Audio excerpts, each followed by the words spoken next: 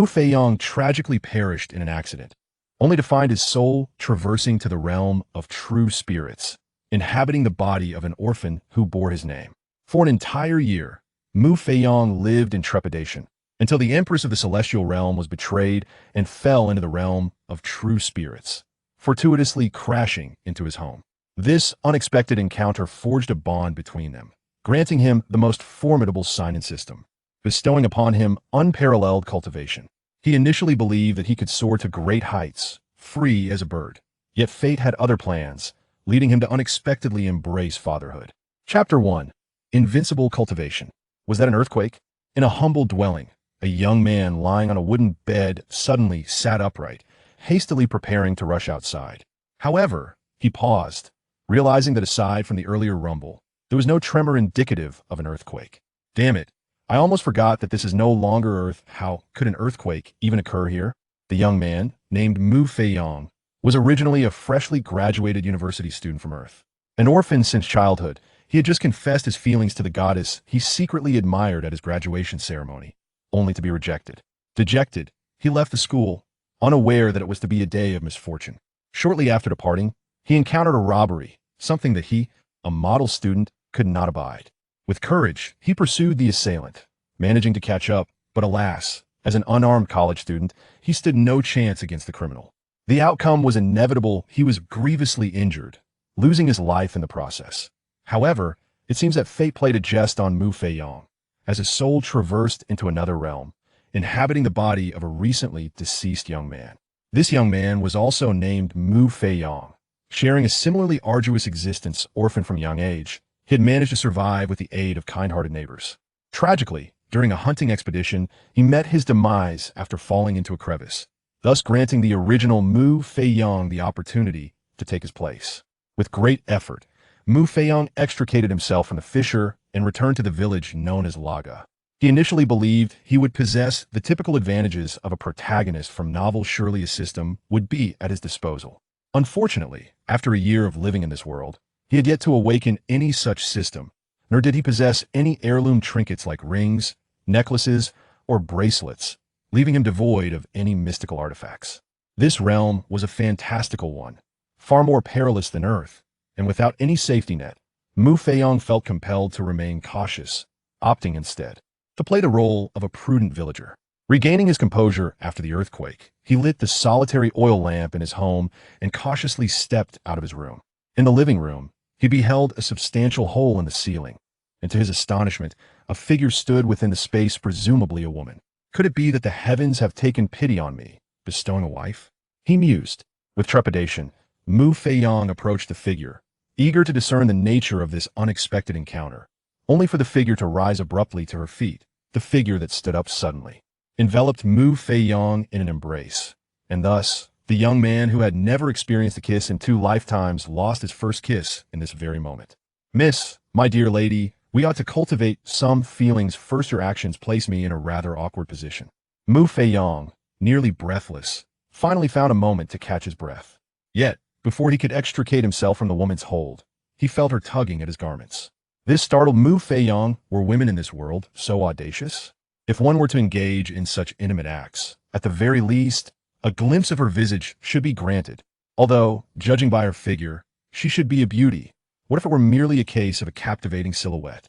To Feong's dismay, as a robust young man standing 7 feet tall, he found himself overpowered by a mere woman. Thus, he was compelled into submission, and in a rather compromising position at that. As dawn broke, casting away the shadows of the night, Feong, with weakened limbs, crawled out of bed, a bitter smile gracing his face. 7 times. Last night, he had been coerced 7 times until the first light of day. Now he could barely stand without the support of the wall. He would have been unable to walk at all. Had he not caught a fleeting glimpse of the woman as she departed, he would have likely resigned himself to despair. Who would have thought that such a seemingly aloof woman could possess such fervent desires? In light of her beauty, I shall grant her my forgiveness. However, should there be a next time, I shall certainly take the initiative. Congratulations, host Yichisai. You have met the activation conditions for the system. Would you like to bind with the most powerful sign system? As Feong finished speaking, a mechanical voice echoed in his mind, leaving him momentarily stunned. System, you have finally arrived. Do you have any idea how much I've longed for you? Regaining his composure, Mu Feong exclaimed with excitement after a year of trepidation in this world. He had finally awaited the system's arrival, and his life was about to take flight. Rest assured, host, the system may be delayed, but it will never fail to appear. Would you like to bind with this system? If there is no response in 30 seconds, the system will seek another host. Bind. Only a fool would refuse to bind with a system. The system is binding with a host. Binding successful. Congratulations, host, on successfully binding with the system. You have received a novice gift package. In the blink of an eye, the binding was completed. System, open the novice gift package. Novice gift package opened successfully. Congratulations, host. You have gained invincible cultivation and golden dual kidneys. Though the novice gift package contained only 2 rewards, Mu Feong nearly leaped with joy upon hearing invincible cultivation. Of course, standing was already a struggle for him now, so jumping was out of the question nonetheless. That did not dampen his elation.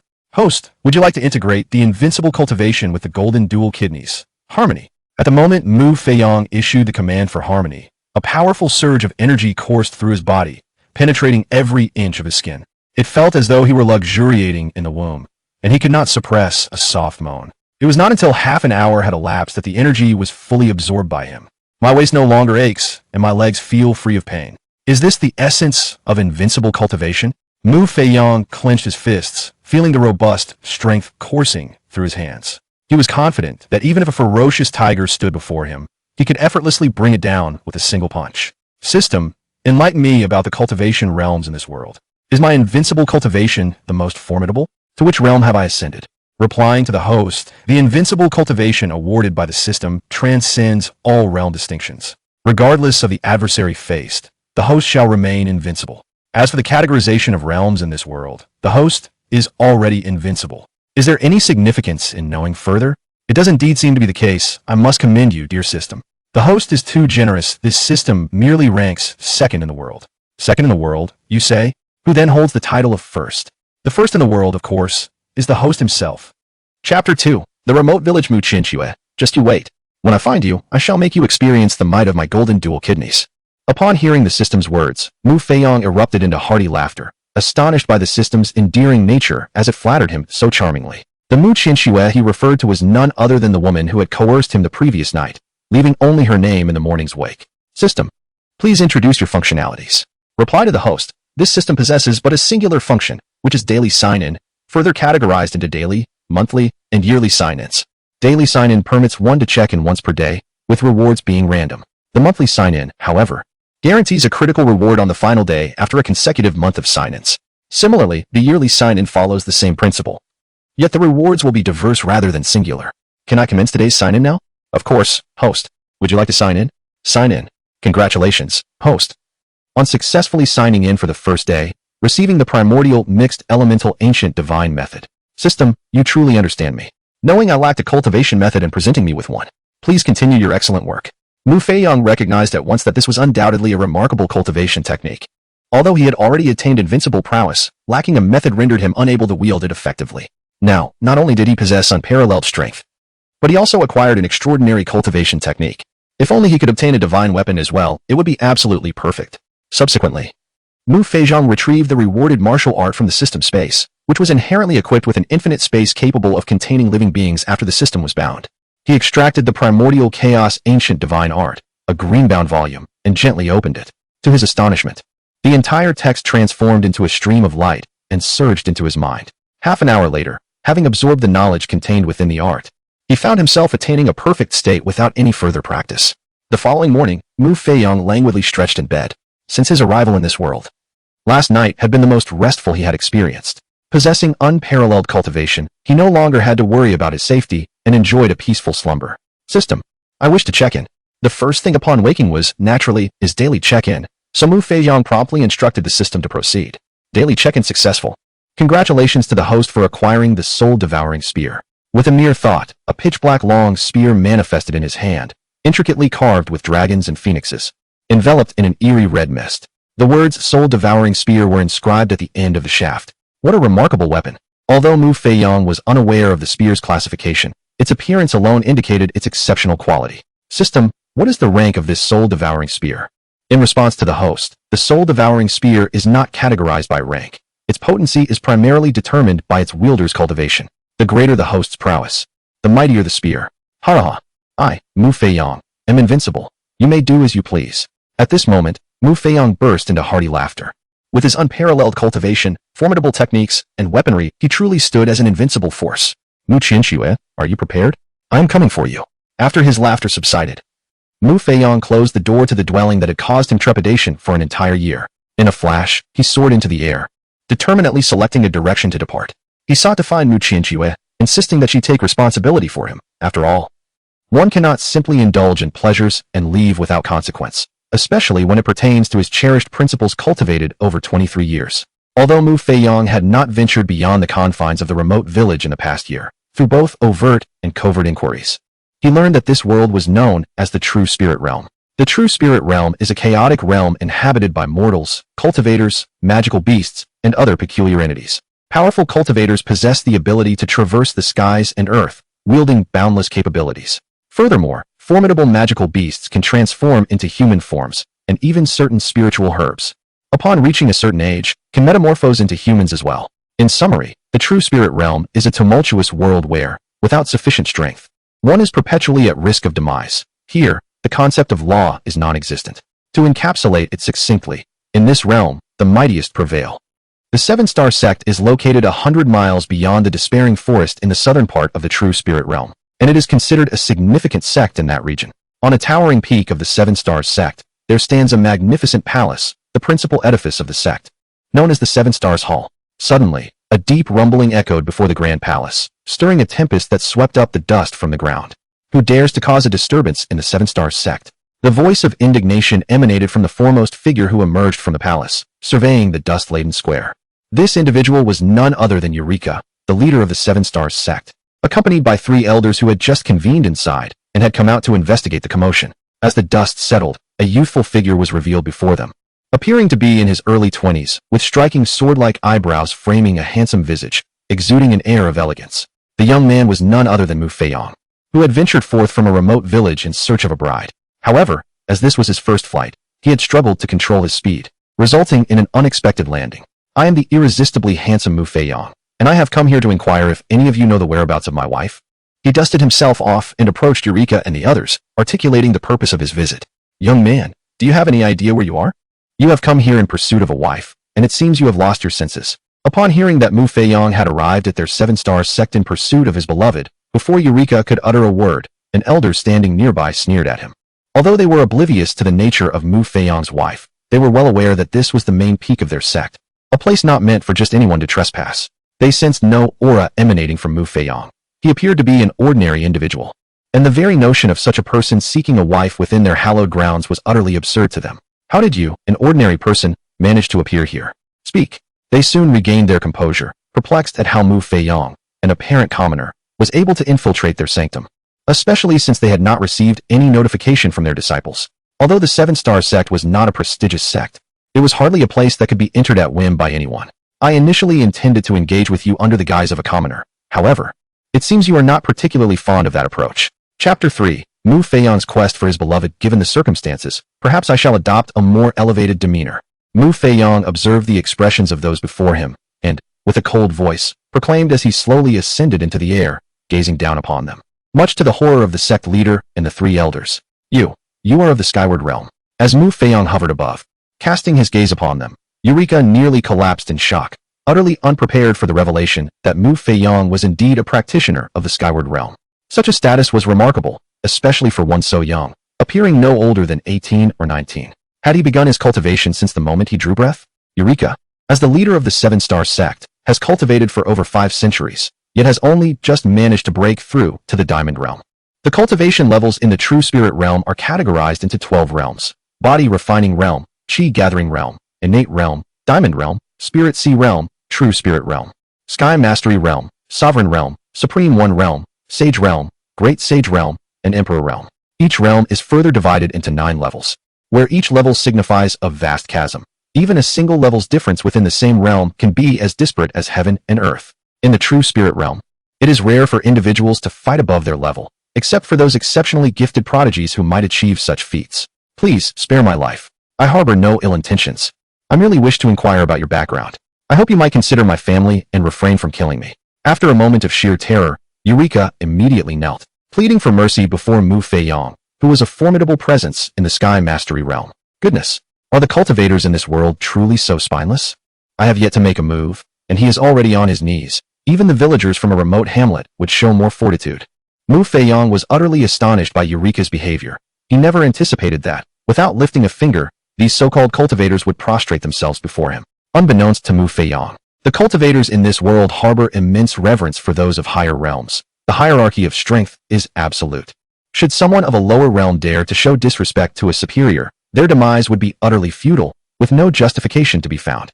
Eureka, merely at the second tier of the King Kong realm, stands in stark contrast to the three significant levels above him that pertain to the realm of the Sky Sovereign, which naturally instills a sense of trepidation within him. It is not beyond the realm of possibility for me to spare your lives, though I am curious as to how much you would be willing to offer in terms of life-saving compensation.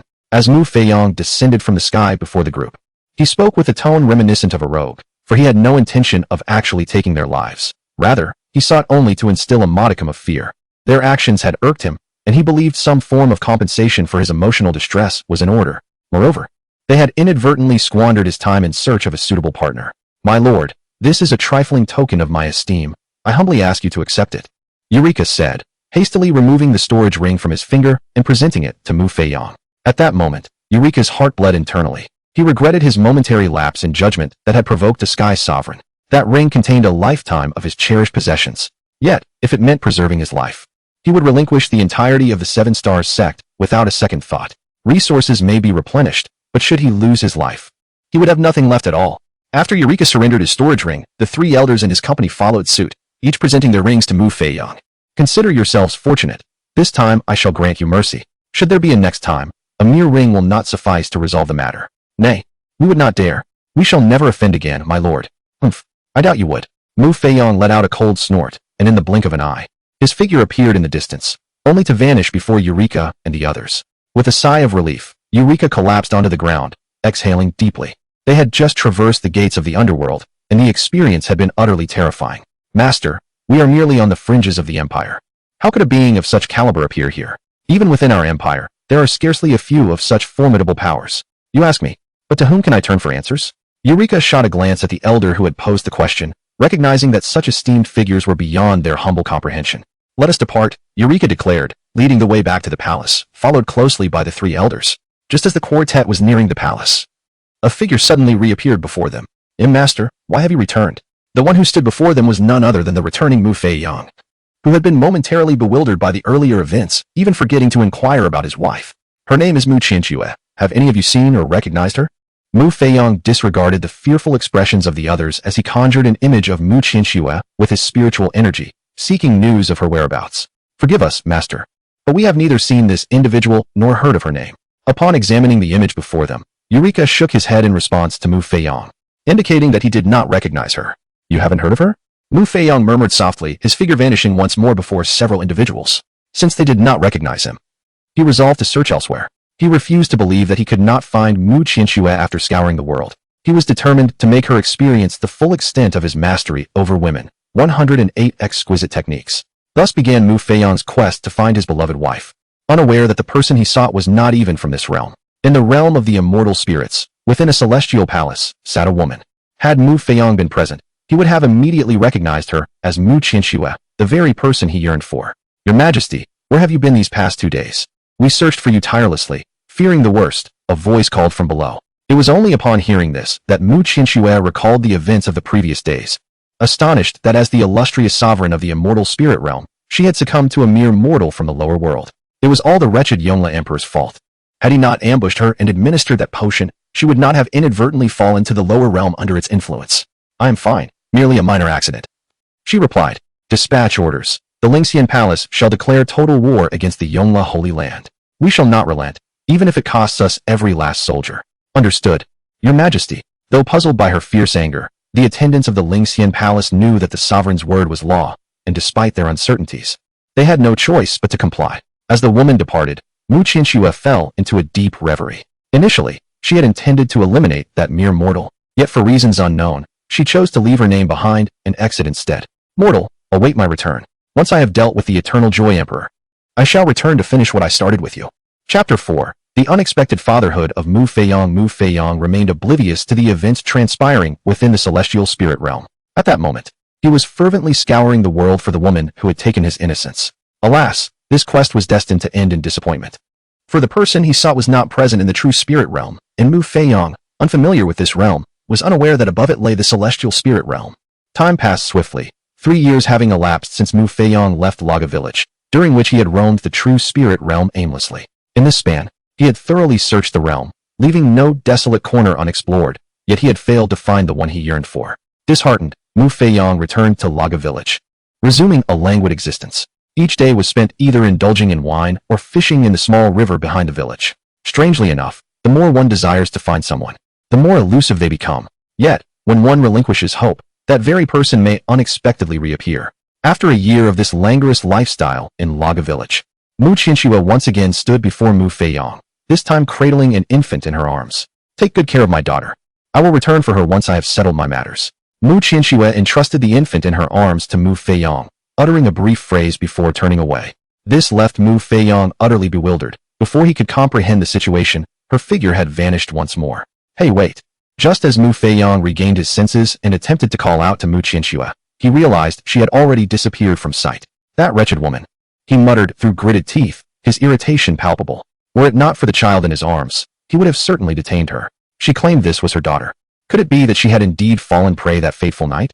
So, does this mean I am to assume the role of a father? As Mu Feong reflected on Mu Qianxue's words, memories of that night flooded back to him. He had been summoned 7 times. It was hardly surprising that Mu Qianxue might have succumbed. As for whether this child was indeed his and Mu Qianxue's offspring, he had no doubts. He could feel the unmistakable bloodline coursing through the baby. Why then, had their daughter only been born 4 years later? Mu Feong speculated that it must be attributable to Mu Qianxue's status as a cultivator. He recalled having read in novels prior to his transmigration that higher-level cultivators faced increasing difficulties in producing heirs. Gazing at the jade pendant around his daughter's neck, he noted one side bore the image of a phoenix exhaling flames, while the other side was inscribed with the characters Qing Ling Qing Ling. Mu Qing Ling, what a fine name it is. Little Ling, you shall remain by your father's side, and when you grow older, I shall take you to confront that heartless woman. The infant in his arms remained calm, gazing at Mu Feong with wide, round eyes, seemingly adorned with a hint of a smile after he spoke. Linger is truly well behaved. Mu Feong couldn't resist planting a gentle kiss on his daughter's cheek, causing her to burst into laughter. Ding! Congratulations, host, on becoming a father. The system rewards you with a unique physique, the devouring Dao body. Just as Mu Feong was amusing his daughter, the system's prompt suddenly resonated, granting him a peculiar physical trait. System, what use is this devouring Dao body? Haven't I already attained immortality? Does this reward not seem rather superfluous? Upon hearing the system's announcement, Mu Feong began to voice his grievances. After all, on the 4th day of signing in, the system had already bestowed upon him the unique physique of immortality. He had fully integrated this trait, and even in the absence of any cultivation, he remained an indestructible entity. Now, with the addition of yet another peculiar physique, it appeared rather redundant. Host, this reward is not intended for you, but is bestowed upon your daughter. Please do not misconstrue the intent. Are you implying that this physique can also be integrated by my daughter? She has only just been born. There shouldn't be any risks involved, right? Mu Feong expressed his astonishment at the system's revelation, as it was the first time he had heard that a special physique could be transferred to another. Of course, the host need not worry. If there were no assurances in place, what purpose would there be in rewarding such a unique constitution? As long as the host consents. This system can seamlessly integrate the special physique into your daughter, ensuring her safety and comfort without any risks or sensations of pain. What then is the function of this devouring physique? The answer is rather straightforward. Its purpose is to devour. Once your daughter assimilates the devouring physique, she will no longer need to engage in arduous training. As long as the host provides her with spiritually enriched nourishment, her cultivation will naturally ascend.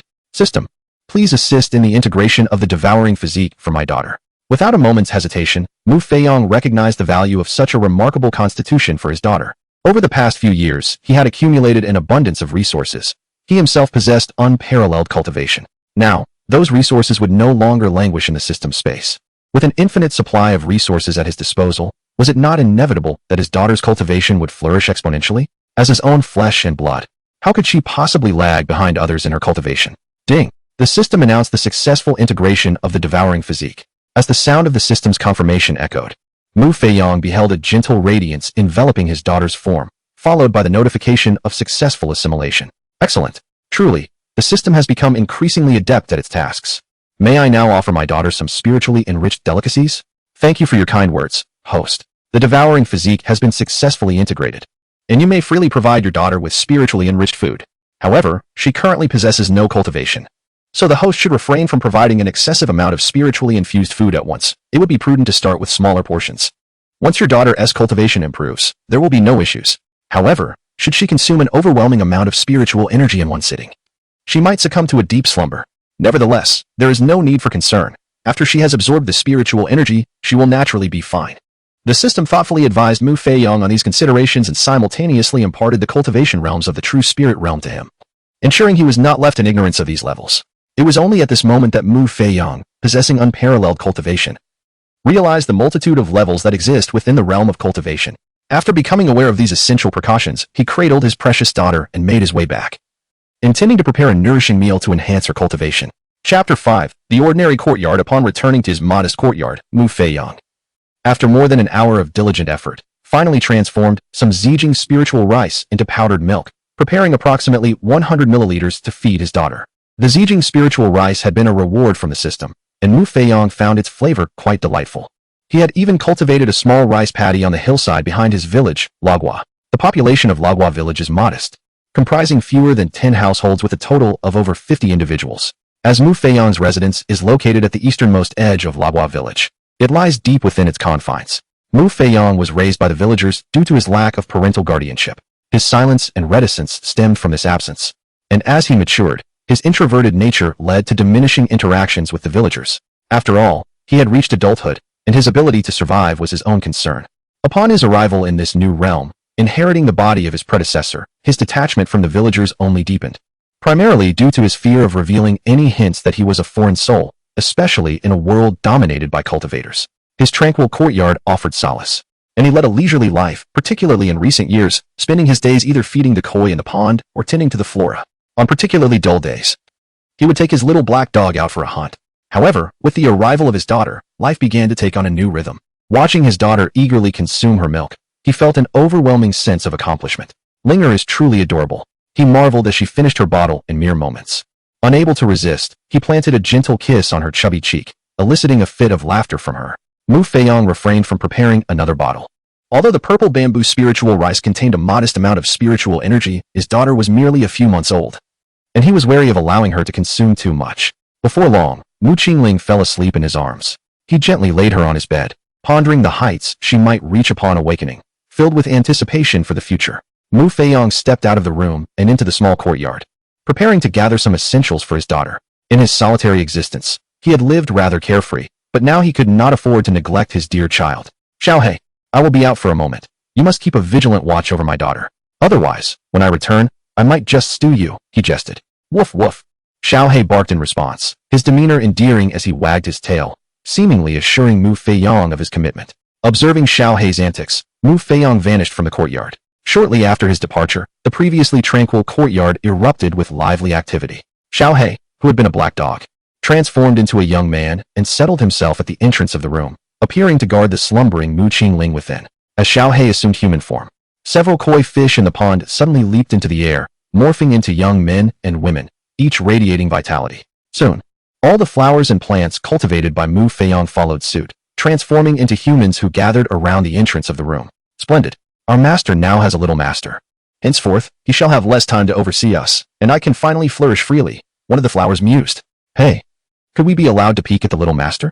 Another inquired eagerly. Scram. The little master is currently asleep. If you disturb her, what do you think will happen? I have no desire to end up on the dinner table, Xiaohei retorted, but we merely wish to catch a glimpse. We promise not to intrude upon the little master's rest. Just let us take a look. They implored. Please step aside, for I wish to enter and check on my young master. Some figures addressed the little black creature with courtesy, while others showed disdain. At that moment, a woman clad in a fiery red dress spoke rather impolitely. Who are you calling a dog? My true form is that of a Qilin, the unique black jade Qilin in all of heaven and earth.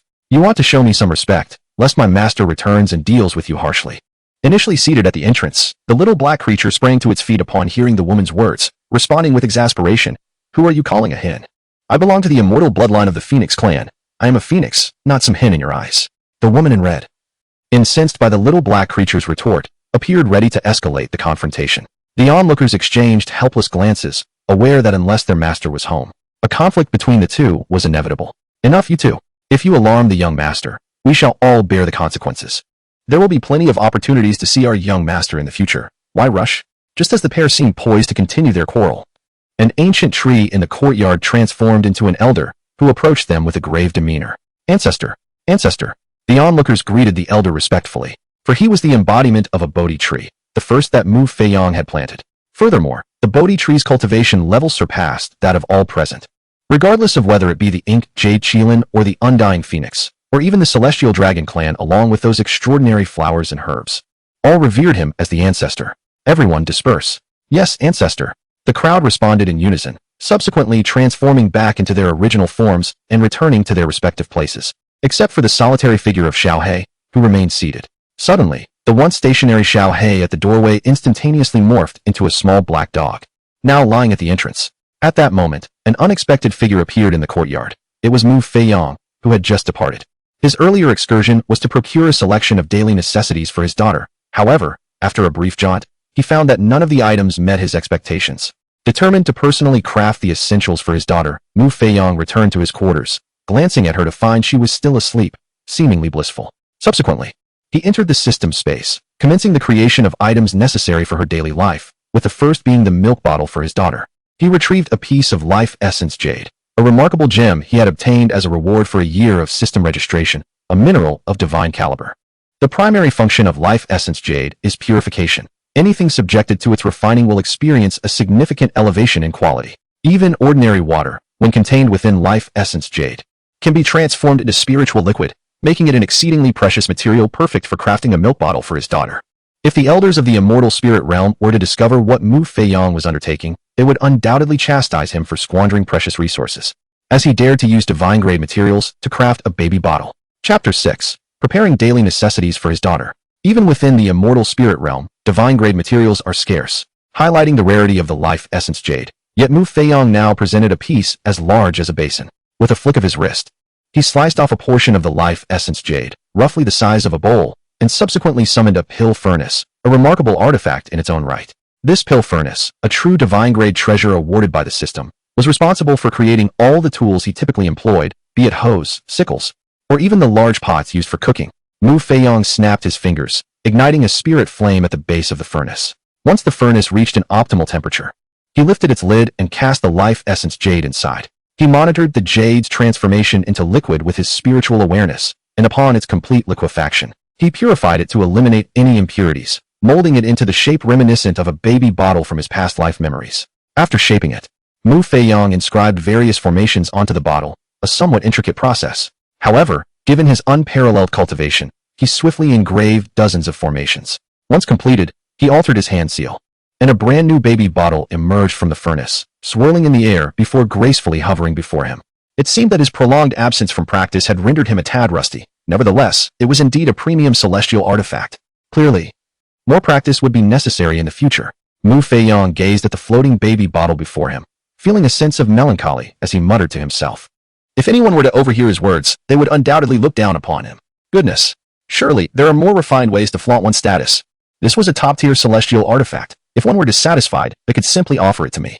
Such extraordinary artifacts are rare even in the celestial spirit realm, let alone in the true spirit realm. Yet, Mu Feong not only employed it as a baby bottle for his daughter, but also dared to complain about its inferior grade.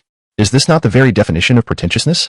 In the true spirit realm, weapons are classified into categories: mortal, precious, spiritual, Tao, sacred, and ultimately, imperial. Beyond the mortal category, the others are further divided into 4 grades: inferior, middle, superior, and supreme, with the supreme imperial artifacts being surpassed only by the illusory celestial artifacts. The latter represent an exceptional quality that transcends even the supreme imperial artifacts while falling short of true celestial status, making them the finest weapons in the true spirit realm. Mu Feong stowed the baby bottle away and contemplated the raw essence jade he had carelessly discarded nearby. After a moment's thought, he decided to carve off a piece and tossed it once more into the alchemical furnace. Suddenly, it struck him, what if his daughter, upon growing up, wished to quench her thirst while out and about?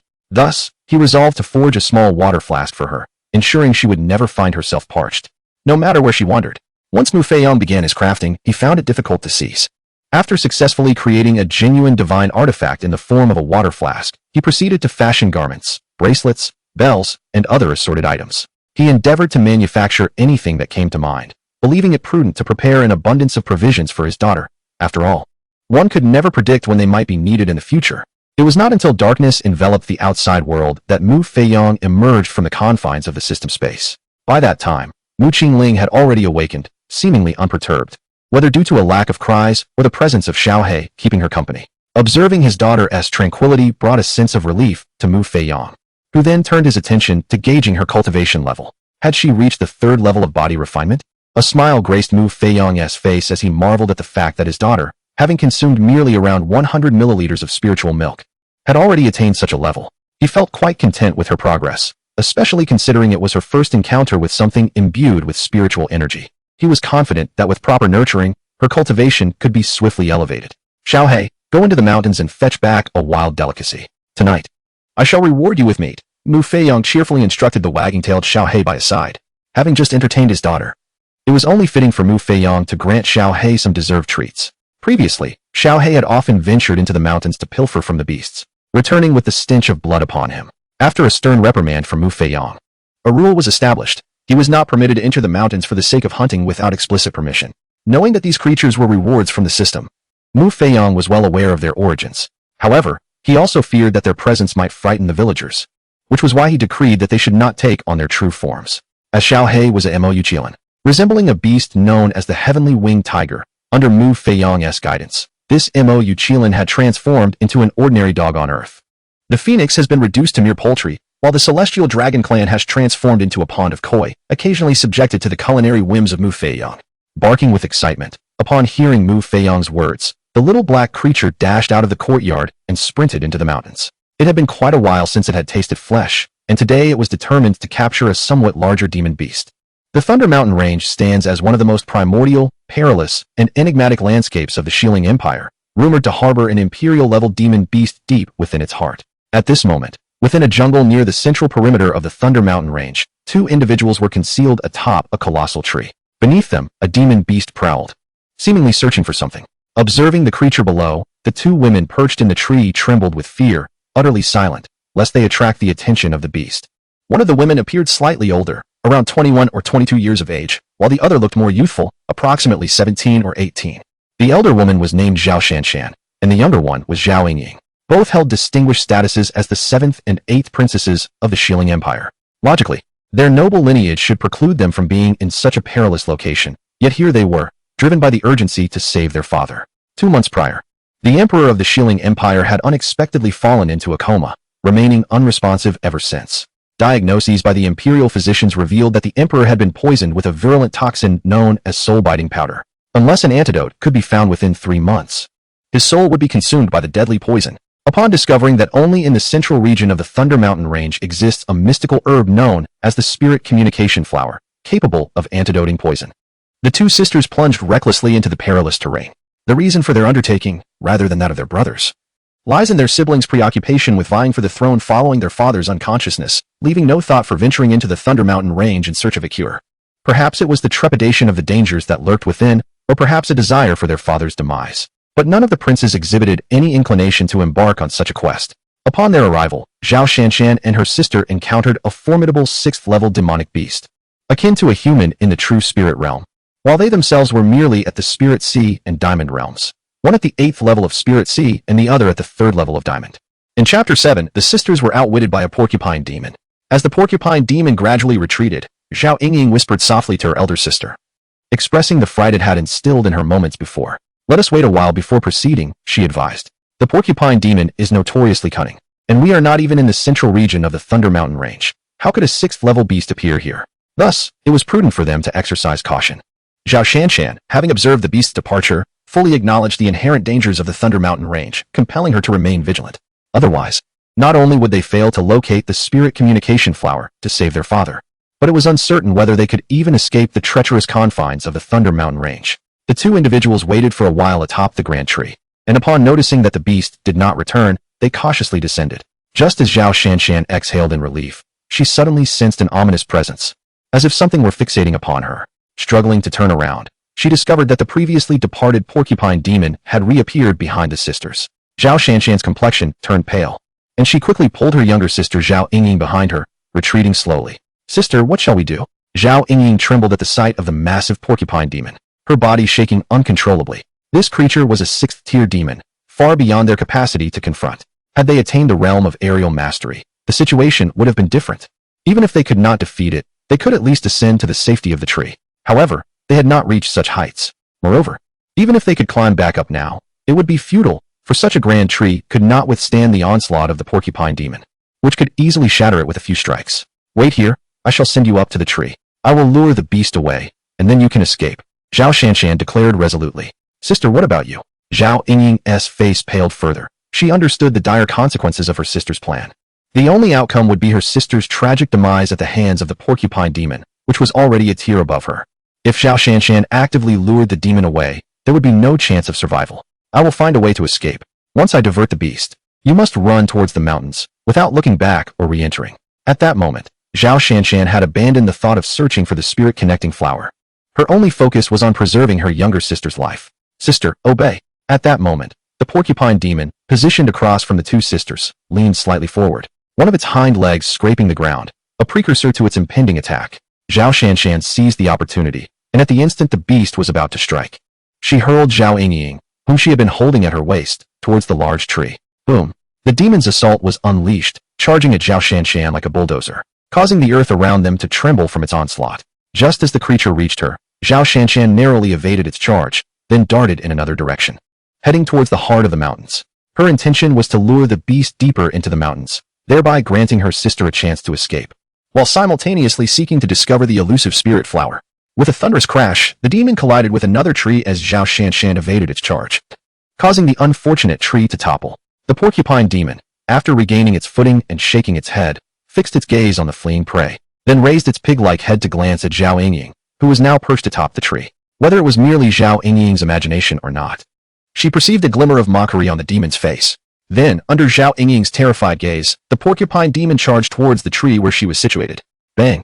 The great tree shook from the impact, nearly dislodging Zhao Yingying, who clung desperately to the trunk in fear. Observing that its attack had failed to achieve its intended effect, the massive creature began to slowly retreat. As the porcupine demon retreated to a certain distance, it repeated the actions it had taken before charging. At that moment, Zhao Yingying, perched atop a grand tree, turned as pale as a ghost.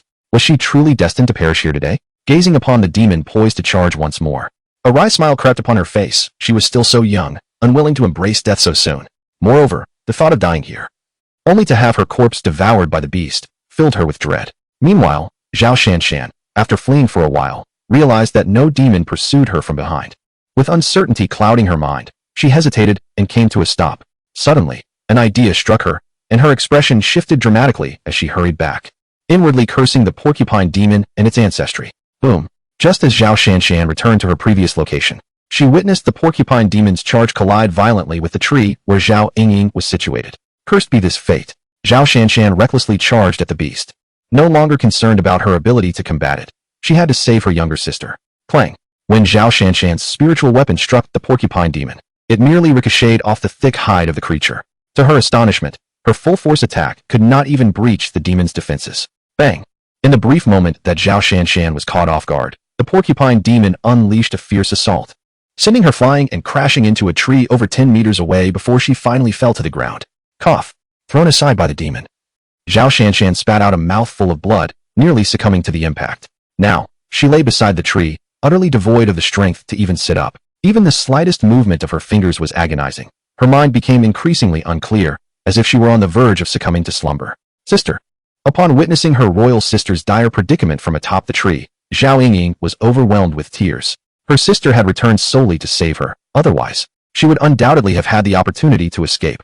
After all, the beast had not pursued her sister. Given that time, her sister's cultivation level would have assured her escape. Yingying, do not concern yourself with me. Flee swiftly from the Thunder Mountain range, Zhao Shanshan struggled to convey, observing the beast approach step by step, while her younger sister contemplated descending to rescue her. She was acutely aware that escape was futile and that her fate was sealed for that day. However, her sister still had a chance. With the realization that her own escape was hopeless, she was determined that they would not both perish in that place. No, I must save my sister, Zhao Yingying cried. You wretched beast, perish. How could she bear to witness her sister's demise before her very eyes? In desperation, Zhao Yingying summoned her spiritual artifact, directing it toward the beast. Yet, the outcome was predictable. A cacophony of clinks echoed off the beast, which remained impervious to her attacks. Moreover, her actions provoked the hedgehog demon, which abandoned its intention to savor a meal and turned its fury toward the tree where Zhao Yingying was perched. Chapter 8. Rescued by a black dog. Boom. The charge of the porcupine demon was executed in an instant, colliding with the tree where Zhao Yingying was situated, startling Zhao Shanshan, who was on the brink of losing consciousness, back to awareness. Although Zhao Yingying remained perched atop the tree, her condition was far from favorable. The recent onslaught of the beast had produced ominous cracking sounds from the tree. She surmised that should the demon charge again, the very tree she clung to would undoubtedly splinter. Frantically, she scanned her surroundings for alternative trees. Regrettably, the nearest trees were smaller than the one she occupied, while those larger were perilously distant, rendering any leap impossible. Venturing to the smaller trees was not an option, as they would crumble beneath the force of the demon's charge. Zhao Yingying found herself at a loss for a solution. Meanwhile, the porcupine demon, having realized its initial charge had failed, began to retreat slowly, seemingly unhurried in its endeavor to dislodge Zhao Yingying. At that moment, the creature felt confident that both individuals had become its inevitable prey, with no chance of escape. Hence its leisurely demeanor. With every scrape of its hind legs against the earth, Zhao Yingying's heart raced. Suddenly, the demon charged once more, prompting Zhao Yingying to shut her eyes, surrendering to despair. In her mind, she fervently wished for a gallant prince to rescue her, vowing that she would marry him if he appeared. However, after a brief moment of waiting with her eyes closed, she felt no impact from the demon's charge against the tree, and an eerie silence enveloped her surroundings. Was it not a time of great upheaval? Could it be that her prayers had truly been answered? Had a gallant prince indeed appeared to rescue her? With these thoughts racing through her mind, Zhao Yingying hastily looked down, only to witness a scene that shattered her heart. A black dog stood defiantly before the hedgehog monster. It was the sudden appearance of this canine that caused the creature to halt its charge, fixating its gaze upon the black dog. In that moment, Zhao Yingying's thoughts were consumed by despair. Oh heavens! Even if you do not send a prince to my aid, at least send a human. What does it mean to send a black dog? Am I to marry a mere dog, despite being a princess? Overwhelmed by her predicament, Zhao Yingying soon realized something was amiss. How could an ordinary mutt possibly impede the advance of a level 6 beast? Moreover, was it merely her imagination? Or did it seem that the formidable hedgehog monster was afraid of the black dog? Bark! Bark! As Zhao Yingying spiraled into her thoughts, the black dog barked twice at the hedgehog monster. To her astonishment, the creature that had nearly claimed the lives of her and her sister simply lay down before it. In the blink of an eye, the black dog darted forward, seized the hedgehog monster, and vanished from sight. Zhao Yingying was left bewildered, unable to comprehend how such a large beast could be so effortlessly taken away, or how the black dog had disappeared. Yingying! Suddenly, a faint voice broke the silence, awakening Zhao Yingying. It was only then that she remembered her severely injured sister. Hastily descending from the great tree, she rushed to Zhao Shanshan's side. Sister, how are you? Zhao Yingying asked anxiously as she swiftly produced a healing elixir for Zhao Shanshan to consume. Yingying, I'm fine. We must hurry and leave this place, Zhao Shanshan replied. Her condition slightly improved after swallowing the healing potion, although she no longer felt as excruciatingly pained. The collision with the beast had left her with numerous fractures, and it would likely take at least half a year for her to recover fully. Sister, I will carry you out, Zhao Yingying said, carefully placing Zhao Shanshan on her back and making her way toward the outskirts of the Thunder Mountain range. She knew that she needed to exit the mountains before she could tend to her sister's wounds. Otherwise, they might not be so fortunate should they encounter another beast. As Zhao Yingying traversed the rugged terrain with her sister on her back, she was fortunate not to encounter any beasts along the way. However, she soon found herself in a predicament, for it seemed she had lost her way. Adding to her distress was the fact that Zhao Shanshan, perhaps feeling a sense of safety or due to exhaustion from her injuries, had succumbed to unconsciousness. With no other option, Zhao Yingying pressed onward, reassuring herself that she was already at the periphery of the Thunder Mountain range, and surely, she would find her way out eventually. Laga Village. Feong had just fed his daughter 300 milliliters of nourishing milk. Initially, he had not intended for her to consume so much. But after she finished 100 milliliters and still seemed unsatisfied, he prepared another 100 milliliters for her. It was only after she had consumed a total of 300 milliliters that she was finally content. As he stepped out of the room, he was greeted by the sight of Little Black returning with a large wild boar in its mouth. Staring at the wild boar, which was nearly the size of a calf, Feong could only shake his head in disbelief at Little Black. Did this creature have such an insatiable appetite that it sought to indulge itself all at once? I had merely suggested you catch a mountain chicken or a wild rabbit. And instead, you bring me back a wild boar of this magnitude. Be careful not to overindulge. Woof, woof. Little Black replied, Master, have no worry. If I were to overindulge, it would be your fault. Mu Feong shook his head and, after giving Little Black a brief command, waved his hand to lead the wild boar toward the back mountain. There was a small river there, a more suitable place to handle the boar. Avoiding the mess of blood in the house. Watching Mu Feong depart, Little Black eagerly trotted to the doorway of the room and lay down, waiting for his master to return to prepare a barbecue. Glutton. Suddenly, a voice echoed in Little Black's mind. He raised his head, casting a proud glance at the immortal phoenix confined in a chicken coop nearby, ignoring it and returning to his resting position. Half an hour later, Mu Feong returned after processing the wild boar and set up a barbecue rack, placing the entire boar upon it. With merely a snap of his fingers, flames erupted from the barbecue rack. Observing Mu Feong commencing the grilling, Little Black hurried back to his doghouse, retrieved a plate, and placed it beside Mu Feong, anxiously awaiting the feast. Unperturbed by Xiao Hei's antics, Mu Feong was solely focused on turning the wild boar on the grill. As the meat approached perfection, he produced his specially crafted seasoning and sprinkled it generously over the boar. A distinctive aroma wafted through the air, causing Xiao Hei, who was watching intently from the side, to drool and pace eagerly around Mu Feong. After a further 10 minutes, the flames on the grill extinguished, and Mu Feong retrieved a small, exquisite dagger, slicing off a generous portion of the meat and tossing it into Xiao Hei's dish. "Eat up," he commanded. "Woof woof," protested Xiao Hei, master. "After all that effort with such a large wild boar, you offer me only this tiny morsel?" "Just eat first," Mu Feong replied. "Why are you so impatient?" Chapter 9. Zhao Yingying takes shelter. With a swift kick to Xiao Hei, Mu Feong settled onto a chair, reaching for a chilled box of beer and tearing into a leg of the boar. He gulped down 2 hearty sips of the icy beverage, savoring another bite of the barbecue, his face lighting up with satisfaction. Ah, nothing compares to barbecue paired with chilled beer. Meanwhile, several miles away from the back mountain of Laga village, a visibly anxious woman was making her way through the night. Strapped to her back was none other than Zhao Yingying, who had escaped from the Thunder Mountain range. Upon realizing she was lost, she stubbornly chose a direction and pressed on. Now, as darkness enveloped the surroundings, Zhao Yingying found herself in a most disheveled state.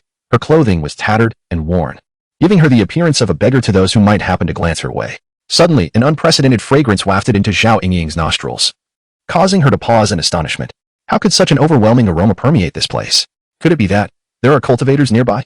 A glimmer of joy illuminated Zhao Yingying's expression. If there were indeed cultivators in the vicinity, she could inquire for directions and perhaps even barter for some sustenance. Having never encountered such delectable scents before, she felt her mouth watering at the thought. With this in mind, Zhao Yingying hurriedly followed the direction from which the fragrance emanated. Half an hour later, she appeared at the outskirts of a village, carrying her injured sister on her back. Zhao Yingying gazed in shock at the settlement before her. Wasn't the Thunder Mountain range known as the most mysterious and terrifying of mountains? How could a village exist here? Her face, initially etched with confusion, soon transformed into unbridled joy. The presence of a village signified her escape from the Thunder Mountain range. She had finally made it out. Following the tantalizing aroma, Zhao Yingying found herself at the entrance of a courtyard. Peering inside, she observed a young man seated at an unusual table, devouring food with great enthusiasm. Meanwhile, Mu Feong, indulging in barbecued delights and sipping beer, suddenly noticed Zhao Yingying standing at the entrance. What was this woman doing here? Was she a beggar? It seemed rather pitiable for her to be out begging at such a late hour, especially while carrying another person on her back. No, upon closer inspection, both individuals appeared to be cultivators, and the one on her back was clearly gravely injured. Had they been pursued here? "Miss, may I inquire what brings you here?" Mu Feong's voice roused Zhao Yingying, who promptly responded, "Hello, my sister has been injured by a wild beast, and I have also lost my way. May I trouble you for a place to stay for the night? Rest assured, I can provide payment." In the eyes of ordinary people, the mythical beasts spoken of by cultivators were merely wild animals, and seeing that Mu Feong appeared to be an ordinary individual, she felt compelled to express herself in such a manner. Although she had exited the Thunder Mountain range, Zhao Shanshan's severe injuries and the late hour prompted her to seek refuge with Mu Feong. Fearing he might decline her request, she hastily mentioned her willingness to offer payment. However, it is worth noting that as the 8th princess of the Shilling Empire, she possessed a considerable amount of silver. "Very well, please come in. My abode is rather modest, so I hope you won't mind," Mu Feong replied, refraining from further commentary as he ushered Zhao Yingying inside. "Thank you, kind sir. My name is Zhao Yingying," she said, relieved that Mu Feong had acquiesced to her request, for she was uncertain of what to do otherwise. Earlier, while on the mountainside, she had noticed the flickering firelight here, while the other households had long extinguished their lights. Expressing her gratitude once more, Zhao Yingying entered the courtyard, carrying Zhao Shanshan on her back. Observing her entrance, Mu Feong set aside the pig's trotter he had been holding and rose to escort her to a side room. Although Mu Feong had previously lived alone, this residence belonged to his parents, and it was only natural that it contained more than a single room. "Please follow me. I shall escort you to a place to rest. Thank you very much, kind sir. Mu Feong turned and made his way toward the side room, with Zhao Yingying promptly following suit. However, as Zhao Yingying passed by the barbecue grill, she suddenly caught sight of a familiar figure. Ah! A terrified exclamation escaped her lips as she instinctively took a few steps back, her expression one of sheer fright as she gazed upon the gluttonous little black dog, oblivious to its surroundings while devouring skewers of barbecue. Zhao Yingying recognized the little black dog at a glance. Her impression of it was indelibly etched in her mind, for it was a creature whose mere bark could instill fear in even a 6th-level demon beast. Could this formidable black dog truly belong to the young man? Could it be that he is an ancient monster in disguise? Fear not, young lady. Little Black is quite gentle and has never harmed anyone in the village. Mu Feong reassured her with a smile, having noticed her fearful demeanor. He couldn't help but ponder, are modern cultivators truly so timid? A simple dog has frightened her to such an extent. Upon hearing his words, Zhao Yingying began to question her initial fear, considering the possibility that perhaps it was merely a common dog. With this thought, her trepidation began to dissipate, and she cautiously advanced, her gaze inadvertently drawn to the barbecue grill, where a large pig's head caught her eye. Zhao Yingying's complexion turned pale once more, and upon sighting the black dog before her, she immediately recognized it as the very same creature she had encountered in the Thunder Mountain range. With her heart racing in trepidation, she cautiously circumvented the small black dog and hurried to keep pace with Mu Feong. At that moment, Zhao Yingying felt an overwhelming sense of anxiety, aware that Mu Feong was undoubtedly a formidable presence concealed in this place. My dear girl, it appears somewhat disordered here. However, it should suffice for a night's stay. What sort of beast has inflicted such grievous harm upon your companion? The injuries appear rather severe. Mu Feong remarked with a hint of concern. I have acquired some knowledge of medicine in the past. If you place your trust in me, I can fetch some remedies for you. Administering them to your friend should alleviate the situation considerably. He escorted Zhao Yingying to a side room, feeling somewhat awkward, as he had lived alone ever since his arrival in this realm, neglecting the upkeep of these quarters. Thank you, esteemed senior. Upon forming a conjecture about his identity, Zhao Yingying altered her address, now referring to Mu Feong as senior rather than young master. Esteemed senior? I am but 27 years of age, Zhao girl. Please call me by my name, Mu Feong, he replied with a modest smile. Chapter 10. Zhao Yingying's culinary breakthrough. Then I am most grateful, young master Mu. Zhao Yingying recalled her father's words. Some ancient beings possessed peculiar temperaments, preferring to be addressed in a manner that emphasized their youthfulness. She promptly reverted to addressing him as young master Mu, albeit this time appending his surname. Please tidy up here. I shall retrieve some medicine for your friend. Mu Feong uttered a few words before departing. He recalled that he had previously concocted a healing elixir, but could not remember where he had placed it. He needed to return and search for it. Certainly, he had no use for the healing elixir himself. The reason he had prepared it was that he had once dealt a severe blow to Xiao He, prompting him to create some healing medicine for the latter. Upon returning to his room and rummaging through his belongings, he finally discovered the healing elixir tucked away in a corner, fortunate enough to find 2 remaining pills. Miss Zhao, there are still 2 healing pills here. They should suffice to treat your friend's injuries. Please administer them to her first. I believe you have yet to dine this evening, correct? I happen to have some barbecue delicacies outside. Once you tend to your friend, you may join me for a meal. Thank you very much, young Master Mu. After handing the healing pills to Zhao Yingying, Mu Feong stepped outside to indulge in some barbecue, ensuring that the sizable wild boar would not be entirely consumed by Xiao He. Meanwhile, in the adjoining room, Zhao Yingying, intrigued, gazed at the bamboo tube in her hands, which contained 2 dark, unremarkable pills. Illuminated by the faint light within the room, she stared at the 2 pills, reflecting on their appearance. While she could accept the notion of a bamboo tube containing elixirs, the shape of the pills therein was somewhat disconcerting. Typically, elixirs crafted through alchemy are the size of longan fruits, exhibiting a smooth and round appearance, with superior pills often adorned with intricate patterns on their surfaces. Yet, the pills Mu Feong had bestowed upon her were far from this standard. Setting aside the potency of the elixir, the very shape of the pill is rather difficult to accept. It lacks any semblance of smoothness and instead resembles a lumpy concoction, akin to a child's clay creation. Moreover, in terms of size, the pill is considerably larger than the standard ones, roughly the size of a chicken egg, leaving Zhao Yingying uncertain about whether to administer it to her sister. She took one of the pills, inhaled its fragrance, and though its appearance was unimpressive, it emitted a surprisingly pleasant aroma. Surely, this elixir must possess some merit, she pondered, detecting a subtle medicinal scent. However, recalling that Mu Feong was likely a venerable elder concealed within this place, Zhao Yingying resolved to give the pill to her sister. She split the pill in half and placed one portion into Zhao Shanshan's mouth, followed by a sip of water to facilitate swallowing. Sister, how do you feel? She inquired. Yingying, I feel much better now. The pain from my injuries has diminished. A night's rest should improve my condition further. You haven't eaten all day. So be sure to express your gratitude to that gentleman once we are outside. Indeed. Please rest for a while, and I shall step out for a moment. With that, Zhao Yingying rose and made her way outside, her own hunger now palpable after the anxiety of the day and the long journey with her sister on her back. The enticing aroma wafting from outside was irresistible. She yearned to sample the barbecued delicacies, which seemed far more delectable than anything prepared by the imperial chefs. Thank you, young Master Mu, for your elixir. Zhao Yingying stepped outside and greeted Mu Feong with a bow, though her gaze frequently drifted towards the barbecue grill. Hee. Let us first sit down and enjoy some food. It's merely 2 healing pills. There is no need for excessive gratitude. Mu Feong had already prepared a stool for Zhao Yingying, even considering her modesty as a young lady by providing her with a pair of chopsticks. All right. Zhao Yingying seated herself, momentarily entranced by the roasted meat in her bowl. If her conjectures were correct, this should be the very boar demon that had injured her sister. She picked up a small piece of the barbecue and placed it in her mouth, and an unprecedented burst of flavor enveloped her palate, a delight beyond compare. The golden brown exterior was crisp and delectable, yielding a satisfying crunch, while the meat within was rich yet not greasy, dissolving effortlessly upon contact with her tongue. Having experienced such exquisite taste, Zhao Yingying was unable to restrain herself and quickly grabbed another piece of roasted meat, finding it utterly irresistible. Would you care to try this? Mu Feong inquired, observing her voracious appetite as he offered her a chilled bottle of beer. How could one enjoy barbecue without beer? What is this, young Master Mu? Zhao Yingying, having never encountered beer before, looked at the bottle with curiosity, marveling at the unfamiliar items surrounding her. This is called beer, a perfect companion to barbecue.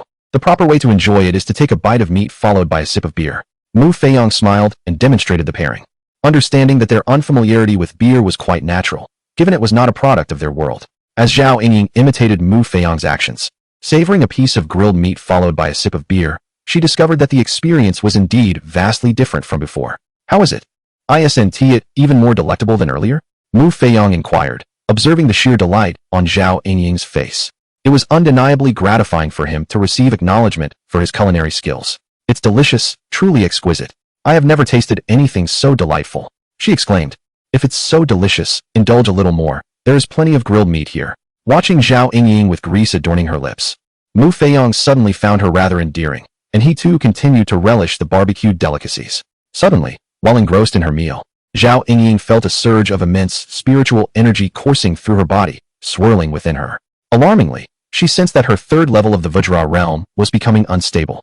Promptly, she set down her chopsticks and entered a meditative state, employing her cultivation technique to refine the spiritual energy within, gradually guiding it toward her dantian. After circulating the energy throughout her body, it surged toward the barrier of her third level of the Vajra realm. Once, twice. The energy repeatedly collided against the barrier, and after 5 or 6 attempts, Zhao Yingying finally broke through. Consequently, her cultivation level naturally ascended to the 4th level of the Vajra realm. However, the spiritual energy within her remained largely untapped, prompting her to continue her training. Mu Feong, noticing that Zhao Yingying had only taken a few bites before stopping, felt a tinge of confusion, only to realize that she had achieved a breakthrough in her cultivation. He was taken aback by the unexpected development. Is the wild boar meat truly that remarkable? In Chapter 11, Zhao Yingying breaks through 3 realms. Mu Feong gazed at the roasted meat in his hand, then glanced at the little black dog, who was devouring the meat with great enthusiasm, and couldn't help but chuckle softly. He had already attained an invincible level of cultivation. Thus, consuming any precious herbs or treasures held little significance for him, with the only difference being a slightly more pleasing flavor. Conversely, the little black dog, a unique black jade Qilin, had reached the pinnacle of divine-level cultivation, rendering these so-called demon beasts merely sustenance in its eyes. However, Zhao Yingying was in a different predicament. She was merely at the diamond realm, and a 6th-level demon beast was still far beyond her reach. The flesh of demon beasts contained an abundance of spiritual energy, which she, with her current cultivation, could hardly absorb, explaining why she had only taken a few bites before experiencing a breakthrough. Mu Feong chose to disregard Zhao Yingying, who was still immersed in her training, and continued to enjoy the roasted meat, although he felt a twinge of anticipation regarding the extent of her potential breakthrough. After another hour had passed, the roasted meat on the grill was finally consumed, predominantly by the little black dog. Just as Mu Feong was tidying up the grilling equipment, Zhao Yingying, seated on the ground in meditation, finally opened her eyes. Upon seeing the large black dog before her, she couldn't help but exclaim in surprise, startled by its sudden presence. It turned out that after finishing the roasted meat, the little black dog, curious about Zhao Yingying still sitting with her eyes closed, had approached her to take a look. Who knows that at this moment, Zhao Yingying had just concluded her cultivation. Initially reveling in her breakthrough, She was utterly startled upon encountering the little black dog standing before her. "Are you all right, Miss Zhao?" Mu Feong expressed his bemusement. Were these cultivators truly this timid? To be frightened twice by a mere black dog? "I am fine, young Master Mu. I merely took a moment to regain my composure. Thank you for your hospitality. It has allowed me to advance 3 realms." Upon hearing Mu Feong's voice, Zhao Yingying finally emerged from her astonishment. Her cheeks tinged with a blush as she responded with mild embarrassment. "It is good to hear you are well. It was merely some roasted meat. Your breakthrough is a testament to your own diligence, so there is no need for such gratitude. The day is growing late. You should rest early, Miss Zhao." Previously at the 3rd level of the Diamond Realm, Zhao Yingying had now ascended to the 6th level, her cultivation elevated by merely a few bites of roasted meat. Very well.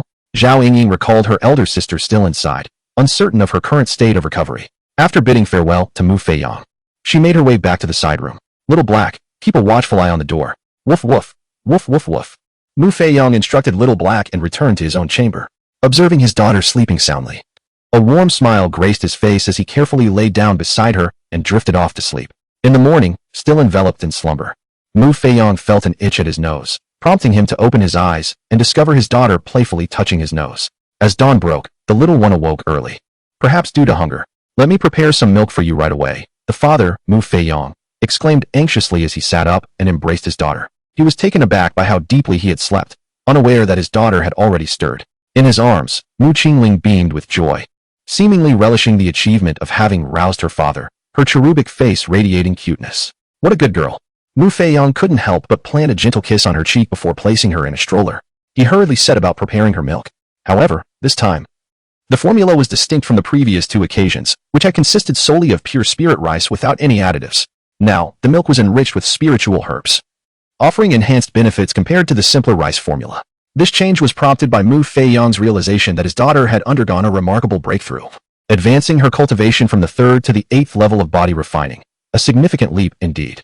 Thus, he opted for a milk formula infused with greater spiritual energy. Before long, he had prepared the milk and lifted his daughter to feed her. Perhaps she was genuinely hungry, or perhaps it was the enticing aroma of the milk that drew her in, but she drank eagerly, even grasping the bottle with her tiny hands, which utterly charmed Mu Feong. His little one was indeed a budding gourmand.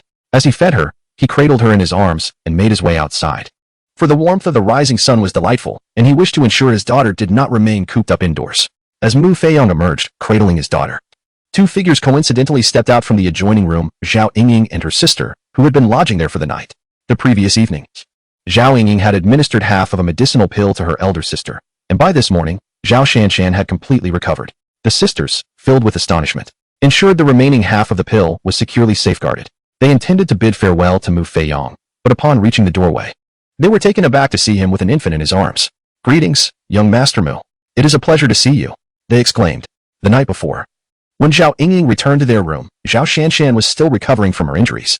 However, she had since regained her strength, and Zhao Yingying had shared the details of Mu Feong's prowess with her, aware of the possibility that he might be a formidable figure hiding in their midst. The sisters regarded him with great respect.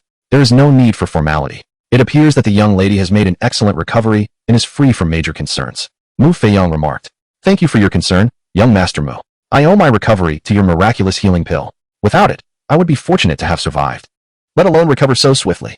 Zhao Shanshan responded, for she had sustained severe injuries, and the sisters lacked superior healing elixirs. Merely escaping with their lives from the Thunder Mountain range was a stroke of luck, and the rapidity of her recovery was a testament to the extraordinary nature of Mu Feong's medicinal offering. Despite their royal lineage, being daughters of the royal family afforded them limited access to resources, leaving them without access to superior healing potions. Moreover, with their father having been in a coma for such an extended period, and the other princes vying for resources both overtly and covertly in preparation for future claims to the throne, the sisters found their resources dwindling even further. The young lady was merely being polite. The healing salves she had prepared were merely concocted in response to Xiao Hei's injury, and fortuitously, only 2 remained. "Ah, Zhao Shanshan, Zhao Yingying." Upon hearing Mu Feong's words, the sisters were momentarily rendered speechless, unsure of how to respond.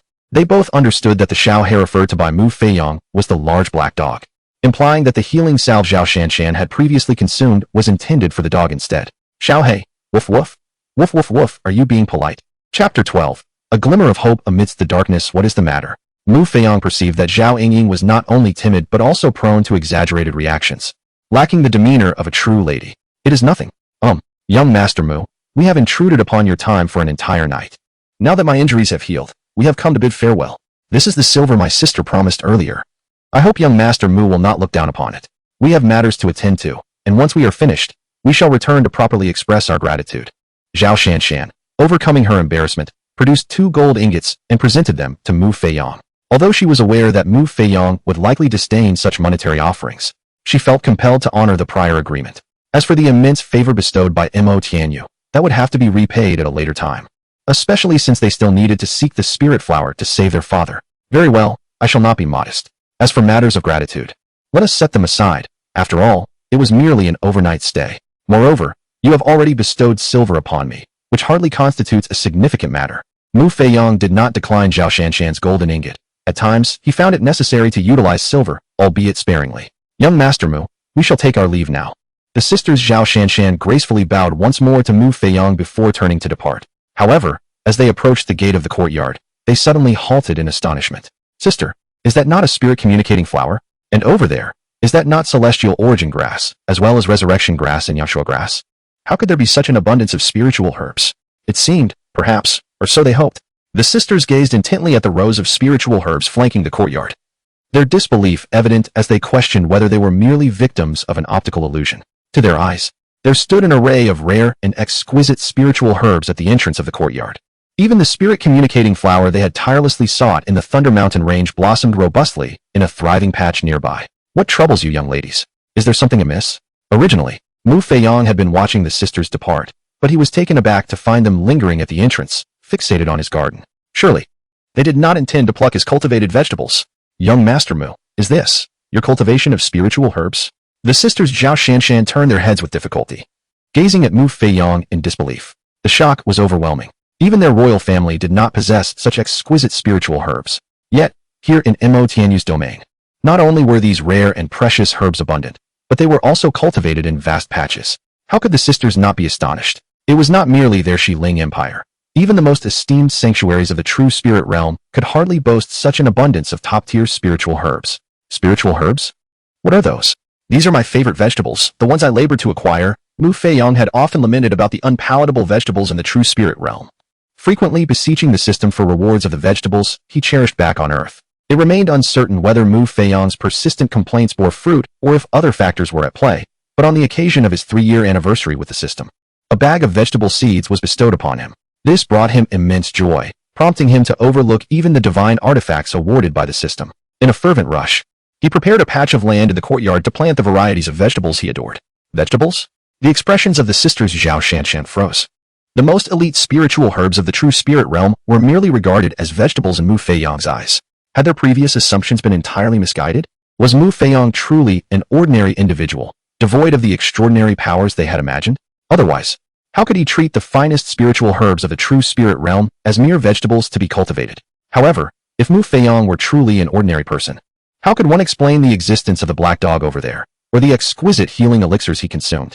Zhao Shanshan and Zhao Yingying found themselves utterly bewildered, their minds buzzing with confusion. Indeed, this is merely a vegetable, Mu Feiyong replied somewhat perplexedly, bemused by the sisters' exaggerated astonishment over something as simple as greens. Young Master Mu, might we inquire if you could sell us some of these vegetables? Zhao Shanshan and Zhao Yingying exchanged glances, each finding a glimmer of hope in the other's eyes, akin to the feeling of discovering light after traversing through dense thickets. Ah, so you too have a fondness for these greens. Initially, I had no intention of selling them, but since fate has brought you here, I shall part with some for you. I'm unsure which variety you desire, water spinach, 9 greens, or perhaps Shanghai greens. Mu Feiyong cultivated only these 3 types. The other was not a vegetable, but rather a beloved ingredient known as jelly grass. In the summer, he relished making jelly, chilling it to perfection, a sensation of comfort beyond compare. Senior, we only require this particular one, and merely a single stalk will suffice. Although Zhao Shanshan yearned for the others as well, she was acutely aware that she could not afford their prices, not even the cost of a stalk of the spiritual flower. Nevertheless, in her quest to save her father, she had no choice but to muster the courage to ask for it, promising herself to repay Mu Feiyong handsomely in the future. Moreover, even if it was the spirit flower, she dared not take more than one, for even a single spirit flower would suffice to save her father. Do you wish for heartfelt greens? Then you may pluck them yourselves. At present, Mu Feiyong, cradling his daughter, could hardly assist Zhao Shanshan and her companions in harvesting the vegetables, thus he could only allow them to gather on their own. Thank you, young Master Mu. Upon hearing Mu Feiyong's acquiescence, Zhao Shanshan and her sister were filled with delight, astonished that obtaining the spirit flower could be so effortless.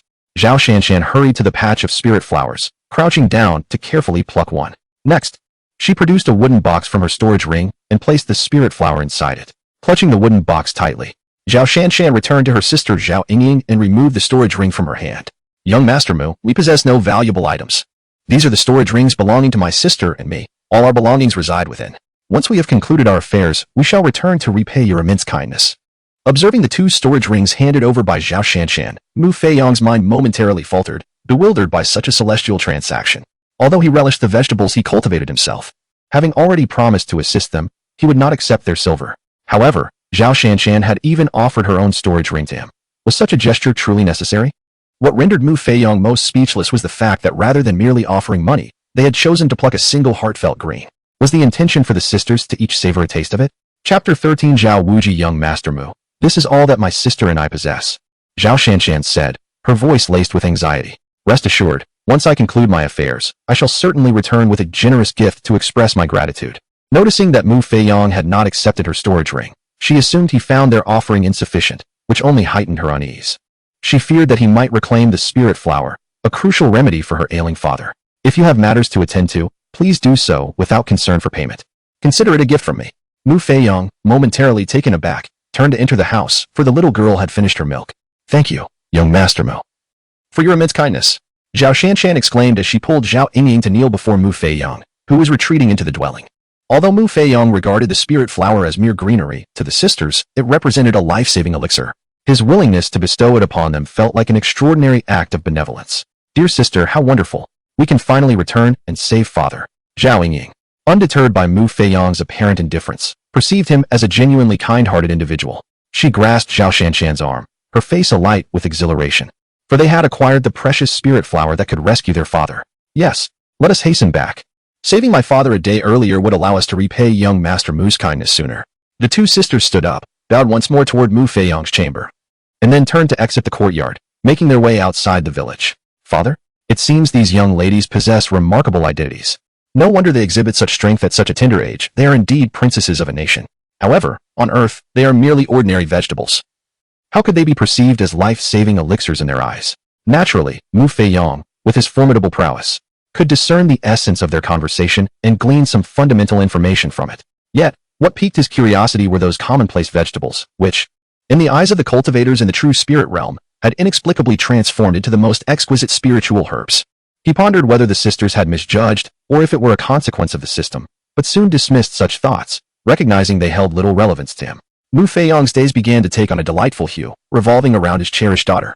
Under the expansive resources he provided, Mu Qiling achieved the pinnacle of qi gathering within merely a week. Furthermore, despite being just a few months old, Mu Qiling appeared akin to a one-year-old child and had already begun to crawl independently. The transformation of his daughter filled Mu Feiyong with immense joy, prompting him to invest even greater care into her upbringing.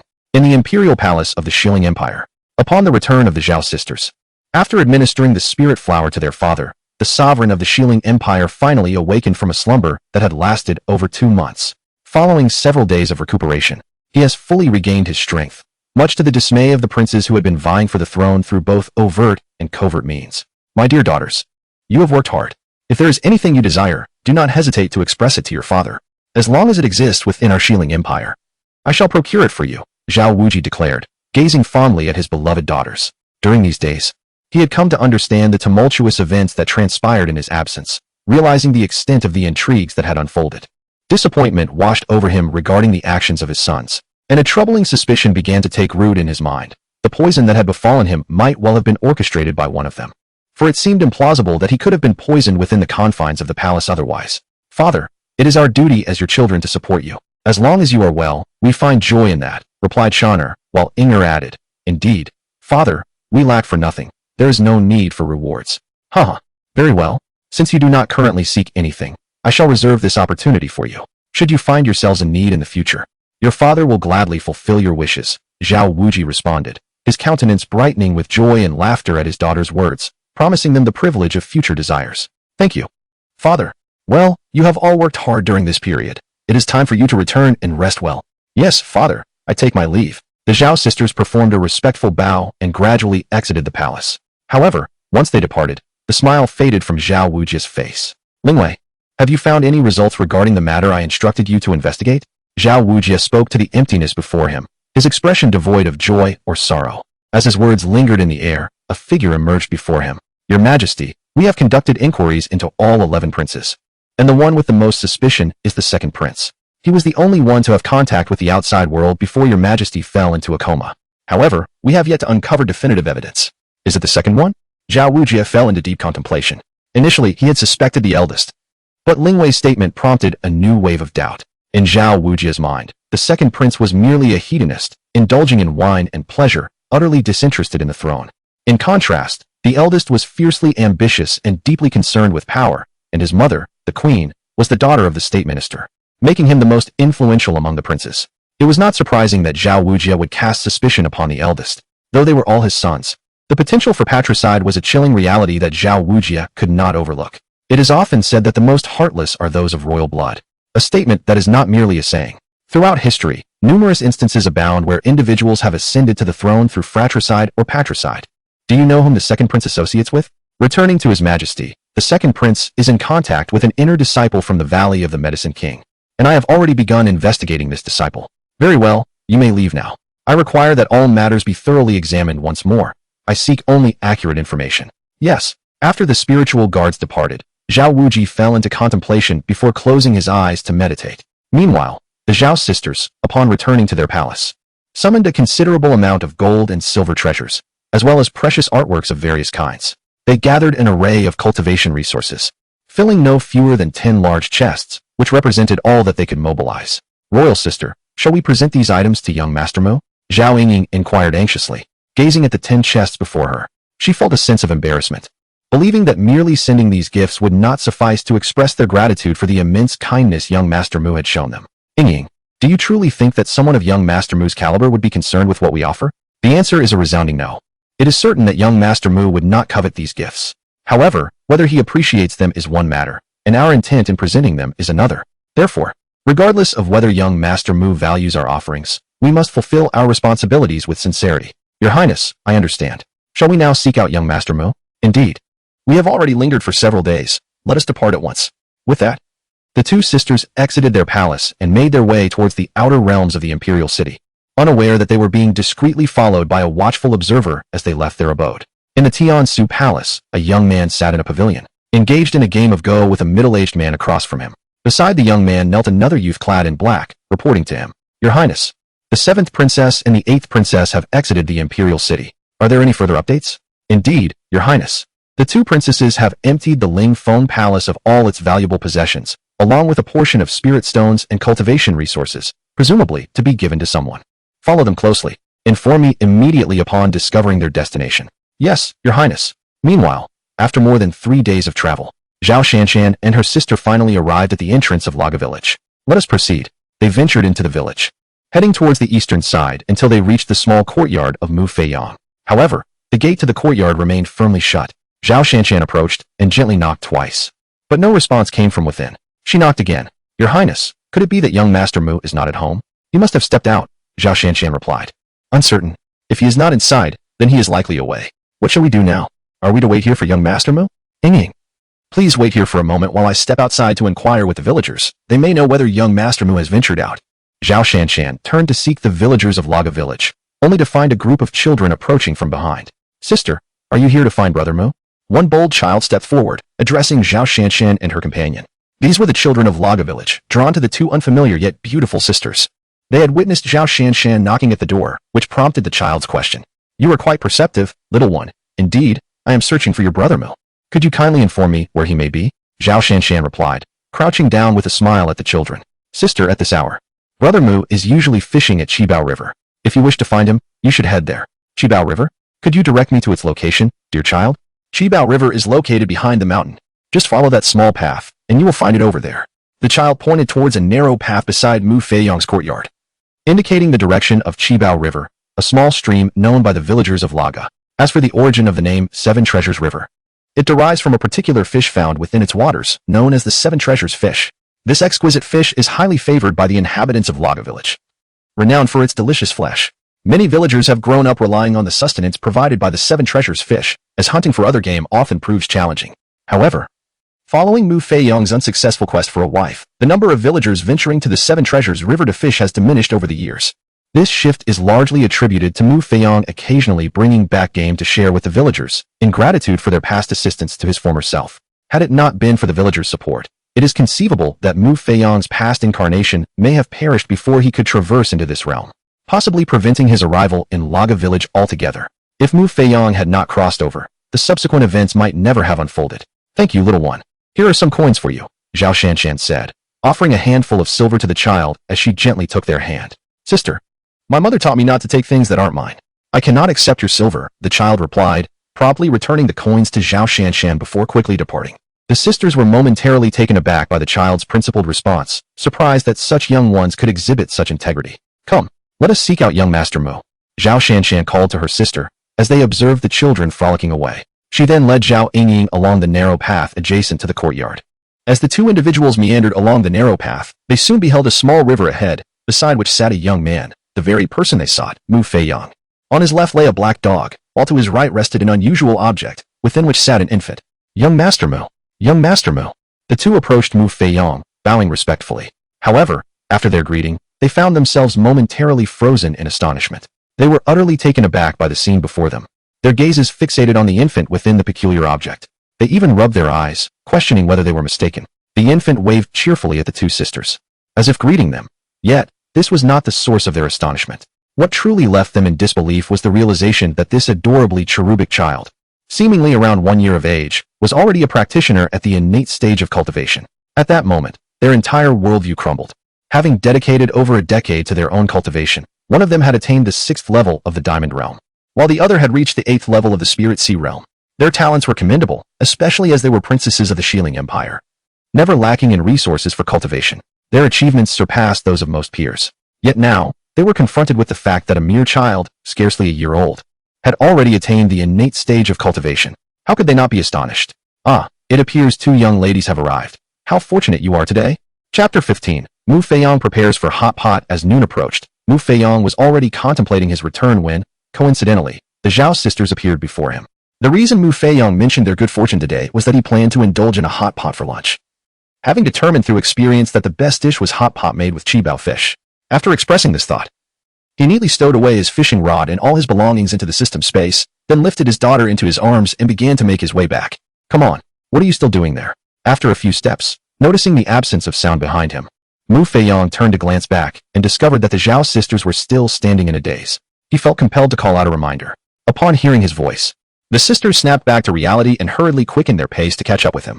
Young Master Mu, what is going on with your daughter? The curious Zhao Yingying, following closely behind, could no longer contain her intrigue and inquired of Mu Feiyong. However, she struggled to find the right words and could only gaze at him intently, hoping he would share more. A child of about 1 year, possessing innate abilities, such a phenomenon was beyond their comprehension. They had never encountered, nor even heard of, such a rapid progression. It seemed inconceivable that one could cultivate to such a level so swiftly, even from the womb. The innate realm represents the 3rd stage of cultivation and serves as a critical juncture. Many individuals spend their entire lives without ever breaking through to this stage. The sisters, having never encountered such a prodigy within the entirety of the Shieling Empire, were left astounded. Is there something amiss with my daughter? Mu Feiyong inquired, perplexed by Zhao Yingying's words, uncertain about any issues concerning his child. He glanced at his daughter, cradled in his arms, finding no cause for concern. No, young Master Mu. What I meant to inquire about is your daughter's cultivation. Oh, I see. You are referring to her cultivation level. My daughter possesses a rather unique constitution, which renders her cultivation distinct from that of ordinary children. There is no need for you to concern yourselves with such trivial matters. Zhao Shanshan and Zhao Yingying exchanged incredulous glances, rendered speechless by Mu Feiyong's nonchalance. If such a matter was deemed trivial by him, what then could be considered significant? They chose not to pursue the topic further, fearing that continued inquiry might overwhelm their own resolve. Unbeknownst to them, Mu Feiyong remained oblivious to their astonishment, feeling rather indifferent. After all, his daughter was cultivating a devouring physique. As long as she consumed spiritually enriched substances, her cultivation would surely advance. Were it not for her currently low level of cultivation, he would have readily offered her celestial elixirs. Please keep an eye on my daughter for a moment while I prepare some ingredients. I would like to treat you both to a sumptuous feast at noon. Upon returning to his courtyard, Mu Feiyong entrusted his daughter to Zhao Shanshan's care before making his way to the kitchen. Returning to the kitchen, Mu Feong retrieved the 3 precious fish he had caught that morning, his sole bounty of the day. Each fish weighed approximately 3 to 4 pounds. With his adept skills, Mu Feong efficiently cleaned the fish within mere minutes, slicing them into delicate fillets. Once the fish fillets were prepared, he took out a platter of ice from the system space and poured the ice over the fish, for only chilled fish would possess the most exquisite flavor. However, as Mu Feong arranged the fillets, he found them somewhat monotonous. If it were just for himself, it might suffice, but with 2 guests arriving, a single platter of fish seemed rather inadequate. Thus, he placed the fillets back into the system space and stepped outside. Xiaohei, swiftly fetch 2 wild chickens from the mountains, he instructed, addressing the little black dog that was amusing the young girl. After giving Xiaohei his orders, Mu Feong made his way to his vegetable garden, intending to gather some greens, for no hot pot could be complete without them. Yet, upon reaching the garden, Mu Feong found himself at a loss, unsure of which greens to pick, as he had only planted 3 varieties. Clearly, the 9 greens would not suffice. He had to choose between water spinach and Shanghai green. Ultimately, he settled on the latter. After harvesting a basket full of Shanghai greens, Mu Feong washed the vegetables and then proceeded to the courtyard, where he set a large pot and stove upon the table. Placing the pot atop the stove, he poured in water, and with a snap of his fingers, flames leapt up from beneath the pot. Then, Mo Tianyu produced a collection of homemade condiments and began to prepare the seasoning, a pivotal aspect of hot pot, which can be said to be the very soul of the dish. While Mu Feong was gathering these ingredients, Xiaohei lived up to expectations by returning with 2 wild chickens. Mu Feong instructed Zhao Shanshan to keep an eye on the large pot of water, and once it approached boiling, to pour in the ingredients he had meticulously prepared. Meanwhile, Mu Feong seized the 2 wild chickens and retreated to the kitchen to process them. It was only at this moment that the 2 individuals, who had been observing Mu Feong's culinary preparations, regained their senses, utterly astonished. The items Mu Feong had brought forth emanated a formidable aura, as perceived by Zhao Shanshan, whether it be the large pot or the grand stove. Furthermore, the basket of so-called vegetables that Mu Feong had gathered was nothing short of extraordinary treasures. Take, for instance, the large pot and stove on the table. Through Zhao Shanshan's perception, these 2 items were at least of artifact grade, yet Mu Feong utilized them for mere cooking. Is it truly necessary to squander such artifacts? Even within her esteemed Xiling Empire, the highest grade treasure was merely a mid-grade spiritual instrument, and there was only one of its kind, held by the ancient ancestors of their royal lineage. Her father, a formidable figure within the Yukong realm, wielded only a top-tier treasure. This illustrates the immense value of artifacts, yet Zhao Shanshan witnessed a scene here that completely shattered her worldview. Additionally, the exquisite spiritual herbs in that basket on the table were none other than Yanshuo grass, the principal ingredient for crafting the legendary 11th grade pill, the Holy Sun Pill.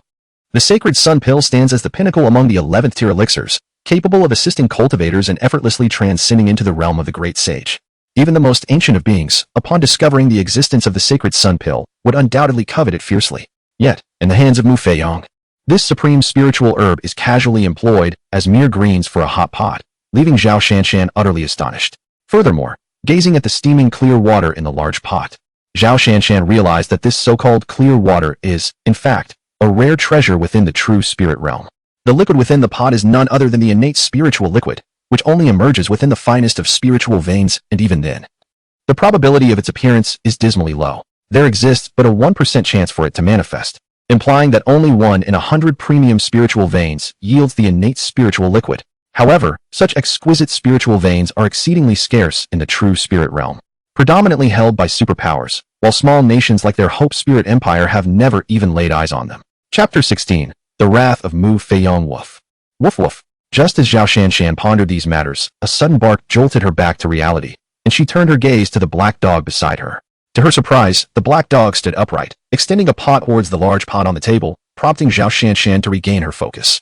Without a moment to spare, she hurriedly poured the ingredients that Mu Feong had prepared into the pot, a task he had previously entrusted to her. Had it not been for the black dog's timely reminder, she might have completely forgotten this important matter, leaving her both impressed by the dog's intelligence. Before long, Mu Feong emerged with 2 plates in hand, one adorned with slices of 7 treasures fish and the other containing freshly prepared chicken. Miss Zhao, could you kindly assist me in fetching a few items?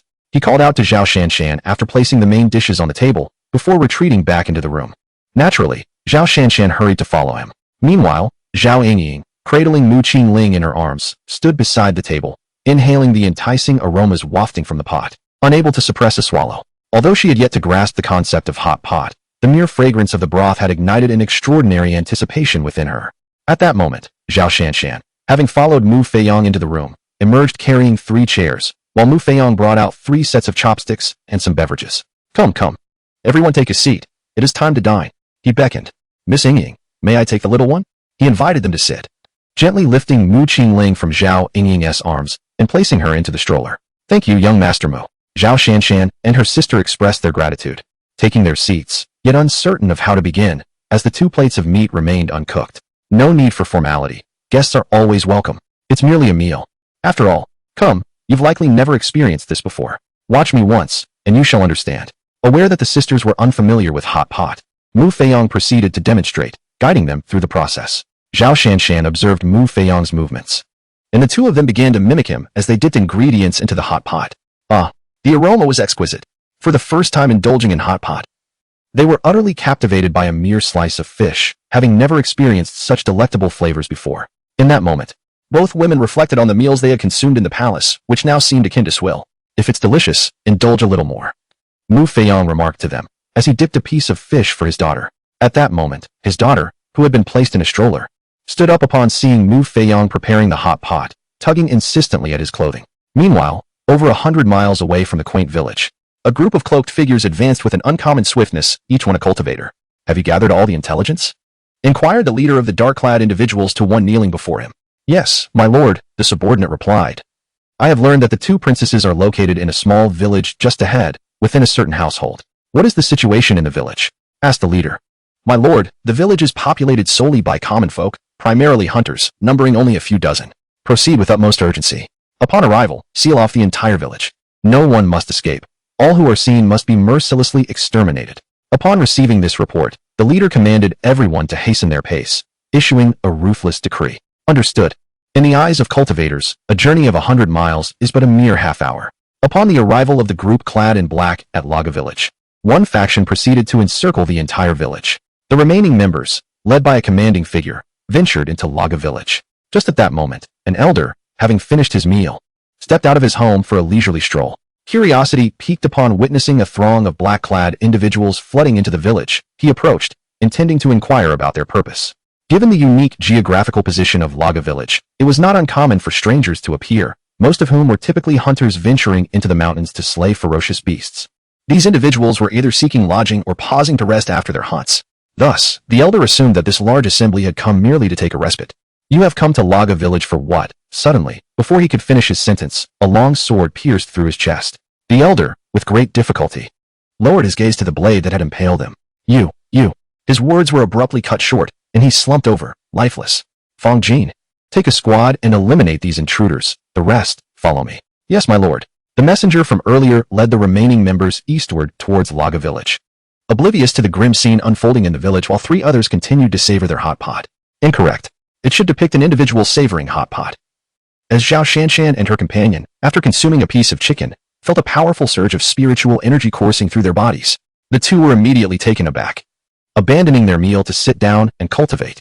At that moment, they couldn't help but wonder whether it was a wild chicken or a mythical beast, for the density of spiritual energy was extraordinary, particularly for Zhao Yingying, who had previously consumed the flesh of a 6th-level demon beast, the arrow boar, which had enabled her to break through to the 6th stage of the diamond realm. However, the energy contained in this morsel of chicken was several times greater than that of the arrow boar, indicating that it was certainly not an ordinary wild chicken, but rather a being surpassing the 6th-level demon beasts.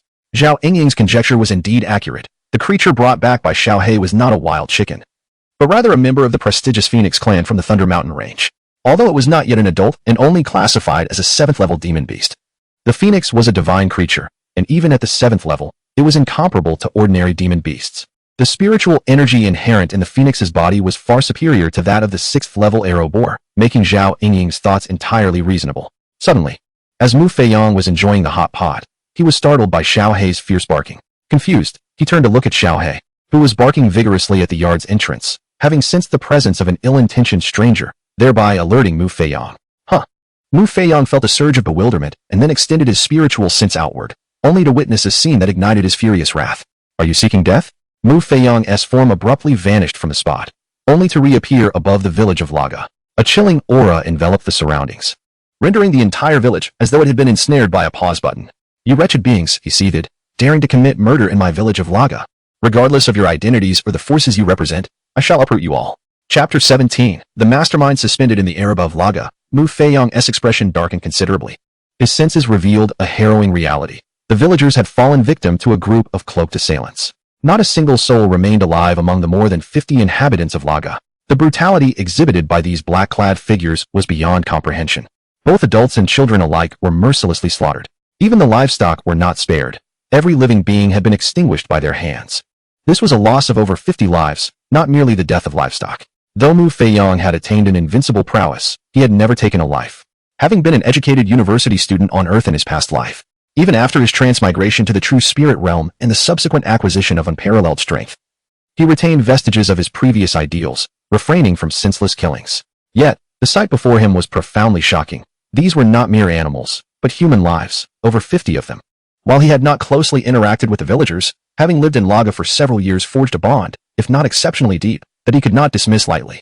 However, witnessing the brutal murder of villagers with whom he had shared years of camaraderie left Mu Feong in a state of disbelief, particularly as the atrocity unfolded within his own territory. Was this not a direct affront to his dignity? As Mu Feong's voice echoed, all the figures clad in black who had infiltrated Laga village were drawn before him. I now grant you an opportunity. Reveal the purpose of your arrival, the rationale behind the slaughter of these villagers, and the identity of the force that stands behind you. Speak, and I may offer you a chance for rebirth. Otherwise, prepare to face utter annihilation. Mu Feong possessed the power to enforce this ultimatum. Unlike ordinary mortals, who still held the prospect of reincarnation after death, cultivators faced a far grimmer fate. Should they be slain and their souls obliterated, they would vanish entirely from existence, leaving no chance for rebirth in the cosmos. His inquiry was directed at the most formidable among the black-clad assailants, presumably their leader. Mu Feong sought to unearth the force that backed them. The mere act of eliminating these individuals would not suffice to quench his thirst for vengeance. Only by annihilating the entire power structure behind them could he exact retribution for the more than 100 souls of Laga village. The black-clad figure, upon feeling the oppressive atmosphere finally lift, realized he could move again. The terrifying presence that had momentarily subdued him was now receding, yet fear still glimmered in his eyes. With a trembling voice, he addressed Mu Feong.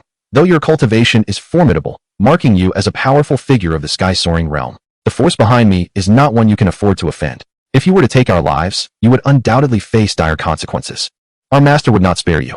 Mu Feong possesses the ability to traverse the skies, marking him as a formidable opponent. While he may be unable to defeat Mu Feong alone, the forces that stand behind him are not without their own aerial prowess. Thus, although the cloaked figures are filled with trepidation, they remain silent about their master, for they are sworn warriors, incapable of betrayal. Do you not grasp the gravity of your situation? Yet, you believe that your silence shields you from my understanding?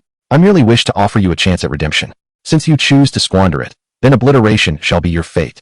Observing the defiance of the cloaked figures, Mu Feong refrained from further inquiries, for, as he stated, his intention was solely to grant them an opportunity for rebirth. As his words hung in the air, he snapped his fingers, causing those suspended in mid-air to disintegrate, leaving no trace behind. After vanquishing the cloaked figures, Mu Feong forcefully delved into their minds, swiftly uncovering the information he sought. The name of the esteemed prince Zhao Wangji echoed in his thoughts. As Mu Feong uttered this name, the cloaked figure whose memories he had accessed met the same fate as his predecessors.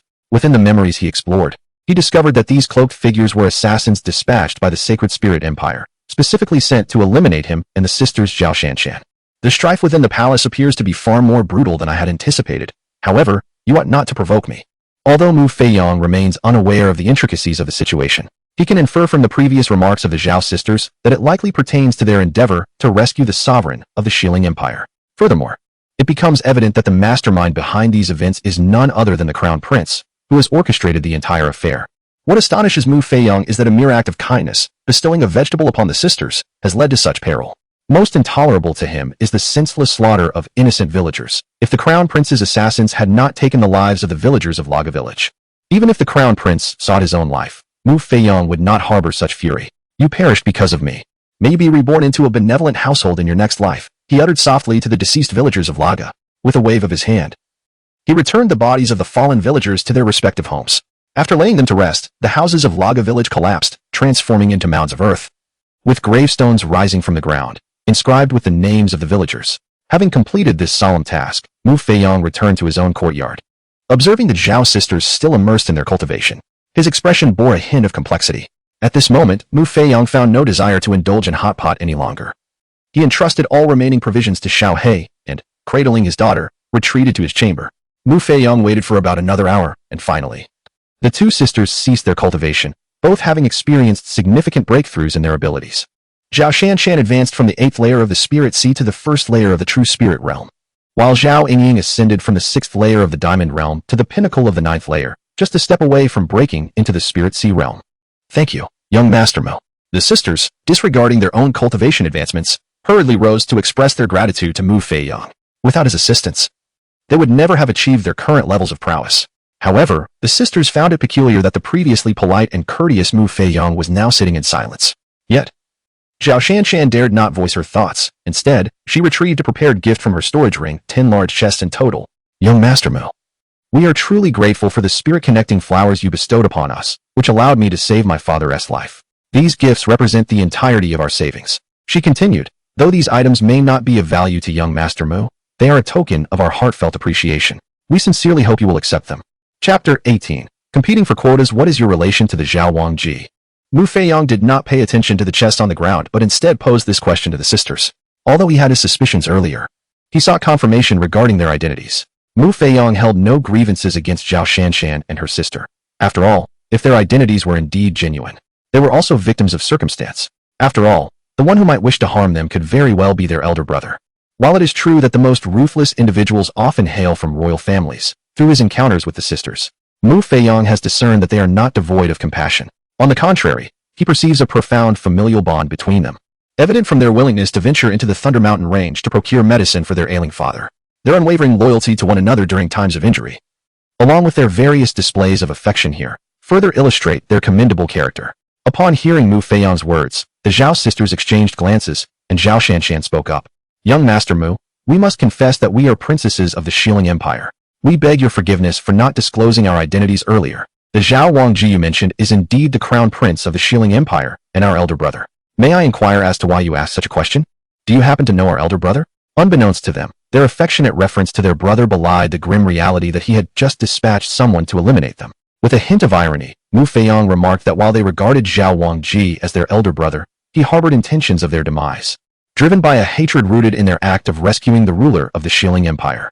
He is indeed a ruthless individual, willing not only to harm his own sisters, but also to commit fratricide, all for the sake of a throne. Young Master Mu, what do you mean by that? Zhao Shanshan was taken aback, uncertain of the meaning behind Mu Feiyong's words. However, the two soon comprehended the situation, and upon witnessing the scene before them, a tempest of emotions surged within their hearts. Mu Feiyong had replayed the horrific slaughter of the villagers by the black-clad assailants before their very eyes, employing his formidable magical prowess. The cruelty of these assailants was unfathomable, mercilessly slaying defenseless civilians. Their actions were nothing short of barbaric. These black-clad figures had been dispatched with the intent to eliminate the sisters and Mu Feiyong himself, while that alone would have been grievous enough. Their unwarranted massacre of the villagers crossed a line that could not be ignored. I share this with you to convey that I have taken the life of Zhao Wangji. Rest assured, I have targeted only those aligned with Zhao Wangji and shall not implicate others from the Shilling Empire. You need not worry on that account. Mu Feiyong was a man of clear distinctions between grievances and benevolence. He would not allow the misdeeds of Zhao Wangji to tarnish the reputation of the entire imperial family of the Shilling Empire. His vengeance was reserved solely for Zhao Wangji's faction. Young Master Mu, this. Enough, he interjected. Out of respect for the two of you, I am unwilling to pursue further inquiries regarding others, and there is no need for you to say more. As for these matters, please take them back with you. Also, convey to your father that the common people are the foundation of a nation. A ruler who does not cherish his subjects, no matter how noble he may seem, cannot be considered a good emperor. Young Master Mu, we shall take our leave now. Rest assured, we will convey your words to His Majesty. Observing Mu Feiyong's demeanor, Zhao Shanshan understood that further discourse would be futile. She swiftly gathered the 10 boxes from the ground and, after exchanging a brief remark with Mu Feiyong, hurriedly pulled Zhao Yingying out of the courtyard. She was eager to return and inform the emperor of the situation, hoping to save some individuals should Mu Feiyong take action. For even within the faction of Zhao Wangji, there existed virtuous souls who cared for the world. Now, there is a task at hand. Is there anyone who wishes to partake? As Zhao Shanshan and her companion departed, Mu Feiyong's voice suddenly resonated through the courtyard, and soon after, a multitude of figures materialized before him. Had Zhao Shanshan and her companions still been present, they would have been utterly terrified by the sight before them. For the figures that appeared to Mu Feiyong were an assortment of peculiar animals, plants, and farming tools transformed into strikingly handsome men and women. There was a gluttonous black dog, a hen confined within a cage, and koi swimming in the courtyard pond, alongside the flowers, grasses, and fruit trees that Mu Feiyong had planted. Even kitchen utensils such as knives, spoons, and cooking pots fluttered out from the kitchen. Not to mention the hoe that Mu Feiyong had left at the door, which also transformed into a charming figure. Master, allow me to undertake this arduous task. I, old hoe, am well accustomed to laborious endeavors. Old man, while you are adept at cultivating the land, this particular task is evidently unsuitable for you. Do refrain from meddling here. Humph, big belly. If I am unfit, then who among us is? You should simply return to preparing your meals. Master, please allow me to go. I have never ventured outside, and such a rare opportunity presents itself. I wish to share the burden with you. After the two young men spoke, a woman added, this is a flower that has blossomed from the seed sown by Mu Feiyong. Little sister, she continued. You've mentioned you've never been outside. If you were to lose your way and delay matters for our master, you would be at fault. Master, I believe it would be most fitting for me, Tianlong, to undertake this task. Please allow me to go. I assure you I shall execute the mission splendidly. Upon her conclusion, another young man spoke, revealing himself to be a transformed koi from the pond, his true form belonging to the Tianlong clan. Little earthworm, he remarked. It would be best for you to return to the pond and reproduce. Should the master desire fish and find none to his satisfaction, you two would share in the blame. Master, I excel in such matters. Please allow me to go. Old hen. You should promptly return to your coop and lay your eggs. There is plenty for you to do everywhere. The two immediately fell into a quarrel, each unwilling to concede. Had Mu Feiyong not been present, it is likely they would have resorted to violence. Master, I insist you let me go. I am the most adept at these affairs. Just as the argument reached a fever pitch, a young man in black, kneeling at the forefront, interjected. He was none other than the transformed Xiaohei. Greedy dog. You are usually the most active, completing every task. This time, it is undoubtedly our turn. You should obediently stay home and keep the master company. Indeed, he is the most active among us, but is it not a remarkable situation when he undertakes all the tasks? Does it not render us seemingly useless? Quite so.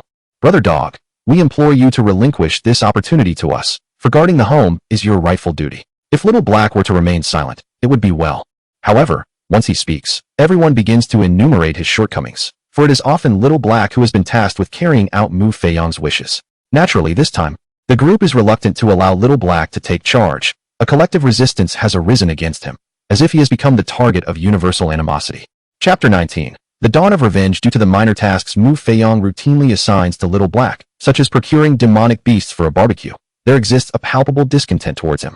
When Mu Feiyong returns from hunting demonic beasts, it is Little Black who distributes the spoils among the villagers. Additionally, when it comes to cultivating the land and planting seeds, it is also Little Black who undertakes these duties. Consequently, the flora and fauna harbor significant grievances against him, yet Little Black remains the most energetic among us. Transformed into a black dog, the villagers merely commend his intelligence, while others experience a more peculiar transformation. In an effort to avoid alarming the villagers, Mu Feiyong has imposed restrictions on their activities, forbidding them from exhibiting their abilities in front of the villagers. It would be inconceivable for a koi fish, a hen, or even the assorted flora and farming tools to roam chaotically around the village of Laga. Such occurrences would undoubtedly terrify the villagers, leading them to believe that these are all manifestations of malevolent spirits, and perhaps even Mu Feiyong would be regarded as possessed by a ghost. Silence, everyone. Allow me to take charge. Observing the heated debate among the group, Mu Feiyong felt a sense of exasperation. Was it truly necessary to bicker as if they were dividing treasures over the mere act of eliminating a few individuals? Reluctantly, he interjected, realizing that they could argue endlessly without reaching a conclusion. This time, Xiaohei will lead the mission, with Chong Li and Tianlong as his aides. You three must ensure the complete eradication of Zhao Wangji and his accomplices. Rest assured, Master, we shall fulfill the task assigned to us. Upon hearing Mu Feiyong's words, the three named individuals were instantly elated, particularly Chong Li and Tianlong, as this marked their inaugural assignment from Mu Feiyong. In contrast, those not selected for the mission displayed expressions of disappointment, as if they had suffered a loss of billions. Go forth. Mu Feiyong shook his head, recognizing that these individuals had likely been starved of excitement for too long. It seemed imperative to find them more engaging tasks in the future, otherwise they might succumb to a state of melancholy. As Mu Feiyong finished speaking, Xiaohei and the others ascended into the air, vanishing in an instant above the village and heading toward the imperial palace of the Shilling Empire. Xiaohei had frequently ventured out to explore, thus becoming well acquainted with the palace. His habitual escapades had once led to a stern reprimand from Mu Feiyong, resulting in Xiaohei suffering broken bones. Following this, Mu Feiyong concocted elixirs to aid in his recovery, though 2 remaining doses were ultimately consumed by Zhao Shanshan. After the departure of the trio, Mu Feiyong retreated to his chamber to rest, for he had long since accustomed himself to the habit of taking an afternoon nap. Meanwhile, the three, after traversing the skies for a considerable duration, arrived at the imperial city of the Shilling Empire. as they appeared above the royal city. They were swiftly noticed by those below. However, the trio paid little heed to the onlookers, engrossed instead in their own deliberations. Lousy mutt. Do you know where Prince Zhaoji resides? Please, call me Captain Xiaohei. The master has instructed you to heed my words. Be wary of my report to him upon my return. You, I can hardly be bothered to engage with you. Tianlong was incensed by Xiaohei's shameless remarks, tempted to strike him in retaliation. Yet, recalling Mu Feong's words, he ultimately refrained. Enough of this banter. Let us first accomplish the master's task. On the sidelines, Changli found Xiaohei's demeanor rather intolerable, but she nonetheless reminded the two that they were on a mission. Not out for leisure. Once they had fulfilled Mu Feong's objective, they could bicker or even fight as they pleased. Tianlong. Is your clan not the most adept at creating barriers? You should first encase the entire imperial city to prevent any potential escapees. Understood. Without further ado, Tianlong directed a beam of golden light towards the imperial city. As the light descended, it swiftly expanded outward, enveloping the entire royal enclave. At the edge of the imperial city, a luminous barrier suddenly emerged, enveloping the entire metropolis. Those who were unaware of the situation and attempted to exit were unexpectedly repelled by the brilliant golden light. Now, the entire imperial city is sealed off. What course of action shall we pursue next? Naturally, we must seek someone to guide us to Prince Zhaoji, as we are unfamiliar with his appearance. I thought you might possess a clever solution. Had I known, I would have brought those two girls along earlier. Upon hearing Xiaohei's words, Tianlong could not help but cast a disdainful glance at him. Earlier, as they departed, they encountered Zhao Shanshan and her companion on their journey. Tianlong had suggested bringing them along, for they were princesses of the Shilling Empire and would surely know the whereabouts of Prince Zhaoji. However, Xiaohei had dismissed the idea. Is it truly so difficult to find someone to guide us? Why must we involve those two girls? After making this remark, Xiaohei gestured toward the imperial city below, and a bewildered soldier was suddenly lifted into the air by his grasp. As senior, I am at your service. I will ensure your needs are met. The soldier, caught off guard and suspended in midair, stammered after recovering from his initial shock. The three individuals standing aloft were clearly of a realm capable of flight.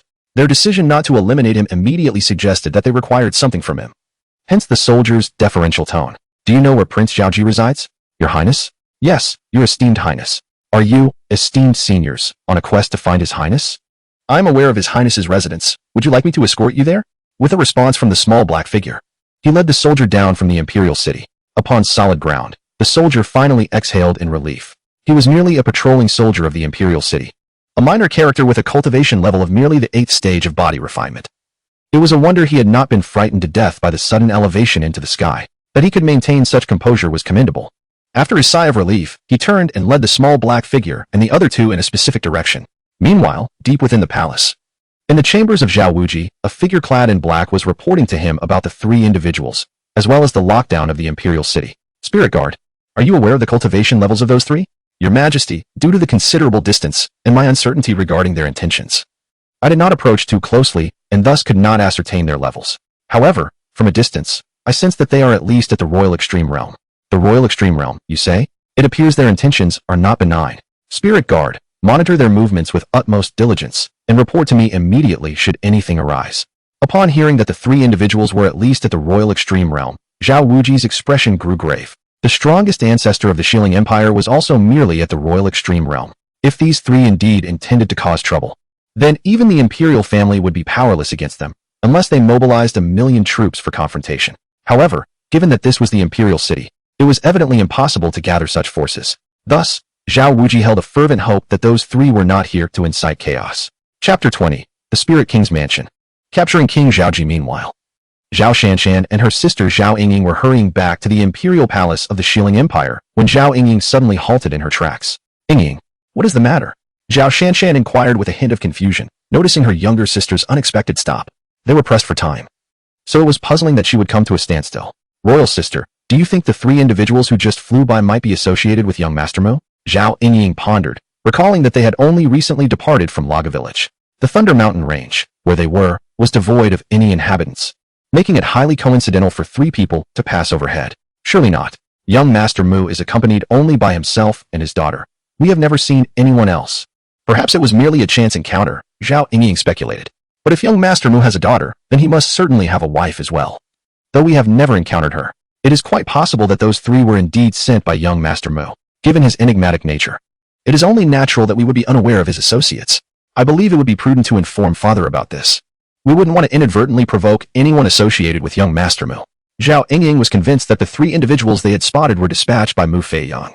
As the timing of their appearance was simply too coincidental, they had just departed from Laga village when those three emerged from the same direction. Moreover, the direction in which the three individuals departed happened to lead to the imperial palace of their celestial empire, which inevitably aroused Zhao Yingying's suspicions. Well, you have a point. Let us inform father first. Zhao Shanshan contemplated and concurred with Zhao Yingying's reasoning, so she retrieved the communication jade pendant to convey a message to her father. After sending the message, the two continued their journey back. At that moment, within the palace, Zhao Wuji's countenance darkened significantly upon receiving his daughter's communication. He had initially believed that the entire affair was orchestrated by the second prince, only to discover that it was indeed the first prince, whose actions thoroughly infuriated Zhao Wuji. Subsequently, Zhao Wuji hastily summoned his spirit guards, and upon their arrival, he issued a command to apprehend all affiliates of the Zhao Wangji. Following this directive, Zhao Wangji summoned the elder ancestor of the Zhao royal family and made her way directly to the palace of the elder prince, Zhao Wangji. Meanwhile, the trio, guided by soldiers, had already arrived at the entrance of Zhao Wangji's residence. Senior, this Lingwang mansion is the residence of the eldest prince.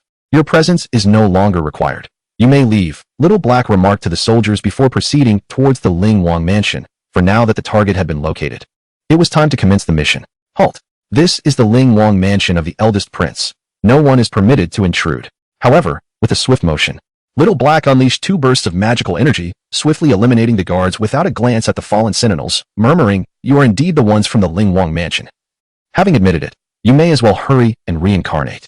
As the three individuals entered the palace of the Spirit King, they were greeted by an expansive garden, adorned with winding stone pathways that interconnected the entire space. Within this verdant expanse, a contingent of soldiers patrolled diligently. Upon noticing the arrival of the trio, a squad of 10 soldiers swiftly positioned themselves before them. "May I inquire the purpose of your visit to the palace?" one soldier asked, unaware that 2 guards had recently met their demise outside the entrance. The trio stood at the threshold, concealing the unfortunate fate of the guards from the soldiers, who were oblivious to the fact that entry had only been granted after passing through the scrutiny of the gatekeepers. Murder. With those words, the moment the soldiers were caught off guard, the swift and lethal hands of the trio struck. In an instant, the squad of 10 soldiers was eradicated with ease by the adept prowess of the first individual. Simultaneously, the companions, Chong Li and Tian Long, engaged the remaining patrolling soldiers. However, as the initial assault commenced, the soldiers stationed at a distance sensed the disturbance and hastily sounded the alarm for an enemy incursion. Though the warning echoed through the air, the fate of these soldiers was all but sealed, as they too fell victim to the trio's rapid onslaught. "Each take a different direction," one of the trio commanded, reminding the others to thoroughly investigate the connections of Zhao Wangji upon locating him, lest any oversight lead to complications. Understood. Just as the alarm reverberated through the palace, within a study deep inside, a young man and an elderly gentleman were engrossed in a game of chess. "What is happening? Why has the alarm been sounded?" Upon hearing the blaring alarm, the young man halted his game of chess, his expression tinged with irritation as he uttered a remark. "Why should my disciple be enraged? This is the residence of the Spirit King. Who would dare to cause trouble here? The guards will swiftly address the situation, and moreover, our Tianlang sect has esteemed elders present. Even if your Zhao royal ancestors were to appear, we would not be intimidated. However, if my disciple is apprehensive, let us venture outside to ascertain the matter." The elder regarded the somewhat agitated Zhao Wangji with confidence, for his identity was not to be underestimated. He was Beitsuan, a high-ranking elder of the Tianlang sect. Additionally, Beitsuan was Zhao Wangji's mentor, and much of her current influence could be attributed to his clandestine support and alliances. "Master, let us indeed step outside." Though reassured by her mentor's words, Zhao Wangji could not shake an unsettling feeling in her heart, stemming from the absence of news from the death warriors she had dispatched on a mission. As the duo exited the study, a pungent scent of blood wafted towards them, causing their expressions to change drastically. Such a rich aroma could only suggest an immense slaughter. Just as they neared the palace entrance, the once closed doors were suddenly thrust open with great force, and a figure was hurled inside, crashing to the ground. Following this, a woman strode into the palace, standing before Zhao Wangji and Beitsuan. "Who are you to dare intrude upon my Spirit King's residence and slay so many of my kin? Are you not afraid that you will never leave this place?" As she gazed upon the unexpectedly appeared unfamiliar woman, Zhao Wangji, despite recognizing her as the most exquisite beauty she had encountered in many years, discerned that this woman was evidently not one to be trifled with. "You must be Zhao Wangji." The entering woman was none other than Chong Li, a member of the notorious trio known as the Little Black Gang, each of whom had chosen a distinct path of destruction, with Chong Li arriving precisely at this location. "Indeed, that is correct," Zhao Wangji replied. "Very well. Surrender your life to me. Upon hearing Zhao Wangji's admission, a hint of a smile graced Chang Li's face, for Zhao Wangji had ultimately fallen into her grasp. After uttering a brief statement, Chang Li extended her hand towards Zhao Wangji, who was suddenly compelled to soar towards her. In an instant, Zhao Wangji found herself before Chang Li, whose outstretched hand seized her head, followed by a piercing scream that escaped Zhao Wangji's lips. Chapter 21. The Demise of Zhao Wangji. How audacious. Release my disciple at once. Only upon hearing Zhao Wangji's agonizing cry did Bei Siyuan realize that his apprentice had been captured, a testament to the swiftness of Chang Li's actions. However, at that moment, Chang Li paid no heed to Bei Siyuan, for she was engrossed in examining Zhao Wangji's memories, as they alone held the utmost truth. Since Mu Feiyang's command was to eradicate Zhao Wangji and all her affiliates, it was only Zhao Wangji's memories that could be considered authentic. What a disgraceful wretch! Chang Li quickly finished scrutinizing Zhao Wangji's memories, and even as a formidable beast, she could not refrain from uttering a curse after witnessing the depths of Zhao Wangji's recollections. From the memories of Zhao Wangji, Chang Li observed that he had never witnessed him perform a single virtuous deed. Indeed, it could be said that Zhao Wangji's entire existence was steeped in scheming. The count of those who perished, either directly or indirectly, at his behest exceeded 10,000, many of whom were his own kin and friends. This individual could be deemed utterly deranged, having even plotted to poison his own father. Zhao Wangji had long since forfeited his right to humanity. Upon the conclusion of Chang Li's declaration, she released Zhao Wangji, and just as he believed he had narrowly escaped his fate, a blaze erupted from within him, consuming him in an instant. The Tianlang sect is not without its own misdeeds. Since you are Zhao Wangji's master, perhaps you should accompany him in his descent. After vanquishing Zhao Wangji, Chang Li turned her gaze to Beitsuan, having gleaned from Zhao Wangji's memories that the elder before her was his mentor. As Zhao Wangji's master, he was undoubtedly an accomplice, and Chang Li had no intention of sparing him, nor the Tianlang sect that stood behind him. How audacious of you to dare slay a disciple of Beitsuan. I shall witness the extent of your capabilities. As a senior elder of the Tianlang sect, Beitsuan possessed formidable strength, being a formidable figure at the 7th level of the Tai realm, ranking 3rd in power within the sect. Moreover, his decision to take Zhao Wangji as a disciple was not due to the latter's exceptional talent, but rather a calculated move to elevate him to the throne, thereby exerting control over the entire Shilling Empire. Rumor had it that the Zhao clan of the Shilling Empire harbored a pseudo-holy artifact, and Beitsuan's ultimate objective was this very relic. Now, Zhao Wangji has been slain by Chang Li, rendering all his previous efforts utterly futile. Bei Siyuan, filled with a deep-seated rage, lunged towards Chang Li. Although the specifics of Chang Li's cultivation were unknown, his youth suggested that his power could not be exceedingly high. As for the deceased Zhao Wangji, he was merely at the 6th level of the true spirit realm, leading Bei Siyuan to speculate that Chang Li's cultivation should be at the realm of air control. Unfazed by Bei Siyuan's aggressive approach, Chang Li merely cast a cold glance in his direction. A sudden, anguished scream erupted from Bei Siyuan's lips. Before he could even reach Chang Li, he collapsed to the ground, consumed by flames that erupted from within him, much like Zhao Wangji before him. However, Bei Siyuan fared slightly better, managing a scream, while Zhao Wangji had left no sound at all. As the sole immortal bloodline of the Phoenix clan, Chang Li possessed an inherently formidable lineage, and the Phoenix clan is renowned for its mastery of fire. Moments later, the flames dissipated, taking Bei Siyuan's very essence with them, leaving no trace, not even ashes. Those who perish in the flames of Chang Li's immortal fire are denied even the chance of reincarnation, truly vanishing from existence. Chang Li's consciousness swept through the palace once more, ensuring that no living being remained, before he departed. Soon, his figure appeared above the Spirit King's residence, which had transformed into a hell on earth, littered with the slain bodies of soldiers, maids, servants, and their families. Suddenly, flames erupted around the Spirit King's residence, spreading with astonishing rapidity. Within moments, the entire estate was engulfed in a sea of fire. You wretched hen, do you intend to roast me as well? As the inferno enveloped the Spirit King's abode, two figures swiftly ascended from below, materializing beside Chang Li.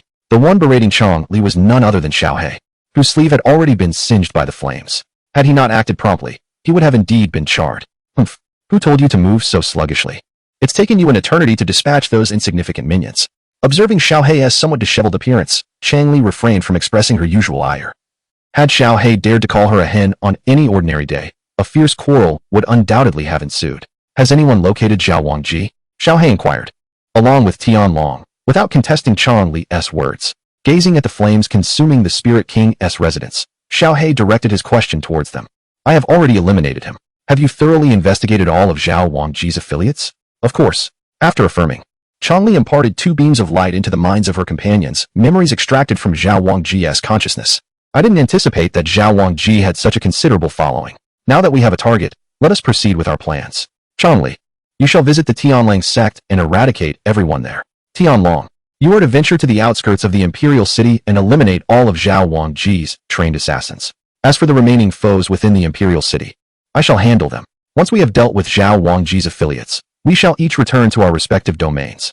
Upon reviewing the memories of Zhao Wangji, Xiao He promptly devised a plan, as all 3 shared a common objective. Once I have eliminated those death warriors, I shall return to assist you. After all, the Imperial City presents numerous locations to attend to. After Xiao He finalized his arrangements, Tianlang offered a suggestion, noting that the Imperial City housed not only the loyal factions nurtured by Zhao Wangji, but also the ministers aligned with her. Most significantly, the Chancellor of the Shilling Empire is Zhao Wangji's grandfather, and her mother is the Empress of the Shilling Empire, thus representing 2 formidable powers. Relying solely on Xiao He could potentially squander an inordinate amount of time, prompting Tianlang to propose an alternative. Why not? Since the Tianlang sect and the Death Warriors outside the Imperial City are unaware of our activities here, join forces to eliminate Zhao Wangji's factions in the city, and then proceed to deal with the remaining 2? Evidently, Changli harbored some discontent with Xiao He's arrangements and put forth her own suggestion, asserting that this approach would be more equitable. She understood that with Xiao He's nature, once they returned, he would undoubtedly boast to Mu Feong about his accomplishments, claiming the most kills. Given Xiao He's knack for flattery, Changli had observed his tendencies daily and was well aware of his intentions. Very well. Recognizing that further discussion would yield little alteration, Xiao He acquiesced to Changli's proposal. The trio then departed from the aerial expanse above the Spirit King's residence, intending to first resolve matters at the Chancellor's abode. However, just as they left the Spirit King's mansion, they encountered Zhao Wuji and his companions who were hastening toward them. Chapter 22. Eliminate the party members and annihilate the loyalists. What shall we do? Will your royal family intervene in this matter?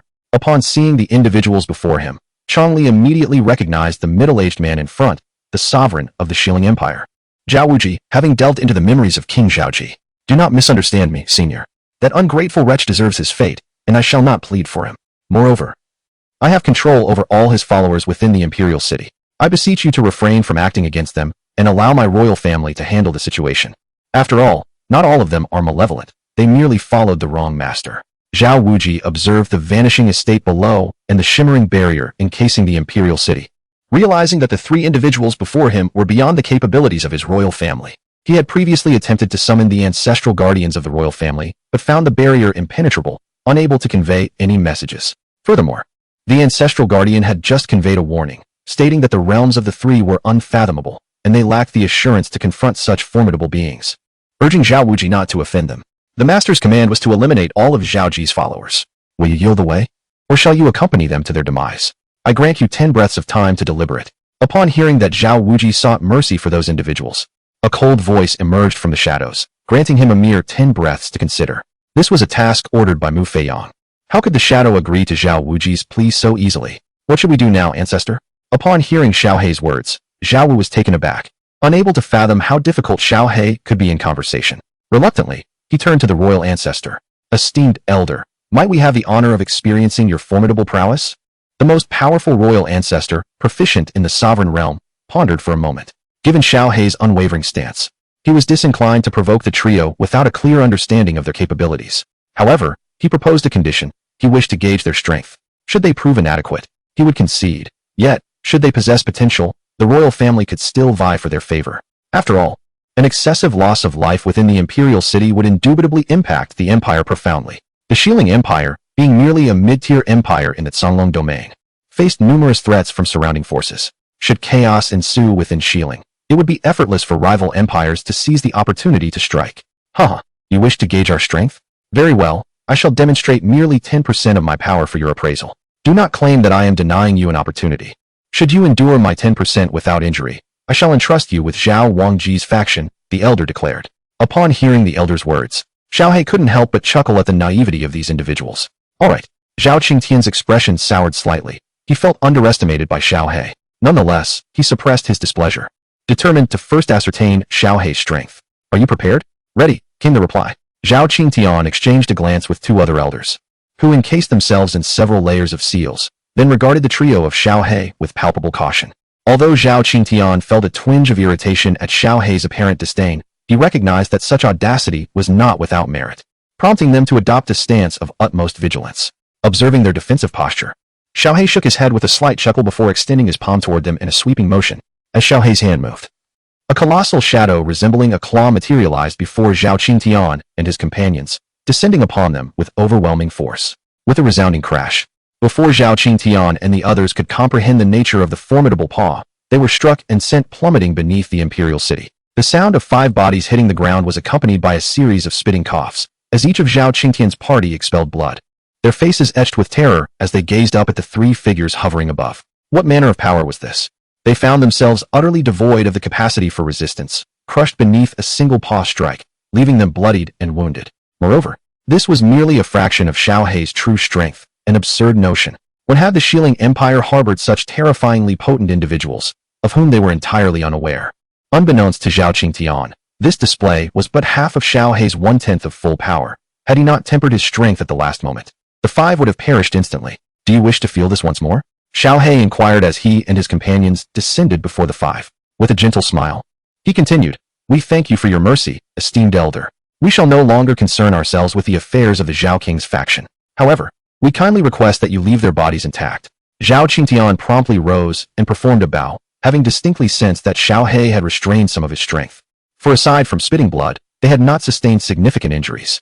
"Very well, I shall acquiesce to your request. Chongli, Tianlong, commence." Xiaohe responded affirmatively to Zhao Qingtian, then instructed the 2 others before taking the initiative himself. However, Xiaohe merely extinguished the souls of those individuals without inflicting harm upon their physical forms. This was indeed the most dignified manner of demise, akin to a deep slumber enveloping them all, and Chong Li and Tianlong executed a similar approach. "Let us proceed." The 3 acted in unison, accomplishing their task in the blink of an eye. At that moment, thousands within the imperial city suddenly collapsed. They were the loyal followers of Zhao Wangji, whose souls had been extinguished by Xiaohe and his companions. With a beckoning gesture, the trio vanished from the sight of Zhao Qingtian and his 5 followers, only to reappear above a village situated 100 miles beyond the imperial city. This was the very place where Zhao Wangji trained his assassins. Without uttering a word, the 3 unleashed their power upon the village below.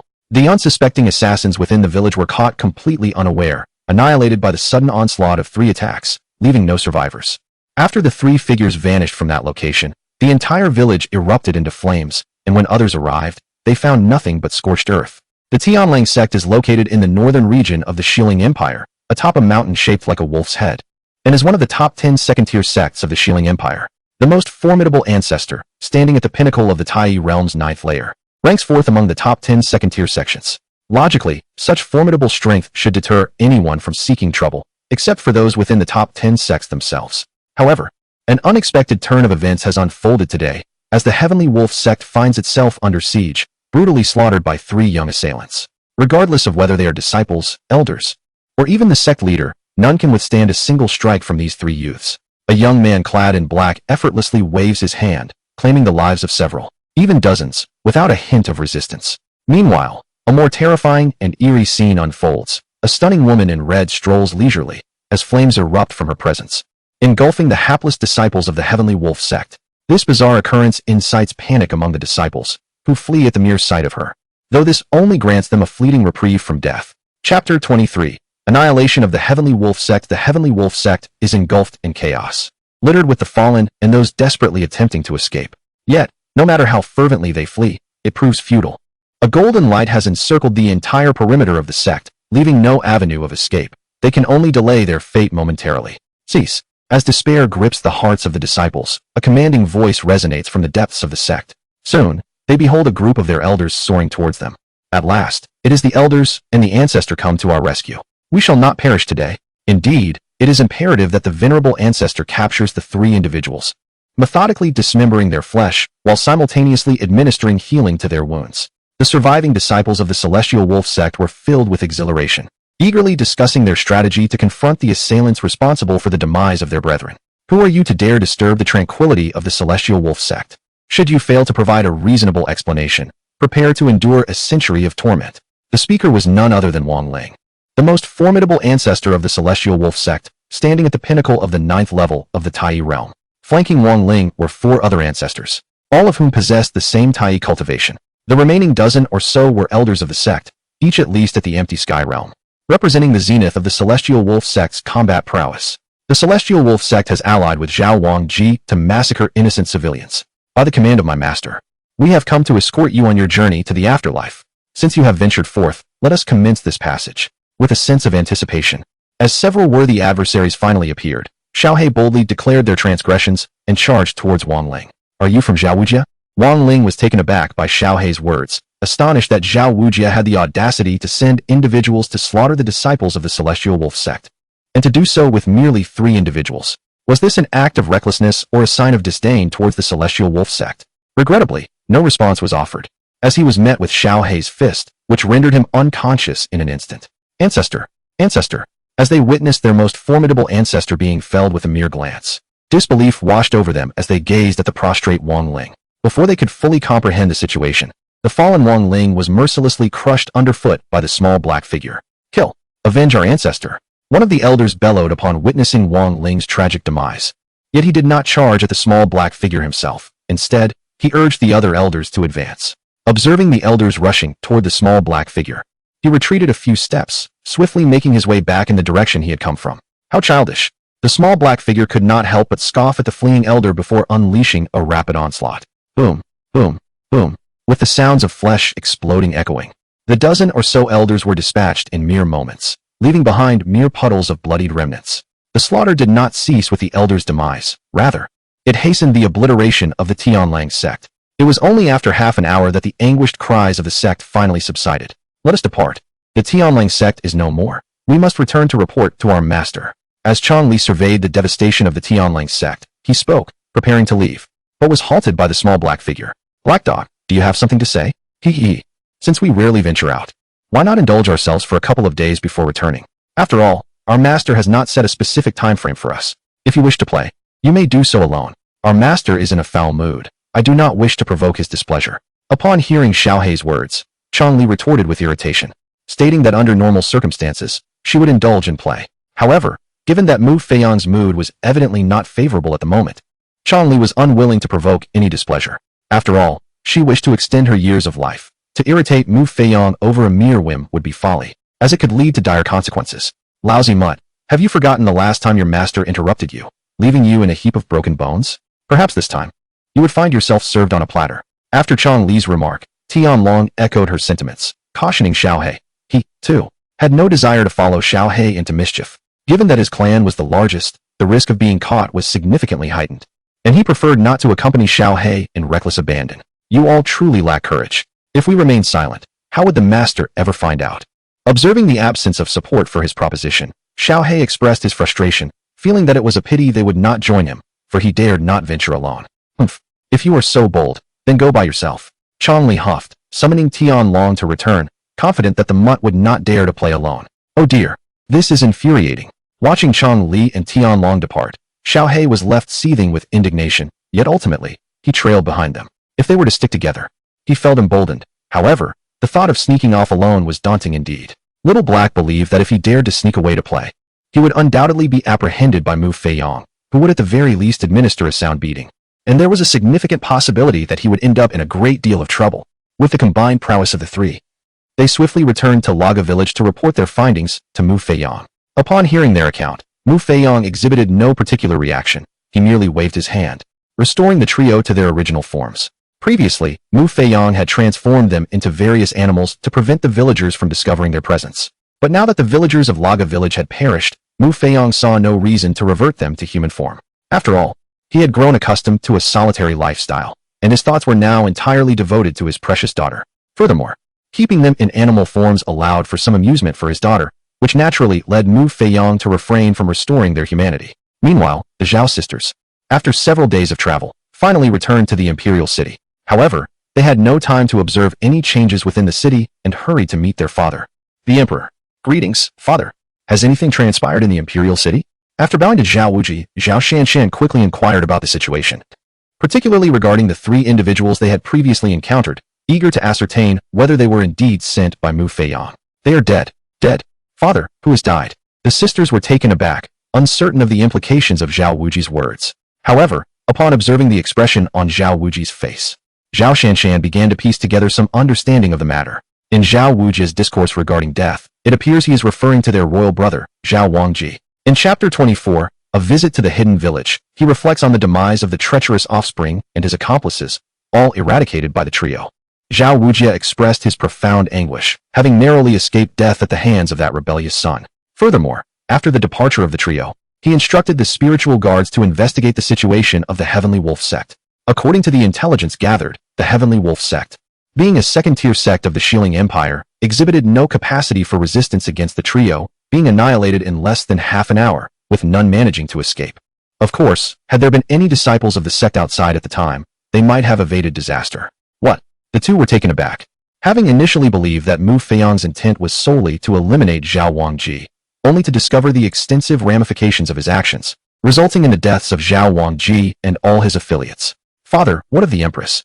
Zhao Shanshan suddenly recalled Zhao Wangji's mother, the Empress of the Shilling Empire. Could it be that she too fell victim to the trio? Additionally, the Prime Minister of the state, who is also Zhao Wangji's maternal grandfather, would be another casualty. If these individuals were indeed slain, would that not plunge the Shilling Empire into chaos? They are all dead, every last one of them. Anyone who aligned with that rebellious faction has been killed, yet our royal family intervened with the trio, granting those individuals a dignified end. Moreover, we have suppressed this information. The outside world remains oblivious for the time being. Not only have they perished, but even our empire's esteemed second-tier sect, the Celestial Wolf sect, has been utterly annihilated at the hands of those three individuals. As Zhao Shanshan and Zhao Yingying stood in shock, Zhao Wujing revealed another staggering piece of news. The Celestial Wolf sect has also been extinguished. Zhao Shanshan, Zhao Yingying. The sisters were left speechless by this revelation. The Celestial Wolf sect was a formidable second-tier sect, one that even their royal family dared not provoke. The fact that it had been so effortlessly obliterated due to the entanglement with Zhao Wangji was unfathomable to Zhao Shanshan, who could not comprehend the connection between this incident and the Celestial Wolf sect. Could it be that when Zhao Wangji previously conspired against her father, the Celestial Wolf sect had been supporting him from the shadows? Otherwise, given Zhao Wangji's capabilities, he should not have been able to ensnare her father. Father, could it be that the Celestial Wolf sect is behind Zhao Wangji? Perhaps. Shanshan, Yingying, you must be weary. It would be best for you to return and rest. Our Shilling Empire may not experience tranquility in the near future. If you have no pressing matters, please remain within the palace. With everyone dead, Zhao Wujing was uncertain of the relationship between the Celestial Wolf sect and Zhao Wangji. However, considering that those three had decisively eradicated the sect, it was evident that the Celestial Wolf sect was likely the largest power backing Zhao Wangji. At this point, Zhao Wujing preferred not to dwell on these matters. His primary concern was whether the empire would be affected, especially given the sudden loss of so many officials. Yes, father. Noticing Zhao Wujing's reluctance to discuss the grim topic further, the sisters took their leave and returned to their respective palaces. In the Empire of Shilling, unmarried princesses reside within the royal palace, and princes, until they are conferred titles, share the same fate. Only those princes who have been granted titles relocate from the palace. Lingwei, did you notice the remarkable cultivation of the two sisters? After Zhao Shanshan and her sister departed, Zhao Wujia remarked into the air, having observed their significant breakthroughs. Particularly, Zhao Shanshan has now ascended to the first level of the true spirit realm, while Zhao Yingying has similarly advanced.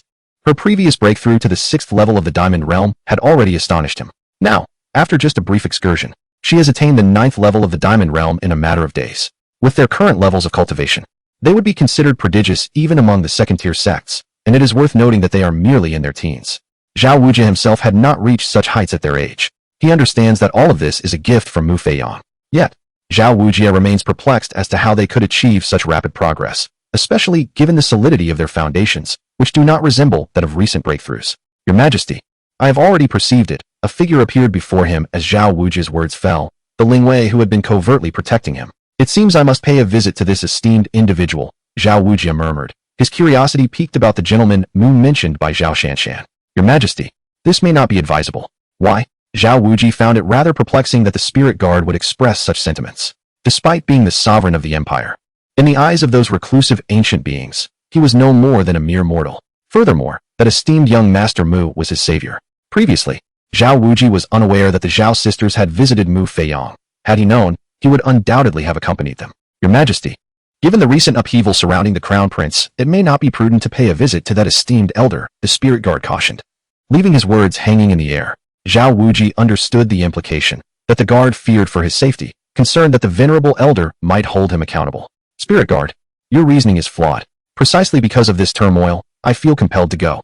Beyond expressing my gratitude for the elder's life-saving intervention, I must also seek his forgiveness, especially for the innocent lives tragically lost at the hands of that wretched scion. If I were to forego this visit, my conscience would be in turmoil. Moreover, you underestimate the magnanimity of such exalted beings.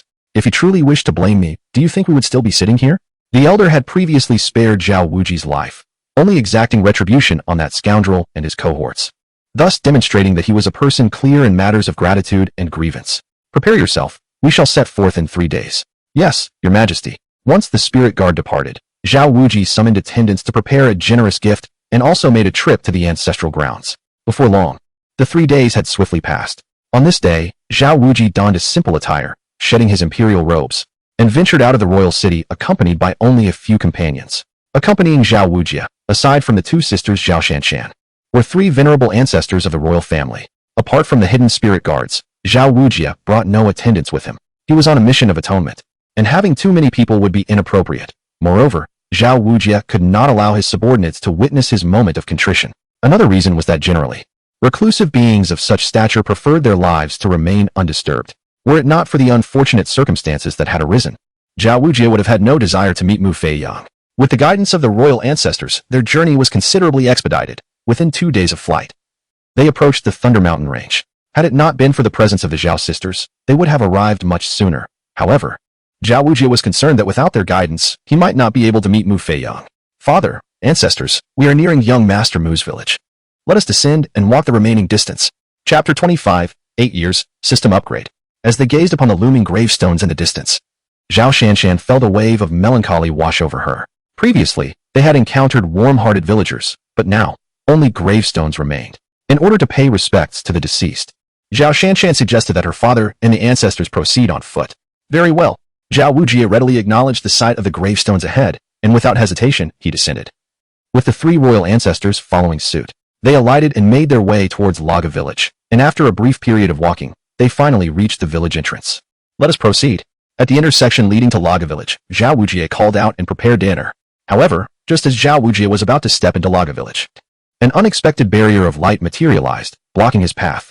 Unaware of this unforeseen circumstance, Zhao Wujia nearly stumbled back, regaining his balance only after a few steps. Father, are you all right? I am fine. It appears this place is sealed by a barrier. It seems that the elder does not wish for us to disturb his serene meditation. Zhao Wujia had merely intended to enter when he was thwarted by the barrier. Had he attempted an attack, the outcome would have been drastically different. Given Zhao Wujia's cultivation level, an assault on the barrier would have resulted in a fatal energy backlash. What shall we do now? Since the elder wishes not to be disturbed, let us express our remorse to the souls of the villagers who perished, and then take our leave. Very well. Consequently, the group knelt in the direction of Laga village, including the 3 venerable ancestors of the royal family, each paying their respects to the graves of the fallen villagers. Suddenly, a deafening roar of thunder resonated through the sky, which darkened at an alarming rate. Subsequently, a torrential downpour ensued, soaking their garments instantly. Yet, despite the deluge, Zhao Wujia and his companions did not hastily depart. They continued to pay their respects at each grave. After approximately half an hour, the group finally left Laga village. Remarkably, as soon as they departed, the rain ceased abruptly. After Zhao Wuji and the others departed, a figure emerged at the entrance of Laga village. Had Zhao Shanshan been present, she would undoubtedly have recognized this figure as Mu Feiyang. The sovereign of a nation could certainly afford to exercise a modicum of restraint. A minor reprimand sufficed for now. Should you ever find yourselves in this place again, I grant you permission to set foot in Laga village, Mu Feiyang murmured to himself before vanishing once more, only to reappear in his own courtyard. He had already discerned Zhao Wuji's identity upon their arrival, having harbored certain reservations about him, which prompted Mu Feiyang to establish a protective barrier around Laga village. The sudden downpour that had just occurred was also orchestrated by Mu Feiyang, aimed at chastising Zhao Wuji while simultaneously gauging his reaction. Should Zhao Wuji choose to depart due to the rain, it would mean that members of the Zhao imperial family would be barred from visiting Laga village in the future. To Mu Feiyang's surprise, despite the torrential rain, Zhao Wuji and his companions remained. Thus, Mu Feiyang held Zhao Wuji in higher regard than he initially thought. Time swiftly passed, and in the blink of an eye, 5 years had elapsed. Laga village remained unchanged, save for the addition of a middle-aged man and a young girl. System, commence today's sign-in. Congratulations to the host for a successful sign-in. The host has accumulated 8 years of sign-ins, resulting in a system upgrade. Mu Feiyang. System, what is the meaning of this? Shouldn't I be the one receiving rewards? Why is it you who has upgraded yourself? Is this not a mockery of my rewards? Surely, You are not out of rewards. Feong initially approached the sign-in with excitement, as today marked a full year of consistent participation. The system's rewards were not only generous, but also had the potential for critical hits. To his dismay, Feong received the heartbreaking news that the system's rewards not only failed to deliver a critical hit but were also unusable by him. The system had inexplicably granted itself an opportunity for an upgrade. Please do not doubt this system. The reason for granting an upgrade opportunity is merely to serve the host better in the future. Only through this upgrade can the system provide even more remarkable rewards to the host. Really? Indeed. This system is completely trustworthy and would never deceive the host. Very well. If that is the case, then proceed with your upgrade. Feong felt helpless. Even if he did not trust the system, nothing could alter the situation. So he acquiesced to the upgrade. Please prepare yourself, as the duration of the system upgrade is uncertain, and during this period, the host will also enter a state of slumber. What the heck? System, are you trying to create chaos? You upgrade as you wish. But why must I fall into slumber? What does that have to do with me? I have never heard of a system like yours. Feong was already feeling quite dejected, and upon hearing the system's statement, he began to suspect that there might be a glitch in its programming. He had never encountered a system upgrade that required the host to enter slumber. Was this not an unnecessary predicament? If Feong were a solitary individual, it might not matter so much, but now he has a daughter to care for. What would happen to her if he were to fall into a deep slumber? His daughter is merely 5 years old. Although she has been remarkably clever since childhood, she is still just a child. The most alarming factor is the unpredictable duration of the system's upgrade. If it were to last for 10 or 8 years, would that not leave his daughter to fend for herself? Host, how can you compare this system to those others? This system is irrevocably bound to you, having become a part of your very being. Naturally, you will succumb to slumber during the upgrade. As for those unscrupulous systems, they merely utilize their hosts as tools. Should a host fail to meet their demands, they would unceremoniously discard or even annihilate them. Is that true? After hearing the system's explanation, Feong found himself somewhat convinced. He had indeed witnessed such scenarios in his earlier years, particularly with those systems that issue tasks. If a host failed to complete their assignments, they would face penalties, and there were even systems that treated their hosts as mere instruments, incessantly demanding this and that. However, the system he was bound to was entirely different. It not only refrained from imposing nonsensical tasks, but also consistently delivered rewards that never disappointed him. At times, when he forgot to check in, the system would kindly remind him, and on occasion, it would even sign him in automatically. This system was undeniably distinct from the others, and according to its assertions, it seemed quite reasonable. Rest assured, this system has no intention of deceiving you, dear host. Chapter 26. Feong prepares for seclusion well. Is there no approximate time frame for your upgrade? What if I fall into a deep slumber and leave my daughter unattended? Rest assured, host. While the exact duration of the system upgrade cannot be determined, it will not be prolonged. Under normal circumstances, it should not exceed 1 year.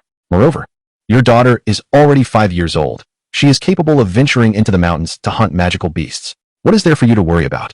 Furthermore, you have numerous animals keeping her company, and there is also a gentleman to oversee her well-being. Daddy, I'm hungry. Just as Feong was about to acquiesce, the door swung open, and a porcelain doll of a girl dashed in, leaping into his embrace. The little girl possessed a round face and a pair of bright, intelligent eyes, her hair styled into 2 high ponytails. Linger is hungry. Can Daddy make something delicious for Linga? Upon seeing his daughter enter, Feong felt compelled to set aside the system's matters and prepare breakfast for her while gently explaining his impending seclusion. He decided to use his retreat as an excuse to entrust his daughter to the care of the gentleman he had previously invited to educate her. All right, Linger replied in a sweet, childish voice, releasing her grip on her father's embrace as he went to the kitchen. As Feong busied himself with breakfast, Mu Qingling left the room and approached a peach tree in the courtyard, gazing up at the plump, red peaches with longing. Peach, Peach, come down quickly. Linger wishes to eat a peach. As the enchanting voice of Mu Qingling resonated, a miraculous scene unfolded. The peaches that hung from the peach tree began to drop one by one, hovering gracefully before her. Upon cursory observation, there appeared to be more than 10. Yet the tree itself showed no signs of depletion. Rather than being surprised, Mu Qingling beamed with delight as she gathered every peach into her arms. She then joyfully hopped back, savoring a large, succulent peach, trailed by a hefty black dog. Little Black, do you long for a peach as well? Upon reaching her doorstep, she glanced back at the black dog, her voice sweet and innocent. Woof, woof. The black dog barked twice, its tail wagging vigorously, as if a glimmer of joy sparkled in its mouth. Hee hee, I shall not share. Mu Qingling held the peach enticingly before the dog, allowing it merely a whiff before turning and retreating into the house, her laughter echoing behind her. Hee hee. Upon her entrance, a sudden chorus of clucking erupted, seemingly mocking the black dog for being tricked. After hearing the sound of the chicken, the dog's face betrayed a flicker of anthropomorphized indignation, leading it to the chicken coop. Woof, woof, woof. Dear hen, Grandpa Black invites you for breakfast. After barking, the black dog turned, presenting its rear to the hen in the coop, and released a faint yellow gas. Cackling, the hen in the coop darted out, leaping towards the already fleeing black dog, creating a chaotic scene in the courtyard as chickens flapped and dogs jumped. Meanwhile, in the dining room, Mu Qingling was savoring the sumptuous breakfast prepared by Mu Feong, blissfully unaware of the commotion outside. Daddy, can we go look for mommy after breakfast? Just as Mu Feong was about to discuss his retreat with his daughter, Mu Qingling paused her meal, lifting her small head to inquire. This was not the first time Mu Qingling had asked. She had begun searching for her mother since she was 3, having been told by her father that everyone is parents. Yet, Mu Feong had consistently provided various excuses to avoid the topic. It had been nearly half a year since she last posed the question, and now, for reasons unknown, she had suddenly resumed her inquiry, leaving Mu Feong feeling a touch of melancholy. Sweetheart, Daddy needs to enter seclusion for a while. After I emerge, I will accompany you to find mommy, alright? Really? Upon hearing her father's agreement to search for her mother, Mu Qingling's face lit up with joy, as Mu Feong had not offered any other excuses this time. Of course, how could a father deceive his precious daughter? However, during Daddy's seclusion, you must listen to your teacher, alright? I will be good. Daddy, hurry and eat. I'll go find the teacher. Alright. Mu Feong rose from the dining hall, intending to find his master to convey certain matters before he secluded himself in meditation. As soon as Mu Feong departed, Mu Qingling's little eyes sparkled with a flicker of joy, as if a delightful thought had crossed her mind, and a faint smile graced her lips. Humph. That silly father of mine actually believes he can deceive Linger. I'm no longer a mere 3-year-old. Once that silly father enters seclusion, I shall venture out to find mother on my own. Mu Qingling murmured to herself before swiftly devouring the breakfast laid before her, seemingly eager for her silly father to hurry into seclusion. Meanwhile, Mu Feong made his way to the other side of the courtyard, where a room housed Mu Qingling's instructor. I pay my respects to the master. The middle-aged man, who had been meditating, immediately knelt upon seeing Mu Feong's entrance and bowed deeply. Rise, Mu Feong commanded. I am about to enter seclusion to break through my cultivation level, though the duration remains uncertain. During my absence, I shall trouble you to look after Linger. Rest assured, Master, I shall take excellent care of the young mistress and ensure no mishaps occur, the middle-aged man replied, his heart racing at the implication. In his understanding, Mu Feong had already attained the celestial venerable realm. Thus, entering seclusion to break through implied that he aimed for a divine level. Despite his astonishment, he promptly assured Mu Feong, recognizing the gravity of the task at hand. Indeed, I shall devote myself entirely to this responsibility. Good, that puts my mind at ease. Mu Feong responded. Mu Feong nodded, reassured by the assurance of the middle-aged man he had brought back from the Xianling realm, a renowned prophet. This middle-aged individual, known as Lu Wenjun, bore a somewhat feminine name and was revered by all in the Xianling realm for his profound knowledge of both celestial and terrestrial matters. In his quest to acquire knowledge for his daughter, Mu Feong had diligently sought information about Lu Wenjun, eventually engaging in a cordial exchange that led to Lu's return. Mu Feong's previous promises to his daughter were never intended as deception. While in the Xianling realm, he had indeed learned of Mu Qinshue's whereabouts. But for reasons unknown, she had suddenly vanished. At that time, Mu Feong's concern for his daughter prevented him from inquiring further. It was only upon hearing his daughter mention her again that he felt compelled to respond affirmatively. Chapter 27. Mu Qingling's Plan. Linger. You must be obedient and listen to your teacher at home. When your father returns from seclusion, I will take you to find your mother, understood? Mu Feong said, holding his daughter Mu Qingling close, feeling a pang of reluctance. Although he believed his daughter would be safe, he acknowledged that she had experienced a degree of solitude over the years. Now, as he prepared to enter a slumber that would last at least a year, her loneliness would only deepen. Nevertheless, Mu Feong had resolved that once the system upgrade was complete, he would undoubtedly bring back Mu Qinshuo, even if it meant forcibly retrieving her from the Xianling realm. Daddy Linger understands. Please go into seclusion quickly. Sir, I entrust my daughter to your care. Mu Feong said as he placed his daughter down and turned to the middle-aged man beside him. Rest assured, my lord, I will take excellent care of the young master. The man replied. Indeed, Mu Feong nodded, gently stroking Mu Qingling's head once more before he proceeded towards his room. He had never engaged in any form of cultivation and lacked a secluded place for meditation. However, he could simply cast a barrier in his room, ensuring that he would not be disturbed. Moreover, by meditating in his chamber, he would still be close to his daughter, providing her with a sense of security to some extent. Upon returning to his room, Mu Feong set up an array outside the door, ensuring that no one could interrupt him. System, it is time to commence the upgrade, he instructed in his mind, hoping for a swift process so that he might be able to accompany his daughter soon. Ding. The system is upgrading to a new version. The host will fall into a deep slumber. Ding. Ding. An unknown anomaly has occurred during the system upgrade, resulting in an uncertain upgrade duration. Before Feong could fully succumb to sleep, the ominous alerts from the system darkened his expression. Yet, before he could utter a word, he completely lost consciousness. Unbeknownst to him, at the very moment he turned to enter his room, a glimmer of brilliance flickered in the depths of Mu Qingling's eyes. After a brief pause, Mu Qingling stealthily approached her father's room, gazing at the closed door. With delicate fingers, she gently touched it. As she had anticipated, a luminous barrier materialized outside Mu Feiyang's room, effectively isolating the entire space. Observing this, Mu Qingling could no longer suppress a grin. Yet she hurriedly covered her mouth with her small hand to stifle her laughter. "Young master, it is time for class," Lu Wenjun announced. Upon hearing his words, Mu Qingling felt a jolt of realization. She had completely overlooked this uncle. With her father in seclusion, if she wished to venture out in search of her mother, she would first have to deal with him. Contemplating how to outmaneuver Lu Wenjun, Mu Qingling nonetheless approached him. It was imperative that the teacher remained oblivious to her intentions. Otherwise, if he became wary, it would be far more challenging to execute her plan. Lu Wenjun sensed a foreboding air, as if some misfortune loomed over him.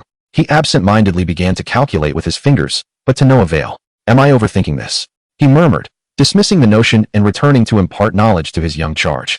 Given his own considerable prowess and the current setting within the true spirit realm, he believed there was no threat to his safety. Moreover, he was on the Master's territory, and thus, the likelihood of any ill fate befalling him here seemed remote. As time gradually passed, the morning classes swiftly came to an end. Just as Lu Wenjun prepared to pack his belongings and return, he was called to a halt by Mu Qingling. "Sir, do you know of anything that could induce a state of unconsciousness?" Mu Qingling inquired, tilting her delicate head towards Lu Wenjun. She had contemplated numerous methods, all of which proved futile. The only viable option was to incapacitate her teacher, for that would provide her the opportunity to sneak away. Yet, she was unaware of which herbs could render a person unconscious, particularly those of formidable potency, as it would not be an easy task to subdue her instructor. "Young master, which aspect are you referring to?" Lu Wenjun responded, bemused. "There exist myriad methods to induce unconsciousness, with the most straightforward being the application of force." However, he was uncertain of Mu Qingling's specific intentions. If it pertains to the use of potions, there are indeed various options available. For instance, in the realm of true spirits, there exists a pill known as the Heavenly Illusion Pill, renowned for its ability to induce unconsciousness. Additionally, certain toxins could also achieve the same effect, such as the 7 Dispatch Pill, the 5 Poisons Pill, and the Blood Concealment Pill, all capable of inducing a state of unconsciousness without being fatal. Moreover, there are some rarer herbs that possess similar properties. I am aware of a particularly potent herb in the realm of true spirits. This herb is colorless and odorless, capable of ensnaring even the most vigilant of beings. However, due to the nature of its growing conditions, no one dares to harvest it in the realm of true spirits. Despite his curiosity regarding Mu Qingling's inquiries, Lu Wenjun shared the information he possessed with her. After all, this knowledge is invaluable. Becoming acquainted with it will undoubtedly benefit Mu Qingling in the future, will it not? What does this herb resemble, and what is its name? Furthermore, where can one find such a herb? While Mu Qingling could not procure the elixirs mentioned by Lu Wenjun, she found herself profoundly intrigued by the herb Lu Wenjun spoke of at the end. "Young master, this is what the herb looks like. It is called the purple blood soul joining flower, and it only flourishes in regions permeated with toxic miasma. However, these herbs are guarded by the 7-poison golden toad, as the purple blood soul joining flower can enhance the abilities of these mystical beasts. Thus, ordinary individuals would hesitate to harvest it. Moreover, such an environment exists solely in the depths of the Thunder Mountain Range, specifically within the abyss of Devil's Soul, a place unfit for human exploration. Sir, I desire roasted fish. Please gather the necessary ingredients while I catch the 7 treasure fish." With a clear objective, Mu Qingling promptly set her plan into motion. But she needed an excuse to venture out, and pursuing the 7 treasure fish provided the perfect rationale. After all, she had previously succeeded in catching them several times, which would not arouse Lu Wenjun's suspicions. Well, very well.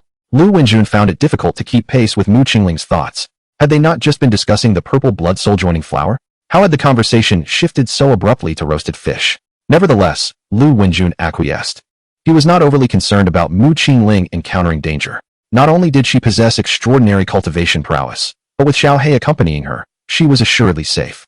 "Xiao He, let's go catch the 7 treasure fish." Chapter 28, The Violet Blood Fusion Flower. Mu Qingling, holding a fishing rod and a bucket, called out to Little Black and skipped joyfully outside. Little Black, lying on the ground, hurriedly followed suit.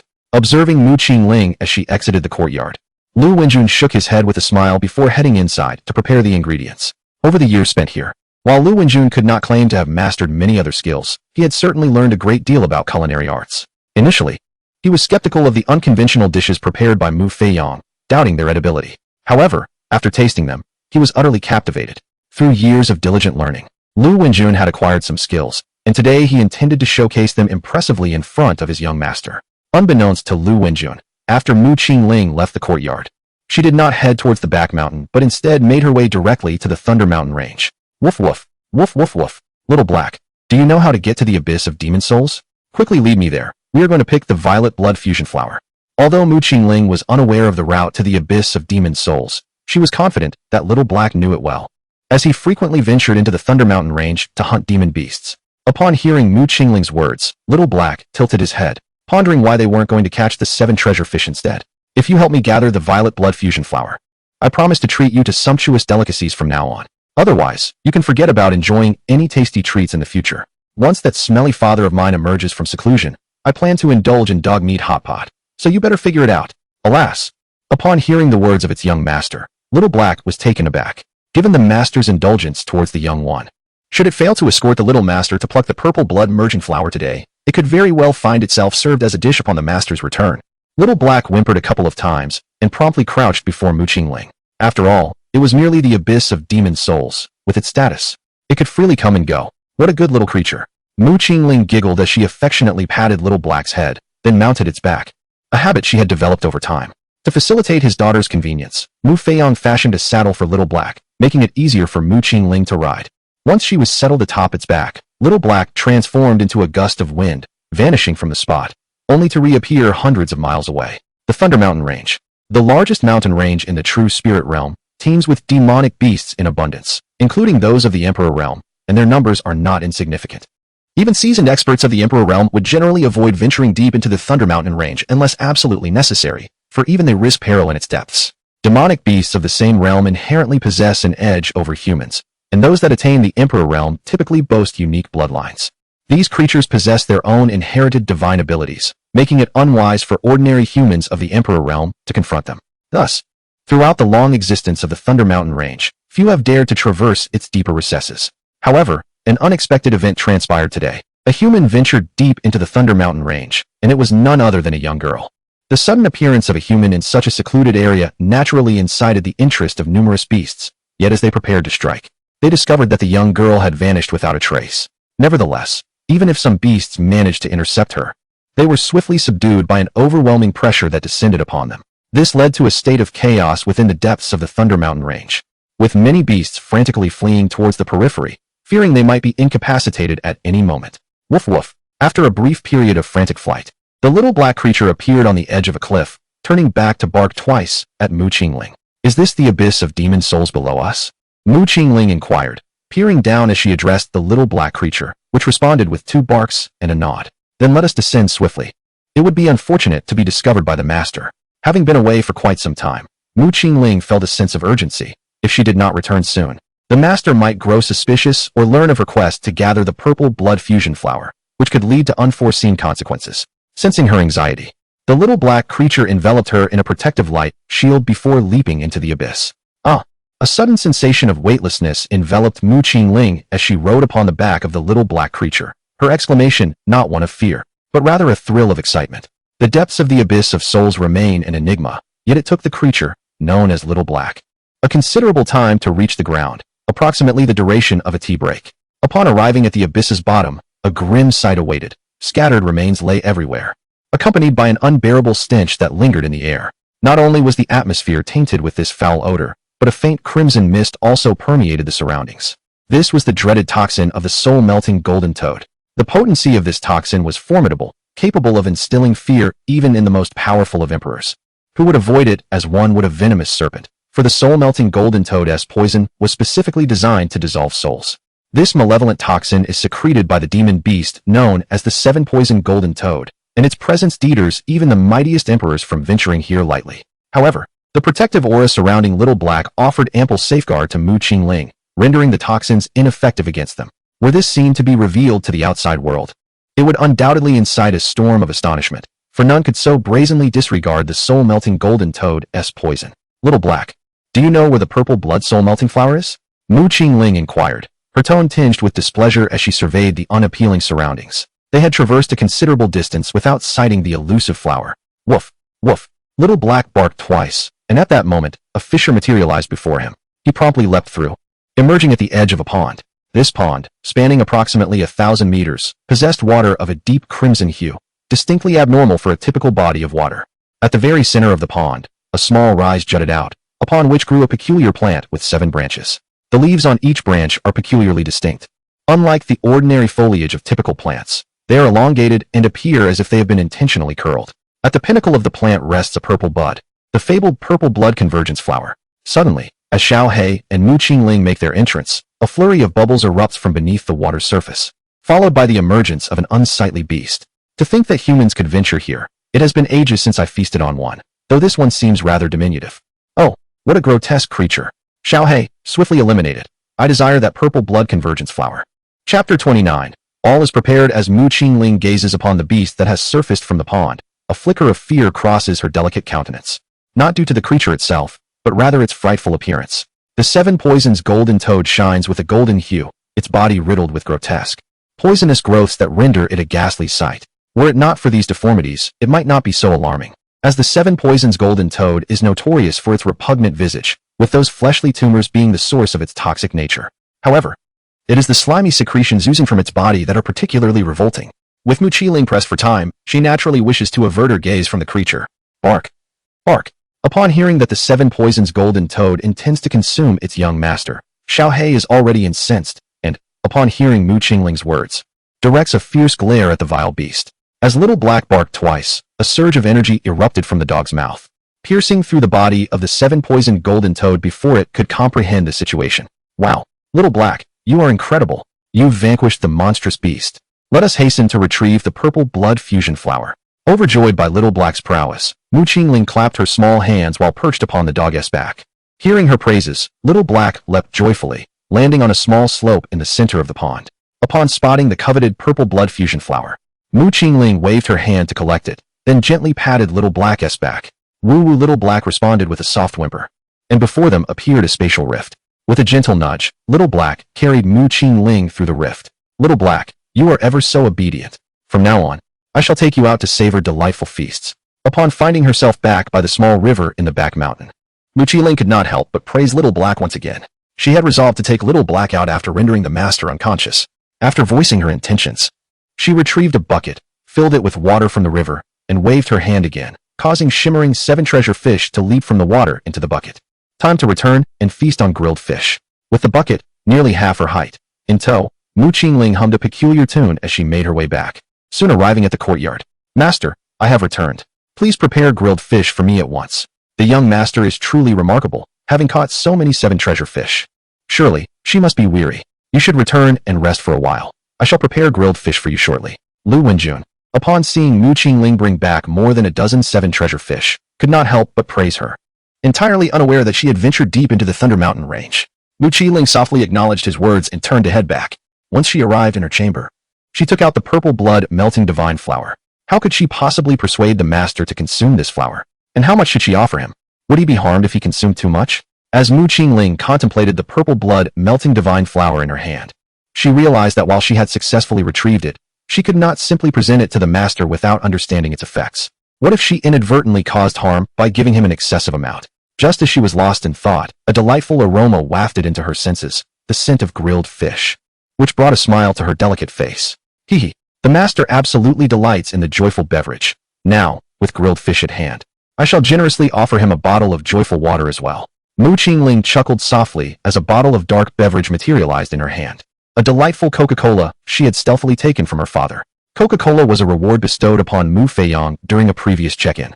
On one occasion while enjoying hot pot, Mu Feong took it out, and to his surprise, Lu Wenjun became utterly captivated after just one sip. However, Mu Feong had only checked in for a modest case, containing merely 12 bottles of Coca-Cola, and on that occasion, 6 bottles were consumed. It remains uncertain whether Mu Feong simply forgot, or if it was by some other circumstance. But the remaining bottles were left in his room and subsequently pilfered entirely by Mu Qingling.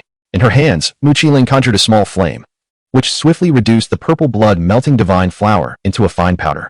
She then opened a bottle of Coca-Cola and added a tiny spoonful of the powder. It seemed rather flavorless. Perhaps another spoonful would suffice. After gently inhaling the aroma of the Coca-Cola, she detected no distinct scent, merely the familiar essence of the beverage. After a moment of contemplation, she decided to add another spoonful of the purple blood melting divine flower powder to the drink. This should be adequate. Having added 2 spoonfuls of the powder, Mu Qingling believed the quantity was sufficient, considering that a third of the powder had been incorporated. She meticulously stored away the remaining powder and tightened the bottle cap, yet paused midway through. No, given the formidable prowess of her master, such a modest amount might not suffice to incapacitate him. It was prudent to err on the side of caution. Suddenly, Mu Qingling recalled that she had previously inquired about her master's cultivation level, which seemed to be of an immortal nature, prompting her to feel a twinge of uncertainty. She once again took out the powder of the purple blood fusion flower. This time, she refrained from using a spoon, instead pouring half of the remaining powder into the mixture. This should work without a hitch. Having completed her preparations, Mu Qingling couldn't help but chuckle with glee at her small face. If Lu Wenjun had witnessed her earlier act of adding the purple blood fusion flower powder, he would surely have been terrified. Although the purple blood fusion flower was merely a spiritual herb, its potency surpassed that of many celestial elixirs. Even a minuscule amount could incapacitate a celestial king. Sir, may I partake in the grilled fish now? Having finished her tasks, Mu Qingling left the courtyard and approached Lu Wenjun. It's just finished grilling. I was about to call the young master. Lu Wenjun replied, pleasantly surprised that she had emerged so soon. Quickly, try the flavor of the 7 treasure fish I prepared. Mu Qingling climbed onto a chair, eagerly grabbing a skewer of grilled fish to savor, all the while praising her teacher's culinary skills. In truth, she found his grilling to be rather mediocre, a far cry from the culinary prowess of her father. Yet, for the sake of her plan, she kept her thoughts to herself. Sir, you should eat as well. All right. Lu Wenjun, who had a fondness for grilled fish, especially since he had prepared it himself today, seated himself to enjoy the meal upon hearing Mu Qingling's encouragement. Alas, it's a pity the master is in seclusion. If only we had a bottle of cola to accompany this, it would be delightful. As Lu Wenjun savored the grilled fish, he seemed to reminisce about the cola he had enjoyed during previous barbecues, letting out an involuntary sigh. Does the gentleman enjoy drinking cola? Indeed, it is the most delightful beverage I have ever tasted. Chapter 30. The plan succeeds. Mu Qingling leaves the village. Sir, I shall confide in you a secret, but you must not disclose it to father. Upon hearing Lu Wenjun's words, a glimmer of excitement flickered in Mu Qingling's eyes, and she whispered into Lu Wenjun's ear. Rest assured, young master, I shall not reveal it to the master. You may speak freely. Lu Wenjun, intrigued by Mu Qingling's words, yearned to uncover the mystery this girl was harboring. Sir, do take a look at this. In her hand, Mu Qingling revealed a bottle of Coca-Cola and, with an air of mystery, addressed Lu Wenjun, it being the very bottle she had previously infused with the essence of the purple blood-merging flower. Cola, young master, you haven't pilfered this from the master, have you? Lu Wenjun, upon noticing the bottle in Mu Qingling's possession, was filled with excitement. However, he recalled that Mu Feong had expressly forbidden Mu Qingling from indulging in cola too frequently. Thus, the appearance of the bottle led Lu Wenjun to suspect that Mu Qingling had indeed stolen it from her master. Otherwise, she would not have acted so mysteriously. Sir, how can you say such a thing? I brought this specifically to honor you, but it seems you do not appreciate it. Perhaps I shall return it to father instead. Mu Qingling feigned sadness, preparing to put the cola away, but before she could do so, Lu Wenjun snatched it from her grasp. Dear young master, please do not be upset. It was my fault for speaking incorrectly. Since this is a gesture of filial piety from you, I cannot possibly refuse your kind intentions. This is, after all, the cola I have longed for, and how could Lu Wenjun possibly return it to Mu Feong? Even if it was obtained through dubious means, it matters little. I did not personally steal it. Moreover, once I have savored it, what difference does it make if the master discovers it? If the gentleman enjoys it, then the cola shall be his. Mu Qingling expressed her reluctance, her gaze fixated on the cola in Lu Wenjun's hand. Observing this, Lu Wenjun swiftly twisted open the bottle cap. Doesn't this cap seem like it has been opened before? Shoo. Sir, I took a tiny sip earlier. Please do not let father know. Mu Qingling's heart skipped a beat. She was surprised that the gentleman had noticed such a detail. She could only respond with a hint of embarrassment. Rest assured, young master, this will remain our little secret, known only to the two of us. Lu Wenjun assured her with a smile. The girl had yearned to drink it for so long, and now that she finally had the chance, her sneaky sip was perfectly understandable. Lu Wenjun then whispered to Mu Qingling before tilting his head back and taking a hearty gulp of the cola. Glug, glug, glug. Ah, how delightful.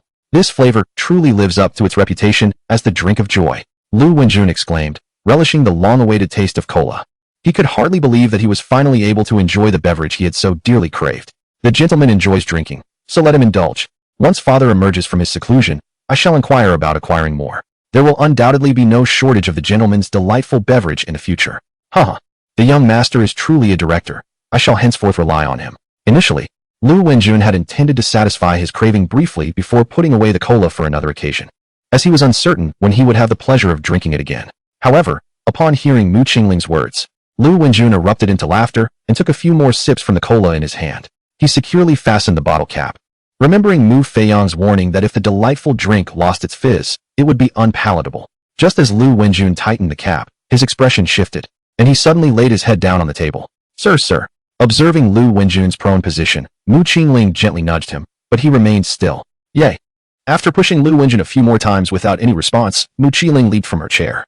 She dashed about the yard, collecting the vegetables and fruits that Mu Feong had previously planted, stowing them away in her spatial ring. Once she had gathered everything, Mu Qingling returned to Lu Wenjun, waved her hand to transport him back to his room, and then tidied away the barbecue grill. Little Black. Woof woof. Woof woof woof.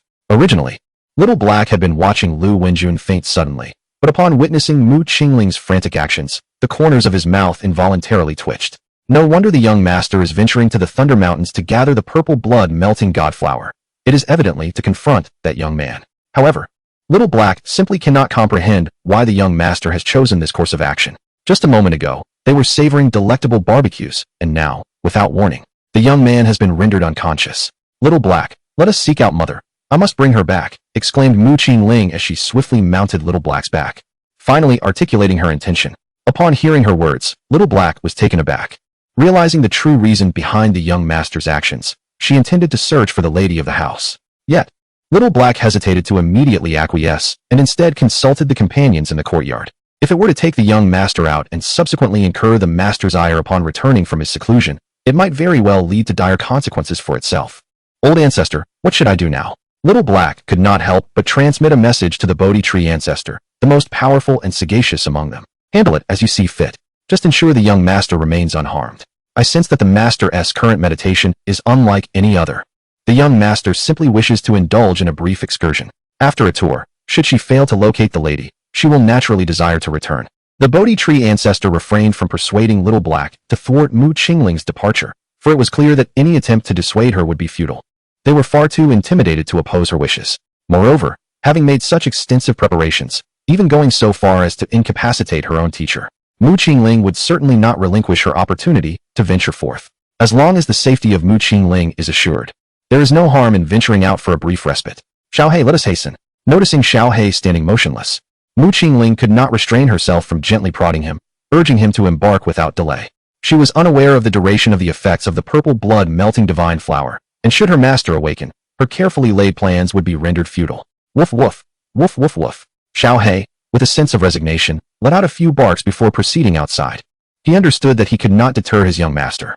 It was far better to trust the words of the Bodhi Tree ancestor. Moreover, should he fail to accompany her, it would be far more troublesome if she decided to venture out on her own. With his presence beside her, he could at least ensure her safety.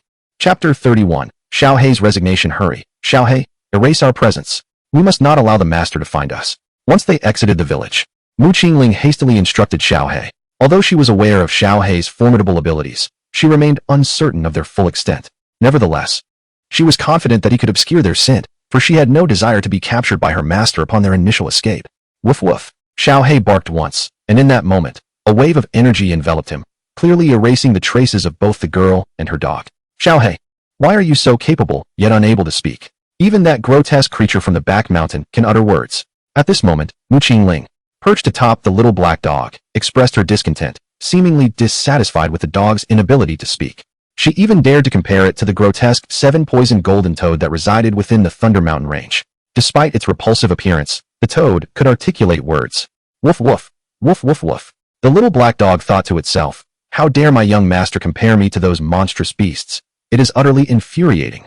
In response to Mu Qingling's remarks, the dog barked twice in protest. It was not that it couldn't speak. Rather, it was Mu Feong who forbade it from doing so, fearing that its voice would frighten the villagers of Laga village. However, the little black dog had not yet realized that all the villagers had long since perished, and it could have spoken freely without consequence. Nevertheless, it was understandable. After all, those were mystical beasts capable of speech. While Little Black was merely a dog raised by its master, even though it possessed remarkable intelligence, its inability to communicate verbally was to be expected. As it was a dog, not a magical creature. Upon hearing the little black dog bark again, Mu Qingling was oblivious to its meaning, only aware that it could comprehend her words. Nevertheless, it seemed that the young girl had an epiphany, murmuring to herself softly. At that moment, the little black dog, having absorbed her words, felt a deep sense of inferiority. My young master, I can speak too. It's just that my master does not allow me to speak in front of others, fearing it would frighten them. Unable to contain its frustration any longer, the little black dog finally spoke directly into Mu Qingling's mind. Oh, was that you speaking just now, little black? The sudden voice that emerged in Mu Qingling's mind did not instill fear within her. Rather, it filled her with joy, for it meant she could engage in conversation with Xiaohe. Upon hearing Mu Qingling's words, Xiaohe abruptly halted, uncertain of how to respond. Had he inadvertently disobeyed his master's command? Indeed, it is I who speaks with you, dear young master, but please refrain from informing the master, or I shall surely face punishment. How delightful! Fear not, Xiaohe, I shall certainly keep this secret from father, Mu Qingling reassured him. Since you possess such incredible abilities, can you transform as well? Of course, I am the soul in existence, and transforming is but a trivial matter. Flattered by Mu Qingling's praise, Xiaohe couldn't help but boast about his true form, having spent far too long in the guise of a dog. He feared that if he did not occasionally remind himself of his true nature, he might forget that he was indeed a Qilin. Then, do hurry and show me. I have never seen what a Qilin looks like, Mu Qingling exclaimed, sliding down from Xiaohe and gazing at him with eager anticipation. Although she had acquired extensive knowledge from her teacher and was familiar with many extraordinary creatures of the world, she had yet to witness one in reality. Hearing Xiaohe's claim only intensified her desire to see the Qilin, thus she awaited his transformation with great excitement. Very well, dear young master, do watch closely. After a moment's contemplation, Xiaohe agreed, recognizing that there were no outsiders present and that a transformation would pose no issue. Upon the conclusion of Xiaohong's words, a radiant glow enveloped him, and the previous form of the large black dog vanished, revealing before Mu Qingling an entirely different visage. With a sheep's head, wolf's hooves, and a rounded crown, standing a towering height of 12 feet, Xiaohong was unlike any ordinary Qilin, for his hue was not a kaleidoscope of colors, but a deep, pure black. Ah, Xiaohong, is this truly your transformed appearance? However, your head has become rather unsightly. It pales in comparison to your previous form. With a thunderous crash, Xiaohong, who had hoped to receive a compliment from his young master, felt his heart sink at Mu Qingling's remark about his unattractive head. The once imposing figure of Xiaohong crumpled to the ground, nearly descending into a state of despair. Xiaohong, what has befallen you? You should revert to your form as the large black dog. This appearance is not only unappealing, but you also seem incapable of standing steadily and risk falling. How shall we find my mother in this state? Witnessing Xiaohong's sudden collapse, the young girl hurriedly approached, her voice tinged with concern. Yet, the words that escaped her lips left Xiaohong utterly bewildered. In his dejection, Xiaohong transformed once more into the large black dog, rising with a hint of gloom. Young master, do you know where to find the matriarch? I do not know. Xiaohong, you are so remarkable. Surely you must have some idea. The young girl merely wished to locate her mother. She had no notion of where to begin. Young master, do you have any inkling of what the matriarch looks like? Xiaohong, feeling somewhat exasperated, contemplated the idea of carrying his young master back home. While his prowess was undeniable, he also realized that he had no clue as to where to seek the matriarch. I do not know either. However, Linger firmly believes that she will surely find her mother. Xiaohe, let us hasten our journey. The young girl, having never encountered her mother, maintains an unwavering faith in her ability to reunite with her. She even encourages herself with a small gesture of motivation, observing the energetic bounds of her little master. Xiaohe can only follow suit, resigned to accompany her on this whimsical adventure.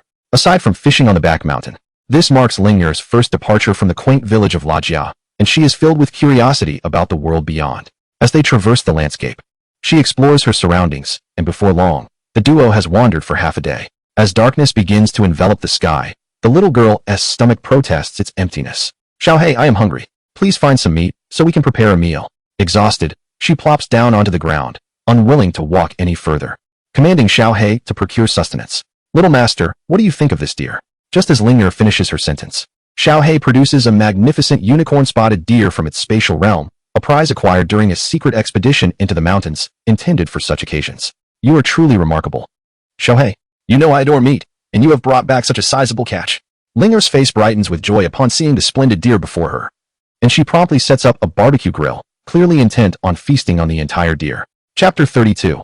Encounter with Zhao Shanshan. While preparing the grill, the little girl suddenly finds herself in a quandary, as she has never dealt with magical beasts and is unsure where to begin. Xiaohe, do you know how to prepare the meat?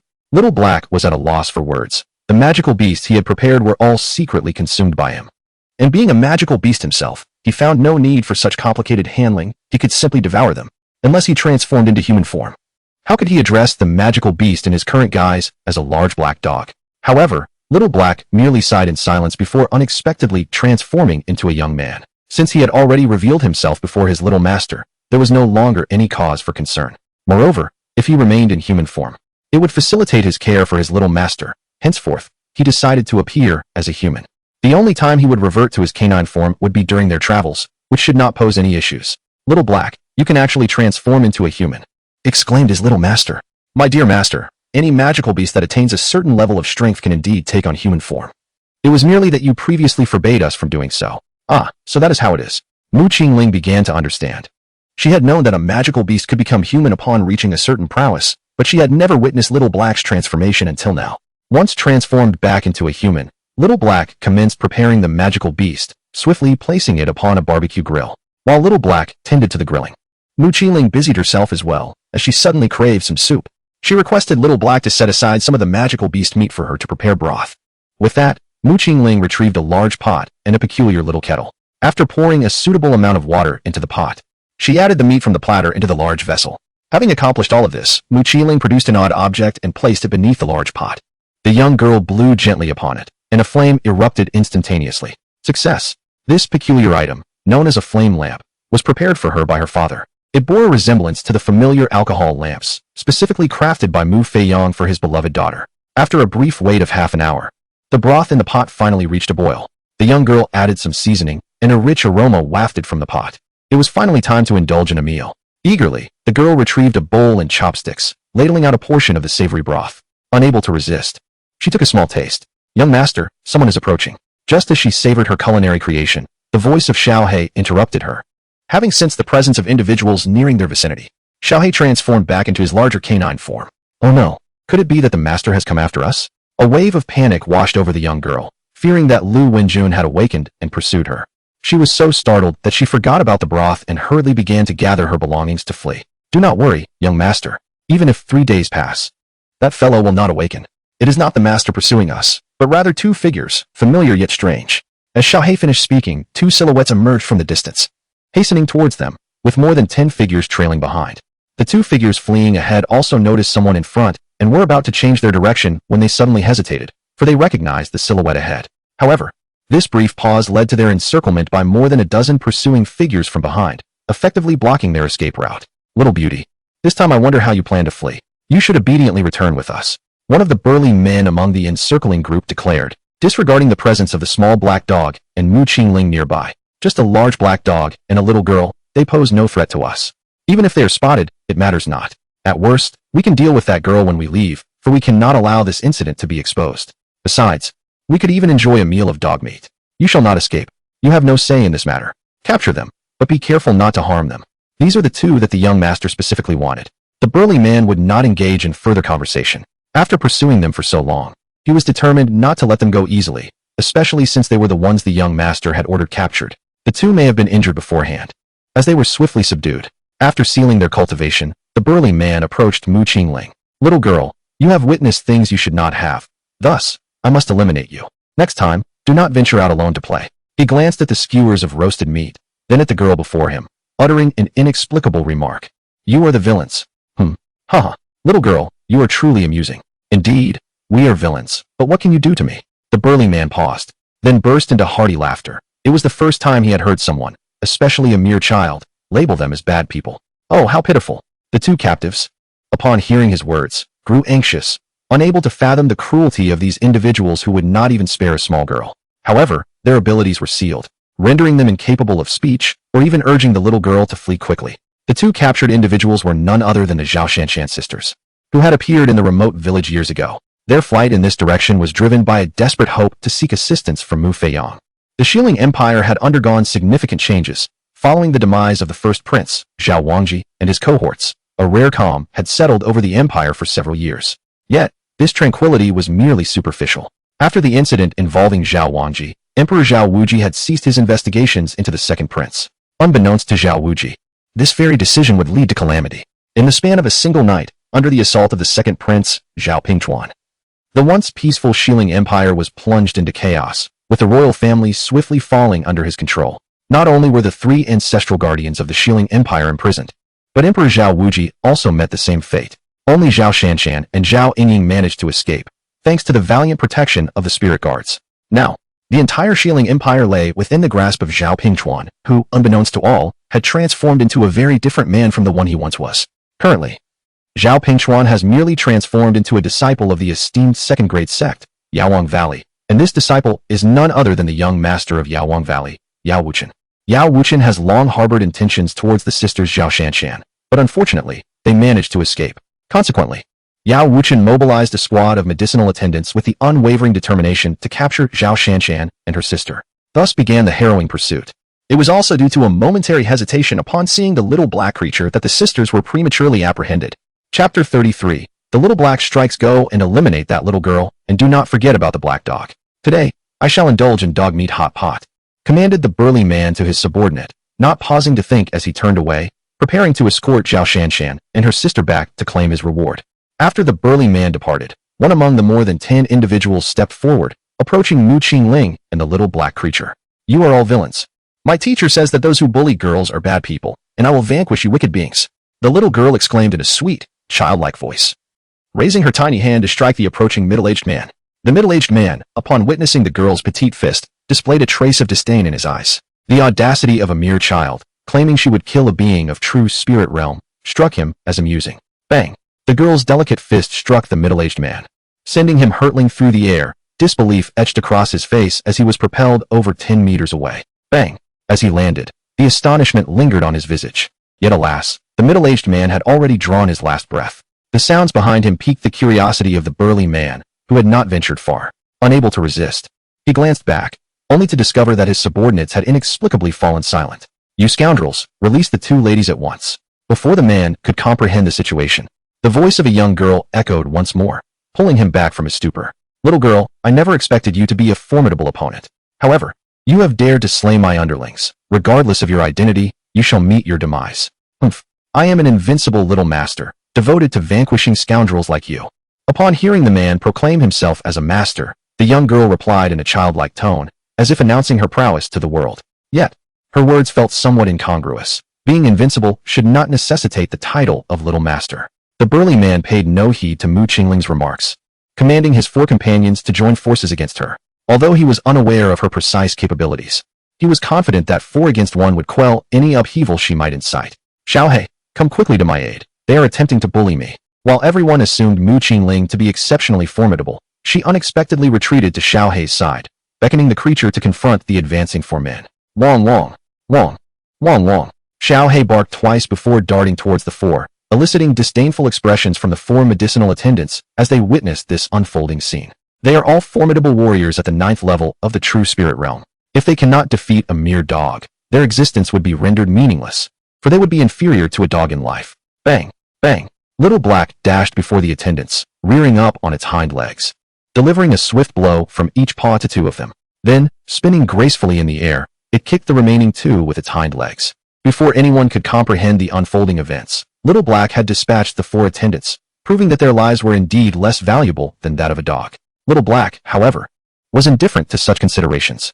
The moment the bearded man declared his intention to feast on dog meat that evening, Little Black had already sentenced them to death. Moreover, the audacity of these individuals to threaten its young master was unforgivable. Consequently, after eliminating the 4, Little Black charged once more at the remaining few. It was only at this juncture that the bearded man regained his senses. Alas, it was too late, had there not been outsiders present.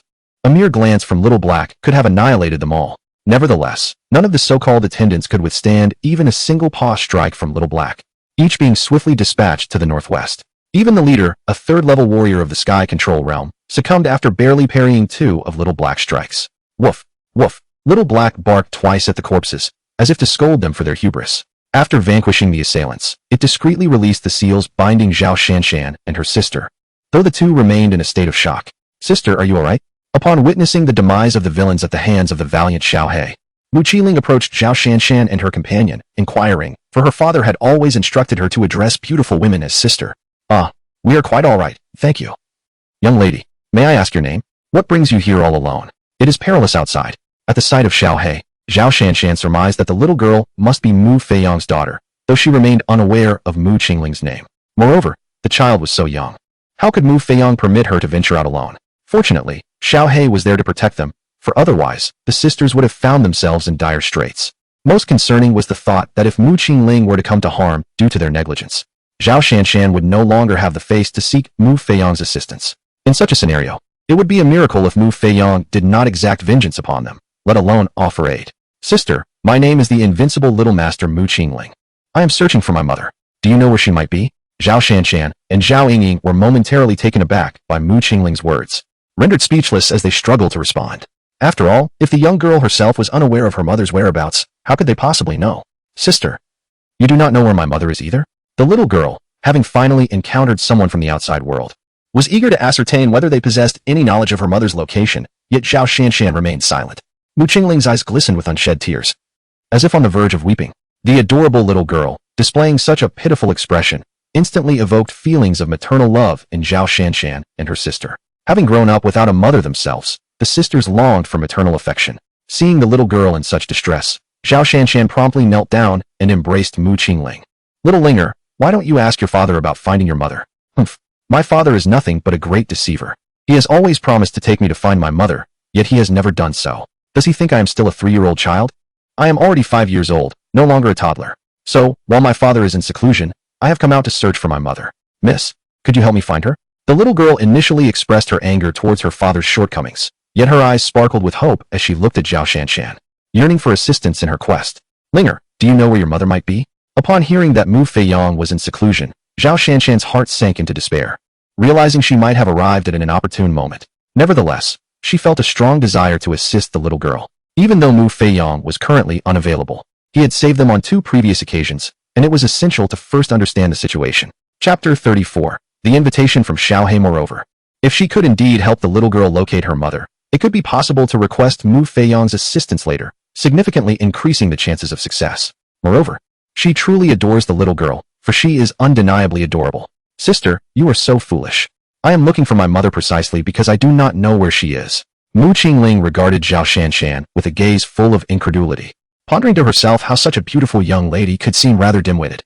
Hadn't her father claimed that the more beautiful a woman is, the more intelligent and cunning she tends to be? Zhao Shanshan, feeling the weight of Mu Qingling's scrutiny, flushed with embarrassment, her cheeks turning a shade of crimson. Linger, do you know your mother's name? Of course. My father says my mother's name is Mu Qianxue. Have you heard of my mother's name, sister? Although Mu Qingling was unaware of her mother's whereabouts or her appearance, she remembered her name quite vividly. Mu Qianxue?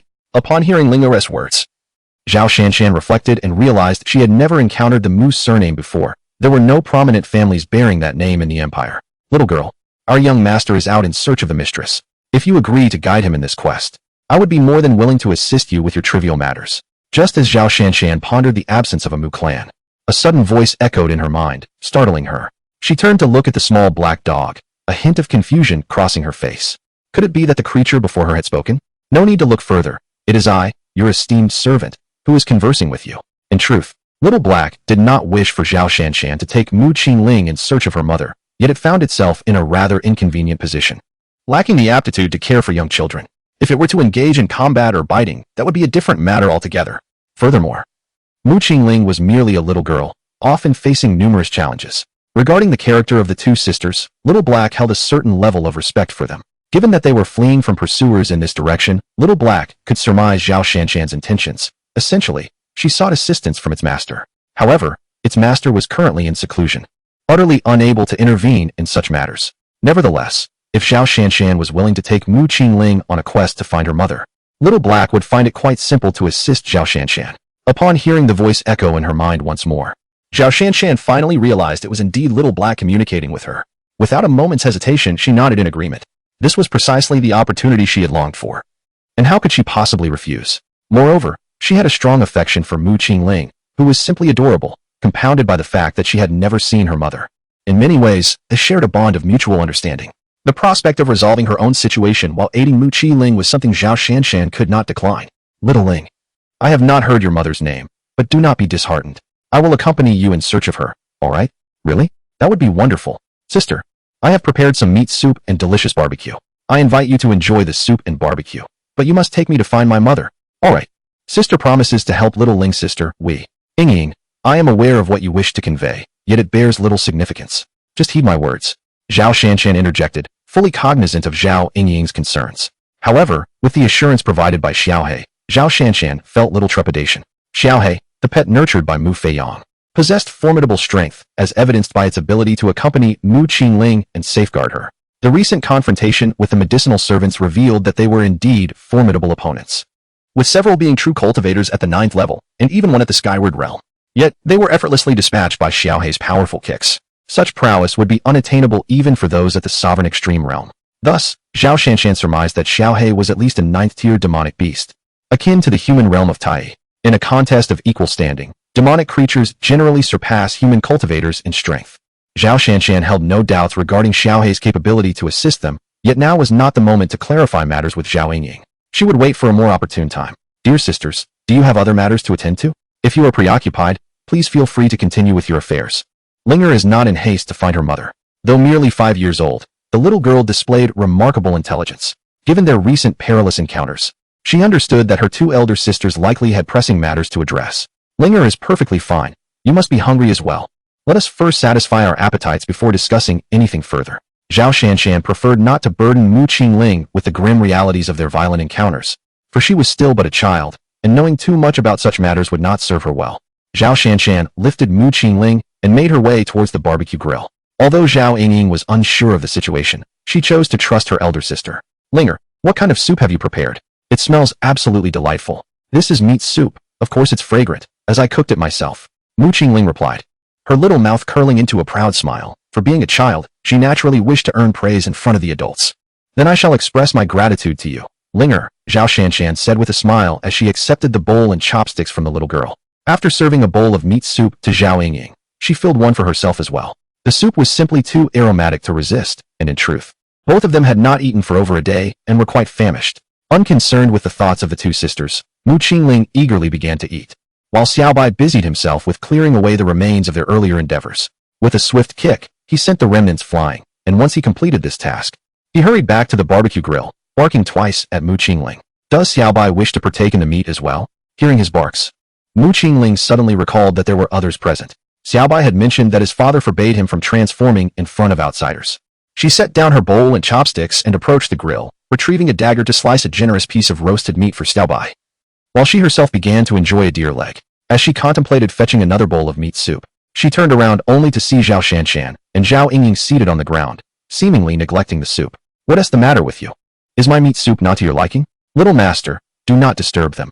Their cultivation is far too insufficient to absorb such immense energy. Just as the young girl pondered this, the voice of the little black creature resonated within her mind, explaining that their current levels of cultivation could not possibly withstand the energy contained within the meat broth. According to the little black creature's perspective, the beasts it had hunted were no ordinary creatures. All were at least of the 8th rank or higher. The spiritual essence embedded within the flesh of these beasts was undeniably potent.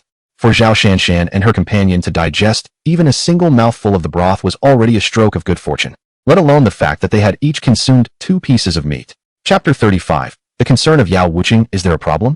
Isn't it merely ordinary meat? Little master, they simply cannot compare to you. You are an unparalleled expert in this realm and, naturally, far superior to them. Indeed. Upon hearing the little black creature's praise, the young girl beamed with pride and proceeded to ignore the 2 who were engrossed in their cultivation, indulging heartily in her meal. Due to her unique physique, the food she consumed was instantaneously broken down, resulting in her having an enormous appetite. A large pot of meat broth and the majority of a barbecue feast found their way into her belly, while the little black creature received only a small portion of grilled meat and some leftover broth.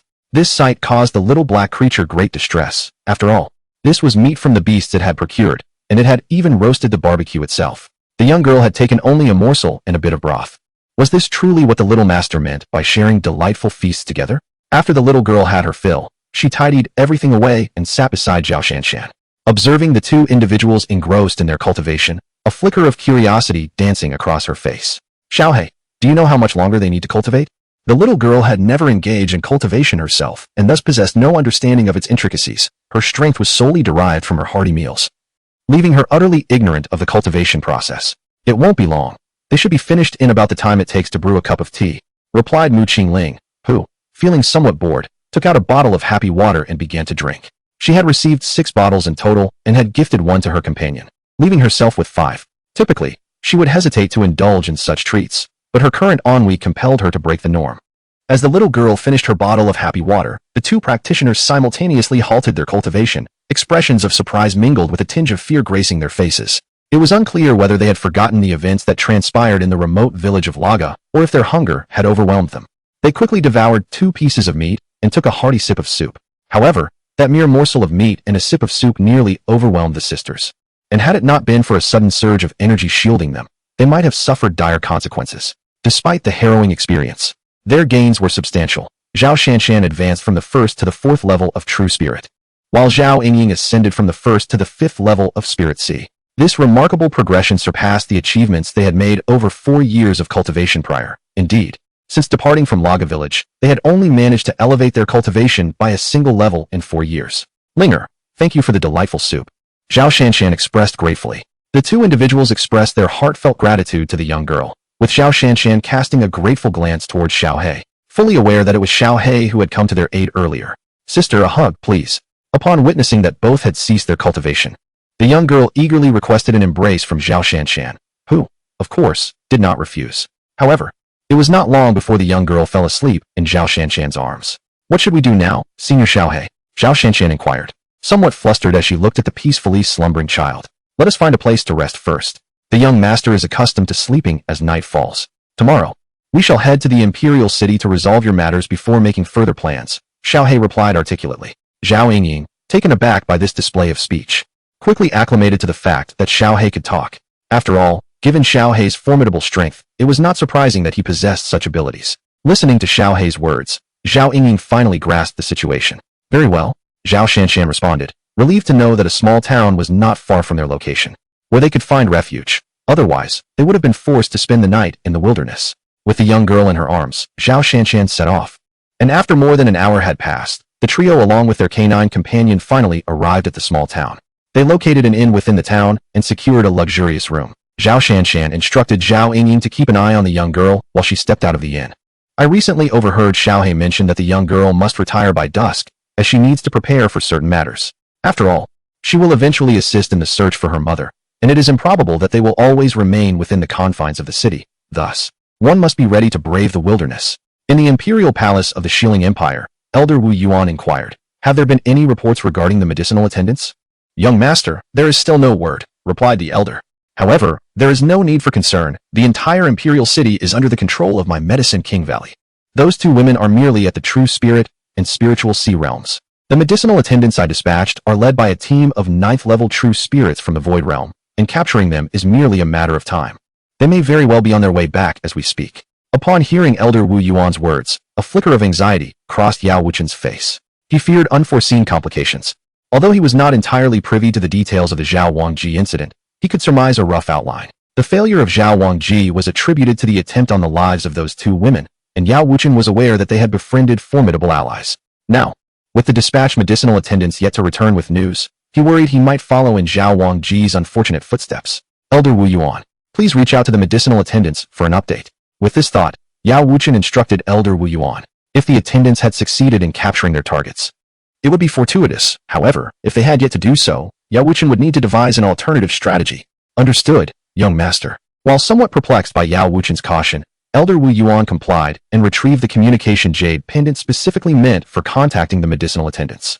However, after waiting for quite some time, Wu Yuan had yet to receive a response from the medicine attendant, and a hint of anxiety crept onto his face. Earlier, he had assured Yu Wuchen that everything was in order, yet now he found himself unable to reach the medicine attendant, which naturally caused him some distress. Although Wu Yuan held the esteemed position of an elder in the Valley of Medicine Kings, any misstep in this matter could lead to repercussions for him. What is the matter? Yao Wuchen inquired, noticing the unnatural expression on Wu Yuan's face. Could something truly have gone awry? Young master, we cannot get in touch with the medicine attendant. What? A jolt of alarm surged through Yao Wuchen as he abruptly rose to his feet and fixed his gaze upon Wu Yuan, mentally berating the elder. He had previously emphasized the significance of the 2 women. It was beyond comprehension that Wu Yuan would treat the matter so lightly. The medicine attendant had been dispatched for quite some time without a trace, and the inability to contact him now surely indicated trouble. Dispatch orders to impose a lockdown on the entire imperial city. No one is to enter or exit. Additionally, notify the sect to send reinforcements, preferably with the elder leading the charge. You needn't be this anxious, Wu Yuan replied, somewhat perplexed. They are merely 2 women. Is such urgency truly warranted? Are you instructing me on how to conduct my affairs? Certainly not. Then hurry and make the necessary arrangements. Yao Wuchen's last words were almost a roar, his frustration with Wu Yuan intensifying. Were it not for the current need for capable hands, he might have contemplated more drastic measures against the elder. Understood, young master. Chapter 36. The fury of Yao Wuchen truly, a case of being more hindrance than help. Observing the departing Wu Yuan, Yao Wuchen expressed his frustration, lamenting the lack of potential in his subordinate. With that, he swiftly exited the hall of the emperor. In the royal palace's dungeon, Zhao Wuji, I offer you one final opportunity to submit to me, the king of medicine. Otherwise, I shall eradicate every last descendant of the Zhao clan. Although Yao Wuchen held dominion over the entire imperial city, the vastness of the Shilling Empire, coupled with the numerous feudal lords scattered throughout its territories, posed a significant challenge. Were Yao Wuchen a scion of the Zhao royal lineage, even if he had usurped the throne through patricide, the feudal lords might refrain from rebellion as long as the ancient ancestors of the Zhao family remained silent. However, Yao Wuchen is not of Zhao descent. Should this truth be unveiled, the feudal lords would undoubtedly rise in revolt, likely seeking to establish their own rule. While the king of medicine possesses formidable allies capable of subduing these lords, such an upheaval would plunge the entire Shilling Empire into chaos, inviting opportunistic incursions from neighboring realms. Regardless of the outcome, none are favorable in Yao Wuchen's eyes. Had it not been for his desire to see Zhao Wuji yield, he would have already eliminated him without hesitation. You shall not succeed, Yao Wuchen. Even in death, I will not submit to you. What if you control the imperial city? Once the feudal lords learn of your true lineage, do you truly believe that your king of medicine can maintain its grip on the throne? Is that so? I have long yearned for Zhao Shanshan and Zhao Yingying. Just now, my attendant has conveyed the news that they have been captured. You speak of the sensation one might experience while toying with the two before the entirety of the Zhao clan. A curious contemplation indeed. Furthermore, after indulging in my whims, I would hand them over to the medic, and one must wonder how long they could endure such a fate. For many years, Yao Wuchen has lurked within the palace, well aware that Zhao Wuji's affections do not lie with any particular prince, but rather with the 2 princesses, Zhao Shanshan and Zhao Yingying. Otherwise, Zhao Wuji would not have gone to such lengths to ensure their escape at the peril of his own guards. Thus, using Zhao Shanshan and her companion as leverage against Zhao Wuji is certainly a prudent strategy. Yao Wuchen, your faction shall undoubtedly meet a grim fate. Indeed. Upon hearing Yao Wuchen's words, Zhao Wuji's face flushed with rage, wishing fervently to consume Yao Wuchen whole. Alas, he has been rendered powerless by the ancient seals of the Yao Wang Valley. Ah, Zhao Wuji, you need not trouble yourself with this matter. Should you decline my proposition, by the time they are returned, it will be too late, even if you consent. I assure you, if you and your 4 companions submit to the Yao Wang Valley and allow us to forge a master-servant contract, then proclaim to the world your abdication of the throne in my favor, I promise no harm shall befall a single member of the Zhao clan. I grant you but a short interval to ponder your decision. In truth, Yao Wuchen finds himself in a position of desperation. Had that old fool Wu Yin valued the situation more, he would not have been forced into such a dilemma. Presently, the only recourse is to subjugate Zhao Wuji and his companions, thereby securing leverage even if Zhao Shanshan and her friend are rescued. Moreover, should Zhao Wuji relinquish the throne to me, I would be afforded the legitimacy to undertake many endeavors. At this moment, Zhao Wuji could only fixate on Yao Wuchen, regretting his momentary lapse in vigilance for not allowing the spirit guards to continue their investigation. If he had, the current predicament might have been averted. However, it was too late for regrets. He understood that if he were to reject Yao Wuchen's proposal, the latter would undoubtedly follow through on his threats. Zhao Wuji, a cup of tea has passed. Have you made up your mind? How can you expect me to trust your words? If I yield to you and the Yao Wang Valley, what assurance do I have that you will not renege on your promise? Rest assured, as long as you 4 permit me to establish a contract, I swear by the heavenly Tao that I will not harm any member of the Zhao clan. Yao Wuchen felt a surge of joy. Zhao Wuji had ultimately acquiesced to his demands, and he began to envision a future filled with possibilities. As for the assurance of sparing the Zhao clan, it was merely a jest. While he could refrain from violence himself, he could not control the actions of others. I must first see my 2 daughters. I will not submit to you until I am certain of their safety. You. Yao Wuchen was momentarily speechless, thinking, what do you expect to see? If he had captured those 2, would he even need to threaten you, Zhao Wuji? Yet, he could not voice this thought openly. Zhao Wuji, I have promised to swear by the heavenly Tao. Do you still not believe me? Ha ha ha. Yao Wuchen, you have not captured my daughters. Have you? If you had, I would only wish to see them. Why do you refuse? Zhao Wuji, as the sovereign of the Shilling Empire, is inherently a cunning and shrewd individual. Previously, He was merely overly concerned about Zhao Shanshan and her companion. However, upon observing the demeanor of Yao Wuchen, Zhao Wuji surmised that he had undoubtedly failed to capture his daughter. After all, he was only seeking confirmation of their safety, and Yao Wuchen should not have rebuffed him. The only plausible explanation was that Yao Wuchen had not seized his daughter at all, as long as his daughter remained uncaptured. Even if they were unable to summon a senior to rescue them, the situation would not be dire. Moreover, should they manage to escape, word of these events would inevitably reach the ears of the feudal lords. Regardless of their intentions, Yao Wuchen would certainly face dire consequences. Suddenly, Yao Wuchen struck, sending Zhao Wuji flying with a single palm strike. The sealed Zhao Wuji immediately coughed up blood. Yao Wuchen, if you possess the ability, then kill me. Zhao Wuji paid no heed to his injuries. Instead, he regarded the furious Yao Wuchen, further solidifying his suspicions. Yao Wuchen had not captured his daughters. He was merely attempting to deceive him. Fortunately, he had not acquiesced to Yao Wuchen's demands. Do not rejoice too soon, for capturing them is merely a matter of time. There will come a day when you will find yourself kneeling, beseeching me, Zhao Wuji retorted. After uttering this, Yao Wuchen departed. With Zhao Wuji's approach proving futile, he would now have to rely on the sect. Meanwhile, on the other side, Wu Yuan, following Yao Wuchen's orders, had enforced a lockdown of the entire imperial city and was relaying Yao Wuchen's words back to Yawang Valley. Upon receiving the communique, the esteemed leader of Yawang Valley, Yao Tianxing, sensed that a significant event had transpired and hastened to meet with the venerable ancestors of the valley. Although Yawang Valley remained a second-tier sect, it distinguished itself among the top 3 of the 10 second-tier sects due to its primary focus on alchemy. Not only was it the wealthiest sect, but it also produced 80% of the medicinal pills within the realm of the Shilling Empire. Furthermore, Yawang Valley boasted numerous connections, as virtually every sect, large or small, within the Shilling Empire owed a debt of gratitude to the valley. This was largely due to the fact that only the alchemists of Yawang Valley possessed the capability to refine many of the advanced medicinal pills, naturally attracting numerous powerful figures seeking their expertise. In total, there were 9 ancestors within Yawang Valley, all formidable beings at the Tai realm. Previously, 3 had been dispatched to aid Yao Wuchen in seizing the imperial city. Now, 6 ancestors remained within the valley. After conveying Yao Wuchen's words to these ancestors, Yao Tianxing resolved to send an additional 5 ancestors, retaining only 1 to oversee the sect, for no other sect within the Shilling Empire would dare to provoke trouble at Yawang Valley. Thus, the 5 ancestors, accompanied by 1,000 disciples, set off under the cover of night towards the imperial city of the Shilling Empire.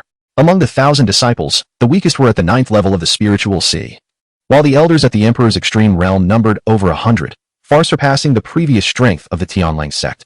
This represented nearly the entirety of Yawang Valley's might. It was not until the dawn of the following day that the ancestors and disciples of Yawang Valley arrived at the imperial city. Upon reuniting with Yao Wuchen, they finally grasped the gravity of the situation. Esteemed ancestor, is there any way to forcibly enslave Zhao Wuji and the others? Yao Wuchen inquired hopefully of the most powerful elder of their sect. If feasible, he believed that enslaving Zhao Wuji would provide a greater sense of security. No, the elder replied. Forcing a strong individual into servitude would only render them a madman, of no utility to us whatsoever. In truth, you need not be overly concerned. Given the connections of our Yawang Valley, even if those 2 summon formidable allies, they are likely to extend us some courtesy. At worst, we might only suffer a loss of certain benefits. Very well. Upon hearing his ancestors' words, Yao Wuchen felt a slight sense of relief. After leaving the celestial prison the previous day, he had dispatched 3 teams of medicinal attendants in hopes of retrieving those 2 individuals. At the Tongfu Inn in Lianyang City, a young maid emerged from her slumber in a luxurious double room. Linger, you're awake. I've already prepared your wash water. Please freshen up, and then we shall descend for breakfast, shall we? The young maid had enjoyed a restful sleep the previous night. Yet Zhao Shanshan and her sister found themselves unable to rest, even lacking the motivation to meditate and cultivate. They arose early, keeping vigil by the young maid's side, hesitant to disturb her. All right. The young maid, unfazed, proceeded to wash up, and then followed Zhao Shanshan and her sister out of the room. Waiter, please bring us the items we ordered. Zhao Shanshan instructed as the 3 of them, along with a dog, settled down at their table. She had already placed their breakfast order earlier. Certainly, esteemed guest, please hold on for a moment. I shall bring your order forthwith. Although the innkeeper found it peculiar that a dog could be seated at the table, he paid no mind, for Zhao Shanshan had generously provided ample silver. At worst, he could simply discard the dishes once they had finished dining, which would bear no consequence. In a short while, the innkeeper presented plate after plate of breakfast. Since Zhao Shanshan was unaware of Mu Qiling as preferences, she ordered a selection of the inn's signature dishes. Wow, are all these for us? So much meat. The little girl had never tasted food from outside, and had never seen such an array of dishes. They appeared utterly delectable. Linger, all of this is ordered by me. I wasn't sure what you would like, so I ordered a bit of everything. Do try it and see how it tastes. Sister, you are so kind.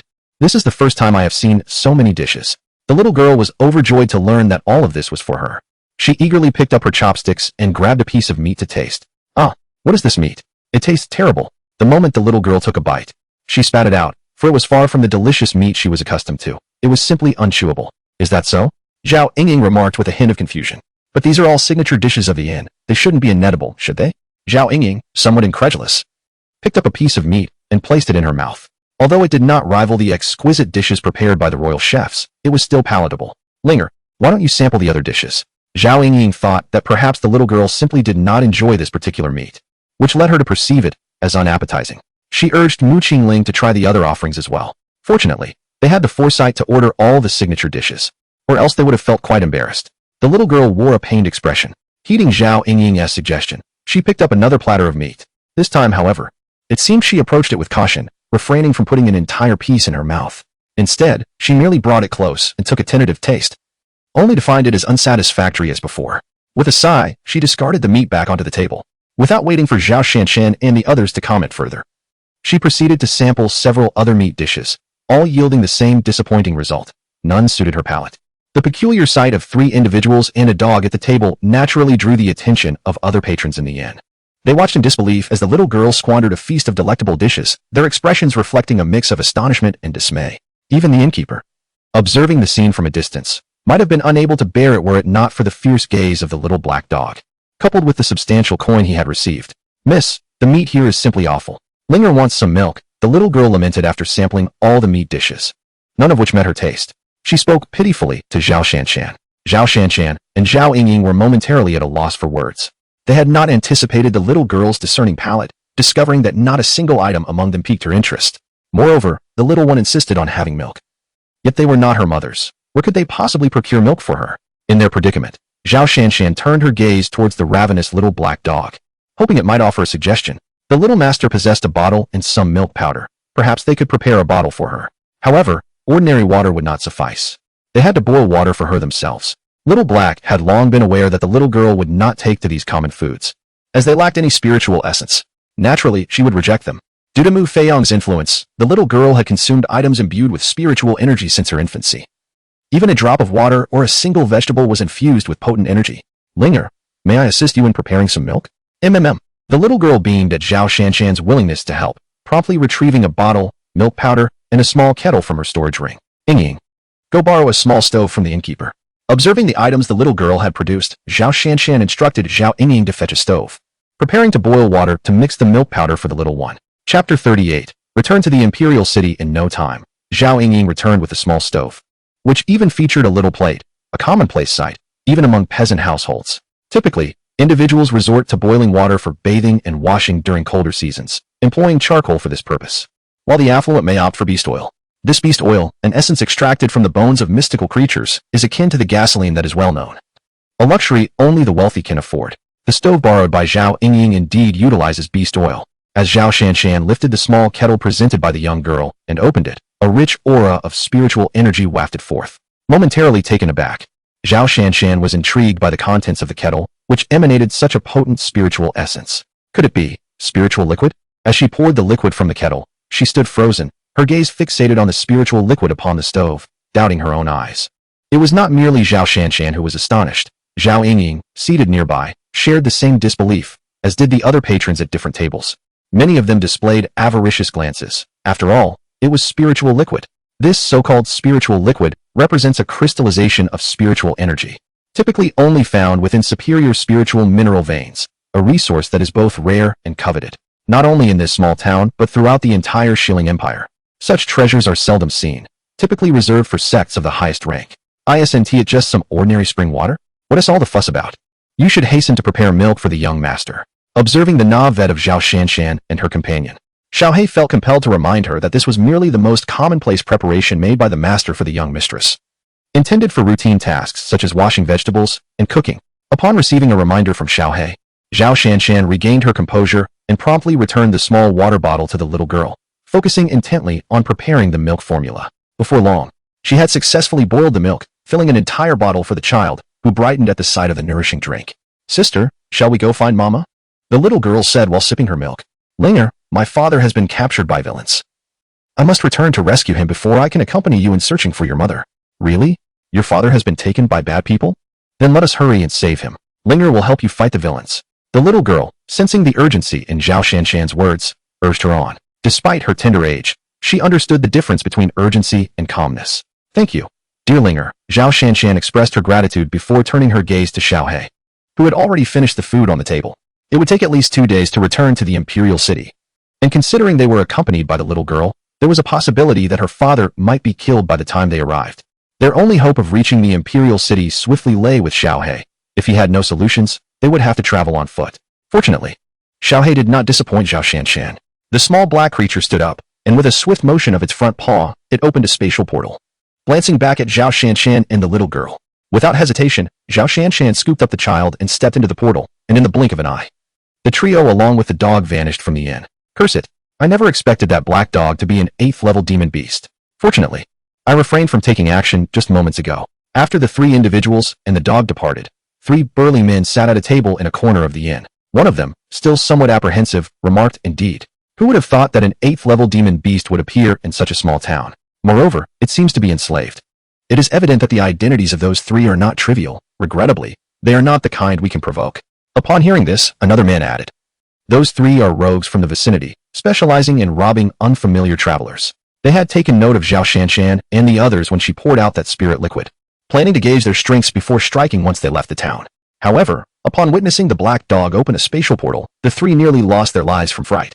At the eastern gate of the imperial city of the Shilling Empire, a spatial portal suddenly materialized not far from the gate, from which emerged the 3 individuals and the dog, Zhao Shanshan and her companions. "Senior, shall we proceed in this manner?" Zhao Shanshan asked, her heart a whirlwind of emotions as she gazed at the towering city gate.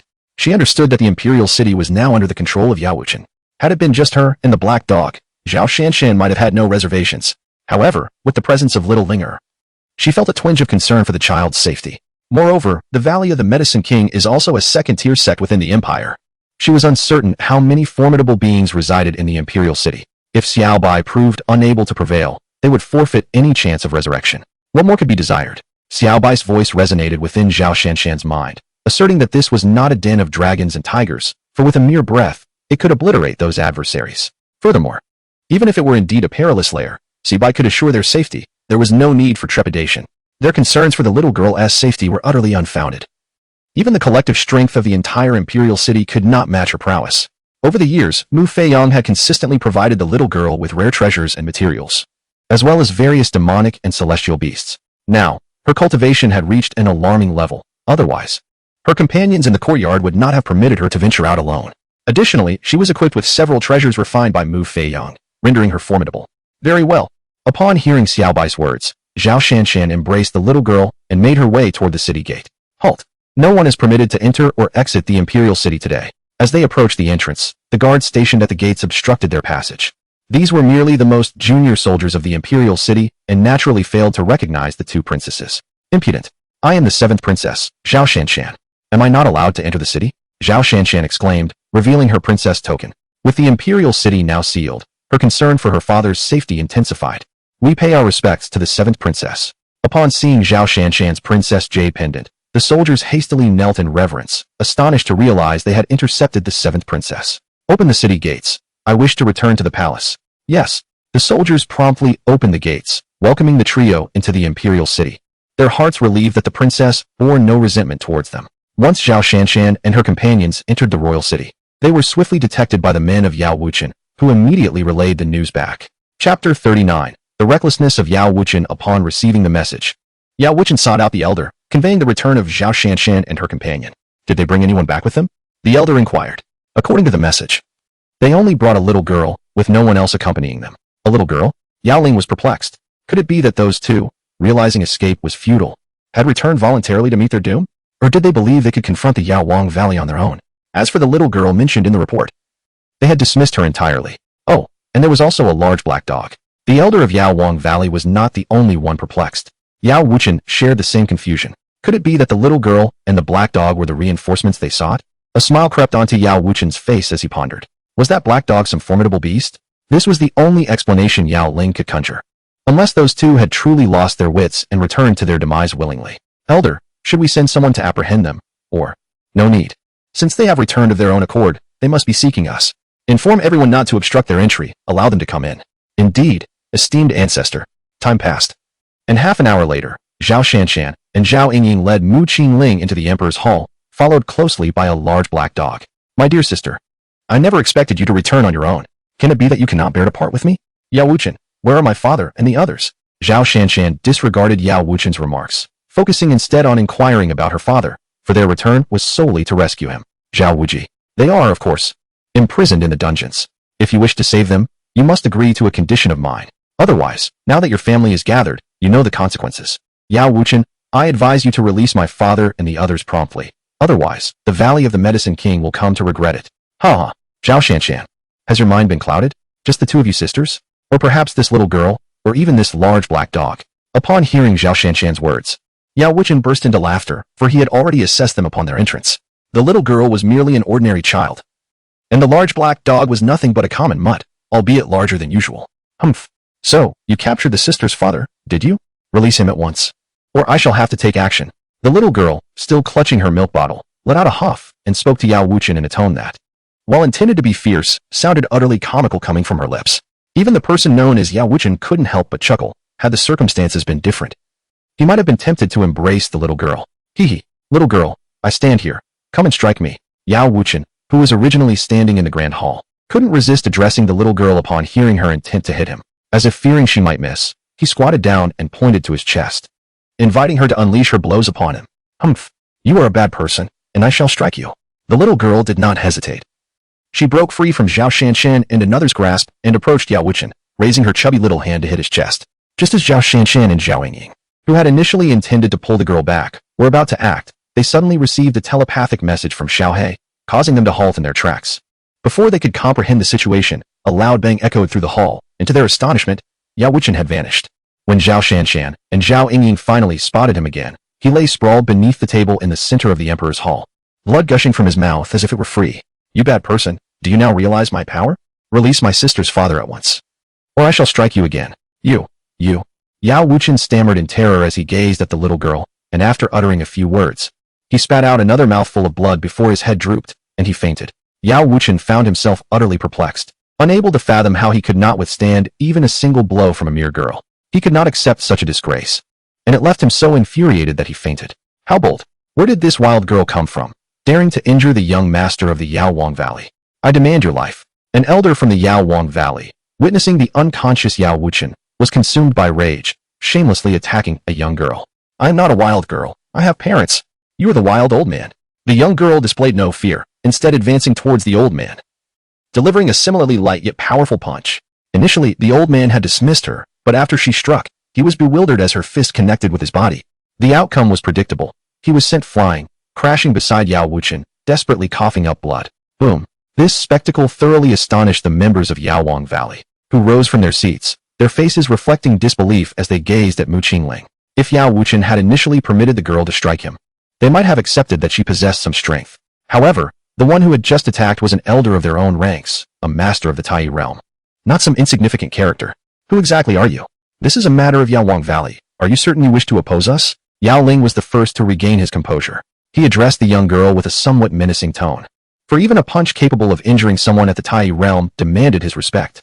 Listen carefully. I am Mu Qingling, the unrivaled little master of the world. Release the lady's father at once, or I shall be compelled to strike you. Yao Ling. The crowd. What on earth was this? They had never heard of the so-called unrivaled little master Mu Qingling and were utterly bewildered by the girl's proclamation.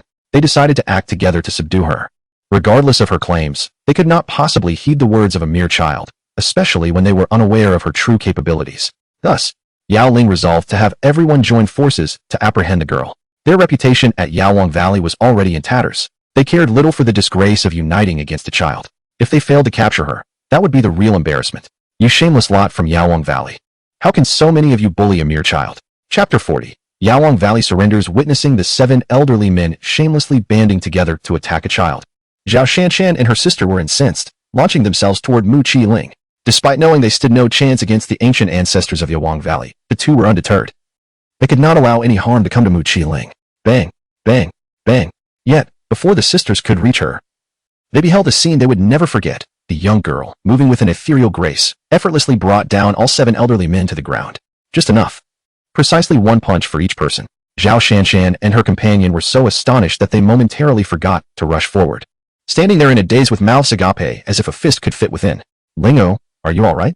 It was Zhao Shanshan who first regained her composure. Hastily kneeling beside Mu Qingling to anxiously check if the little girl had sustained any injuries. Rest assured, my dear sister, I am an invincible little master. How could anything possibly harm me? Indeed, Linger is the invincible little master, the most formidable of all. Zhao Yingying quickly joined, lifting the little girl in a warm embrace and showering her with compliments, which delighted the young one immensely. You old villains, release my sister's father at once, or my tiny fist will come after you. Upon seeing the elderly figures rise, the little girl raised her chubby hand in a playful threat. This declaration caused the ears of Yao Ling and the others to twitch in disbelief. Having lived for centuries, they found themselves threatened by a mere child. And they dared not respond. The fear that this little monster might truly strike them made them reconsider their perception of Mu Qingling. How could a child possess such extraordinary prowess? She was nothing short of a little monster. As powerful beings of the Tai realm, they could not withstand even a single punch from her. Had they not experienced it firsthand, they would never have believed such an occurrence possible. Young senior, I shall release her father at once. I kindly ask you to wait a moment. At present, Yao Ling harbored little inclination for conflict. Merely preserving his own life was already a notable achievement. How could he dare to oppose Mu Qingling when such a young girl exhibited such formidable prowess? If her family were to be provoked, it would spell doom for the Yaowang Valley. Wang Jun, please bring Zhao Wuji and the others here. Yao Ling instructed another individual to fetch Zhao Wuji. He refrained from approaching entirely, fearing that if the young girl mistakenly believed they were fleeing, she might retaliate with a punch, which would be troublesome. The person summoned by Yao Ling said nothing and promptly departed, understanding that when the strongest elder of Yaowang Valley had spoken, compliance was necessary. As for the schemes of Yaowang Valley, they had long since been forgotten. Thank you, Linga. With the prospect of soon reuniting with her father, Zhao Shanshan's eyes glistened with tears as she expressed her gratitude to the young girl. Were it not for Mu Qingling, they would not only have been captured but also reduced to playthings for Yao Wuchen. The Zhao royal family owed an immense debt to Mu Qingling and her daughter. Zhao Shanshan silently vowed that once this matter was resolved, she would traverse the entirety of the true spirit realm to assist Mu Qingling in locating her mother. Don't cry, big sister. Father says that children who cry are not good. Noticing Zhao Shanshan's reddened eyes, Mu Qingling gently caressed her face and said, prompting an immediate smile from Zhao Shanshan. She was simply too adorable. Sister, do not weep. Your tears are of joy. The three of them engaged in cheerful conversation, while the elderly members of Yaowang Valley stood awkwardly with their heads bowed, utterly at a loss for words. In silence, they could only hope that the young girl would allow them to leave after she released Zhao Wuji and the others, for they wished to be anywhere but there. Fortunately, it was not long before Wang Jun returned, accompanied by Zhao Wuji and others, all of whom were prominent members of the royal family. Father, Zhao Shanshan exclaimed, rushing to support Zhao Wuji, whose condition was far from stable. His innate abilities had been sealed, and after enduring the torment inflicted by Yao Wuchan, he had sustained injuries. Had he not persisted, he might have already succumbed. Shaner Inger, are you unharmed? Father, we are well, thanks to Linger's assistance. Otherwise, we too would have been captured. We have returned to rescue you, they replied. Rescue us? Were you not brought back? Zhao Wuji was momentarily taken aback, utterly bewildered by the situation, as Wang Jun had merely escorted them out without explaining the circumstances. It was a matter too embarrassing to disclose. How could he admit that they had been bested by a mere child? Father, allow me to explain. Zhao Shanshan began recounting the events following their escape, detailing how the young girl had recently bested the ancestor of Yaowang Valley. The royal family members listened in astonishment, as if hearing a fantastical tale, utterly confounded by Zhao Shanshan's revelation. Had it not been for the sight of the Yaowang Valley ancestors standing like chastened children awaiting punishment, they might have believed Zhao Shanshan had lost her senses. We are profoundly grateful for the young elder's life-saving grace. Thank you, esteemed junior, for your life-saving grace. Zhao Wujia, true to his imperial lineage, swiftly regained his composure from the shock and performed a grand bow towards Mu Qingling. The other royal members also came to their senses and followed suit.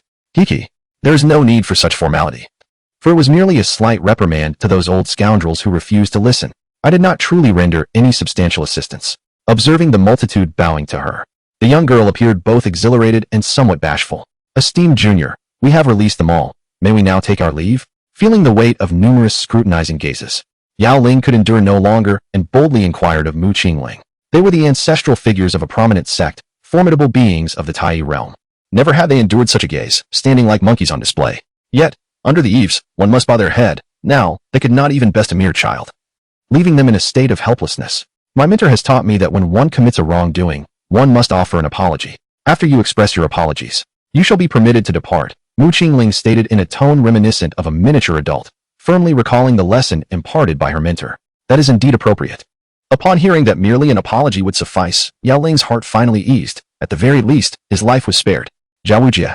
On behalf of the entire Medicine King Valley, I extend our sincerest apologies to the Zhao royal family and assure you that we shall never again raise our hands against your esteemed house. Furthermore, this item within the ring serves as compensation to your royal family. Yao Ling, accompanied by several others, including the recently awakened Yao Wuchen, bowed respectfully to Zhao Wujie while presenting him with a storage ring. Esteemed Junior, this is a token of compensation for you. Chapter 41. Yao Ling's intentions. After apologizing to Zhao Wujie, Yao Ling approached Mu Qingling and handed her a storage ring. Initially, Yao Ling hesitated to offer this gift, fearing that Mu Qingling might feel dissatisfied. After all, the whims of children are inscrutable. If she were to witness Yao Ling compensating Zhao Wujie while receiving nothing herself, it could lead to unforeseen complications when he wished to depart. After much contemplation, Yao Ling ultimately decided to present her with a gift, one that was even more valuable than the one given to Zhao Wujie. While Yao Ling could not guarantee much regarding other matters within the borders of the Shilin Empire, it was indisputable that the Yaowang Valley ranked as the wealthiest sect. The storage ring given to Zhao Wujie contained not only millions of top-tier spirit stones, but also 5 types of 9th grade elixirs, alongside countless other varieties beneath the 9th grade. The compensation given to Mu Qingling was, in fact, double that which he had offered Zhao Wujie, a decision that caused Yao Ling a pang of discomfort. Regardless of his wealth, the source of his discomfort was not the spirit stones, but rather the 9th grade elixirs, many of which were unique and irreplaceable, as even Yao Ling would struggle to find the requisite spiritual herbs for their creation. Hee. Do I also receive a gift? Upon hearing that the gift was meant for her, the little girl giggled shyly, her hands moving with surprising swiftness. Mu Qingling accepted the storage ring handed over by the medicine spirit and promptly extended her consciousness into it. However, her expression swiftly transformed into one of discontent. Linger, what troubles you? Zhao Shanshan, who had been observing Mu Qingling closely, immediately noticed the change in the young girl's demeanor. Her previous joy had dissipated, replaced by an unmistakable frown after receiving the ring from the medicine spirit. Zhao Shanshan felt a pang of confusion. Should she not feel elated when someone compensated her with gifts? Why did she now appear as if someone had wronged her? As Zhao Shanshan's words echoed, others turned their gazes toward the young girl, intrigued by her troubled expression. However, the elders from the Medicine King's Valley grew anxious. For Mu Qingling's displeasure arose after accepting the recompense from their most formidable elder. That old man is quite cunning. To offer Ling a collection of worthless stones, as if I were merely a child of 3. Mu Qingling huffed, then proceeded to empty the contents of the storage ring. A vast amount of exquisite spirit stones emerged, accompanied by various bottles and jars. Everyone stood in stunned silence before the towering pile of premium spirit stones, particularly Zhao Shanshan and her sister. Initially, they had believed the medicine spirit would dare to present mere worthless rocks to deceive the young girl. Yet, gazing at the splendid spirit stones before them, Zhao Shanshan found herself at a loss for words. These were indeed extraordinary spirit stones. Zhao Shanshan, as a princess of the Shilin Empire, enjoyed a favored status under the affection of Zhao Wujie. Yet, throughout the year, she could scarcely acquire more than 100 exquisite spirit stones. Even within the Shilin Empire, such precious spirit stones were a rarity, predominantly reserved for cultivation by Zhao Wujie and the esteemed ancestors of the royal lineage. The other members of the royal family typically relied on medium or superior grade spirit stones for their needs. However, upon reaching Mu Qingling, these exquisite spirit stones had inexplicably been deemed worthless pebbles, leaving everyone in a state of confusion, unsure whether to laugh or to weep. What they remained oblivious to was that Mu Qingling had never encountered a spirit stone before. Although she had acquired knowledge of their existence from her teacher, her lofty starting point rendered her unacquainted with them. Her mentor, who imparted wisdom to her, did not utilize spirit stones, thus there were none for Mu Qingling to recognize. Moreover, as she did not engage in cultivation, she had no need for spirit stones. This misunderstanding led to an amusing predicament, yet no one dared to laugh, as that would invite unwelcome scrutiny upon themselves. Should they mock the young girl at that moment, they might find themselves at the receiving end of a swift reprimand. Lingo. These are not mere worthless stones. They are exquisite spirit stones, Zhao Shanshan remarked, observing the mildly irked expression on Mu Qingling's face. She knelt beside the young girl, suspecting that Mu Qingling had likely never encountered spirit stones, for otherwise, such a comment would not have escaped her lips. Indeed, these are all exquisite spirit stones. And the jade vials contain rare elixirs, each of at least 6th grade quality. Yao Ling quickly chimed in, casting a grateful glance at Zhao Shanshan, for he found himself at a loss for words otherwise. Is this what spirit stones are? They seem rather useless. I would much prefer some meat and vegetables instead.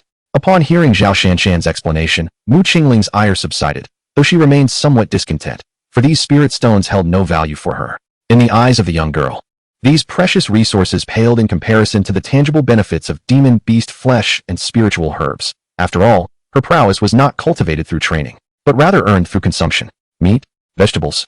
Yao Ling found this notion quite peculiar. Who would forsake exquisite spirit stones and elixirs for mere sustenance? Yet, he remained unaware of the true nature of the meat and vegetables Mu Qingling yearned for, or else he might have thought differently. Indeed, I seek meat and vegetables. Do you have any? Upon hearing Yao Ling mention meat and vegetables, Mu Qingling's spirit soared as she looked at him with eager anticipation.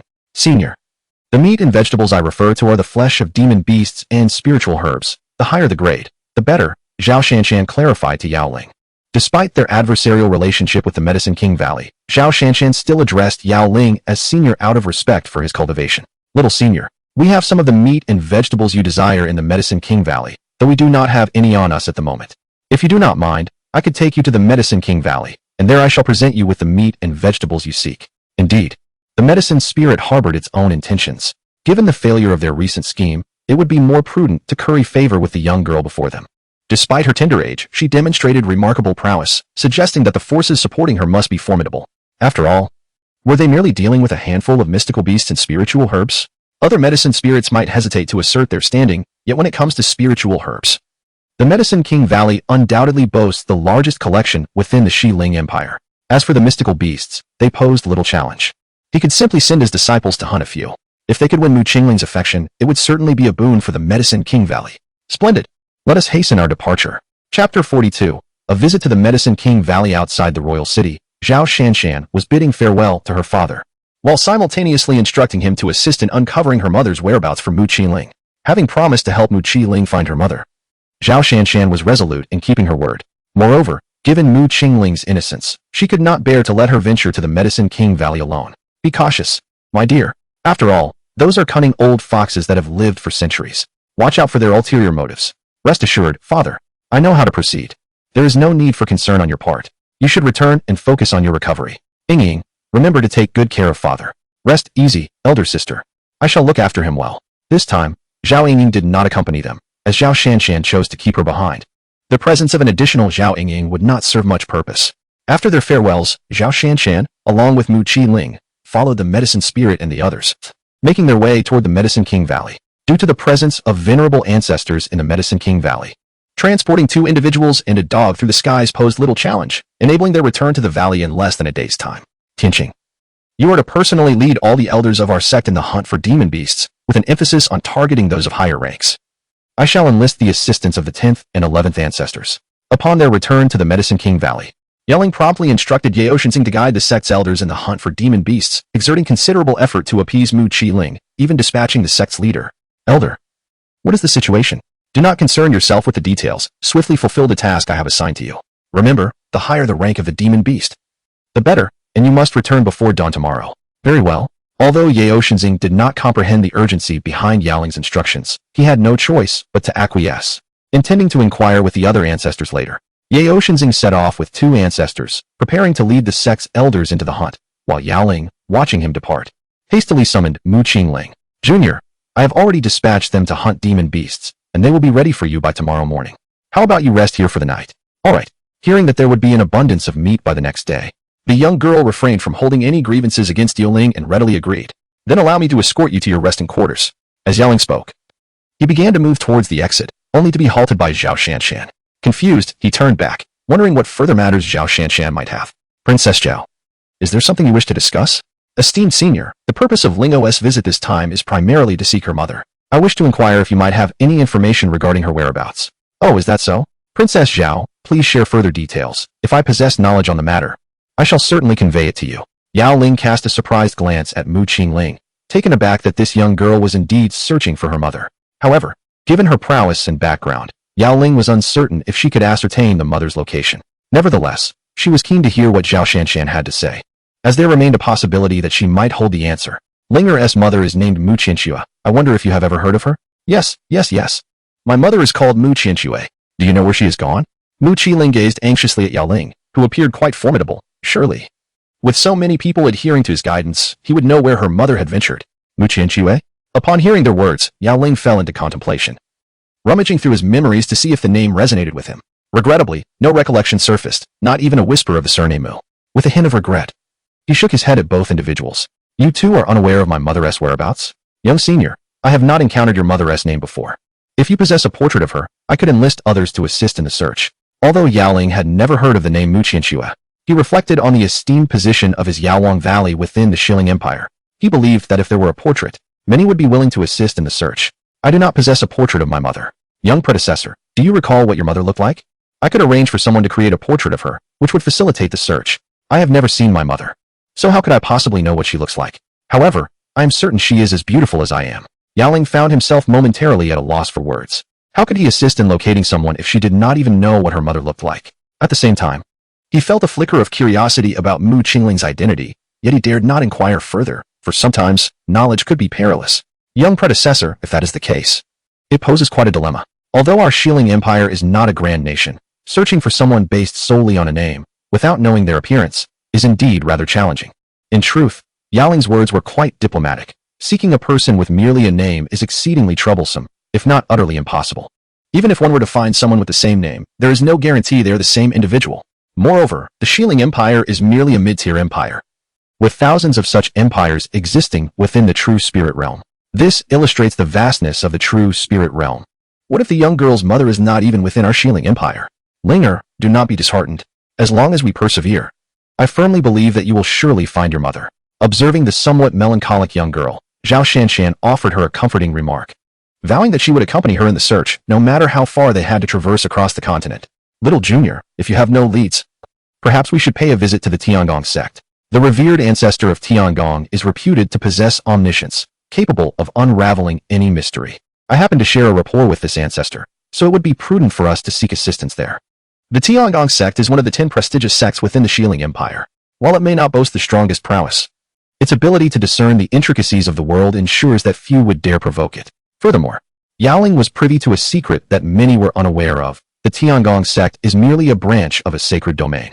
Not long ago, the ancestor of the Tiangong sect sustained injuries and sought Yao Ling's aid for medicinal pills, thus incurring a debt of gratitude. This favor could now be leveraged, for it is not an easy task to summon the ancestor's assistance without such connections.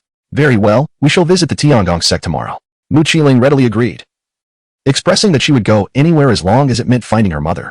Pleased by Mu Qingling's response, Yao Ling led the two of them to rest, preparing for their journey to the Tiangong sect the following day. In a secluded courtyard within the Medicine King Valley, the little girl excitedly exclaimed to Xiao He, I have discovered an abundance of vegetables, let us gather some. Wang, let's hurry. The young girl mounted her black dog and uttered a single phrase, after which both she and the dog vanished from the courtyard, only to reappear amidst a vast expanse of medicinal herbs. Enraptured by the sight of the myriad of spiritual herbs, the girl dismounted eagerly and began to gather them. I shall discard this unappealing one, but this looks delicious. I shall collect more of it. As she plucked the herbs, she couldn't help but comment on the unattractiveness of some of them. Thus, the girl and her dog frantically gathered spiritual herbs in the field, utterly oblivious to the fact that these were cultivated in the Valley of Medicinal Kings. Meanwhile, the spirit of medicine, who had arranged for Mu Qingling's stay, was lost in thoughts about how to maximize benefits after visiting the Heavenly Mechanism sect the following day. If he could genuinely assist Mu Qingling in uncovering news about her mother, he would undoubtedly be hailed as a benefactor. The rewards for the Valley of Medicinal Kings in aiding her would be self-evident. I must remember to prepare the spiritual herbs for the young predecessor tomorrow. I cannot afford to forget this matter. As the spirit of medicine daydreamed, he recalled that the demonic beasts had already dispatched hunters. Yet there were still spiritual herbs to be gathered here, to be delivered to Mu Qingling the next day. With that in mind, the spirit extended his consciousness to ascertain which herbs would be suitable for her, only to be struck by a shocking sight. In the medicinal fields of the Valley of Medicinal Kings, two figures darted among the plants, plucking the spiritual herbs one by one. Among those figures, the spirit of medicine immediately recognized them. It was none other than Mu Qingling and her large black dog. If it were merely this, the spirit would not have been so alarmed, for he had already promised to provide her with the spiritual herbs. Now that she has decided to pick it herself, let her be. Yao Ling felt a twinge of sorrow for the girl wasting so many precious herbs. However, the medicinal fields of Yaowang Valley are under vigilant guard, and to Yao Ling's dismay, he sensed through his spiritual perception that the guards had already discovered the little girl. They had surrounded her and her dog, causing Yao Ling to break into a cold sweat.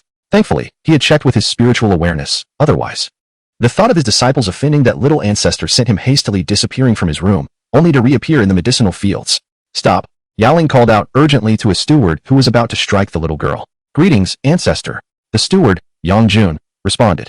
You arrived just in time. I caught someone attempting to steal our precious herbs from the spiritual fields. Yang Jun, a steward of Yaowang Valley, had been overseeing the fields for the month. He never anticipated that someone would dare to pilfer from them today, especially after the fields had been so carelessly ravaged. Knowing he had failed in his duties, he braced for the punishment from the sect. However, with the thief apprehended, he hoped the consequences would be lighter. Seeing the appearance of his ancestor, Yang Jun quickly reported to Yaoling. Grandpa, so these vegetables are grown by you. Before Yaoling could utter a word, the little girl exclaimed upon his arrival, leaving Yang Jun and the other disciples utterly dumbfounded.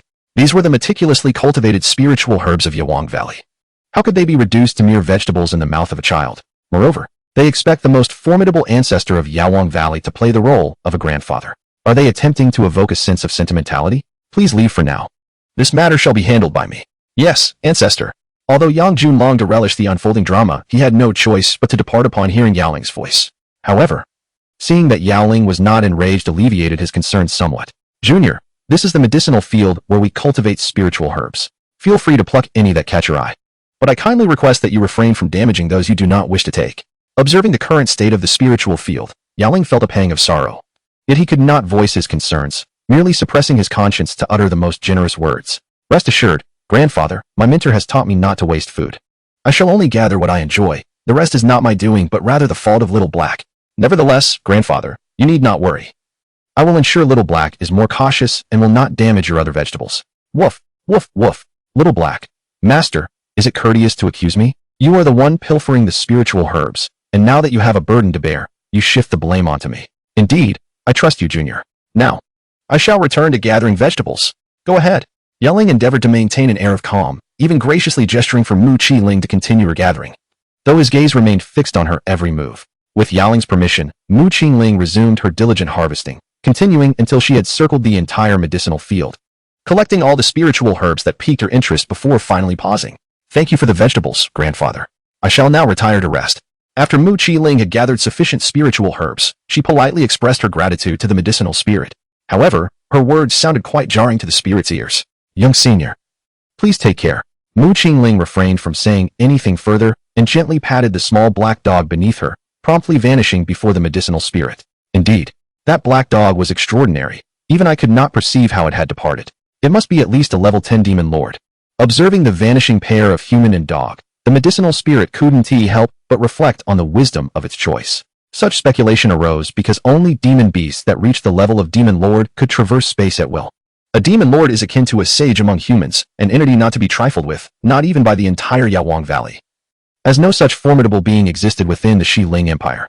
Alas, what a pity for the numerous spiritual herbs that had been wasted. Despite this realization, the medicinal spirit could only sigh in silence upon witnessing the ravaged herb field. After summoning Yang Jun and issuing some instructions, the spirit departed. Meanwhile, upon returning to the courtyard, Mu Qi-ling eagerly burrowed into Zhao Shanshan's bed. Early the next morning, Mu Qi-ling rose with excitement, pulling Zhao Shanshan outside. For today she would be seeking her mother, a prospect that filled her with delight. Before long, the trio of 2 girls and a dog arrived at the grand hall from the previous day, where the medicinal spirit was already awaiting their arrival. Upon seeing Mu Qi-ling enter, it promptly beckoned the young girl to take her seat. Young senior, this is the demon beast that my sect's disciples hunted yesterday. Please take a look and see if it meets your approval. Yao Ling, without any delay, produced a storage ring and handed it to Mu Qi-ling. Within it lay the spoils of the beast hunt from the previous night conducted by Yao Tianqing and his companions. Though the quantity was not substantial, each creature was of 4th rank or higher, including a formidable 8th rank beast. In the pursuit of this 8th rank creature, the Yaowang Valley had tragically lost 3 disciples and an elder. Chapter 44. Departure to the Heavenly Machine Gate. Hee. Thank you so much for all this meat, dear grandfather. Let us hasten our journey to the Heavenly Machine Gate, exclaimed Mu Qi-ling, her face lighting up with joy as she beheld the plethora of beasts within the ring. The bounty gathered in just one night filled her with elation, alleviating her worries about sustenance for the foreseeable future. After securing the ring, she eagerly urged, "All right, let us set off now." Yao Ling responded affirmatively, and the 2 exited the grand hall together. From the storage ring, Yao Ling retrieved a miniature vessel and tossed it into the air, whereupon it rapidly expanded and hovered before him. This was a spiritual grade ark, specifically designed for the swift travel of cultivators. However, its cost was considerable, rendering it unattainable for the average individual. As the most powerful patriarch of the Yaowang Valley, Yao Ling utilized nothing less than a spiritual-grade ark, and he was quite content with it. This vessel not only accommodated a considerable number of passengers, but also boasted impressive speed, rivaling that of a cultivator at the pinnacle of the spirit sea realm. Moreover, utilizing the ark for travel does not deplete one's own spiritual energy. It merely requires a certain amount of spirit stones, which are typically essential items for sections. Young senior, we are somewhat distant from the Heavenly Machine sect, and we can only travel by ark, so I kindly ask you not to disdain it. Previously, the medicinal spirit had felt a sense of pride in possessing a spiritual ark, but now, in the presence of Mu Qingling, he inexplicably felt a twinge of guilt. In the medicinal spirit's mind, given Mu Qingling's impressive status, she must surely look down upon his modest ark. Oh, dear elder, do you also possess a flying vessel? Mu Qingling inquired with curiosity as she gazed at the ark floating before the medicinal spirit. This was her first encounter witnessing another with such a vessel, as she herself owned one, albeit rarely utilized. Furthermore, during her time out, she had yet to see anyone else employ theirs, leading her to believe it was a unique possession. Young senior, my ark is considerably smaller and likely not as swift as yours, so I hope you won't think less of it. Are all flying vessels not similar? She remarked. Let us set off swiftly. Unbeknownst to Mu Qingling, there were distinctions in the ranks of arks. She simply felt that the medicinal spirit's vessel bore no significant difference from her own, and she promptly leaped onto the ark. The medicinal spirit's primary purpose this time was to escort Mu Qingling, without bringing along other disciples from the sect. Thus, the ark accommodated only him, Zhao Shanshan, and Mu Qingling, along with the little black creature. On the ark, Yao Ling personally navigated the vessel while Zhao Shanshan assisted Mu Qingling in preparing formula. Initially, they had contemplated enjoying a hot pot, but the circumstances aboard the ark rendered such an endeavor impractical, leading Zhao Shanshan to dismiss the idea. Time on the ark proved to be rather tedious. Without the need for cultivation, Mu Qingling found it impossible to remain still, insisting that Zhao Shanshan share stories with her. As Mu Qingling's boredom lingered, 2 days slipped by, and they were now on the cusp of traversing a maritime expanse that would lead them to the Tianji Gate. Little senior, this sea area is known as the Chasing Dragon Sea. Legend has it that 2 earth dragons inhabit these waters, and at nightfall, they emerge to frolic upon the surface. With dusk approaching, it became evident that their speed would not allow them to cross the sea before nightfall. Thus, it was proposed they rest here for the night and set forth at dawn. Very well, miss, shall we indulge in hot pot this evening? Mu Qingling, without a moment's hesitation, agreed, pulling Zhao Shanshan's hand in a playful manner. All right, we shall feast on hot pot tonight. Observing the little one's cravings over the past 2 days, Zhao Shanshan decided to indulge her, given that they would be resting for the night. Splendid, Mu Qingling exclaimed. Leaping off the ark, she retrieved all the necessary items from her ring and summoned 2 4th-level demon beasts, intending to use one for the hot pot and the other for grilling. Witnessing the assortment of items and the 2 demon beasts at their feet, Zhao Shanshan beckoned Yao Ling to assist in preparing the creatures. As the 2 individuals attended to the beast's flesh, Mu Qingling had already begun to kindle a fire and boil water. Once they had completed their task, the meat could be placed into the pot. In a mere moment, the duo returned after preparing the beast, and Yao Ling gazed at the array of spiritual herbs floating in the large cauldron, unable to suppress a twitch at the corner of his mouth. Were these not the very spiritual herbs cultivated in his sect's medicinal fields? It was astonishing to see a mere girl using them to cook beast meat, treating these precious herbs as if they were ordinary vegetables. Each of these herbs was at least a century old, with 2 of them surpassing a millennium, and now they were being discarded into the pot. Such an utter waste. Furthermore, although these were indeed spiritual herbs, each possessed unique medicinal properties, and consuming them haphazardly could lead to poisoning. Some herbs had not been refined and retained a ferocious potency, making them unsuitable for casual consumption. Junior, can these herbs truly be eaten like this? Yao Ling inquired, casting a glance at the herbs in the cauldron. While there were no immediate signs of toxic combinations, 2 of the herbs exhibited extremely volatile properties, rendering even Yao Ling hesitant to partake. It was needless to say that Mu Qingling's decision to use them for cooking beast meat was reckless, despite the meat being rich in spiritual energy. It too was exceedingly wild. To combine the 2 in such a manner could lead to catastrophic consequences. Of course, they can be eaten. Cooking them with the meat will make it even more delicious. Just wait, Grandpa, and you'll understand once you have a taste, she exclaimed eagerly. Hurry and add the meat. Xiaohei, you're in charge of grilling, and I'll make sure you get an extra leg. Yao Ling could only pour the beast meat she held into the large pot, while Zhao Shanshan placed another beast on the grill, with Little Black eagerly beginning its performance. Princess Zhao, is this how the young predecessors usually dine? Once the 2 settled down, Yao Ling approached Zhao Shanshan and inquired softly, hoping that she might possess some insights. After all, Yao Ling had already resolved to seek shelter under the grand tree of Mu Qingling, naturally wishing to avoid any mishaps that might befall her. The most concerning aspect was that those beasts and spiritual herbs were provided by the Medicine King Valley. If Mu Qingling were to encounter any unfortunate incidents, wouldn't the forces behind her come after him? Well, I have seen it twice. Once I dined with Linger and another time with her father. They both ate in this manner. Yao Ling was momentarily at a loss for words upon hearing this. Could it be that she had been rather ignorant? Chapter 45. The Anxious Lu Wenjun. Yao Ling curiously regarded Zhao Shanshan, astonished that she had dined twice without incident. Given Zhao Shanshan's true spirit realm cultivation, it seemed implausible that she could withstand such violent spiritual energy. Senior, although I have dined twice, each time was perilous, especially the occasion with Linger, when I nearly succumbed to the overwhelming energy. She continued, in any case, I dare not partake in this now. I can only sample the barbecue. However, with your cultivation, it should pose no issue for you. Zhao Shanshan speaks the truth. She has dined on hot pot twice, and indeed it was delightful. Yet only because others assisted her in refining the essence. Otherwise, she would be oblivious to the height of the grass above her grave. Although indulging in such cuisine can indeed enhance one's cultivation, Zhao Shanshan remains reluctant to try again. What if Elder Xiaohei fails to keep an eye on her? That would spell disaster. As their conversation meandered, a delightful aroma wafted through the air. Evidently, the beast meat soup prepared by Mu Qingling was nearing completion.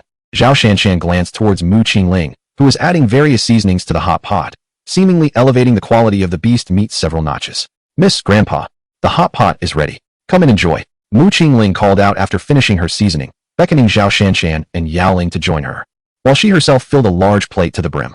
Xiaohei, this is for you. Mu Qingling placed the plate of soup on the ground for Xiaohei, and then proceeded to serve herself a bowl to savor. Linger, I shall forego the hot pot. I will indulge in some barbecue later, Zhao Shanshan declared, aware that she could not refine so much spiritual energy and dared not partake in Mu Qingling's soup. However, barbecue was a different matter. It was merely from a fourth-level beast. A fourth-level beast corresponds to a human in the diamond realm, while she herself was in the true spirit realm, making the refinement of fourth-level beast energy a trivial task. Very well then. Grandpa, would you like to eat?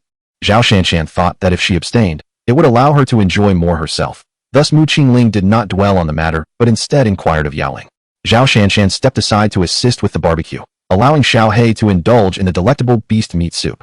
This act caught Xiaohei's attention, prompting him to glance at Zhao Shanshan with curiosity. Then I shall partake a little.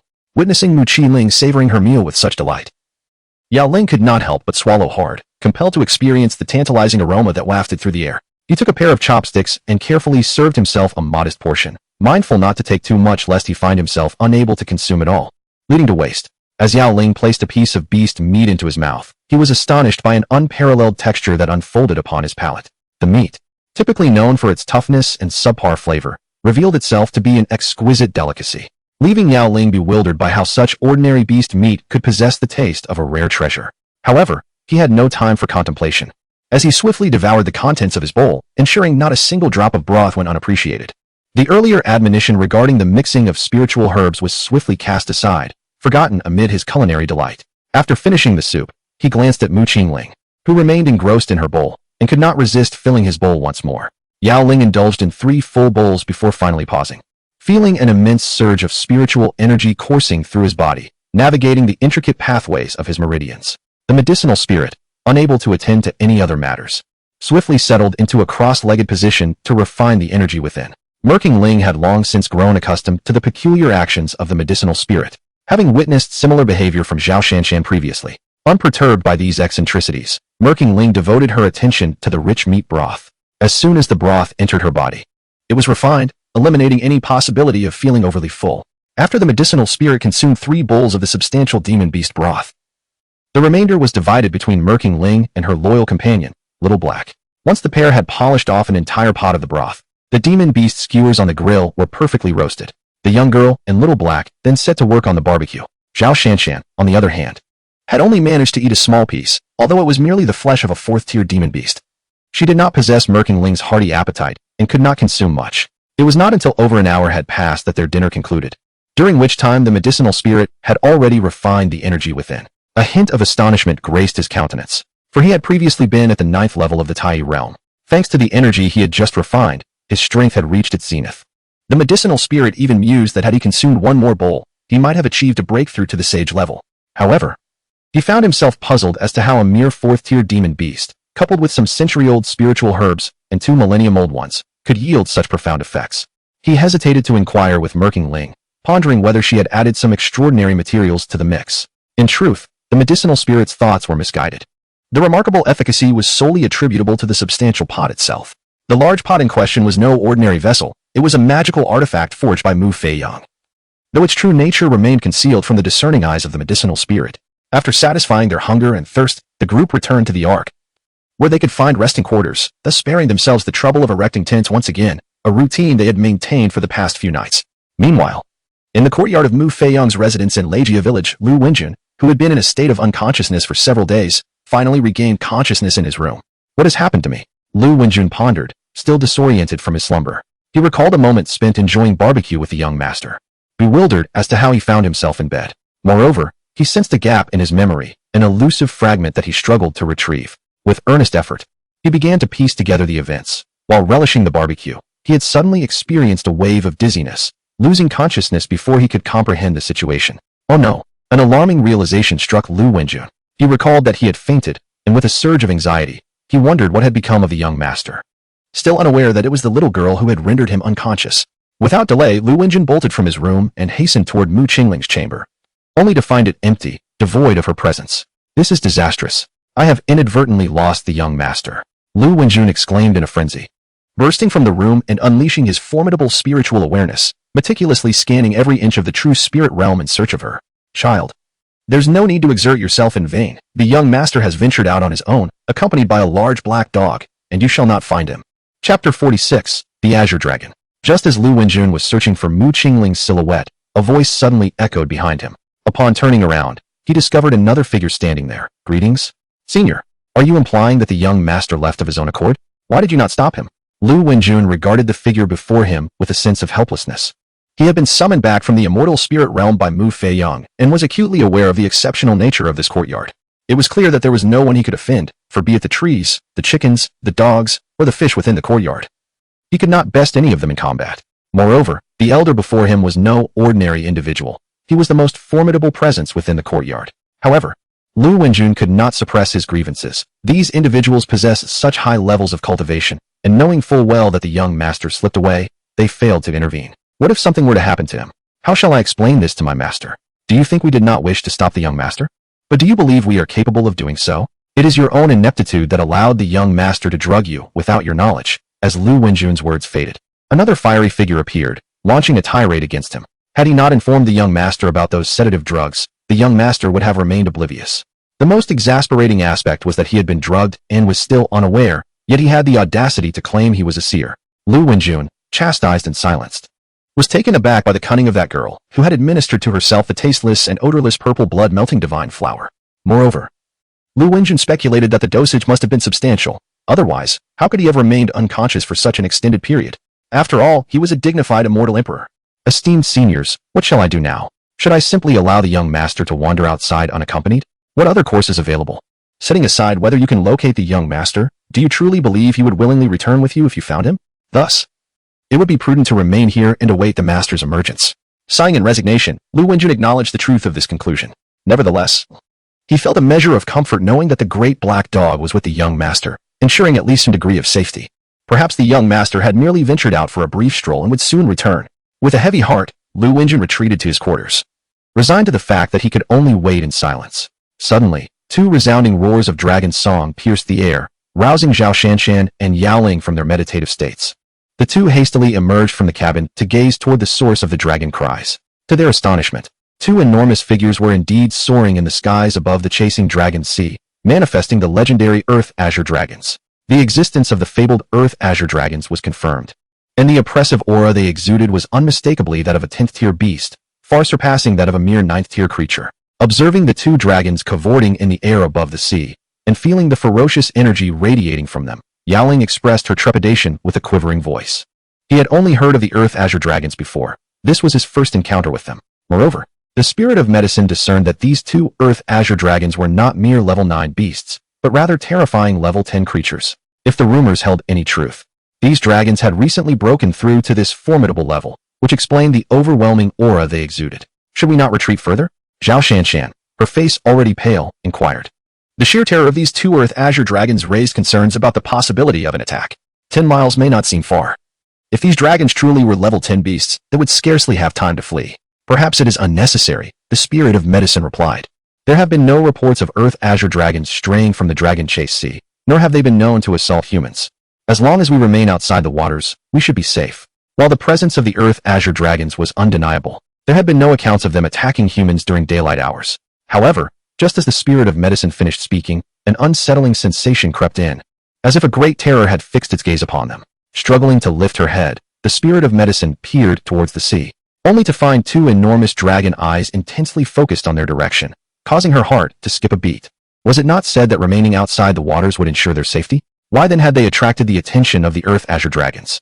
And, inexplicably, the spirit of medicine sensed a hint of greed emanating from those two dragon eyes. We must return. We need to leave this place, she urged, inwardly cursing the rumors that had led them into peril as she hastily beckoned Zhao Shanshan to board the vessel, preparing for their escape.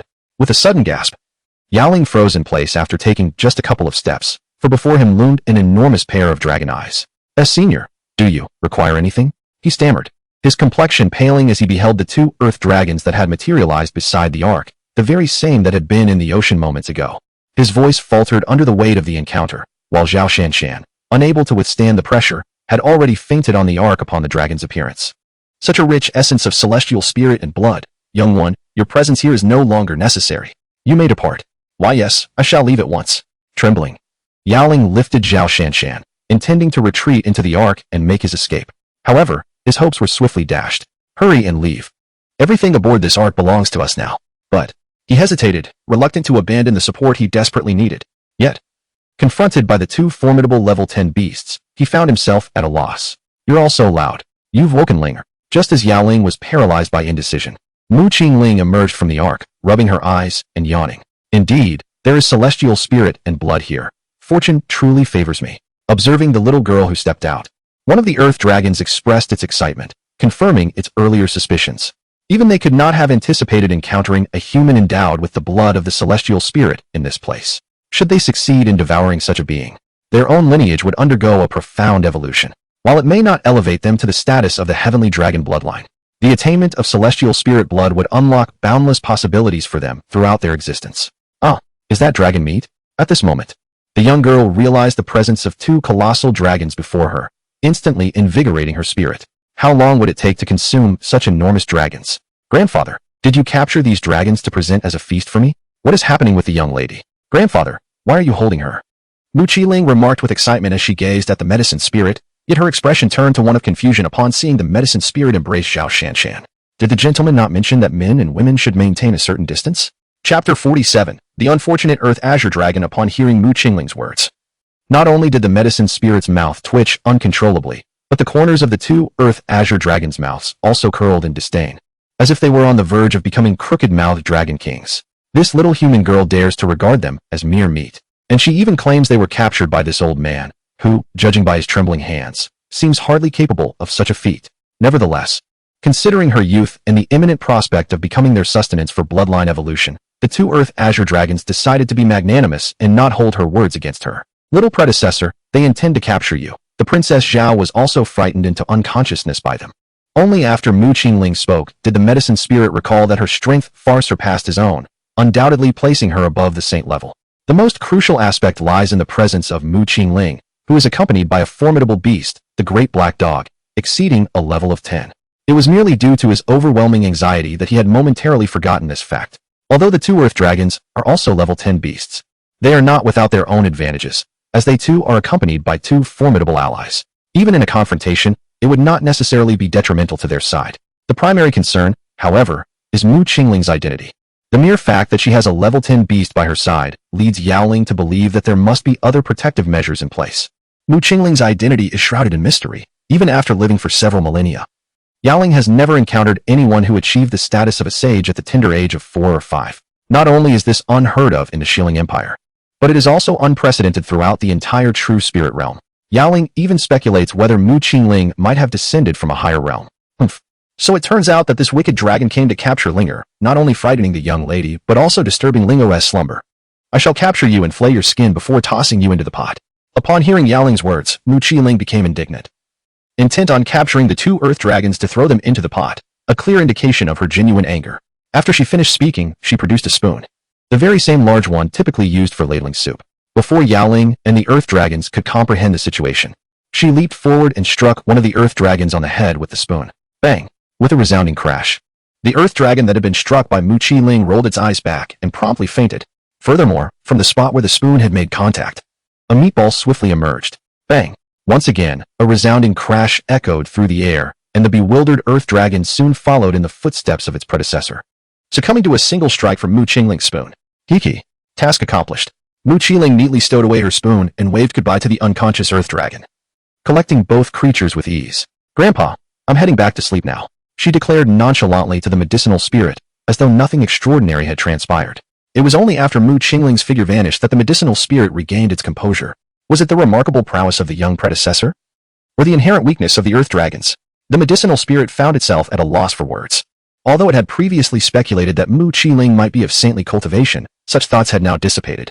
Striking down an Earth Dragon with a mere spoon was a feat that could only be achieved by a great sage, should she truly possess the cultivation of a saint. Furthermore, that simple spoon was no ordinary utensil. It had subdued 2 level 10 magical beasts, renowned for their formidable physical strength. A typical spoon could never yield such results, not even in the hands of a great sage. Moreover, when Mu Qi-ling had struck, the medicinal spirit had sensed no exertion of her powers. Just a couple of seemingly mundane taps had rendered 2 level 10 magical beasts powerless. It seemed my choice had been vindicated. Gazing at Mu Qi-ling as she entered the vessel, the medicinal spirit murmured to itself before gently placing Zhao Shanshan down and infusing her with a stream of spiritual energy. Soon, Zhao Shanshan regained consciousness, albeit her mind still appeared somewhat foggy. Princess Zhao, are you alright? Ah, Senior, what happened to those 2 Earth Azure Dragons?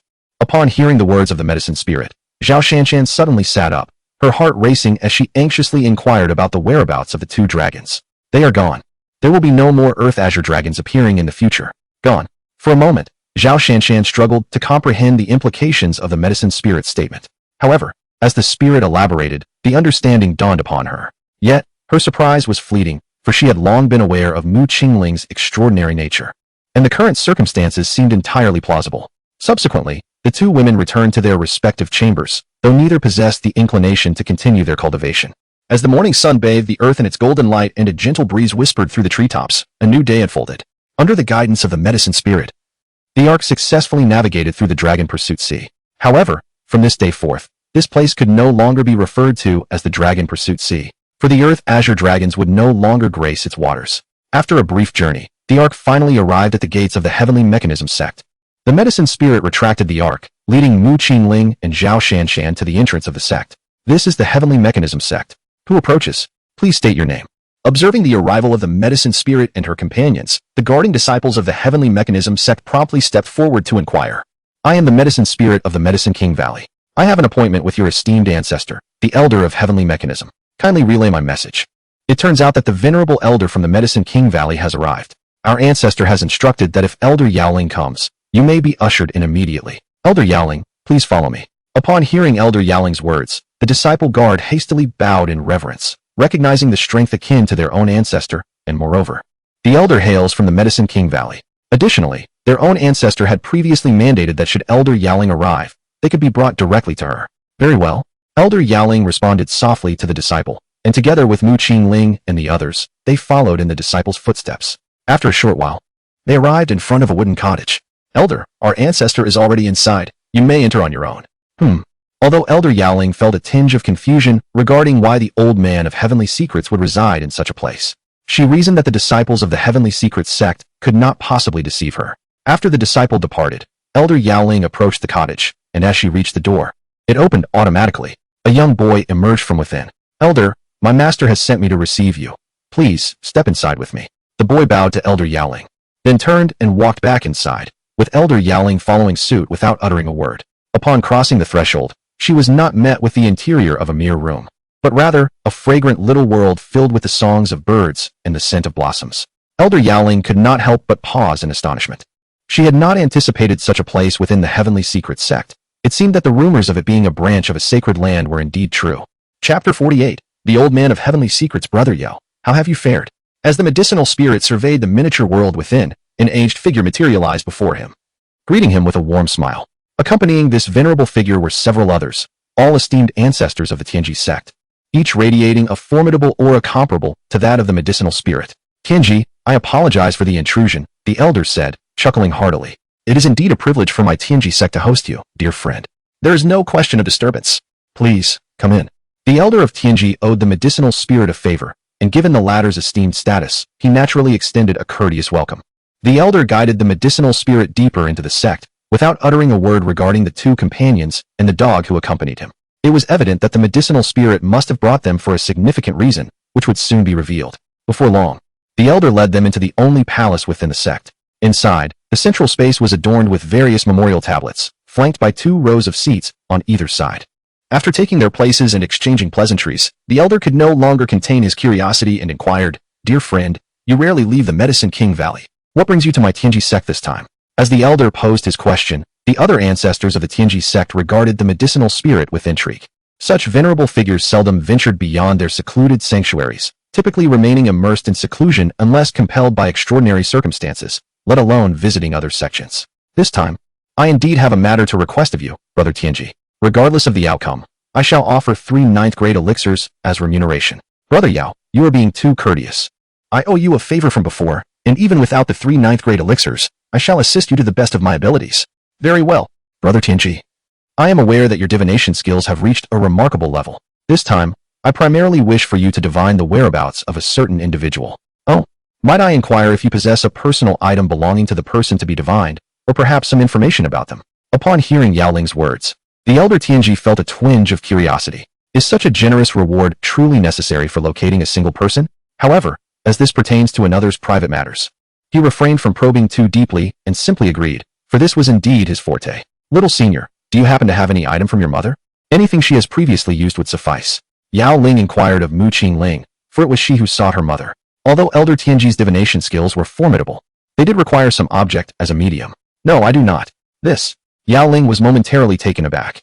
He had forgotten that Mu Qingling had never met her mother. How then could she possess any of her belongings? The ancestral elders of the Tianji sect also looked at Mu Qingling with astonishment, for if they had not misheard, Yao Ling had just referred to that young girl as Little Senior. Yao Ling, the strongest ancestor of the Medicine King Valley, holds the esteemed title of a 9th-grade alchemist and stands as a formidable peak existence in the Taiyu realm.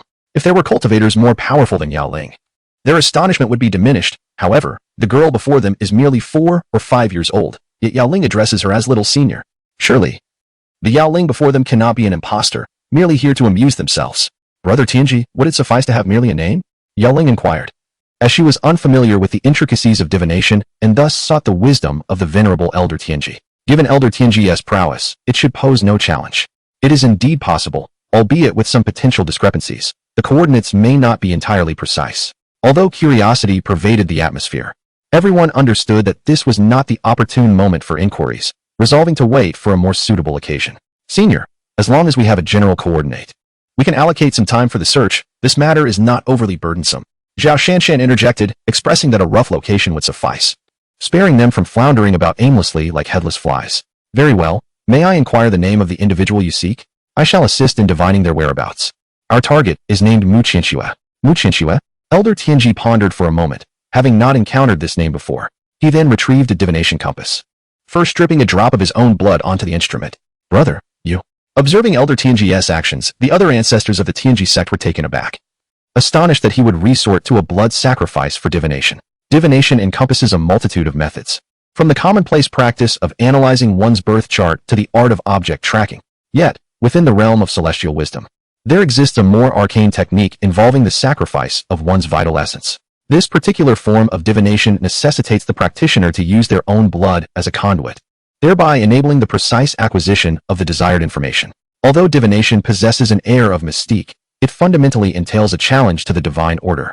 The phrase "the secrets of heaven must not be divulged" encapsulates this notion, as a moment's carelessness may lead to dire repercussions. Fear not, the Elder of Celestial Secrets declared, waving his hand nonchalantly. Merely tracking an individual's whereabouts is a trivial task.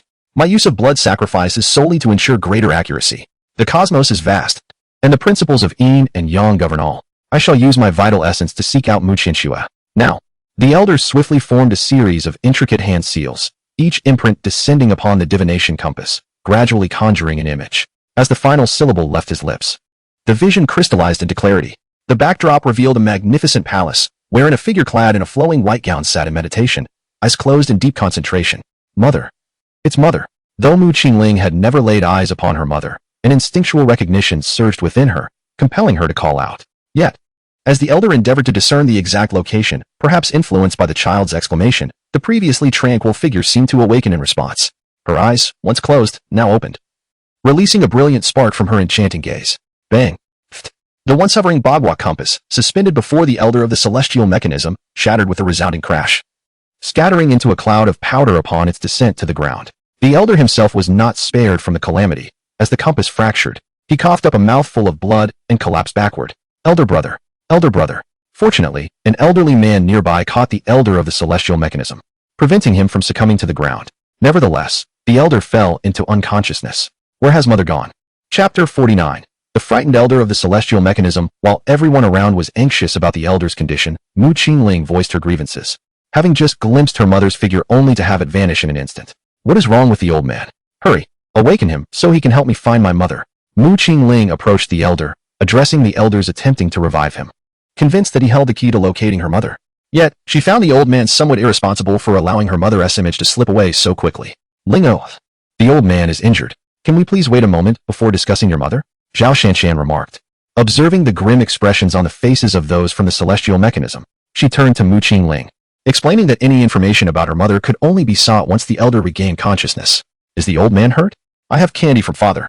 He said if someone is injured, eating a piece will help. Please, hurry and give the candy to the old man.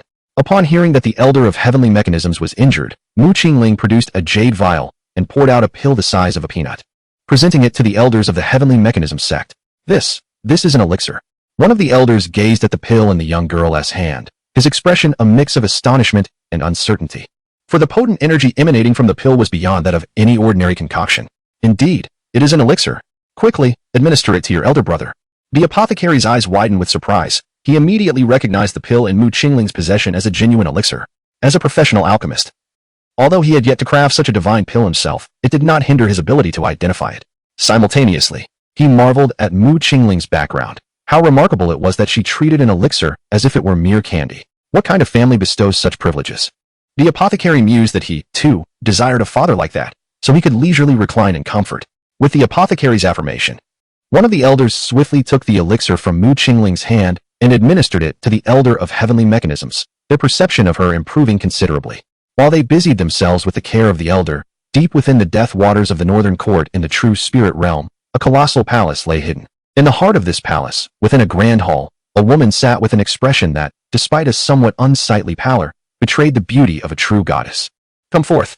Mu Qingling's voice rang out, and suddenly, a figure appeared before the woman, kneeling before her. Please, divine sovereign, give your command. Ziyue. Has there been any significant news from the outside world recently? Have the 12 Imperial Guards relayed any messages? Reporting to your majesty, there have been no major events occurring in the outside realm. The messages from the 12 Imperial Guards are all positive. Each has successfully claimed dominion over a territory. Everyone is diligently working to restore their strength, preparing to follow your majesty back to the immortal realm. I advise that we keep a low profile during this period. If the Yongla sacred land discovers our presence in the lower realms, they will undoubtedly descend upon us with intent to kill, until I regain my powers. We must not reveal our identities. Understood, your majesty. The woman named Ziyue acknowledged with a nod, her figure gradually fading from the grand hall, leaving behind a woman in white deep in contemplation. Am I merely overthinking this? But aside from the Yongla Emperor, who else would be spying on my movements? As the woman in white muttered to herself, her form also slowly vanished, and silence enveloped the grand hall once more. Brother, how are you faring? In the palace of the Tiangue sect, upon witnessing the awakening of the elder Tiangue, one elder inquired. I am well. I feel completely restored. Thank you, Brother Yao, for your miraculous elixir. Its effects are astonishing. Had he not experienced it himself, the elder Tiangue would scarcely have believed that he had come perilously close to death moments before, yet now he felt rejuvenated. The Tiangue sect possessed no such exceptional elixirs. And apart from Yao Ling, the elder Tiangue could hardly fathom that anyone else had intervened to save him. Thus, the first act of the venerable elder Tianji upon awakening was to express his gratitude to Yao Ling. Had it not been for Yao Ling's intervention, he would have faced not only death but also a regression in his cultivation. Brother Tianji, you are mistaken. I possess no such potent elixirs. The swift recovery you experienced is entirely due to the effects of the young senior's celestial pill. Yao Ling humbly refrained from claiming such credit. Fully aware of his own capabilities, merely a 9th grade alchemist, to aspire to break through to the 10th grade in this lifetime would be an immense satisfaction for him. Let alone being a celestial grade alchemist. The young senior? Brother Yao, what is the meaning of this? Elder Tianji inquired, bewildered. You suddenly collapsed from your injuries. And it was the young senior who presented a celestial pill to restore you. You ought to extend your thanks to the young senior. A celestial pill? You actually administered a celestial pill to me? What a waste. Elder Tianji could scarcely believe Yaoling's words, subsequently lamenting the actions of Yaoling and the ancestors of the Tianji sect. That was a celestial pill, a concoction achievable only by celestial-grade alchemists. In the realm of true spirits, a single celestial pill could summon 10 formidable emperors. The notion that it was given to him left Elder Tianji feeling unworthy. Was this not a flagrant waste? Yaoling. The assembly. No one anticipated Elder Tianji's reaction, after all. It was a matter of life and death. Grandfather, what I have is candy, not a celestial pill. Should you desire some, I could offer you more. But you must assist me in finding my mother. Mu Qingling could not help but defend her candies, asserting that they were gifts from her father and not some mystical elixirs. Upon hearing that Mu Qingling was willing to offer him a piece of candy, the Elder of Heavenly Secrets felt an overwhelming joy bubbling within him. However, when she requested his assistance in locating her mother, his heart plummeted to despair. The mere thought of the gaze of her mother sent chills down his spine. It was an unfathomable terror, one he had never encountered before. Just a fleeting glance had nearly undone him. Even if Mu Qingling promised him an elixir, he would not dare to accept. Little Junior, I am powerless to assist you. Your mother is far too formidable for my divination skills, he lamented. Grandfather, will you not help me find my mother? As the elder's words lingered in the air, Mu Qingling's expression shifted dramatically. Her cloak billowed as if caught by an unseen wind, and even the atmosphere thickened with palpable tension. Linger, do not rush. Let us clarify the situation before deciding on our next steps, urged Zhao Shanshan, the weakest among them, who sensed the shift in energy as well. She quickly reassured Mu Qingling, for if the young girl were to become enraged, the consequences could be dire. With Zhao Shanshan's comforting words, Mu Qingling regained some composure. Perhaps her spirits had lifted slightly, allowing the tense atmosphere to dissipate gradually. Senior, might I inquire if you recognize the location depicted in the vision? The Elder of Destiny, hesitant to engage in further divination, noted that the figure seen moments ago must have been the mother of Mu Qingling. Since they would not be consulting further, they should seek her out themselves, provided they first ascertain the location depicted in the earlier vision. Regrettably, the Elder was unable to determine this, as he had not the time to investigate, having been overwhelmed by the mere gaze of Mu Qingling's mother. I apologize, young one. My abilities are regrettably limited and I cannot assist you, he admitted, feeling somewhat embarrassed, particularly since he had previously given his assurance. However, he could not have anticipated that the strength of the person being divined would prove so formidable. Now, he, much like the medicinal spirit, referred to Mu Qingling as young one, a sign of his apprehension regarding her lineage. Sister, what shall we do now? Zhao Shanshan inquired. Do not fret. We now have an image of your mother, do we not? We can seek out a skilled painter to render her portrait. I will ask my father to publicize the image. Surely we will be able to locate your mother then. Wonderful. Let us hasten to find a master painter. Indeed. Actually, I am a skilled painter myself. A voice interjected as Mu Qingling was about to leave with Zhao Shanshan. Moreover, I have seen your mother as well. If you would not mind, I can create a portrait of her. As the elder, who enjoyed painting in his spare time, spoke, Zhao Shanshan eagerly exclaimed, Grandfather, are you also a master painter? Please, draw my mother's portrait at once. Very well, young one. Please wait a moment. The elderly man, upon witnessing Mu Qingling's agreement, approached a table and began to sketch with a set of ink and brushes. He did not disappoint the onlookers, completing the portrait in roughly half an hour. A stunning figure in white emerged on the paper, bearing a striking resemblance to the woman depicted earlier. Is this truly what my mother looks like? Mu Qingling gazed intently at the image, as if etching her mother's likeness into her memory, her eyes shimmering with a hint of longing. Esteemed elder, might you create a few more sketches? Of course, the old man replied to Zhao Shanshan, resuming his work with remarkable fervor. He produced 5 additional portraits, each more vibrant than the last, culminating in one that was a perfect likeness of the subject. Once they had collected all the portraits, the trio departed from the Tianji Gate. After exiting, Zhao Shanshan entrusted the images to Yaoling, instructing her to deliver them to the royal palace for Zhao Wuji.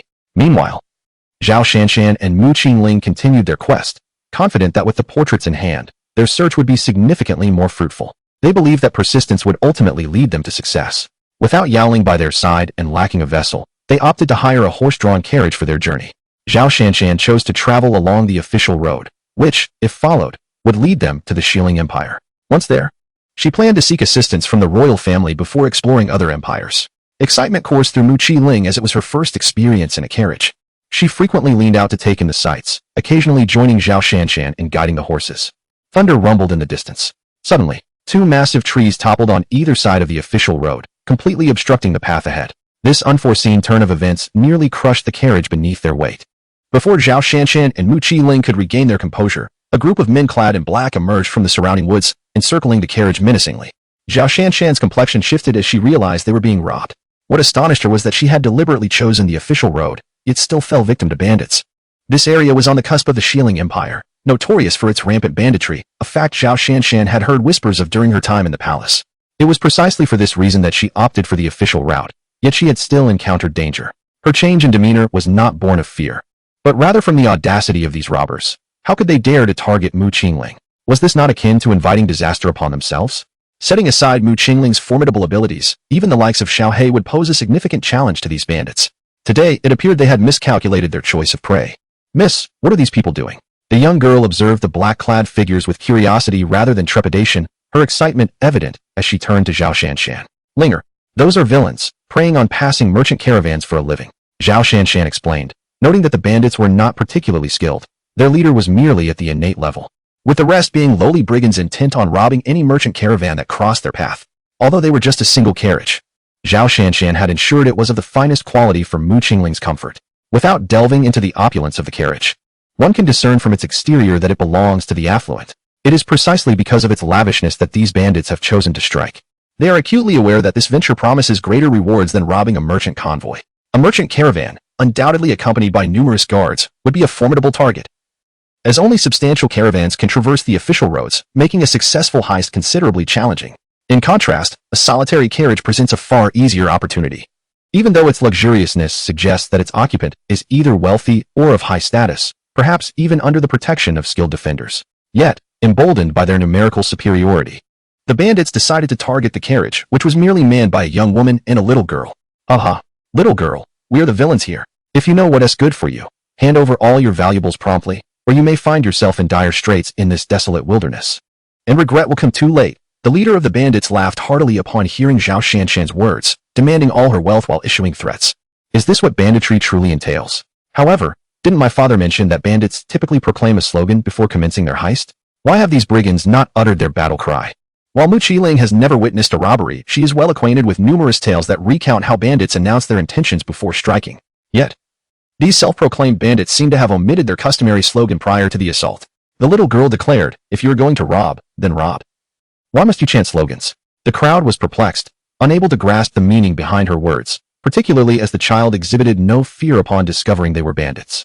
Not only were these marauders bewildered, but even Zhao Shanshan gazed at Mu Qiling with a look of confusion, unaware of what the slogan meant.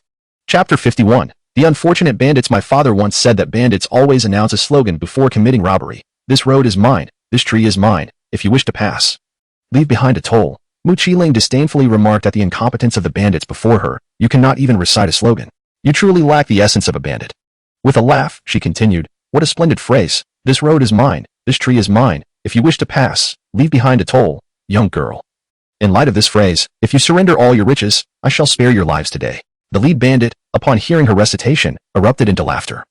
Finding her words remarkably clever, he resolved that in future robberies, he would certainly begin with this slogan, as it was indeed of high caliber.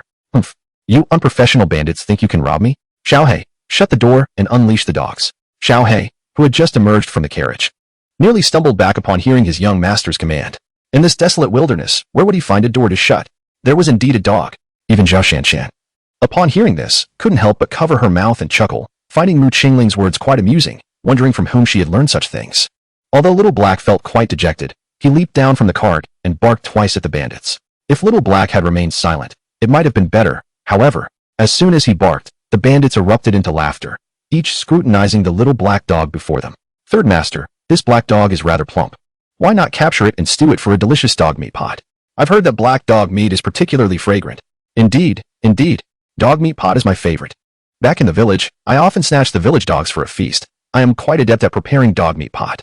"Third master, we should not only capture this black dog but also this beautiful woman. I have never encountered such a lovely girl. She would make a perfect consort for the third master, and we must not overlook the child. She is already so enchanting at such a tender age. We could seize her and sell her to the Feong stronghold. We would undoubtedly fetch a handsome price."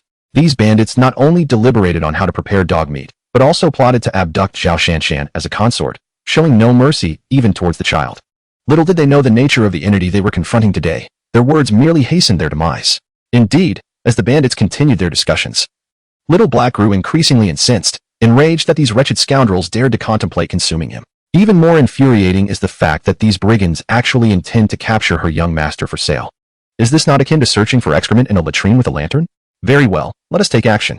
However, we must ensure that she remains unharmed. Upon hearing his subordinate's words, the leader of the bandits surveyed Zhao Shanshan's appearance, his eyes lighting up in agreement with the proposal. You are courting death. Zhao Shanshan was instantly enraged. What was her status, that these ruffians dared to consider abducting her to serve as their mistress? Was this not an affront to her dignity? Moreover, they not only harbored designs on her, but also dared to target Mu Qiling. It was outrageous beyond measure. Thus, without waiting for Xiao He to strike, she charged at the bandits, determined to annihilate them and uproot their very existence. As Zhao Shanshan engaged the foe, Xiao He also sprang into action, or rather, extended his claws. After Zhao Shanshan dispatched 3 or 4 of the brigands, Xiao He had already returned to Mu Qingling's side. The highest ranking among these bandits was merely at the innate realm, with many of the lesser thugs being nothing more than ordinary folk. How could they possibly withstand the onslaught from Zhao Shanshan and Xiao He? Although Zhao Shanshan fought with fury, those she had bested were still alive. However, the situation was dire for those confronted by Xiao He.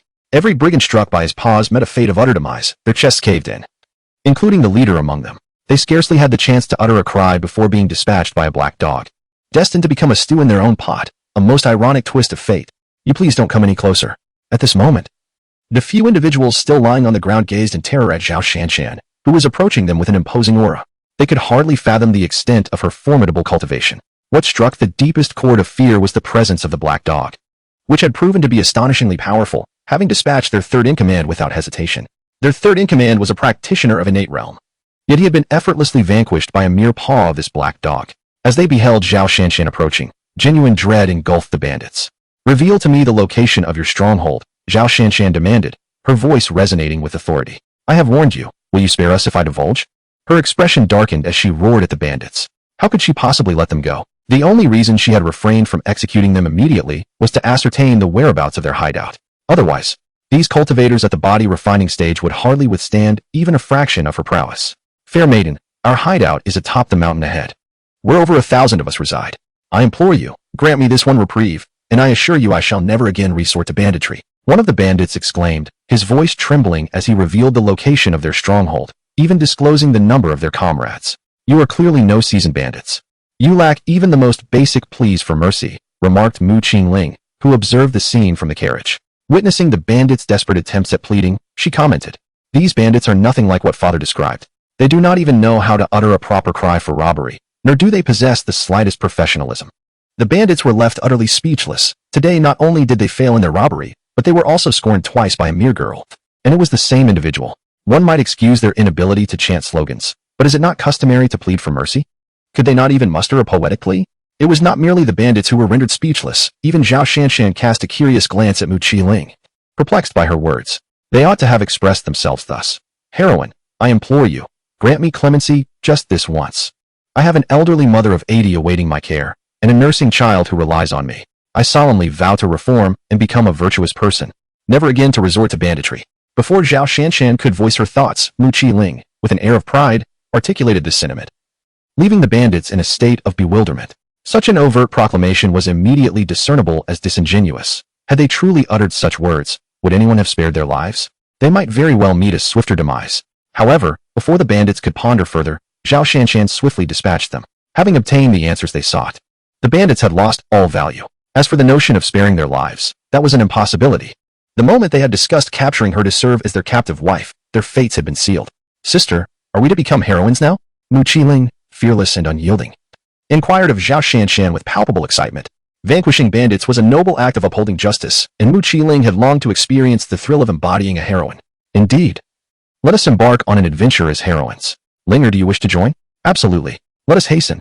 Mu Qiling clapped her chubby little hands and urged Zhao Shanshan to board the carriage promptly. Zhao Shanshan said little in response, effortlessly clearing away 2 fallen trees with a wave of her hand before guiding the carriage forward. The Shanfang Mountain is not far from here, approximately 10 miles away, marking the outskirts of the Shilling Empire. Beyond the Shanfang Mountain lies the boundary of the Shilling Empire. With the pace of the carriage, it took them nearly half an hour to reach the foot of the mountain, accompanied by 2 individuals and a dog. Shanfang Mountain is quite an unusual peak. It is small at its base but broadens at its summit, resembling a mushroom in shape. 3 sides of the mountain are sheer cliffs, with only one narrow path leading upwards, accommodating only 3 travelers at a time. It is a location easily defended yet difficult to assault. Zhao Shanshan had previously overheard discussions about Shangfang Mountain. The Empire had once dispatched troops to conquer it, but each attempt ended in failure, as the ascent proved insurmountable. Zhao Shanshan found a suitable place to conceal the carriage and, taking Mu Qingling by the hand, they set off towards Shangfang Mountain. Just as they reached the mountain path, they were spotted by bandits residing atop the mountain. How peculiar. What brings a woman to our Shangfang Mountain today, especially with such a small child in tow? Could it be that one of our brothers has left behind an affair that has now come to light? One bandit remarked. Indeed, there is a possibility of that. Let us approach and inquire. For bandits stationed at the entrance engaged in discussion before approaching Zhao Shanshan, utterly oblivious to the fact that she was the harbinger of death. Halt! This is a private area belonging to Shangfang Mountain. Who are you, and why have you come here? Suddenly, Mu Qingling exclaimed, Look, a UFO. Before Zhao Shanshan could utter a word, Mu Qingling pointed excitedly in the direction behind them, causing everyone, including Zhao Shanshan, to turn and look. Bang, bang, bang. For muffled shots rang out, and the 4 bandits fell to the ground in unison. Mu Qingling waved the wooden stick in her hand, a look of satisfaction gracing her face. Sister, let us hurry up, she urged, pulling Zhao Shanshan towards the path leading up the mountain. At this moment, Zhao Shanshan regained her senses, her expression a mixture of amusement and disbelief. She had thoroughly experienced Mu Qingling's peculiar remarks, making it hard to fathom how much a 5-year-old girl had learned over the years. It was uncertain whether the bandits were overly confident or negligent of safety, as they encountered no further bandits along the way, aside from the 4 at the foot of the mountain. It was only when the 2 reached the summit that they attracted the attention of more bandits, who swiftly surrounded them. Who are you? And how did you come to be here? One of the apparent leaders among the bandits inquired, perplexed by the sudden appearance of an unfamiliar woman without prior notice. As for Mu Qingling, she had long been disregarded by these bandits, although it was somewhat peculiar to see her riding on the back of a black dog. She was merely a young girl and naturally did not command their attention. How could you be so foolish and still aspire to be bandits? We certainly arrived here on foot. One of them suggested a contest to see who could collect the most heads, claiming that the loser would have a little turtle drawn on their face. Do you dare? Mu Qingling mocked these ruffians before proposing the competition to Zhao Shanshan, completely underestimating them. The bandits, thoroughly incensed by Mu Qingling's words, could hardly believe they were being belittled by a mere child. Furthermore, the audacity to consider them as prey in a competition was unthinkable. They were renowned bandits, after all. When have they ever been treated in such a manner? I surely cannot compete with Linger, given her remarkable prowess, but if she is interested, I shall indulge her in this contest, Zhao Shanshan replied, equally dismissive of the bandits. Now at the 4th level of true spirit, she doubted that the bandits of the upper mountain could possess any one of the void flight realm. If such a formidable force existed, they would not stoop to banditry. Such strength would command respect wherever it was found. Moreover, even if there were bandits of the void flight realm on the upper mountain, she felt no fear, for 2 deities were present as well. Do not worry, miss. I shall only use 1/10,000th of my strength in our competition, so as not to take advantage of you. Upon hearing Zhao Shanshan's agreement, Mu Qingling expressed her delight, promising to employ merely a fraction of her formidable prowess. Zhao Shanshan, with a faint smile of resignation, acknowledged Mu Qingling's strength, yet remained oblivious to the specifics of her capabilities. The audacity of Mu Qingling's words incited a desire within Zhao Shanshan to vanish into the earth. How arrogant! Capture her. For I am keen to discern the extent of her abilities, daring to wreak havoc upon my domain in Shangfang Mountain. Indeed. Mu Qingling's proclamation not only left Zhao Shanshan perturbed but also thoroughly incensed the bandits, who swiftly ordered her capture. The fray commenced. As the bandits sprang into action, Mu Qingling uttered a brief remark and gave a playful pat to the small black creature beneath her, conjuring a spoon into her hand. Simultaneously, Zhao Shanshan, unwilling to lag behind, charged at the bandits, brandishing a longsword, though it remained sheathed. Bang, bang, bang, with the initiation of their onslaught. A cacophony of thuds resonated as the bandits fell one by one, unable to utter a cry before succumbing to unconsciousness. Some unfortunate souls met their demise at the hands of the small girl's spoon, never even catching a glimpse of their assailants. Suddenly, an arrow soared into the sky, bursting in a brilliant explosion, followed by urgent shouts as more bandits emerged from the rudimentary structures of Shangfang Mountain. It was the very bandit who had previously issued the command, now alarmed and signaling a desperate call for reinforcements upon witnessing the extraordinary prowess of Zhao Shanshan and her companion. Chapter 53. The chief the bandit had just signaled when a figure suddenly flashed by, followed by the sound of a gunshot, causing the bandit to collapse. The other bandits, who had just emerged from within, rushed towards Zhao Shanshan and Mu Qingling upon realizing they were under attack. Unfortunately, before they could comprehend the situation, each was swiftly rendered unconscious. At the heart of the mountain, there stood an edifice unlike the rudimentary wooden structures surrounding it. This was a palace constructed from nebulous stone, serving as the residence of the bandit chief. Inside the palace, in one of the chambers, a middle-aged man was laboriously toiling away, while the woman beneath him lay still, appearing either in slumber or resigned to her fate. Just as the man hastened towards completion, a piercing alarm abruptly blared, causing him to tremble involuntarily, as if all strength had drained from his body. "Damn it, which scoundrel dares to disrupt my affairs? I shall have you dismembered," he cursed, rising to his feet, hastily donning his garments as he made his way to the door, startled into haste by the sudden alarm. This man was the chief of the bandits, known to all simply as the chief, with no one aware of his true name. As the chief flung open the door, a figure materialized at the threshold, startling both individuals simultaneously. The leader of the bandits was in dire straits. Two formidable opponents had stormed their hideout, and many of his men had already been slain. They were no match for these two adversaries. "Am I to believe that you are all so inept? How is it that so many of you cannot stand against just two individuals? What use is it to maintain a band of fools?" The leader, already in a foul mood, erupted in anger upon hearing this bandit's words. With a swift strike to the bandit's head, he stormed out. "Stop!" the leader called out as he emerged into the open, only to be met with the sight of his fallen men strewn across the ground. His voice rang out in despair. At his command, Zhao Shanshan and Mu Qingling both ceased their assault, while the remaining bandits hastily gathered behind their leader, relieved to no longer face those two demons. The ferocity of their assailants was akin to that of savage beasts, and they could scarcely withstand a single exchange of blows. Particularly fearsome was the little girl riding a large black dog, who had effortlessly dispatched their second-in-command with a mere spoon. Had it not been for the leader's intimidating presence, these bandits would have long since fled. As the leader surveyed the remnants of his forces, now reduced to a mere handful, his countenance darkened with despair. He could scarcely believe that in the blink of an eye, the band he had painstakingly assembled had been decimated. Though his stronghold was not the mightiest in the region, its geographical advantage rendered it the safest. Even the preeminent force, Wulonggang, could not pose a threat to him. Who would have thought that today? They would be besieged by a mere girl? Who are you to dare to act so brazenly on my mountain? However, since you have come, why not stay and become my wife? The chief spoke to Zhao Shanshan, utterly dismissing Mu Qingling, for he had not witnessed her striking anyone upon his arrival. "Scoundrel, today, I shall raze this place to the ground, avenging the common folk who have suffered at your hands."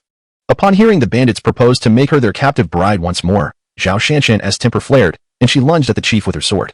"Ha ha, come, let me see just how formidable you are, little lady." The chief, unperturbed by Zhao Shanshan's advance, laughed heartily and met her charge without even drawing his weapon. As they clashed, the sound of clanging metal echoed, with the chief effortlessly parrying all of Zhao Shanshan's strikes. It became evident that he wore protective bracers on his forearms, explaining his audacity to confront Zhao Shanshan unarmed. After exchanging over a dozen blows, Zhao Shanshan quickly realized she was no match for this middle-aged adversary. Feigning an attack, she attempted to retreat, but it seemed the chief had anticipated her move. Instead of following through with her assault, he reached out, aiming for her chest. "My dear, it would be wise for you to return with me and assume the role of my wife." With a few swift gestures, the chief incapacitated Zhao Shanshan, pulling her into his embrace. "Heaven has truly been kind to me, bestowing upon me such a beautiful young lady. Congratulations, esteemed leader. Congratulations, esteemed leader." The bandits behind their leader, witnessing Zhao Shanshan finally captured, began to extend their congratulations. "Release me at once," she implored. "Ha ha, fear not, my little beauty. I shall release you shortly." Observing the terror and anxiety reflected in the lovely maiden's eyes, the leader erupted into laughter, cradling Zhao Shanshan in a princess embrace as he turned to depart. "Villain, release the young lady immediately, or I shall not hold back," a voice interjected, belonging to Mu Qingling. A bandit then boldly addressed the leader, warning that should he fail to deal with the girl, they too would face dire consequences, potentially meeting the same fate as the second-in-command, who had been rendered unconscious. "Are you all utterly useless? You require me to handle a mere girl? What purpose do I serve in keeping you?" The leader retorted, before demanding they seize her and take her to Feongyun's stronghold for sale, adding, "And stew that large black dog for me. I shall need a hearty meal after I am done." He turned back to scold the bandit, entirely dismissive of the warning. "Humph, you bandits are truly despicable, daring to disregard me, an unmatched master of the realm. I shall render you all senseless." The young girl, feeling overlooked, let out a disdainful sniff, and an overwhelming aura of terror emanated from her, causing the remaining bandits to spew blood and collapse.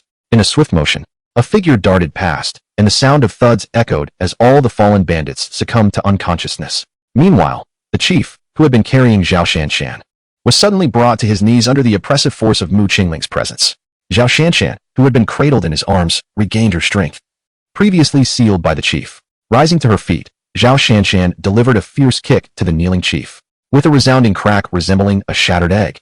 The chief fell to the ground, clutching his groin and howling in agony, blood seeping from his trousers and staining the earth beneath him. Zhao Shanshan's kick had rendered him a eunuch, adding one more to the ranks of the Shilling Empire. Observing the chief's pitiful state, even the nearby little black trembled slightly. Hunching away from Mu Qingling, he instinctively took a couple of steps back, tightening his legs as if fearful that Zhao Shanshan might unleash a similar fate upon him. This reaction was not merely due to fear of Zhao Shanshan. It was an instinctive response from a male, likely mirrored by any other men present in such a situation. After shattering the chief's manhood, Zhao Shanshan disregarded his cries of distress and delivered several more vicious kicks to his prostrate form. Only after rendering the leader unconscious did Zhao Shanshan relent. However, she did not take the leader's life, but rather deprived him of his vital energy to prevent any future acts of robbery. Linger, let us proceed. Let us explore what valuable treasures remain here. We shall gather them and later distribute the wealth to those in need, Zhao Shanshan remarked to Mu Qingling. Given the prolonged existence of this mountainous stronghold, Zhao Shanshan was confident that it harbored a considerable amount of gold and silver, since they had already vanquished the bandits. It was only natural that such riches would not remain unclaimed, and both Zhao Shanshan and Mu Qingling had no desire for them.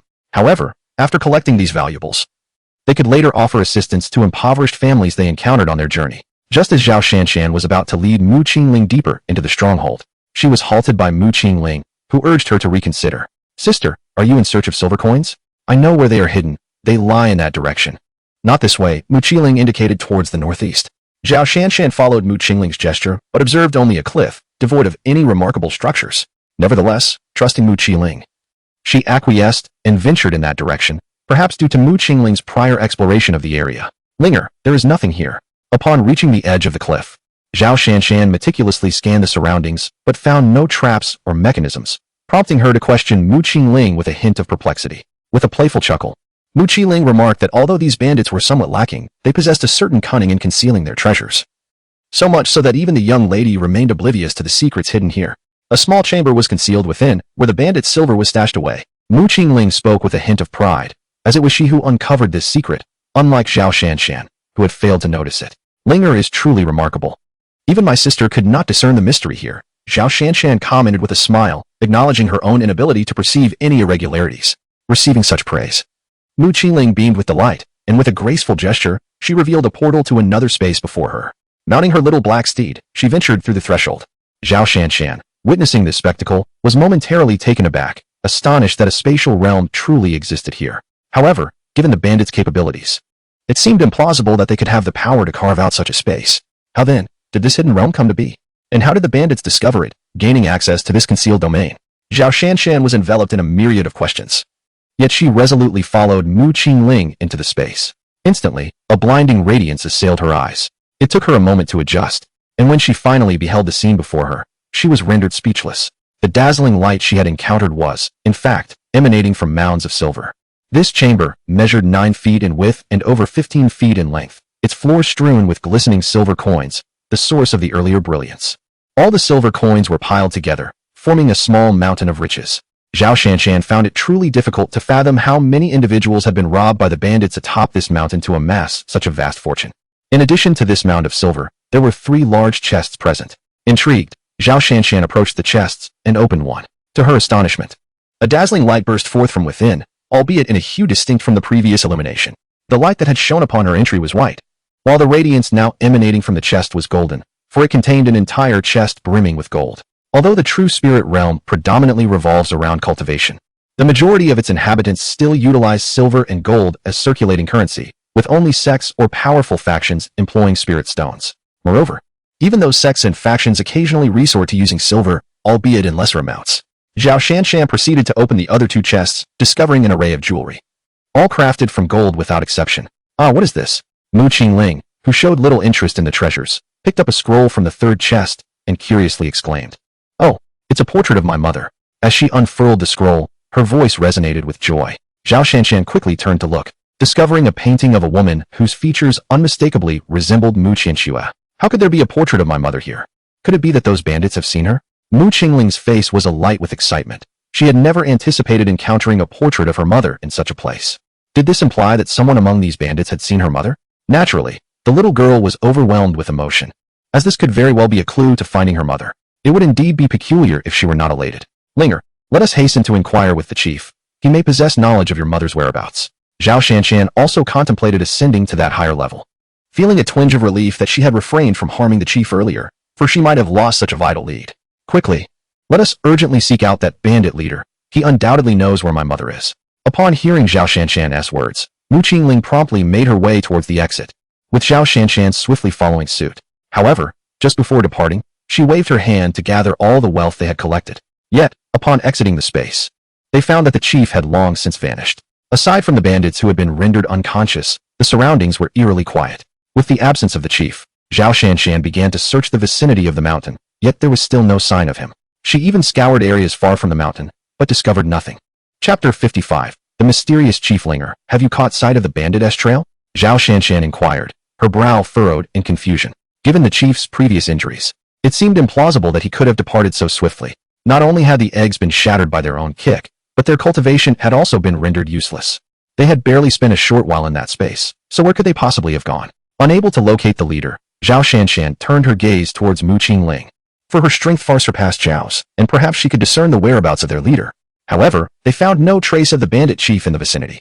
Mu Qingling shook her head in confusion. She had searched extensively yet found no sign of the bandit leader. Seeing that even Mu Qingling had failed to locate him, Zhao Shanshan looked down at the little black creature beneath her, only to see it shake its head as well. At that moment, Zhao Shanshan was at a loss for words. The bandit leader had become quite the enigma. Although she could not sense where the bandit had gone, an unfamiliar aura lingered in the air, suggesting that someone had intervened and erased any traces of departure. Suddenly, the little black creature spoke, confirming that it had indeed sensed an unfamiliar presence, indicating that a powerful individual had come and rescued the bandit leader while they entered that space. Furthermore, this formidable being had erased all traces upon leaving. Had it not been for the little black creature's superior abilities, it would not have detected even the slightest hint of that presence. Yet, this raised further questions for the little black creature. The bandit leader was clearly incapacitated, so why would a powerful figure choose to rescue him? Moreover, this individual had seemingly monitored the events atop the mountain closely enough to intervene just as they entered that space. A formidable presence lingered in the vicinity, unnoticed by the unsuspecting Xiao He, who conveniently concocted an excuse for his oversight, attributing it to his distraction from the surroundings. Who could have anticipated that the mere act of dismantling a bandit hideout would unveil such a powerful entity? Furthermore, these events were evidently intertwined with the mother of Mu Qingling, prompting Xiao He to heighten his vigilance. It appeared imperative to remain alert to the happenings around his young master, lest any hidden strength go unnoticed. With no other recourse, Zhao Shanshan placed her hopes upon the unconscious bandits, eager to ascertain whether they possessed any knowledge of the portrait. Upon concluding her thoughts, she cast a spell, causing bubbles to materialize above the heads of the slumbering bandits. As the bubbles burst, the water cascaded down, drenching their bodies. After a brief interval, the two bandits who had been struck unconscious revived, bewildered as they surveyed their surroundings.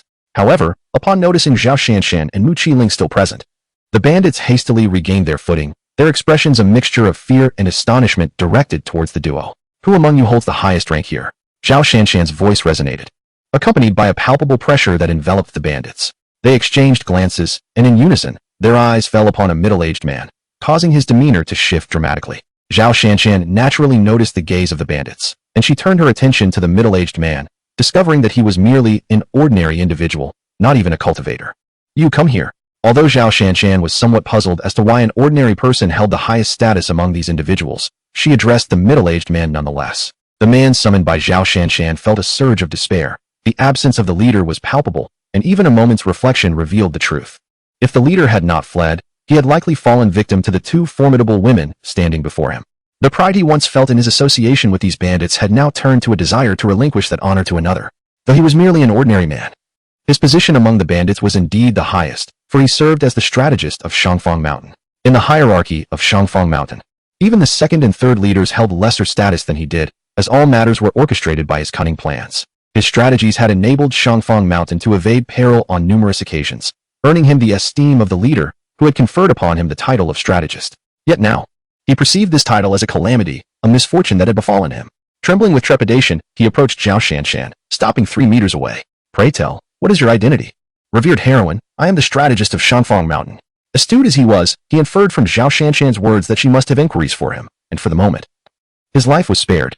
A strategist, you say? That suggests you possess considerable knowledge. Upon hearing that the middle-aged man was actually the strategist of Shangfang Mountain, Zhao Shanshan's face revealed a trace of delight, for a strategist held a position akin to that of a grand overseer here. May I inquire about the name of your esteemed leader? as well as his prior identity, the esteemed leader?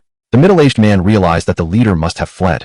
Otherwise, this sorceress would not be inquiring about him. Regrettably, my lady, none among us at Shangfang Mountain knows the name of our leader, nor do we possess any knowledge of his former identity.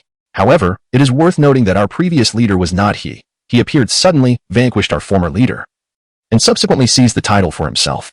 The middle-aged man shared what little he knew, yet his understanding of the leader was limited. Although he had garnered the leader's favor, the leader remained an enigma, shrouded in mystery, with no one aware of his name or past. Upon hearing his words, both Zhao Shanshan and Mu Qingling furrowed their brows, taken aback by the leader's elusive nature. Have you ever witnessed your leader in the company of any extraordinary or mysterious individuals? Or engaged with anyone outside of those from Shangfang Mountain? My lady, I cannot say for certain. However, it is likely that apart from his time at Shangfang Mountain, he has had the most interactions with Feong Stronghold. Feong Stronghold? Zhao Shanshan had encountered the name Feong before, and she surmised that this so-called stronghold was likely a den of bandits, possibly even a hub for human traffickers, while still at the foot of the mountain. She had overheard those brigands discussing their intentions to capture Mu Qingling and take her to Feong in exchange for wealth. The heroine. Feong is a nearby mountain stronghold notorious for child trafficking, located approximately 100 miles from our mountain, she had been informed. Chapter 56. Arrival at Feong this time, I shall spare your lives. However, should I discover that you continue your banditry, rest assured, your next encounter with me will not be so fortunate. I hope you will reflect upon your actions, Zhao Shanshan declared after contemplating the words of the middle-aged man. She believed that after today's events, these individuals would no longer dare to engage in banditry. Zhao Shanshan was willing to grant them an opportunity for redemption. Yet should she catch them in wrongdoing again, she would not show mercy. Now, Zhao Shanshan prepared to venture to Feong in search of useful clues. Lingo, let us first head to Feong. She informed Mu Qingling before descending the mountain. Amidst the group of bandits, one brigand's expression fluctuated, as if he had something to say but was reluctant to voice it. However, upon witnessing the two sorceresses gradually recede from view, he seemed to arrive at a decision and hurriedly ran after Zhao Shanshan. Heroine, please wait. What is it that you wish to convey? Hearing the sounds from behind, Zhao Shanshan paused her steps and turned around to see a young man hastily approaching her. With a hint of curiosity, she inquired about the matter at hand. What could possibly compel this little bandit to confront her? Intrigued, even the young girl accompanying her regarded the bandit with a measure of uncertainty. Suddenly, under the scrutiny of their gazes, the bandit, who had mustered his courage to approach, became timid and momentarily lost for words. Please, speak quickly if you have something to say. Noticing the bandit frozen in silence, Zhao Shanshan expressed her impatience once more. Only after her words did the bandit snap back to reality. Lady, warrior, I once witnessed our chief hosting a mysterious individual. Quickly, do you know the identity of that mysterious person? Are you aware of their conversation? Lady warrior, that encounter occurred during my night patrol. I inadvertently observed our chief meeting a peculiar figure. The individual wore a mask resembling a bull's head. I could discern that he was male, approximately 7 feet tall. As for the details of their discussion, I am not privy to them. However, what is it? Speak boldly. Lady warrior, I cannot say for certain if it was merely the night as shadows, but it seemed as though our chief held a certain trepidation towards this enigmatic figure. Though I hesitate to label it as fear, it was a countenance akin to that of a servant standing before the emperor. I surmise that the leader must be a subordinate of that enigmatic figure. The little bandit reflected for a moment and spoke, noting that it was nighttime, and he had not deliberately eavesdropped, thus he was not entirely certain. Moreover, due to the distance, he had not overheard the conversation between the two. Very well. I appreciate your information. Here is a reward for you. I hope you can choose a righteous path in the future and abandon the life of a bandit. Although they had not gleaned any particularly useful information, at least they now knew of a mysterious individual adorned with a bull's head mask, which remained a significant piece of intelligence. Zhao Shanshan produced a jade vial and handed it to the little bandit. Within it lay a third-grade elixir capable of aiding one in breaking through to the innate realm. Thank you, noble heroine. The little bandit was taken aback by such a delightful surprise, hastily accepting the jade vial and expressing his gratitude, for gifts from a heroine were undoubtedly extraordinary. Zhao Shanshan, however, chose not to utter another word. Instead, she took hold of Mu Qingling and descended the mountain, hastening towards the direction of Feong Stronghold. Sister, let us fly there. This pace is simply too slow. Perhaps due to her impatience, Mu Qingling expressed her dissatisfaction with the current speed of travel to Zhao Shanshan. Without awaiting a response, she mounted her steed, Little Black, and soared into the sky. Zhao Shanshan, caught off guard, found herself lifted into the air alongside Mu Qingling. As she ascended, Zhao Shanshan had no time to savor the sensation of flight before she suddenly noticed the surrounding scenery shifting dramatically. Subsequently, they landed upon a mountain peak, where the sudden appearance of the two individuals and a dog did not go unnoticed by those already present. In an instant, a large group of people encircled them.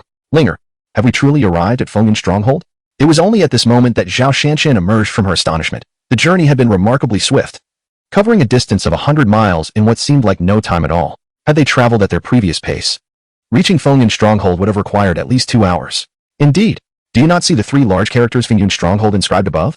Mu Qingling pointed toward the highest point of the mountain, where a flag fluttered, emblazoned with the very characters they had just mentioned. Who are you, and why have you come to our Feong stronghold? The local bandits merely surrounded the two without resorting to violence. Having discerned that Zhao Shanshan and her companion had arrived from the skies, those capable of flight were undoubtedly formidable practitioners of the art of air manipulation. And such individuals were not to be trifled with, even by bandits. Summon your leader. I have matters to discuss with him. Might I inquire as to the identity of this valiant lady? I am Zhao Shanshan, the 7th princess of the Shilling Empire. Zhao Shanshan did not shy away from revealing her identity, as she intended to instill a sense of awe in the bandits. Upon hearing Zhao Shanshan's identity, the bandits were taken aback, astonished that the 7th princess of the Shilling Empire had graced their Feong stronghold, and moreover, was seeking an audience with their chieftain. However, upon noticing that Zhao Shanshan was accompanied only by a young girl, their trepidation diminished, leading them to speculate that she was not there to cause them trouble. Yet, not all the bandits shared this sentiment, given that Feong stronghold was notorious for engaging in the nefarious trade of children. They wondered if Zhao Shanshan had come to confront their chieftain regarding their misdeeds. Please wait a moment, princess, one of the bandits interjected, swiftly departing to summon their chieftain. As he exited, the other bandits, who had encircled Zhao Shanshan, dispersed, recognizing that she was not only the 7th princess of the Shilling Empire, but also seemingly a formidable cultivator of the Sky's sovereign realm, prompting them to reconsider their approach. The departing bandit soon found his chieftain and relayed the news of Zhao Shanshan's visit. You mean to say that the 7th princess of the Shilling Empire has come to seek me out, accompanied by a young girl? The chieftain pondered, reflecting on the implications of such a visit. Indeed, chieftain, she claimed to be the 7th princess of the Shilling Empire. It seems improbable that she is an impostor. Chapter 57. The Chieftain of Feong Stronghold. Upon receiving confirmation from his subordinate, the chieftain fell into deep contemplation, uncertain of the reasons behind the 7th princess's unexpected arrival at their stronghold. Logically speaking, if one were to venture into the Windy Nest stronghold, it would be improbable for an imperial princess to be the visitor, even if she hails from the realm of the sky. Moreover, the presence of a solitary imperial princess does not pose a significant threat to the Windy Nest, for her power aligns with her status in the sky realm. The chief, in a veiled manner, suggested that they eliminate the girl, making a gesture across his throat, implying the necessity of silencing Zhao Shanshan. As bandits, they harbored no fear of her imperial status unless it posed an insurmountable challenge. Fool, can't you employ any critical thinking? If others have the audacity to approach us openly, it surely indicates they are not easily dealt with. I have often instructed you that while we may engage in banditry, we must also embody the traits of a cultured and astute bandit. You may leave for now. I shall confront this 7th princess of the empire.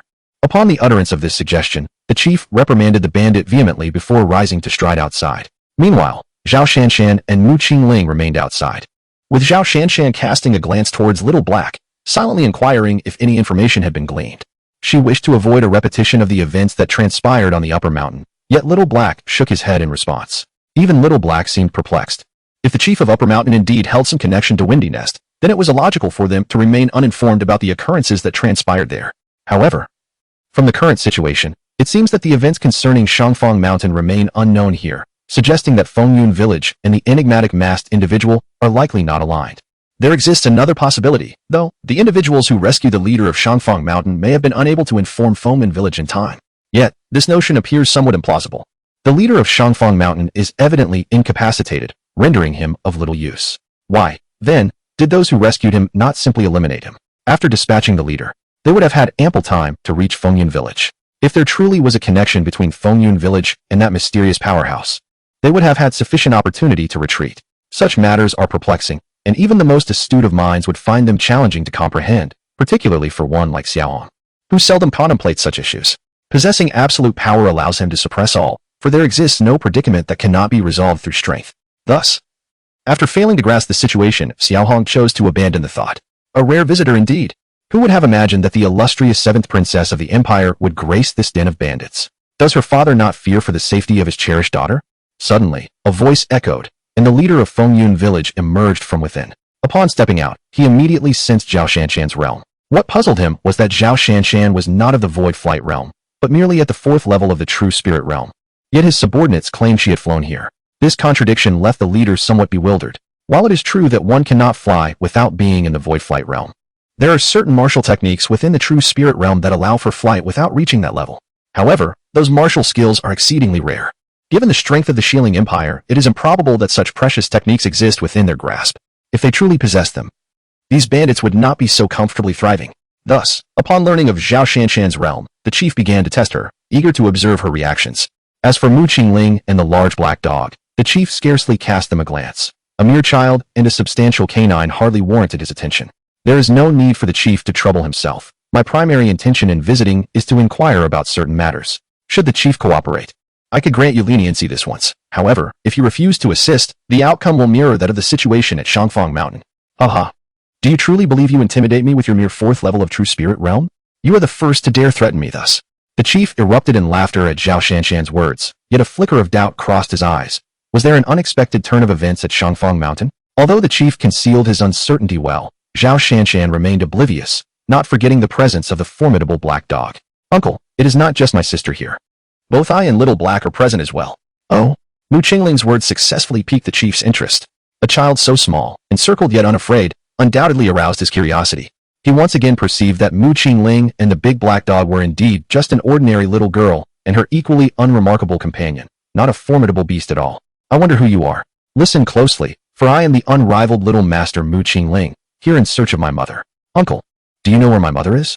As Mu Qingling spoke, she produced a portrait of Mu Qianxue. Upon hearing her words, the bandits surrounding them erupted into laughter, their mirth unrestrained and devoid of decorum, dismissing her claims with scorn. A mere child declaring herself invincible.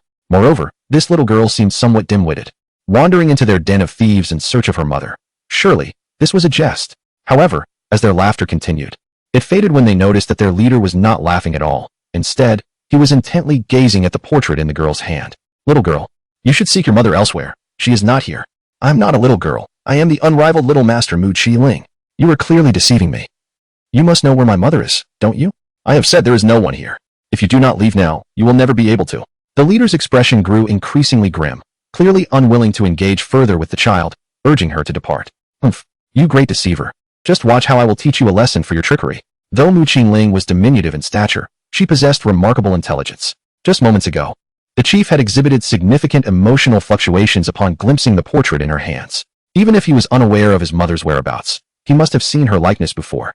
Otherwise, such an emotional upheaval would be inexplicable. After Mu Qingling spoke, a large spoon materialized in her grasp, and with a swift motion of her short legs, she propelled herself towards the chief. She struck him squarely on the head with the spoon, leaving the chief utterly astonished that a mere 4 or 5-year-old could exhibit such prowess, arriving before him in an instant. In a desperate attempt to shield himself, the chief raised his hand, only to hear a resounding crack as he felt the bones in his hand shatter. Chapter 58, The Terrified Chief. The chief staggered back over 10 meters before finally halting, his expression one of disbelief as he regarded Mu Qingling, astonished by her extraordinary strength.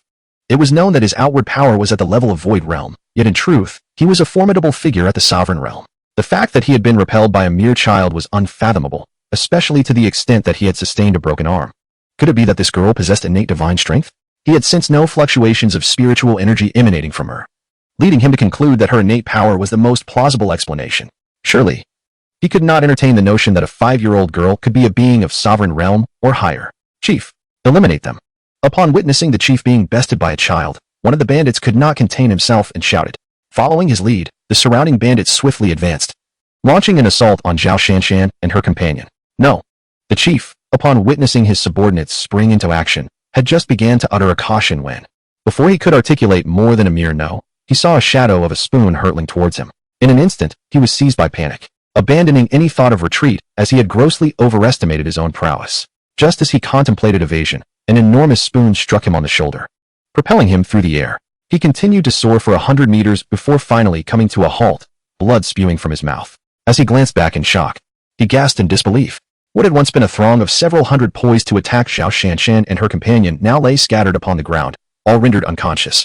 Aside from the chief, who possessed the strength of the Emperor realm, there were also several individuals of the Sky Sovereign realm present, 2 of whom had been part of the very crowd that had threatened them. Yet now, without exception, they lay motionless. He was utterly bewildered by the mysterious collapse of his subordinates, and fear began to creep into his heart as he regarded the young girl before him. Who on earth are you? And how can you possess such formidable power? The chief looked at Mu Qingling with trepidation. This seemingly innocent little girl had incapacitated him with merely 2 strikes of a spoon. When had the Holy Ling Empire birthed such an anomaly? It was no wonder Zhao Shanshan, a mere girl of the 4th stage of true spirit realm, dared to venture into his domain. For she was accompanied by such an extraordinary being. Ah, it seems I did not strike your head, did I? How could you so quickly forget who I am?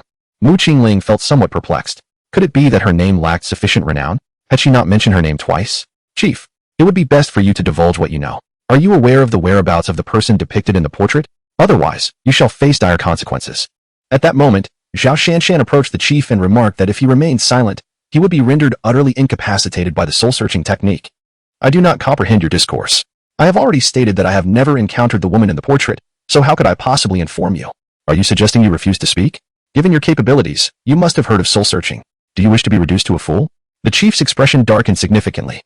He was acutely aware of the detrimental effects of soul-searching on a cultivator. Should he fall victim to it, he would undoubtedly meet a grim fate.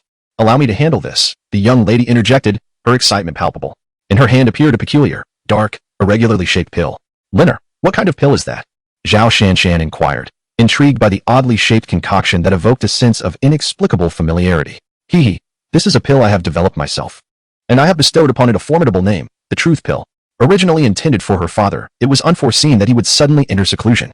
Now, it presents an opportune moment to test its efficacy. Mu Qingling spoke with a hint of pride, for this concoction was crafted from the knowledge imparted by her mentor, aimed at coaxing her father into revealing information about her mother. To her surprise, Mu Feong had abruptly retreated into solitude, making this potion suitable for the clan leader. Regardless, the essence of the inquiry remained the same, seeking news of her mother, rendering the recipient inconsequential. However, Mu Qingling's words elicited a wry smile from Zhao Shanshan, who found it amusing that the girl contemplated administering a potion to her own father. Were Zhao Shanshan privy to Mu Qingling's prior experience? She might have entertained entirely different thoughts, for it was indeed through administering a potion to her mentor that Mu Qingling had stealthily escaped from the remote village. Yet, the clan leader perceived this situation differently. It felt as though he were being treated as a mere test subject. He would rather endure a soul-searching examination than ingest Mu Qingling's elixir. The prospect of such an unknown concoction was far more daunting, for it could lead to dire consequences. The clan leader firmly resolved against consuming it, even if it meant facing death. Open your mouth. Yet, sometimes, one's will is not the sole determinant. As Mu Qingling approached the clan leader and uttered a command, he found himself inexplicably compelled, his mouth opening against his better judgment. Goodness, your breath is quite foul. Mu Qingling remarked with evident distaste, covering her own mouth with her chubby little hand, as the potion flew from her grasp and into the clan leader's mouth. As the elixir entered the mouth of the chief, it immediately dissolved, and he sensed that control over his own body had finally returned. In a flurry, he attempted to expel the elixir, but it had already coursed through his veins, leaving him in a state of heightened alarm. What manner of power does this young girl possess, to so effortlessly seize control of his body with but a single utterance? Such a feat was beyond anything he had ever encountered. Do you know where my mother is? She inquired. I do not, he replied, despite his earlier resolve to remain silent. This unexpected revelation caused both Zhao Shanshan and Mu Qingling to pause in astonishment. The chief's evident distress suggested that the elixir was indeed working. Otherwise, he would not have been compelled to speak. Yet the answer he provided caused both women's brows to furrow in concern. Could it be that their fears were unfounded? Did the chief truly have no knowledge of Mu Qinshua's whereabouts? Mu Qingling's spirits plummeted at the prospect of yet another disappointment, and Zhao Shanshan, observing her friend's sorrow, felt a pang of sympathy. Do not be disheartened, Linger. Let us first ascertain the facts, she reassured. Very well. If you do not know where Linger's mother is. Have you seen this portrait?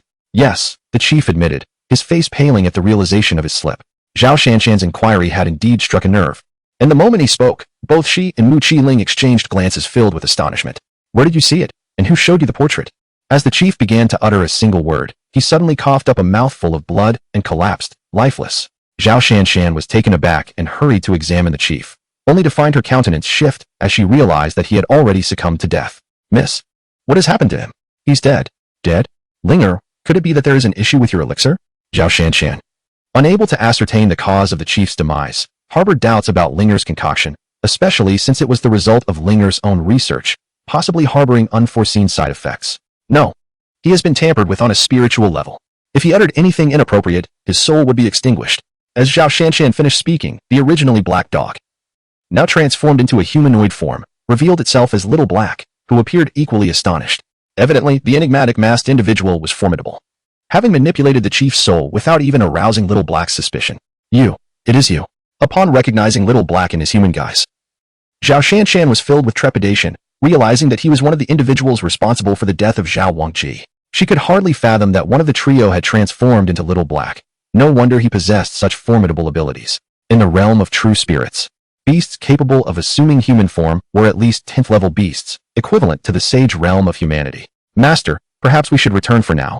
We can wait for the master to emerge before seeking out the mistress. Little Black paid no heed to the astonished Zhao Shanshan, but instead addressed Mu Qingling, suggesting that she return to Laga village and wait for Mu Feong to emerge. Why?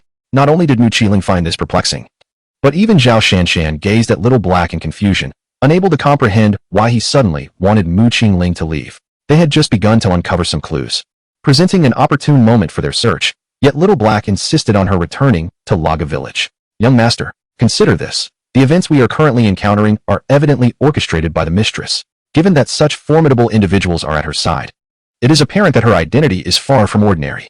Yet, even with such a remarkable mistress, why does she not return to see you? There are only two possibilities. One is that the mistress is preoccupied with urgent matters, unable to spare the time to visit you. However, based on the situation we observed at the Tianji Gate, if the figure in the imagery truly was the mistress, it seems unlikely she would be engaged in anything of great importance. The alternative scenario suggests that the mistress may be confronting a formidable adversary, evading her foes, which explains her absence. Thus, whether for the sake of the mistress's safety or the young master's, I believe we should return to Laga village. It is the only place that offers true security. Little Black and Mu Qingling analyzed the situation. However, these were merely speculations on Little Black's part, and he was uncertain of their veracity. Yet he still wished for Mu Qingling to return to Larjia village, not out of fear that he could not protect her, but rather due to concern for Mu Qianxue. After all, no one knew the current situation of Mu Qianxue, with Mu Qingling so openly searching for her. What if Mu Qianxue was indeed evading enemies? This could potentially bring trouble to Mu Qianxue, for Xiaohe was acutely aware of Mu Feiyong's formidable power, and it was evident that Mu Qianxue, destined to be his mistress, would not be an ordinary individual. Therefore, if Mu Qianxue truly had adversaries, her strength would likely be considerable. Under such uncertain circumstances, Xiaohe believed that returning to Larjia village was the most prudent course of action. Xiaohe, do you mean my mother is in danger? Mu Qingling exclaimed, her anxiety escalating at the thought of her mother's peril, making her even less inclined to return to Larjia village. Xiaohe found herself at a loss, realizing that her words had inadvertently backfired. Rather than dissuading Mu Qingling from her mission, they only strengthened her resolve to find her mother. Little master, if you are determined to seek out the mistress, we must adopt a more discreet approach. We cannot afford to attract too much attention. Reluctantly, Xiaohe acquiesced, recognizing the need to alter their strategy and proceed with caution. As long as we do not return, that will suffice. Zhao Yadu, send a message to your father and the others, instructing them to seek the mistress discreetly, minimizing the disturbance to any formidable beings. Xiaohe instructed Zhao Shanshan once more, recalling that she had previously enlisted the assistance of her royal father in a grand endeavor that mobilized the entire empire. Very well. I shall relay a message to my father at once, Zhao Shanshan replied, retrieving a communication jade pendant to contact Zhao Wuji. Meanwhile, Mu Qingling turned to Xiaohe and inquired, where shall we seek our mother next? With my current abilities, I have scoured the entirety of the true spirit realm to no avail. If our mother truly resides within this realm, it can only be in those perilous domains or other extraordinary locations. Xiaohe contemplated for a moment before responding. Indeed, we must venture into those treacherous areas. Should our mother be evading her enemies, she would likely find refuge in such hidden places. He elaborated that it was only within those perilous or forbidden zones that his spiritual perception could not penetrate, along with other uniquely formed locales. However, Xiaohe remained cautious, for even the formidable Mu Feiyong had not sought out Mu Qianxue, indicating a significant reason behind it. Let us hasten our departure, with a clear objective in mind. Mu Qingling could hardly contain her impatience, urging the duo to act swiftly. Under her encouragement, Xiaohe transformed back into the form of a large black dog. Once Mu Qingling mounted his back, the trio vanished from their location, reappearing beyond the borders of the Shilling Empire. Meanwhile, in a secluded village within the Shilling Empire, an elderly man, who had once hunched in a frail posture, suddenly straightened his back. Moreover, the figure, originally appearing decrepit and aged, underwent a remarkable transformation, instantly embodying the visage of a youth, albeit obscured by a mask that concealed his features. Cursed be this realm for harboring such formidable beings, seemingly directed towards the emperor. Could it be that those from Yongla have discovered his presence? Chapter 60. Into the misty mountains, a voice emanated from the masked individual, revealing his simultaneous fury and trepidation. Owing to his unique constitution, he had cultivated a remarkably advanced concealment technique, which enabled him to elude detection under the scrutiny of Xiaohong. Only after sensing her departure from the Xiling Empire did he dare to reveal himself, primarily due to the sheer terror Xiaohong had instilled moments prior. I must inform them, and also alert the Emperor. As if struck by a sudden thought, the masked figure hastily retrieved a communication jade pendant, inscribing a message with urgency. Such a significant event necessitated immediate reporting. The misty mountains of the Canglong domain stand as one of its forbidden territories, aptly named for the peculiar black mist that shrouds it throughout the year. However, it is not merely the presence of this mist that designates it as a forbidden zone. The most enigmatic aspect lies in the manner in which these black mists not only obstruct spiritual perception but also suppress the powers of cultivators, marking it as one of the 4 great forbidden areas of the Canglong domain. Yet, the most alarming truth is that within the misty mountains resides a formidable terror, rumored to be in existence of the great Emperor realm. Moreover, it is inexplicable why this formidable entity seems to be unbound by the constraints of the ominous mists, allowing it to unleash its full potential freely. Aside from this imposing presence, the mountain range is teeming with countless beasts, and even human cultivators of the same imperial realm would hesitate to venture within unless absolutely necessary. For once one enters, the possibility of never returning looms large. Legends within the realm of true spirits recount tales of imperial powerhouses who dared to enter. Although one such sovereign did eventually emerge, he bore grievous injuries and fell into a coma upon returning to his faction, reportedly remaining in that state to this day. Since then, few have dared to tread that path. Even those particularly reckless souls who seek adventure confine their explorations to the fringes of the mountains. The Misty Mountains are deemed a forbidden zone, rich with innumerable resources, enticing some brave souls to take their chances.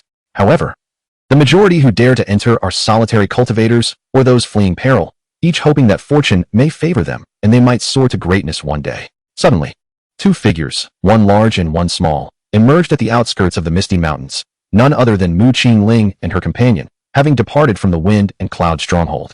Naturally, Xiaohe, serving as Mu Qingling's steed, was present as well. It was indeed Xiaohe who guided them to this place.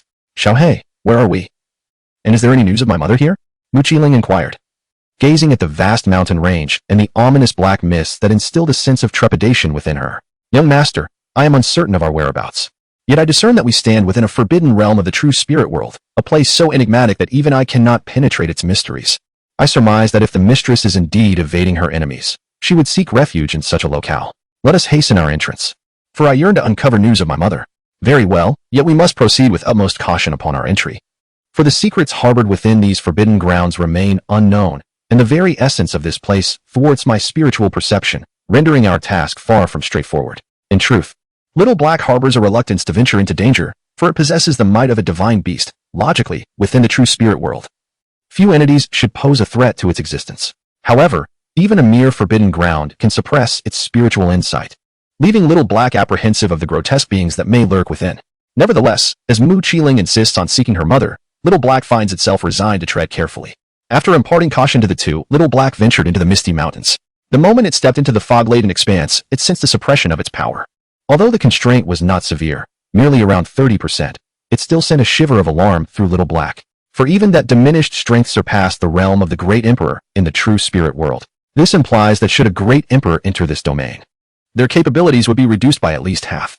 Moreover, Little Black tested its abilities and found that it could not wield its spiritual awareness here.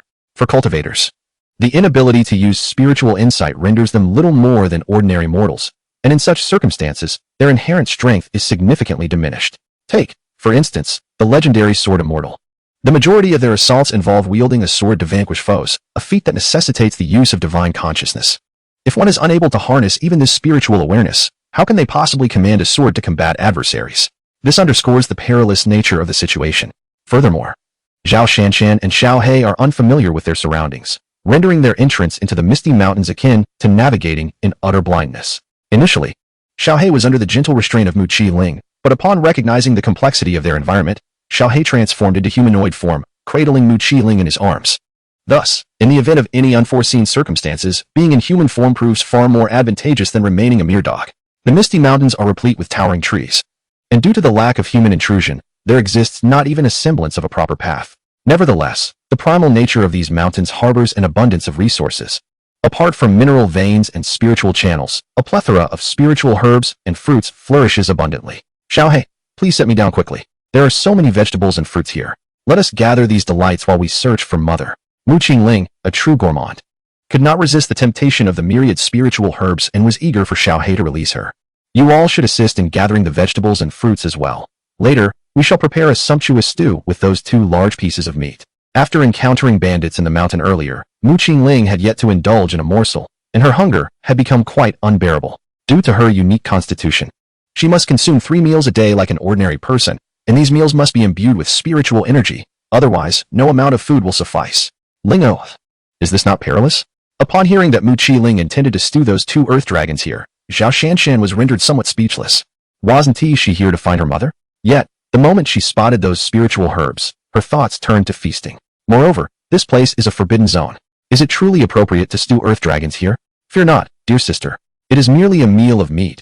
What danger could possibly arise? Well, very well then.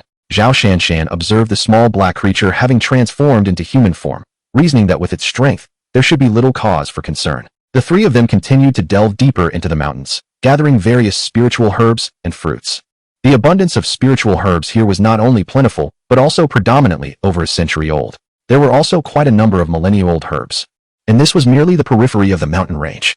Thus, after just over an hour, Zhao Shanshan's storage ring was already brimming.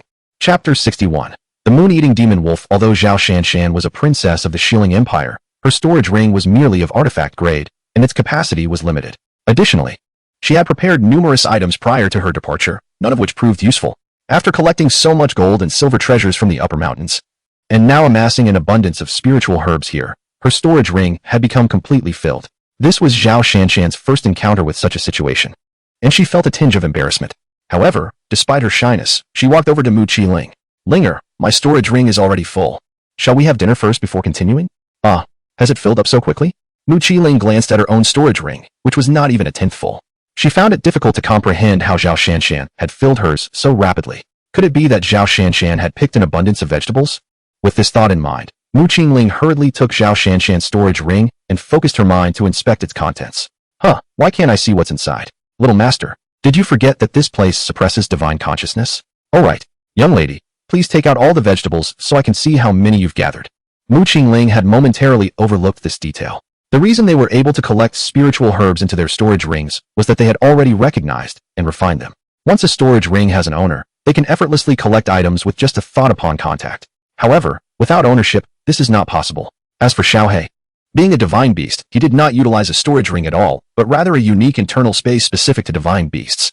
Upon hearing Mu Qingling's words, Zhao Shanshan felt even more bashful. In truth, she had not gathered many spiritual herbs, as most of the space in her ring was occupied by other items. Nevertheless, she took out all the spiritual herbs from her storage ring and placed them before Mu Qingling. In fact, Zhao Shanshan had already gathered quite a considerable number of spiritual herbs, approximately 1,000, all over 300 years old. Was that all? Mu Qingling was taken aback to see Zhao Shanshan reveal only such a small quantity of spiritual herbs. Earlier, Zhao Shanshan had mentioned that her storage ring was full, leading the young girl to believe that she had harvested a substantial amount, yet it turned out to be merely a handful. A hint of embarrassment flickered across Zhao Shanshan's face, leaving her at a loss for words. However, at that moment, a voice emerged to extricate her from the awkwardness.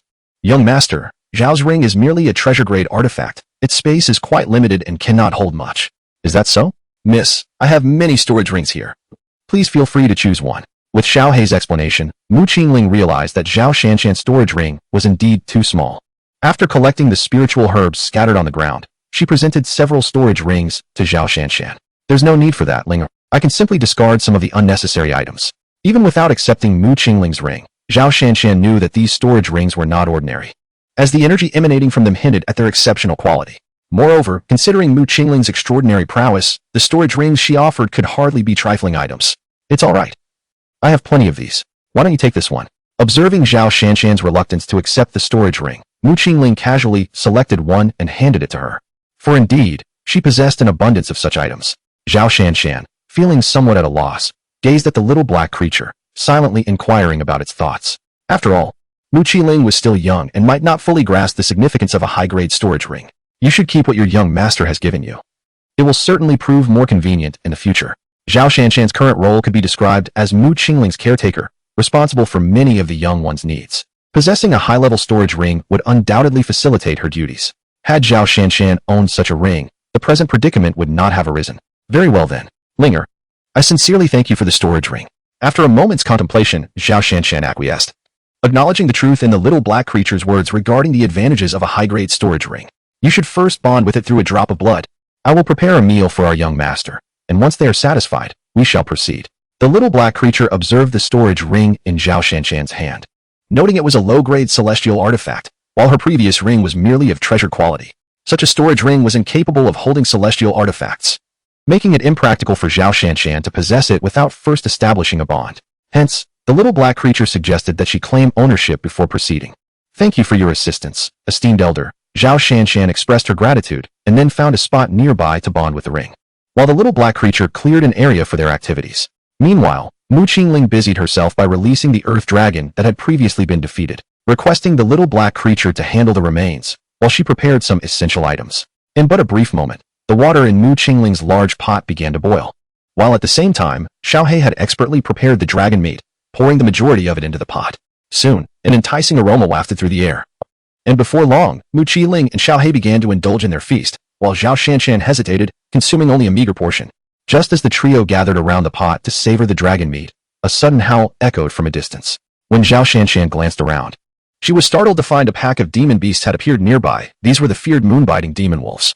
With a single glance, Zhao Shanshan recognized these creatures as the notorious moon-biting demon wolves of the true spirit realm, and her countenance shifted dramatically. Wolves, being inherently pack-oriented beasts, posed a significant threat, and Zhao Shanshan's alarm stemmed from the unique nature of the moon-biting demon wolves. Unlike ordinary wolf-like beasts, the moon-biting demon wolves are a higher-tier species, possessing the strength of the sky's sovereign realm from birth, with mature individuals capable of reaching the sage realm. Not only are they more ferocious than their lesser counterparts, but the moon-biting demon wolves also possess a terrifying innate ability known as demonization. Once demonized, a moon-biting demon wolf can elevate its prowess by an entire rank. Thus, a sky's sovereign moon-biting demon wolf could attain the strength of the emperor realm. Coupled with their social nature, these beasts represent a formidable adversary best avoided. Zhao Shanshan had not anticipated encountering the moon-biting demon wolves here, especially after her earlier contemplation regarding the area being a forbidden zone, where she had expected not to encounter any demon beasts upon their arrival. Who knows what they are encountering now? But it is a creature that brings despair to Zhao Shanshan. Chapter 62. The Old Man in the Depths of the Mountains.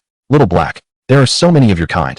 Just as Zhao Shanshan was at a loss, she suddenly heard Mu Qingling's voice and remembered that two formidable beings were still present. However, for some reason, her expression turned anxious again, as she realized that Little Black should be a beast of roughly level 11, equivalent to a human of the Great Sage Realm. Yet, for reasons unknown, her strength was suppressed upon entering this place.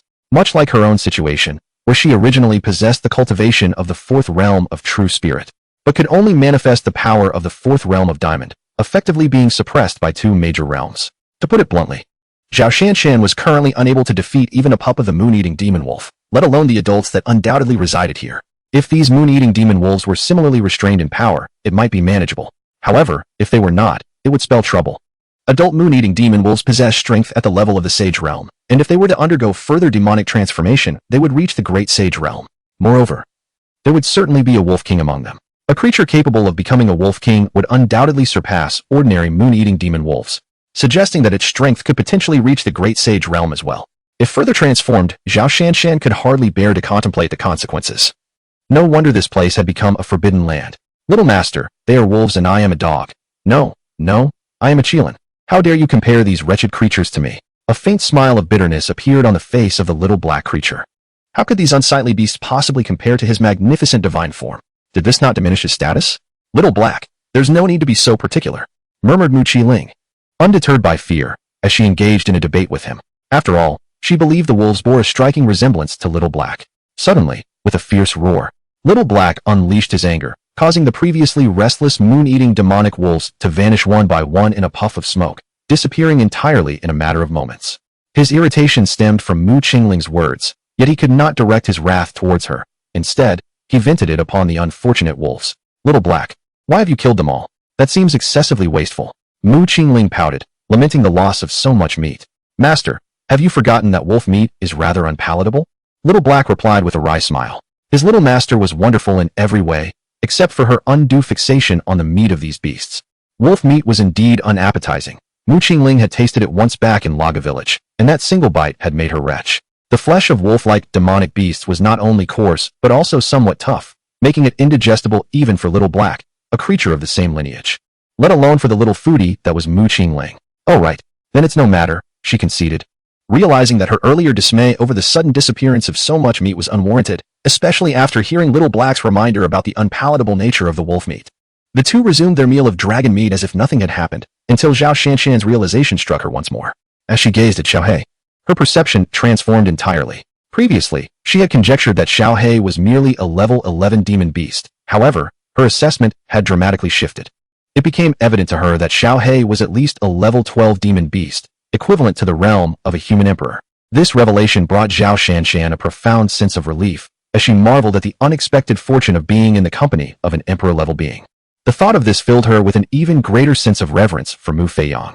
To be capable of subduing a demon beast of such caliber, and to have it take the form of a large black dog, spoke volumes of Feong's formidable prowess.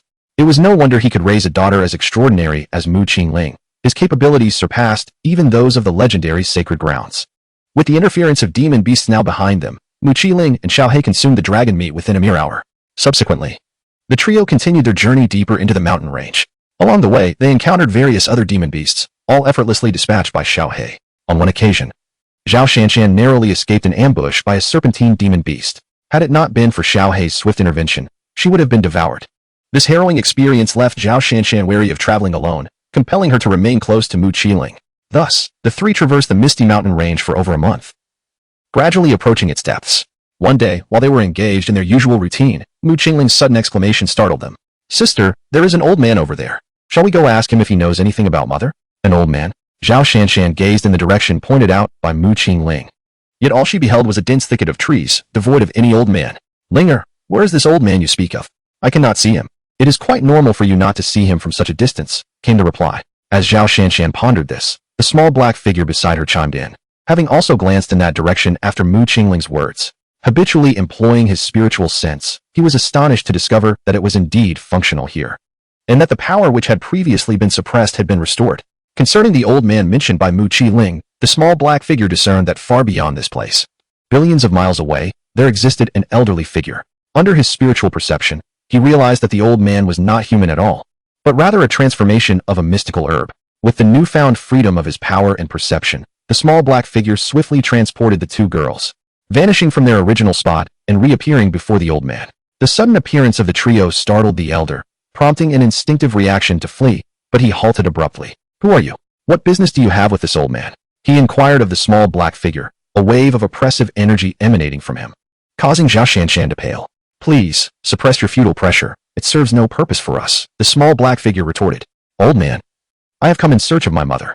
Might you have seen her?" Just as the small black figure finished speaking, Mu Qingling eagerly posed her question, having not encountered another soul since their arrival in this place. At last, having encountered a rare opportunity, Mu Qingling was eager to ascertain any news regarding her mother, despite the elder not being a genuine human. Upon hearing the exchange between Mu Qingling and Xiaohe, and observing their expressions, the elder discerned that they were likely of a similar realm to his own. Consequently, he retracted his imposing aura, though a hint of curiosity lingered regarding the identity of the mother Mu Qingling spoke of. "Little girl, may I inquire as to who this mother of yours is?" Chapter 63. The unfortunate Wanjiang. For reasons unknown, Wanjiang felt an inexplicable sense of familiarity when gazing at the young girl before him.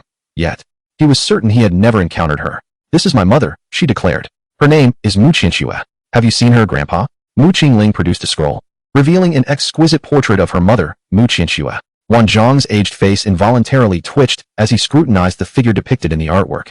"You mean to say that the person in this portrait is your mother?" "Indeed, that is my mother." "What does mother signify?" "Mother simply means mother." "Grandpa, do you not even know what a mother is?" "Oh, right. You are a spirit plant, and thus do not have a mother." "Senior." The term mother as mentioned by Linga refers to mother in the conventional sense. Zhao Shanshan interjected promptly. She was unaware of why Mu Qingling referred to her mother in such a manner, as she herself had previously been oblivious to its meaning. While others typically address their parents as father and mother, Mu Qingling's choice of daddy and mommy was indeed a source of intrigue for many. "Aha. Very well. Very well. I never expected you to be her daughter. Given this circumstance, you shall remain here to atone for your mother's sins." "Senior, what do you mean by that?" The old man's boisterous laughter left Zhao Shanshan's complexion pale. She inquired, her heart racing. Why did this elder seem so nefarious? "What do you mean?" "Of course. I intend to keep you both here. I had anticipated that this young girl would be her daughter. Last time, she managed to escape. So I shall seize her daughter instead." No wonder the little girl seemed familiar. She is indeed the daughter of that woman. It seems even the heavens are aiding me, as my enemy's daughter has willingly walked into my grasp. You are a wicked old man, bullying my mother. Just wait, I shall make you weep like a child. As soon as Wanjiang's words fell, a chubby little fist came hurtling toward him. Without a moment's thought, he reached out to catch it. If he couldn't overpower an adult, surely he could handle a little girl, right? Bang! The moment Wanjiang's hand made contact with the plump little fist, an immense force surged forth, and he felt as though he had been struck by a primal beast, his body involuntarily flying backward. Before he could comprehend the situation, he found another figure landing atop him, followed by a relentless barrage of fists raining down. Bang! Bang! Bang! The sound of fists meeting flesh echoed, and Wanjiang was instantly left dazed, curling up on the ground with his hands over his head, powerless against the onslaught.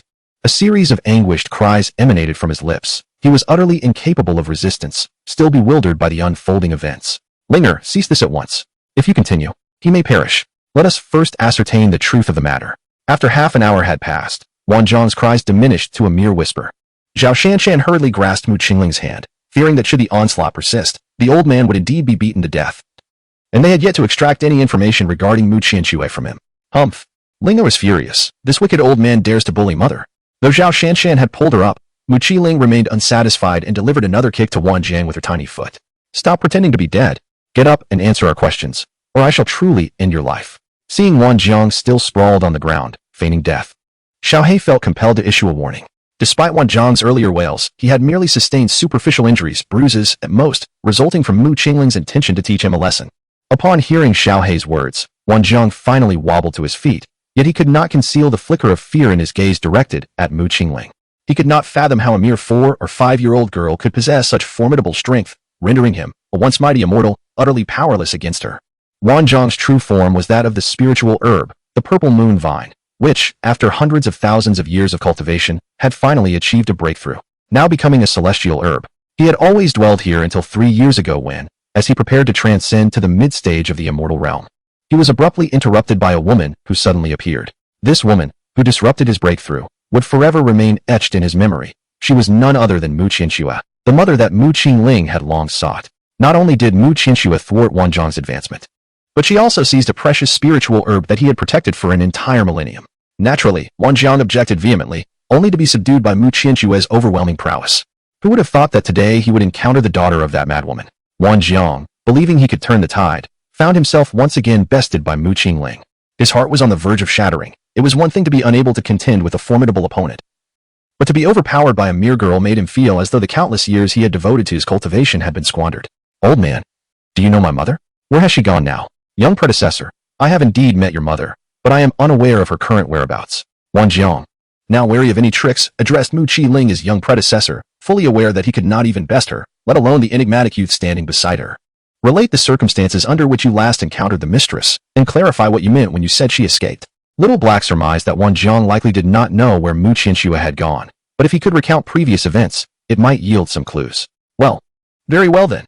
Though he wished to avoid recounting the humiliating episode, the fierce expression on Little Black's face compelled Wanjiang to divulge the details of the past. Once, Wanjiang guarded a unique herb known as the Yin-Yang Chaotic Blue Lotus, which was intended to aid him in transcending to the mid-stage of the immortal realm. Just as he was poised to make his breakthrough, Mu Qianxue appeared, requesting to borrow this very herb, the key to Wanjiang's ascension. Naturally, Wanjiang could not acquiesce to such a demand, and the outcome was predictable. Not only did he suffer a beating at the hands of Mu Qianxue, but the Yin-Yang Chaotic Blue Lotus was also seized from him. His earlier claim of being outmaneuvered by Mu Qianxue was merely an attempt to save face. After all, it would be unthinkable to admit defeat, and yet he persisted in his feeble defense. If the mistress truly required a medicinal herb, would not his own essence be more suitable? He urged for honesty, but as soon as Wanjiang finished speaking, Xiaohe was the first to express disbelief. Would Mu Qianxue truly forsake a celestial herb to seize a mere spiritual one? Such a fabrication was utterly implausible, and Xiaohe found it impossible to accept. A spiritual plant capable of transformation is inherently extraordinary. Anyone with a modicum of understanding would recognize its significance and would never settle for less. Chapter 64. The Devouring Spirit Ancestor Demon Dragon. Esteemed Senior, I am wronged. While my essence is that of a celestial herb, it is merely the least valuable purple moon vine, which became a celestial herb purely by fortuitous circumstances.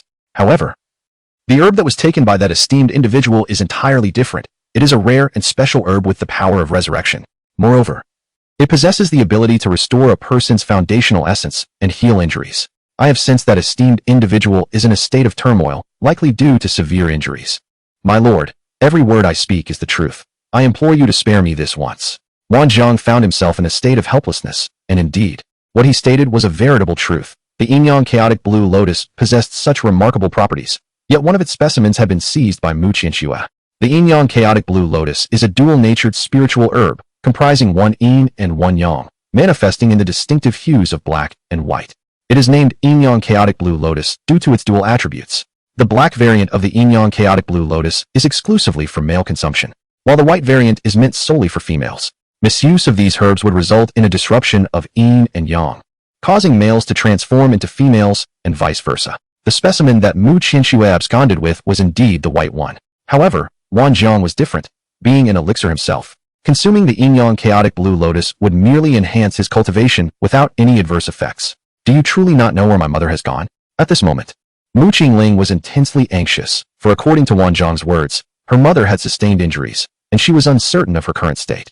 Zhao Shanshan, on the other hand, wore an entirely different expression. She had initially assumed Wang Jiang to be merely an emperor-level figure, but upon hearing his words, she realized that he had ascended to the status of an elixir. If both Mu Qiling and Xiao He could subdue Wang Jiang effortlessly, could it be inferred that this master-servant duo were also celestial beings? With this thought, Zhao Shanshan's heart raced with urgency. She had believed that the two were merely at the emperor level, only to discover that her perspective had been rather limited. As for Xiao He's prior prowess, Zhao Shanshan was unaware, but she was acutely aware of Mu Qingling's progress. Just a few years prior, when she first encountered the girl, she had merely been at the innate level, yet, in a mere 4 to 5 years, Mu Qiling had soared from an innate state to a level beyond that of a celestial. Could this not instill fear in Zhao Shanshan? My lord, I truly have no knowledge of this matter. Perhaps you could inquire with the individual inside, for that esteemed personage departed from here and ventured within. Subsequently, a fierce battle erupted from within, and thereafter, I remain oblivious to the events that transpired. Wang Jiang indeed does not know the whereabouts of Mu Qianxue, yet he still divulged a piece of rather useful information. As Wang Jiang concluded his words, the three turned their gaze deeper into the mountains, where Xiao He suddenly discerned a colossal, obsidian palace nestled in the heart of the range. Within the palace stood a middle-aged man cloaked entirely in black, and a flicker of astonishment sparkled in Xiao He's eyes, for he recognized that the essence of this man was that of a black dragon. Were it merely a black dragon, Xiao He would not have been taken aback. Rather, he discerned that this was no ordinary dragon. It was the devouring spirit ancestral demon dragon, much akin to Xiao He, who is the sole obsidian Qilin in existence. The devouring spirit ancestral demon dragon is one of the two primordial dragons that emerged in the world. Legends tell of two divine dragons, one male and one female, birthed at the dawn of creation, though what transpired thereafter remains a mystery, as the male dragon succumbed to demonic transformation. Consequently, a cataclysmic battle ensued between the two divine dragons, the outcome of which is unknown. However, following that fateful clash, the demon dragon vanished entirely. Xiao He could never have anticipated encountering a demon dragon here, yet he is uncertain whether this dragon is the same as the one spoken of in legends. After some contemplation, Xiao He deemed it improbable, as this demon dragon appears to be merely of the celestial fairy realm, making it unlikely to be the legendary creature. Young master, let us pay a visit to that magical dragon. Perhaps we shall uncover the whereabouts of our mistress. Indeed, Mu Qingling had also noticed the middle-aged figure lurking in the depths, and upon hearing the words of Xiao He, she gently nodded in agreement. Then let us proceed, Xiao He declared, preparing to lead the two of them forward, yet he was halted by Mu Qingling. Xiao He, let us first gather some vegetables before we go. There are plenty of greens over there. Very well. Subsequently, Xiao He guided the two away, vanishing from Wang Jiang's sight. As Wang Jiang observed their departure, a weight lifted from his heart. What a peculiar family, each more eccentric than the last. Though I could not vanquish her mother, I certainly did not find myself so utterly defenseless as today. To my astonishment, this little girl is even more formidable. I find myself bereft of any means to retaliate. No, I must seek refuge elsewhere. Should another come searching for his wife and daughter, my life may very well be forfeit. Wang Jiang contemplated leaving this place, apprehensive about the prospect of another oddity seeking his family. Furthermore, from their conversation, it seemed they were intent on locating the Dragon King. If a battle were to ensue, it might very well engulf him as well, thus he deemed it prudent to depart. With this thought firmly in mind, Wang Jiang wasted no time, however. He resolved to take the spiritual herbs he had been guarding with him. Yet, upon arriving at the location of his cherished herbs, witnessing the ravaged state of the spiritual field, he let out a cry that resonated throughout the heavens. Originally a field lush with spiritual herbs, it now lay barren, devoid of even a single plant, with the last remaining Yin-Yang chaos blue lotus nowhere to be found. Wang Jiang collapsed to the ground, acutely aware that the three individuals he had just encountered had stolen all his precious herbs. for no outsiders had ever ventured into this secluded place. The spiritual herbs he had painstakingly nurtured for the better part of his life had been robbed in an instant. A bitter reality that was nearly unbearable. Yet, the thought of Mu Qingling's formidable prowess rendered him powerless to retaliate against the trio, compelling him to leave in utter despair. Meanwhile, on the other side, Xiaohe guided Mu Qingling and Zhao Shanshan as they swiftly approached a magnificent palace. As the trio arrived before the grand structure, a middle-aged man emerged, none other than the formidable demon dragon Xiaohe had seen earlier. "I sense her essence within you," the middle-aged man remarked, scrutinizing the three before him. Zhao Shanshan, merely at the fourth tier of the true spirit realm, was entirely disregarded by him. However, upon gazing at Xiaohe and Mu Qingling, his brow furrowed in confusion, for he could not discern their levels of cultivation. Nevertheless, a familiar aura emanating from Mu Qingling caught his attention, prompting him to address her directly. "The great black dragon quickly informed me of my mother's whereabouts." "Human, this is not a place for you," the middle-aged man retorted.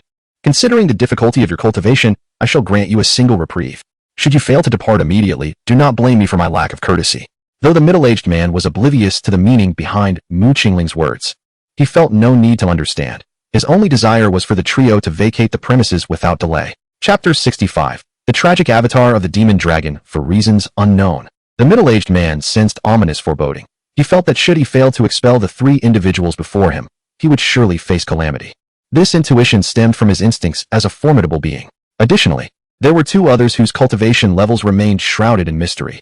Either they were mere mortals, or their prowess surpassed his own. Yet, if they were indeed ordinary, their presence here would be inexplicable. Conversely, if they were indeed more powerful, he found it difficult to accept. Despite being merely a projection of his true self, he possessed the strength of a late-stage celestial immortal. Having resided here for countless millennia, he had once encountered a madwoman he could not defeat.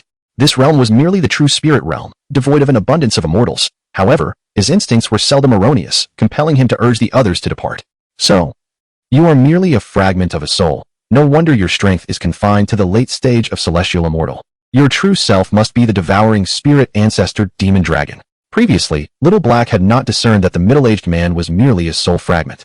It was only upon arriving here that he recognized the truth. If this were the case, the middle-aged man's true form must indeed be the devouring spirit ancestor demon dragon, sparking Little Black's curiosity about this formidable entity. Upon hearing Little Black's words, the middle-aged man immediately adopted a posture of aggression. For it was the first time anyone had unveiled his true identity. Even the madwoman from years past had failed to see through him. So it was only natural for him to feel apprehensive, despite being merely a soul fragment. However, if anything were to happen to his soul clone, his original body would also suffer harm, and those who are aware of his true form are undoubtedly formidable. The middle-aged man is concerned that the three individuals, including Xiaohe, are targeting his original body. Even an ordinary dragon possesses immense treasures, let alone the fact that his original form is one of the two dragons born at the dawn of the world. "Do not be anxious. We merely wish to inquire about some information and mean you no harm," Xiaohe remarked with a hint of amusement, observing the middle-aged man's tension. If he intended to deal with the middle-aged man, his anxiety would be of no consequence unless his original body were to personally intervene. Yet, his original form had long since vanished for countless millennia. Now, he existed solely as a soul clone here, indicating that something unfortunate had befallen his original body, making its presence impossible. Nonetheless, the devouring spirit ancestor dragon is considered a progenitor of the heavenly dragons, and should the opportunity arise, Xiaohe would not mind extending assistance, provided he does not offend those who ought not to be crossed. Despite Xiaohe's words, the middle-aged man remained tense, still staring at him. For it was the first time someone had recognized him as a soul clone. Xiaohe chose not to elaborate further, but instead retrieved a portrait of Mu Qianxue from Mu Qingling and presented it to the middle-aged man, inquiring, "You must recognize her, correct?" "I would recognize her even in ashes," the middle-aged man replied, furrowing his brow and speaking with a tone of bitterness. How could he not know her? It was the first time he had suffered such a significant loss at the hands of a human. "Tell me where she is gone." Little Black's face brightened with joy, and he quickly inquired, sensing the middle-aged man's unfriendly tone, which indicated an unpleasant incident involving Mu Qianxue.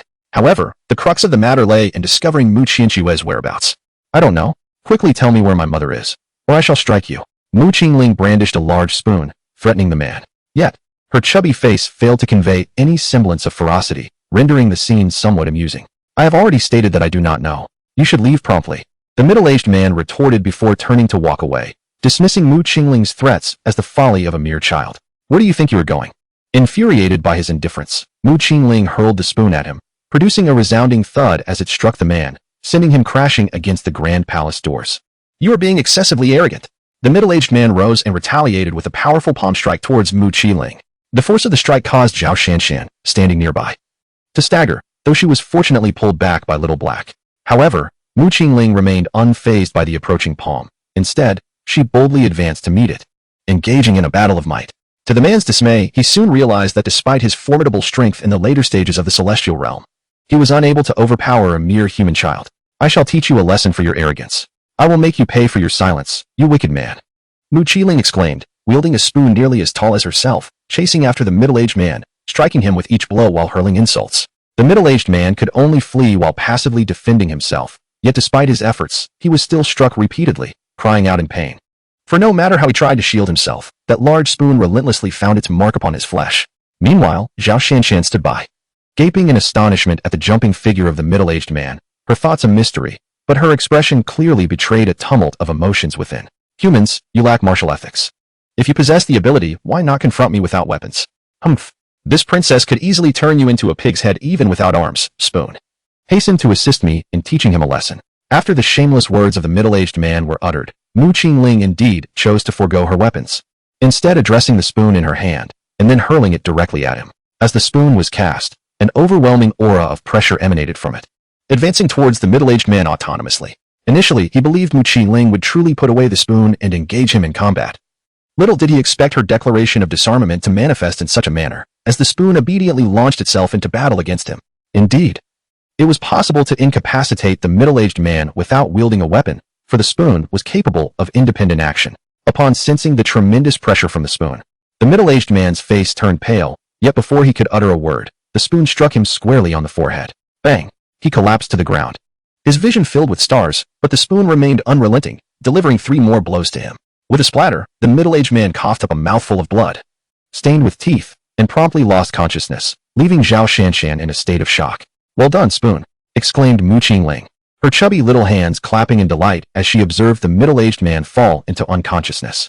Perhaps buoyed by her praise, the large spoon twirled gracefully before her, seemingly relishing the compliment. After stowing the spoon away, Mu Qingling knelt beside the man and retrieved a medicinal pill from her bosom, prying open his mouth to insert it.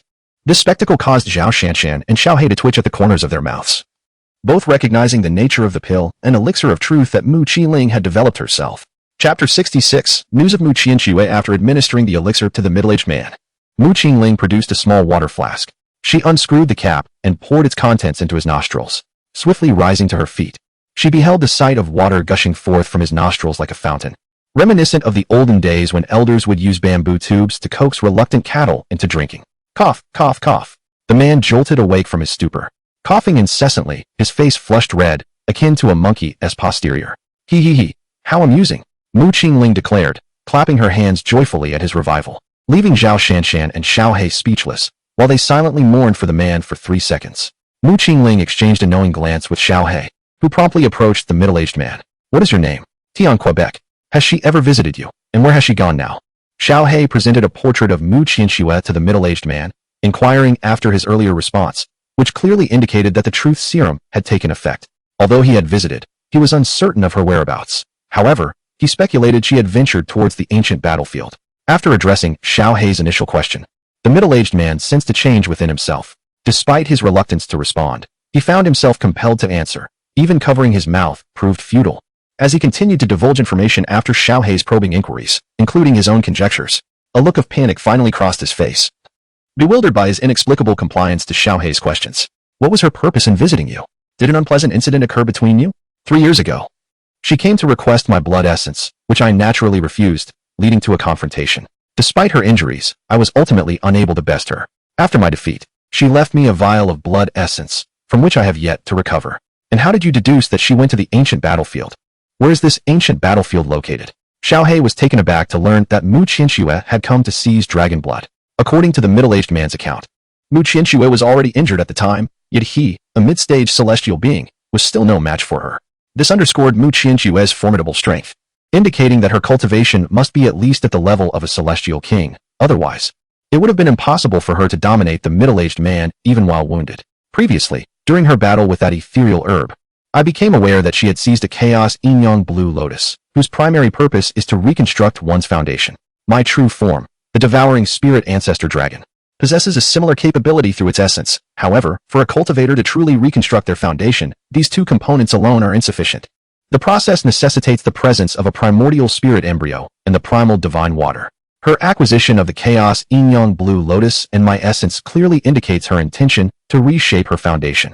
The primordial spirit embryo can only be formed in ancient battlefields, which led me to surmise that she had ventured to such a place. Moreover, the entrance to these ancient battlefields exists solely within the central heavenly domain.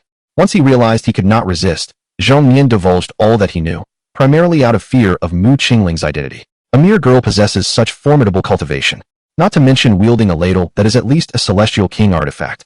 Artifacts capable of autonomous combat must be at least of Celestial King grade, suggesting that such a person is backed by a powerful entity. He is merely a fragment of that presence and cannot contend with her. Little Black, shall we now journey to the central heavenly domain to seek Mother? Indeed, although considerable time has elapsed, it is uncertain whether Mu Qinshu still resides in the ancient battlefield. Yet, without venturing there, they would have no means of locating her. Thus, they resolved to explore the ancient battlefield, as it might yield additional clues. Little Black ultimately decided to make the trip to the central heavenly domain. Xiao He did not trouble the middle-aged man. Instead, he departed with Mu Qingling and Zhao Shanshan. As the trio left, the middle-aged man pondered in silence before he let out a sigh and returned to his palace. Elder, do you know the way to the ancient battlefield? More than a month later, the three finally emerged from the misty mountain range, yet upon their exit, they found themselves at a loss for direction, as none had ever ventured into the central heaven domain. I have never been to the ancient battlefield.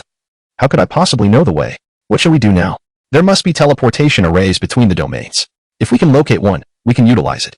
Let us first seek out the most formidable sect and inquire, Xiao He suggested thoughtfully. They were currently in the Canglong domain of the true spirit realm, separated from the central heaven domain by an unfathomable distance. Without a teleportation array, it was impossible to predict when they might reach their destination. Although Xiao He had the ability to traverse space with them, a specific destination was essential. Without it, he was equally at a loss. Having reached a decision, Xiao He extended his consciousness across the entire Canglong domain and quickly identified a powerful faction guarded by an emperor. In the blink of an eye, he transported the two women to hover above a sect, then unleashed a subtle pressure that enveloped the sect below. The Tianwu Holy Land, one of the three great sacred lands of the Canglong domain, was home to three ancestral figures of emperor rank, making it the mightiest among the holy lands. Within the forbidden grounds of Tianwu Holy Land, three elders were engaged in their cultivation. Suddenly, all three opened their eyes simultaneously, astonishment flickering across their faces. The three individuals simultaneously vanished into the forbidden realm, only to reappear above the sect. A flicker of astonishment crossed their faces as they beheld the trio before them. Moments ago, while engrossed in their cultivation, they had suddenly sensed an overwhelming pressure, rendering them akin to a solitary boat adrift in a vast ocean, perilously close to capsizing. They understood that a powerful presence from a realm above their own had descended, which was why they had gathered in this location. Yet they were taken aback by the youthfulness of the visitors. Zhao Shanshan, too, was overlooked by the trio. Their attention was solely fixated on Xiaohong and Mu Qingling, as both exuded an aura of formidable dominance that resonated deeply with them. Greetings, esteemed predecessors. The three spoke in unison, bowing respectfully to Xiaohong. Although they were yet to ascertain Xiaohong's precise realm, the palpable pressure emanating from him indicated that his level of cultivation surpassed their own. There is no need for such formality. May I inquire if you possess a teleportation array leading to the central heavenly domain? We wish to journey there, Xiaohong inquired. Indeed. Revered predecessors, our Tianwu sacred land does have a teleportation array that reaches the central heavenly domain. However, it is currently undergoing maintenance. If you are not pressed for time, you may rest in our sacred land until repairs are completed. We shall escort you to the central heavenly domain once it is ready. The elder from Tianwu sacred land replied. Being the most powerful sacred land in the Canglong domain, they naturally had teleportation arrays to other realms. But such inter-realm arrays required regular inspections and maintenance, which was fortuitously occurring at this time. The elder, recognizing Xiaohong's profound cultivation, considered the potential benefits of fostering a closer relationship, thus inviting him to rest in their sacred land. Chapter 67. Visiting the Celestial Martial Sacred Ground. I am uncertain how long your teleportation array will require for repairs. If the duration is excessively prolonged, we may forego the visit. In response to your esteemed presence, it will only take a couple of days, and it should not impose too much on your time. Very well, we shall intrude upon your esteemed sect. Upon hearing that the wait would only be a few days, Xiao He acquiesced. Had it been an extended period, he would have considered making the journey alone. Such words are unwarranted. It is our honor to receive you at the Celestial Martial Sacred Ground. Please, allow me to escort you to your accommodations. The venerable ancestor of the Celestial Martial Sacred Ground was elated. He had not anticipated hosting such a formidable figure from their own sacred domain. Although the celestial martial sacred ground was the most powerful sect in the Songlong domain, it had only 3 emperors, with himself being the mightiest among them, yet he was merely at the 6th level of the emperor realm. The other 2 were at the 1st and 3rd levels, respectively. Such prowess was not the pinnacle in the true spirit world, particularly since the Songlong domain was among the most desolate regions of that realm. Possessing such strength was already commendable. Qiu Yifeng speculated that Xiao He was likely a powerful being from another domain, at least at the 7th level or above, for he could not discern Xiao He's true level of strength. Before long, Qiu Yifeng led Xiao He and his companions to a separate courtyard, where the characters Tiangong Yuan were intricately carved at the entrance. This was the finest guest house the celestial martial sacred ground offered for its distinguished visitors. Elder, please take a moment to rest here. I will descend to arrange a banquet for you, and I shall send someone to notify you shortly. Very well. I appreciate it. Xiao He did not decline Qiu Yifeng's invitation to the feast, entirely due to Mu Qingling's presence. His own appetite was of little consequence, however. Xiao He was acutely aware that Mu Qingling would certainly wish to partake. Moreover, as Qiu Yifeng departed, Xiao He discreetly communicated a thought to him, cautioning that it would be unwise if Mu Qingling were to be dissatisfied. After all, there was a precedent to consider. The young girl would not consume anything devoid of spiritual essence, regardless of how exquisitely it was prepared by renowned chefs. Upon receiving Xiao He's message, Qiu Yifeng cast a surprised glance at Mu Qingling, realizing that the seemingly unassuming girl held the highest status among the 3 of them. Brother, why have you invited them to stay with us? What if they discover that we have deceived them? Fear not. I would not consider this a deception. Indeed. The teleportation array we are stationed at experienced some issues, but it has since been repaired. At worst, it has merely delayed us by a few days. I believe that Elder is at least at the 7th level of the Emperor realm. If we can secure their assistance, the matters ahead will pose little challenge. Brother, you have stated that the Elder is at least at the 7th level of the Emperor realm. Do you truly believe they would readily offer us their aid? The Tianwu Holy Land has no ties to others, and they are merely passing through. Why would they involve themselves in our affairs? Such formidable beings at the level of the great Emperor seldom engage in conflict unless absolutely necessary. While I might have hesitated before, the circumstances have changed. As long as we can delight that young lady, I foresee no significant issues. Ah, brother, why is that? The other 2 were taken aback by Qiu Yifeng's words. Realizing that she was merely an ordinary person, could she truly influence the decisions of that esteemed elder? Just as they themselves, being the ancestors of the heavenly martial sacred land and great emperors, would never allow even the most esteemed disciples or their own descendants to sway their choices. No matter how noble the young lady's status, it is improbable she could alter the decisions of the great emperors within the clan, hence their astonishment. Furthermore, they were unfamiliar with the trio. How could Qiu Yifeng be so certain?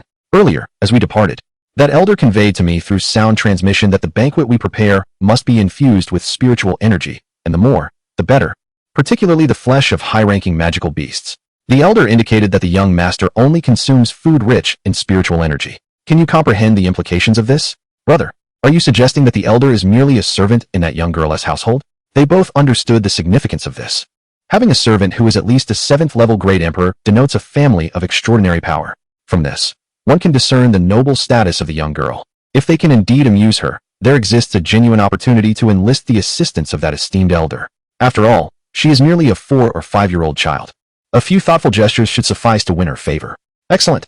Third elder, please notify Wen Jing to prepare the most lavish feast imaginable, ensuring that all dishes are crafted from spiritual materials. Furthermore, arrange for an ample supply of meat, particularly the flesh of high-grade magical beasts. Qiu Yifeng instructed another elder to seek the master of the heavenly martial sacred land and convey the earlier request made by Xiao He. The elder, referred to as the 3rd, acquiesced and departed, while Qiu Yifeng and another individual returned to the forbidden area, as he intended to find a suitable gift for Mu Qingling. Meanwhile, as the heavenly martial sacred land busied itself with the reception of Xiao He and company, the ancestors from the other 2 sacred lands in the Songlong domain convened, deliberating on their visit to the heavenly martial sacred land the following day. Xiao He, we completely forgot to inquire whether that grandfather had seen my mother. By a small stream in the heavenly palace garden of the heavenly martial sacred land, Mu Qingling was playfully splashing her bare feet in the water when it suddenly struck her that she had neglected to ask Qiu Yifeng and the others about her mother. Perhaps her mother had passed through this very place during her journey to the central heaven domain, and there might be news about her. Linger, didn't that elder mention he would host a banquet for us shortly? We can ask then, can't we? Ah, yes. Then let us wait a moment longer before inquiring. Mu Qingling pondered for a moment and found herself in agreement. Upon hearing Zhao Shanshan mention hosting a banquet, the little girl could not help but swallow. However, she seemed to understand the importance of patience, suppressing her eagerness to indulge in the feast. Instead, she began to survey her surroundings. Xiaohei, once we locate mother and return home, let us renovate our abode. This place is far more comfortable than our own, she suggested. Indeed, once we find our matriarch, we shall transform our courtyard as well. We could channel the waters of the Seven Treasures River from the back mountain into our yard, Xiaohei replied. Exactly. That way, I won't have to trek to the back mountain whenever I crave Seven Treasures fish, Mu Qingling exclaimed joyfully. At that moment, it seemed as if Mu Qingling had discovered something remarkable, her eyes sparkling with excitement as she gazed towards a particular spot. Xiaohei, look over there. There are so many vegetables, she exclaimed.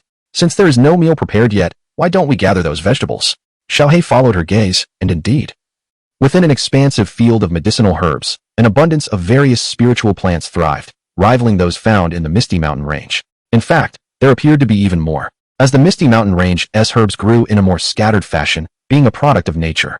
However, the area Mu Qingling pointed to was evidently a meticulously cultivated medicinal herb field from the heavenly martial sacred land, densely packed and flourishing, albeit slightly younger than those in the Misty Mountain Range. As Xiaohei realized that these herbs were cultivated by the heavenly martial sacred land, he could not help but twitch his lips. If they were to harvest these spiritual herbs, it raised the question of how the heavenly martial sacred land would respond. Young master, these vegetables are cultivated by others. We should refrain from picking them, shall we?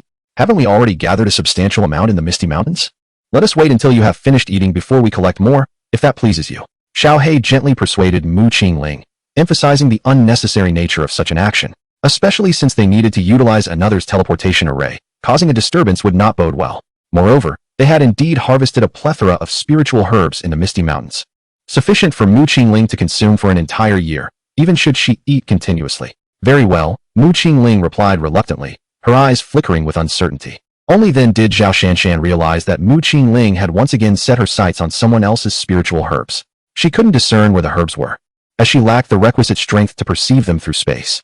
Zhao Shanshan found herself somewhat speechless, puzzled by Mu Qingling's fondness for spiritual herbs, which she either consumed directly or utilized in alchemy. Before long, a disciple from the heavenly martial sacred ground arrived to announce that the banquet was ready, inviting Xiaohei and the others to join. The trio followed the disciple out of the heavenly palace gardens, winding through the sacred grounds until they arrived at a grand palace. At that moment, Qiu Yifeng was already present, accompanied by two elderly gentlemen, while a lady stood beside them.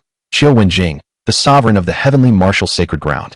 Esteemed seniors, please, come in, Qiu Yifeng said respectfully upon seeing Xiaohei and the others, promptly leading them into the palace. Wow, there is an abundance of delicious food. As Mu Qingling entered the palace, her gaze fell upon a grand table to her left, laden with an array of exquisite delicacies. Paying no heed to anything else, she hurried over, climbed onto a chair, and beheld a golden roast chicken before her. Without hesitation, she seized the chicken and took a hearty bite. Wow, sister Xiaohei, come here quickly. This meat is absolutely delicious. At her call, Xiaohei and Zhao Shanshan exchanged amused glances before taking seats beside her. Zhao Shanshan gently took the roast chicken from Mu Qingling's hands, producing a handkerchief to wipe her fingers. Linger, one must not eat in such a crude manner. One must be mindful of one's image, do you understand? As she spoke, Zhao Shanshan meticulously tore the chicken into pieces and placed them into a bowl before Mu Qingling.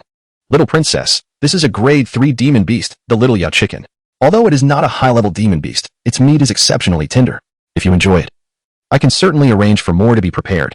Observing Mu Qingling's delight in the little Yao chicken, Qiu Yifeng approached her, subsequently introducing her to all the culinary marvels adorning the table. The table, capable of seating around 20, boasted a total of 36 dishes, 28 of which were various types of demon beast meat. At the center lay a dish named Dragon and Phoenix presenting auspiciousness, crafted from a dragon and a phoenix, both 10th-tier demon beasts, illustrating the meticulous effort of the denizens of the heavenly martial sacred land. The four individuals from the heavenly martial sacred land then took their seats, accompanying the trio. However, they partook little in the feast, primarily opting to enjoy the company instead.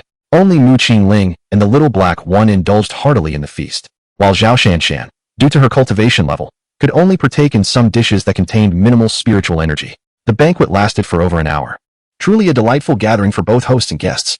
Little princess, this is a modest gift from us, and we hope you will find it to your liking. After the feast, the group settled on the other side of the palace, where Qiu Wenjing, the master of the heavenly martial sacred land, personally served them a cup of spiritual tea before stepping aside. Although Qiu Wenjing found it peculiar that her ancestor showed such deference to Mu Qingling, she understood that it was not the moment for inquiries. Nevertheless, she became curious about Mu Qingling's identity. Her ancestor was a formidable figure, possessing a cultivation level of the 6th stage of the Emperor realm, one of the strongest among the myriad forces in the Songlong domain. Yet, he now appeared like a humble servant, exhibiting profound respect towards the little girl before him. This was the first time Xiao Wenjing had witnessed her ancestor in such a demeanor. "Ah, are there more gifts?" the little girl exclaimed. "Thank you, Grandpa. Here, this peach is for you." She beamed, recalling her father's teachings on reciprocity. "You gave me something, so I must give you a peach in return." Mu Qingling took the ring that Xiao Yifeng had gifted her and suddenly produced a peach, handing it to him. Is this a celestial peach?" Xiao Yifeng gasped, nearly breathless as he gazed at the fruit in her hand. Although he had never encountered a celestial peach before, the fragrant aroma and the ethereal essence enveloping it made it unmistakable to him. Indeed, it was a celestial peach. In the celestial realm, certain treasures are found exclusively, rendering the search for a singular divine herb in the mortal realm nearly impossible, let alone this exquisite celestial peach. Yet, astonishingly, the precious fruit was bestowed upon him by Mu Qingling with such nonchalance. However, Xiao Yifeng hesitated to accept it, and instead turned his gaze towards the small black figure beside him. Given Mu Qingling's tender age, she might not fully grasp the significance of the celestial peach. Should he accept it, it might provoke disdain from the small black entity, leading to an outcome that would be more detrimental than beneficial. "Take it. It is merely a peach gifted by your young master." The small black figure dismissed any concerns, as this peach was of a variety known as Lingming cherry, cultivated by Mu Feong, having grown weary of it during his time in the remote village.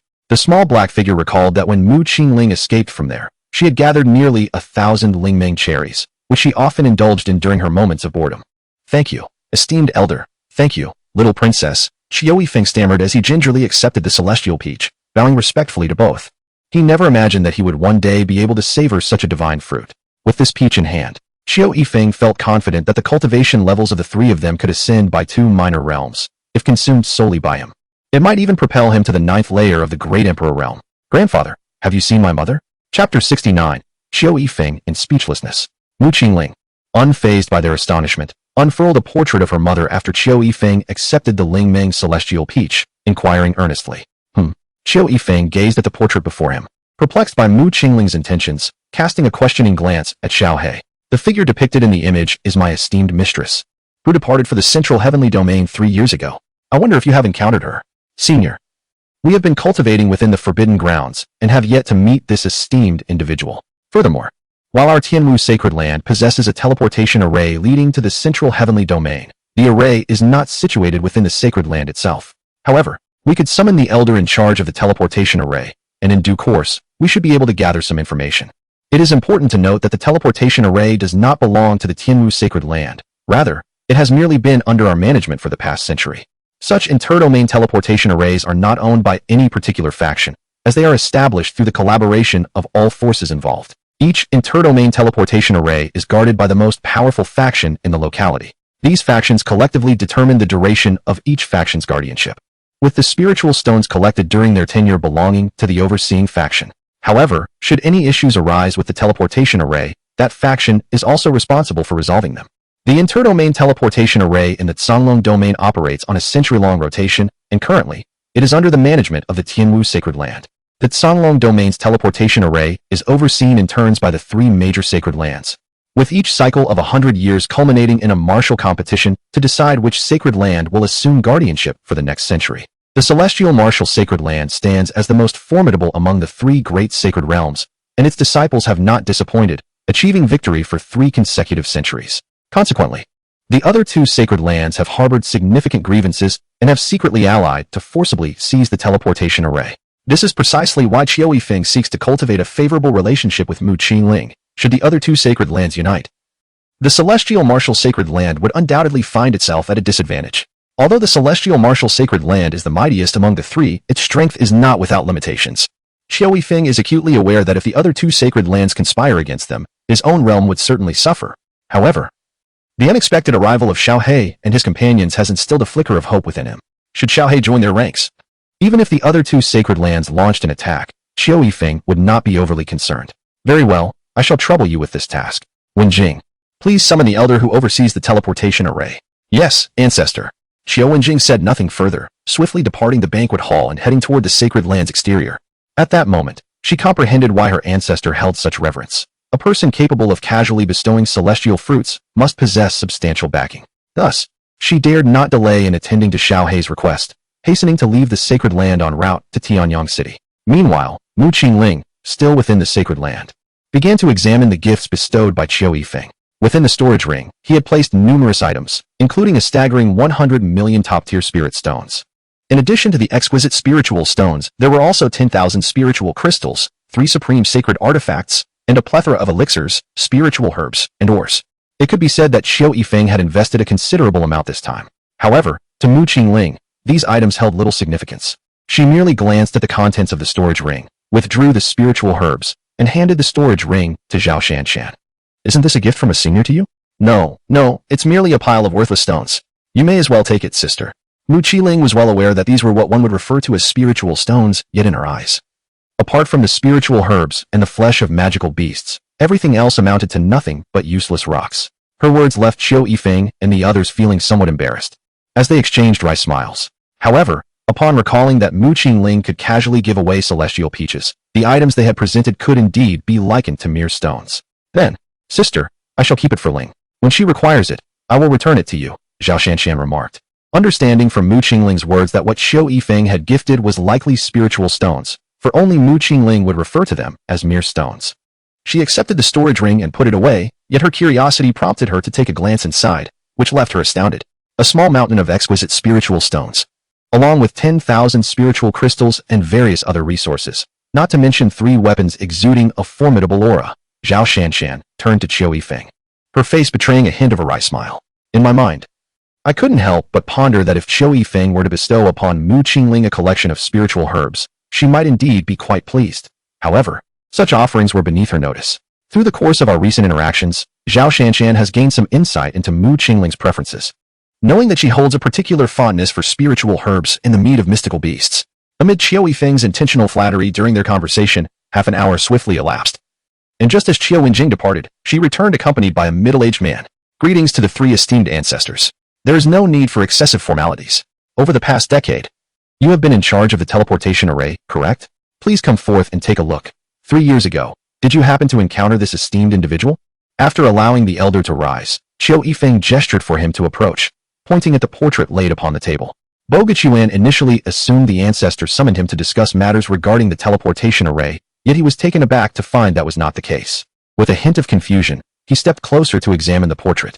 In the image, a woman clad in white appeared, resembling a celestial being descended from the heavens, even surpassing the beauty of their own holy master of Tianwu sacred land. Bo Gechuan was momentarily entranced, marveling at how a mere painting could possess such allure. He wondered how breathtaking she would be in reality. Bo Elder, I wonder if you have ever encountered this esteemed individual? Qiu Wenjing, noticing Bo Gechuan's stillness, felt compelled to remind him that 3 distinguished guests were present. As her words echoed, Mu Qingling and her companions looked on with anticipation, hoping to glean valuable information from Bo Gechuan's response. To the Holy Lord, the subordinate has never encountered this esteemed individual. Indeed, Bo Gechuan has not had the pleasure of meeting such a noble and beautiful woman. Had he done so, she would have been indelibly etched in his memory. For the past decade, this has been the case. Upon Bo Gechuan's words, all present could not help but furrow their brows. And then they heard Xiao He inquire, might there be any other teleportation arrays in the Songlong domain that lead to the Zhongtian domain? In response, the elder explained that each domain possesses only one such cross-domain teleportation array, as constructing one is exceedingly cumbersome. Chapter 70. The actions of the master and servant. Upon hearing this, Xiao He fell into silence. If there is but a single teleportation array, then for Mu Qianxue to reach the Zhongtian domain, she must utilize this array. Given that Mu Qianxue was injured at the time, flying there on her own would be impossible. Not only is the journey long, but she is undoubtedly pressed for time. Thus, the only plausible explanation is that Mu Qianxue had altered her appearance, making her less conspicuous and enabling her to evade enemy scrutiny. Thank you all for your assistance. We shall return to rest now. Should the teleportation array be repaired, we would appreciate it if you could inform us. Not at all. It is no trouble. Senior, I will escort you back to rest, and once the teleportation array is repaired, I shall personally notify you. There is no need for such formality. We can return on our own. Please attend to your own matters. Very well. Wenjing, please see the seniors back. Yes, ancestor. Qiu Wenjing escorted 3 individuals back to Tiangong Garden before departing. Upon returning to Tiangong Garden, Mu Qingling anxiously inquired, Xiao He, do you truly believe that mother has ventured to the Zhongtian domain? It is indeed likely, Xiao He replied. That little dragon, having consumed the truth pill crafted by the young master, cannot deceive us, unless the pill itself proved ineffective. How could that be? I personally developed it, after all. I am an unrivaled little master. A potion of my own creation cannot possibly lack efficacy, Mu Qingling exclaimed, springing from her seat as though a tail had been stepped on, hastily defending her invention. Yes, yes, the young master is indeed the most formidable. How could the truth pill he created possibly fail? I firmly believe Mother has gone to the Zhongtian domain, though she must have disguised herself to do so. That person just now failed to recognize her. Xiaohei quickly concurred, aware that if the little girl were to cry, none would be able to console her. Indeed.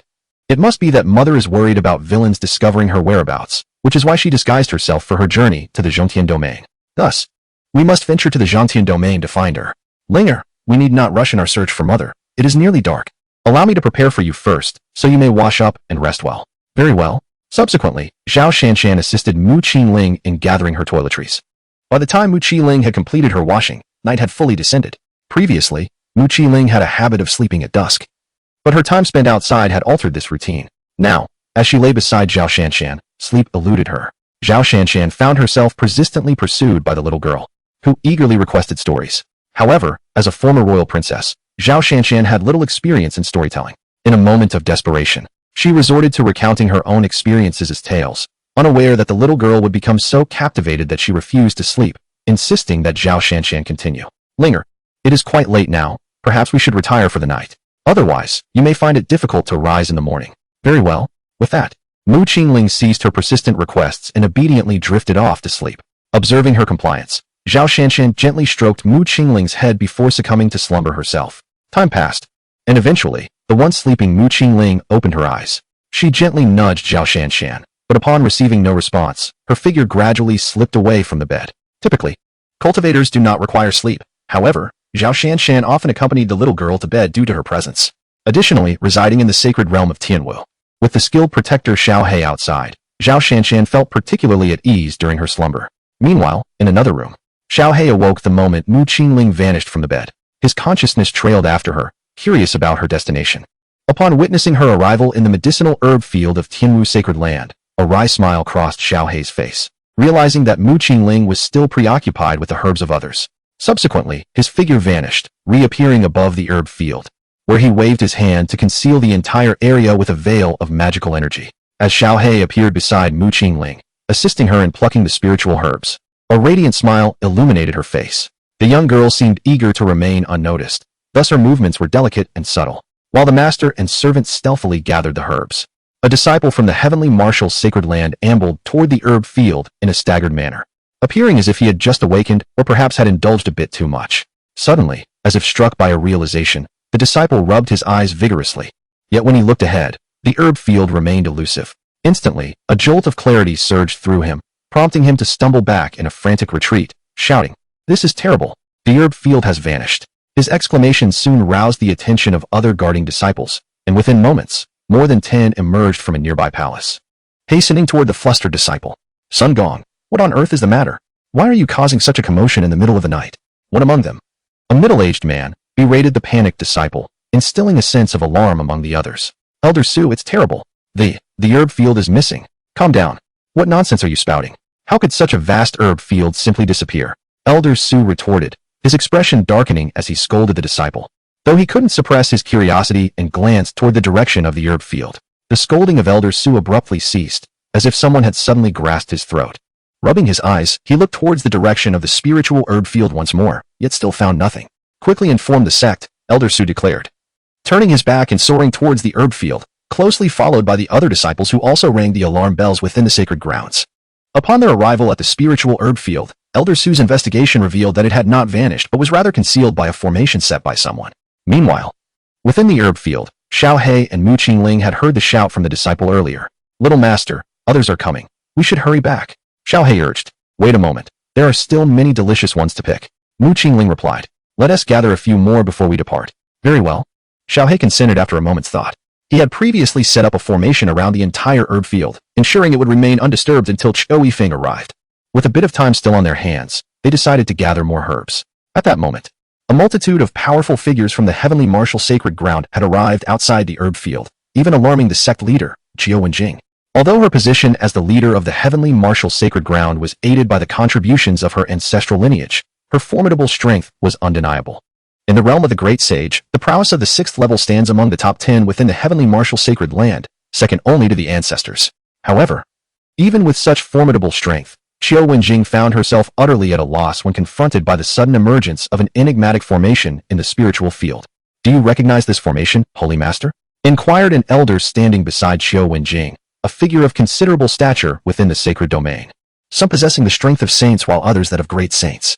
This does not resemble a conventional formation, it appears more akin to an energy barrier. Yet, the individual wielding it possesses a level of mastery far superior to mine, rendering me incapable of dismantling this magical construct," she replied. "How audacious! Who would dare to infiltrate our heavenly martial sacred land to pilfer spiritual herbs? Should I uncover their identity, they shall face dire consequences." Upon her declaration, an irascible elder interjected, his fury palpable.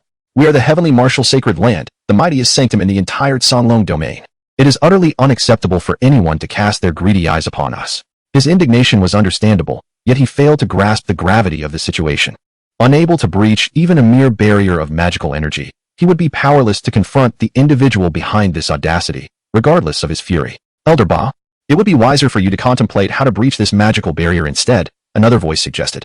"Holy Master, what course of action should we pursue now?" Elder Ba's face flushed with a hint of embarrassment as he turned to Qiu Wenjing, realizing his earlier outburst was fueled by indignation. However, even if he wished to confront such a formidable adversary, he lacked the requisite strength to do so. "Rest assured, I have already notified the ancestor." Upon realizing her inability to breach the magical barrier, Qiu Wenjing promptly informed the ancestor of the Holy Land. "This is not a trivial matter. The spiritual herbs within the spiritual field constitute the entire reserve of our Holy Land. Should they be entirely pilfered, it would undoubtedly result in a significant loss for the Tianwu Holy Land, plunging it into a prolonged period devoid of spiritual herbs. These herbs are an immensely consumed resource, essential for the cultivation of the numerous disciples, all of whom require elixirs derived from them." As soon as Qiu Wenjing finished speaking, three figures materialized beside her, the esteemed ancestors of the Tianwu Holy Land. "Ancestor, ancestor," they called out. "What has transpired?" "Ancestor, for some unknown reason, a magical barrier has manifested over our spiritual herb field, concealing the entirety of our Holy Land's resources. I suspect thieves are attempting to abscond with our spiritual herbs, and we are currently unable to dismantle this barrier, which is why we have troubled you to come." Qiu Wenjing swiftly relayed the situation to Qiu Yifeng, emphasizing the urgency of the matter, as it directly impacts the remaining quantity of spiritual herbs in the Holy Land. "What audacity! They dare to steal from the Tianwu Holy Land? This is tantamount to seeking death." Upon hearing Qiu Wenjing's words, Qiu Yifeng was instantly enraged. Without a moment's hesitation, he struck the barrier with his palm. With a resounding thud, the barrier shattering, the once concealed spiritual field was revealed, yet all present stood in stunned silence, gazing at the sight before them. Once a flourishing realm of spiritual herbs, it now appeared as though it had been ravaged by a hound, with remnants chewed away in portions. This was alarming. Qiu Yifeng seemed to recall something, hastily darting towards the depths of the spiritual field, followed closely by the others. It was not until he reached the innermost part of the field and beheld a plant radiating a gentle starlight that he finally exhaled in relief. "Master, who could possibly have committed such an audacious act, infiltrating the sacred ground to pilfer our spiritual herbs? Who else could it be? Apart from the martial god palace and the celestial realm Zhai, who possesses such formidable power?" It appeared that the two factions had indeed formed a complete alliance, devising such a despicable scheme to vex us. "Everyone must exercise caution tomorrow." "Indeed, Master." While Qiu Yifeng contemplated the other two sacred grounds in the Sanlong domain, he remained unaware that he had unjustly accused others. Meanwhile, the true thief had already returned to the heavenly palace to rest. "From this moment forth, we shall reinforce the guard over the spiritual field and activate the mountain-protecting grand formation of the sacred ground, placing it on high alert for battle." "Understood, Master." After making the necessary arrangements, Qiu Yifeng returned to the forbidden area and addressed the two individuals beside him. "Second brother, third brother, I am preparing to consume the celestial peach to break through. Tomorrow, we shall deliver them an unforgettable lesson." The Tianwu sacred ground boasted three ancestors of the Emperor realm, with Qiu Yifeng at the 6th level of the Emperor realm, while the other two were at the 3rd and 1st levels, respectively. The Tianwu sacred ground stood as the most powerful sacred ground within the Sanlong domain, with the martial god sacred ground ranking 2nd, also possessing three ancestors of the Emperor realm. However, the most formidable individual is at the 5th level of the Emperor realm, while the remaining two are at the 4th and 1st levels respectively. The lowest ranking one is from the celestial sacred land, which possesses only two ancestors at the Emperor realm, both at the 5th level, rendering their combat prowess comparable to that of the martial god sacred land. As for the formidable beings below the Emperor realm, each sacred land is relatively similar. The only distinction lies in the combat strength of those at the Emperor level. Individually, no sacred land can match the Tianwu sacred land.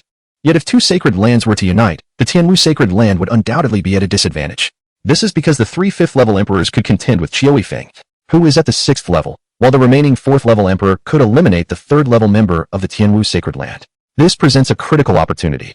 Should the 3rd-level emperor of the Tianwu sacred land be slain, the remaining 1st-level member would inevitably face the same fate. If both of the Tianwu sacred land's emperors were to perish, Qiu Yifeng would stand no chance against their alliance, which is precisely the source of his concern. Previously, Qiu Yifeng was exceedingly anxious about the spiritual herb deep within the spirit field, as it was the sole celestial herb of the Tianwu sacred land, intended for his breakthrough. However, Qiu Yifeng now feels unperturbed, for Mu Qiling has bestowed upon him a celestial peach. Unlike celestial herbs, celestial peaches can be ingested directly for a breakthrough, whereas celestial herbs cannot. The latter must be combined with other spiritual herbs and refined into pills to be consumable by cultivators. Otherwise, the potent and volatile spiritual energy of the celestial herb would overwhelm and rupture the cultivator's body. Conversely, the celestial fruit, imbued with a gentler celestial aura, can be consumed directly by cultivators, though its efficacy also depends on the individual's cultivation level. At the very least, one must attain the realm of the Great Emperor. Those below this level of cultivation cannot refine celestial energy. Chapter 72. Understanding the situation. Elder brother, are you preparing to consume the celestial peach? Indeed. Rest assured, I shall not consume the celestial peach alone. We shall divide it equally among the 3 of us, striving for a breakthrough by dawn. The trio functioned as a cohesive unit. Their collective advancement would render them strongest. Moreover, had he consumed it alone, he would not have sufficient time to assimilate all the energy of the celestial peach. In truth, were it not for the present circumstances, Qiu Yifeng would prefer to keep the celestial peach for himself, at the very least securing the lion's share. Elder brother, I am merely at the 1st level of the Great Emperor realm. I cannot possibly refine such an abundance of energy. It would be prudent for you and 2nd brother to take a larger portion. Upon hearing Qiu Yifeng's intention to share the celestial peach, Gui Yonghuan felt elated. Yet he was acutely aware of his inferior strength. Even if Qiu Yifeng divided the peach, he would still be incapable of refining a significant amount of energy. It would be wiser for Qiu Yifeng to take more. Perhaps he might achieve another level of breakthrough, making it conceivable to vanquish the other 2 sacred grounds. Elder brother. 3rd brother speaks wisely. Among us, your cultivation is the highest, and it is only fitting that you receive the largest share. Following Gui Yonghuan's words, Ji Shaodian echoed his sentiment, endorsing Gui Yonghuan's proposal. Enough of this discourse. I have made my decision. We shall share equally. All I ask is that you fully dedicate yourselves to refining the celestial peach. Should the energy of the celestial peach remain unrefined, you may seal the excess energy for future assimilation at a more opportune time. Qiu Yifeng remained steadfast in his decision. After speaking, he took out the celestial peach gifted by Mu Qingling and divided it into 3 equal parts. I shall commence the refinement of the celestial peach now. You all should hasten as well. After distributing the peach, Qiu Yifeng departed first. He ventured to the deepest recesses of the forbidden area, carefully planting the peach pit and extravagantly using a vial of spiritual liquid to nourish it. Once he completed this task, he returned to his cultivation chamber, consumed 1/3 of the celestial peach, and began his practice. As the morning sunlight streamed into a room within the heavenly palace garden, Zhao Shanshan stirred awake, her eyes still heavy with sleep. Upon seeing Mu Qiling sprawled partially across her, a rare smile of joy graced Zhao Shanshan's face. Rather than rousing Mu Qiling immediately, she rose cautiously and attended to her own matters before finally waking her friend. After the 3 had completed their breakfast, they exited the heavenly palace garden. For Mu Qingling wished to explore the Tianwu sacred land. Otherwise, remaining there for an entire day might prove perilous for her. Upon leaving the heavenly palace garden, they encountered a woman stationed at the entrance, clearly assigned there by the Tianwu sacred land. I have met the 3 esteemed lords. There is no need for excessive formalities.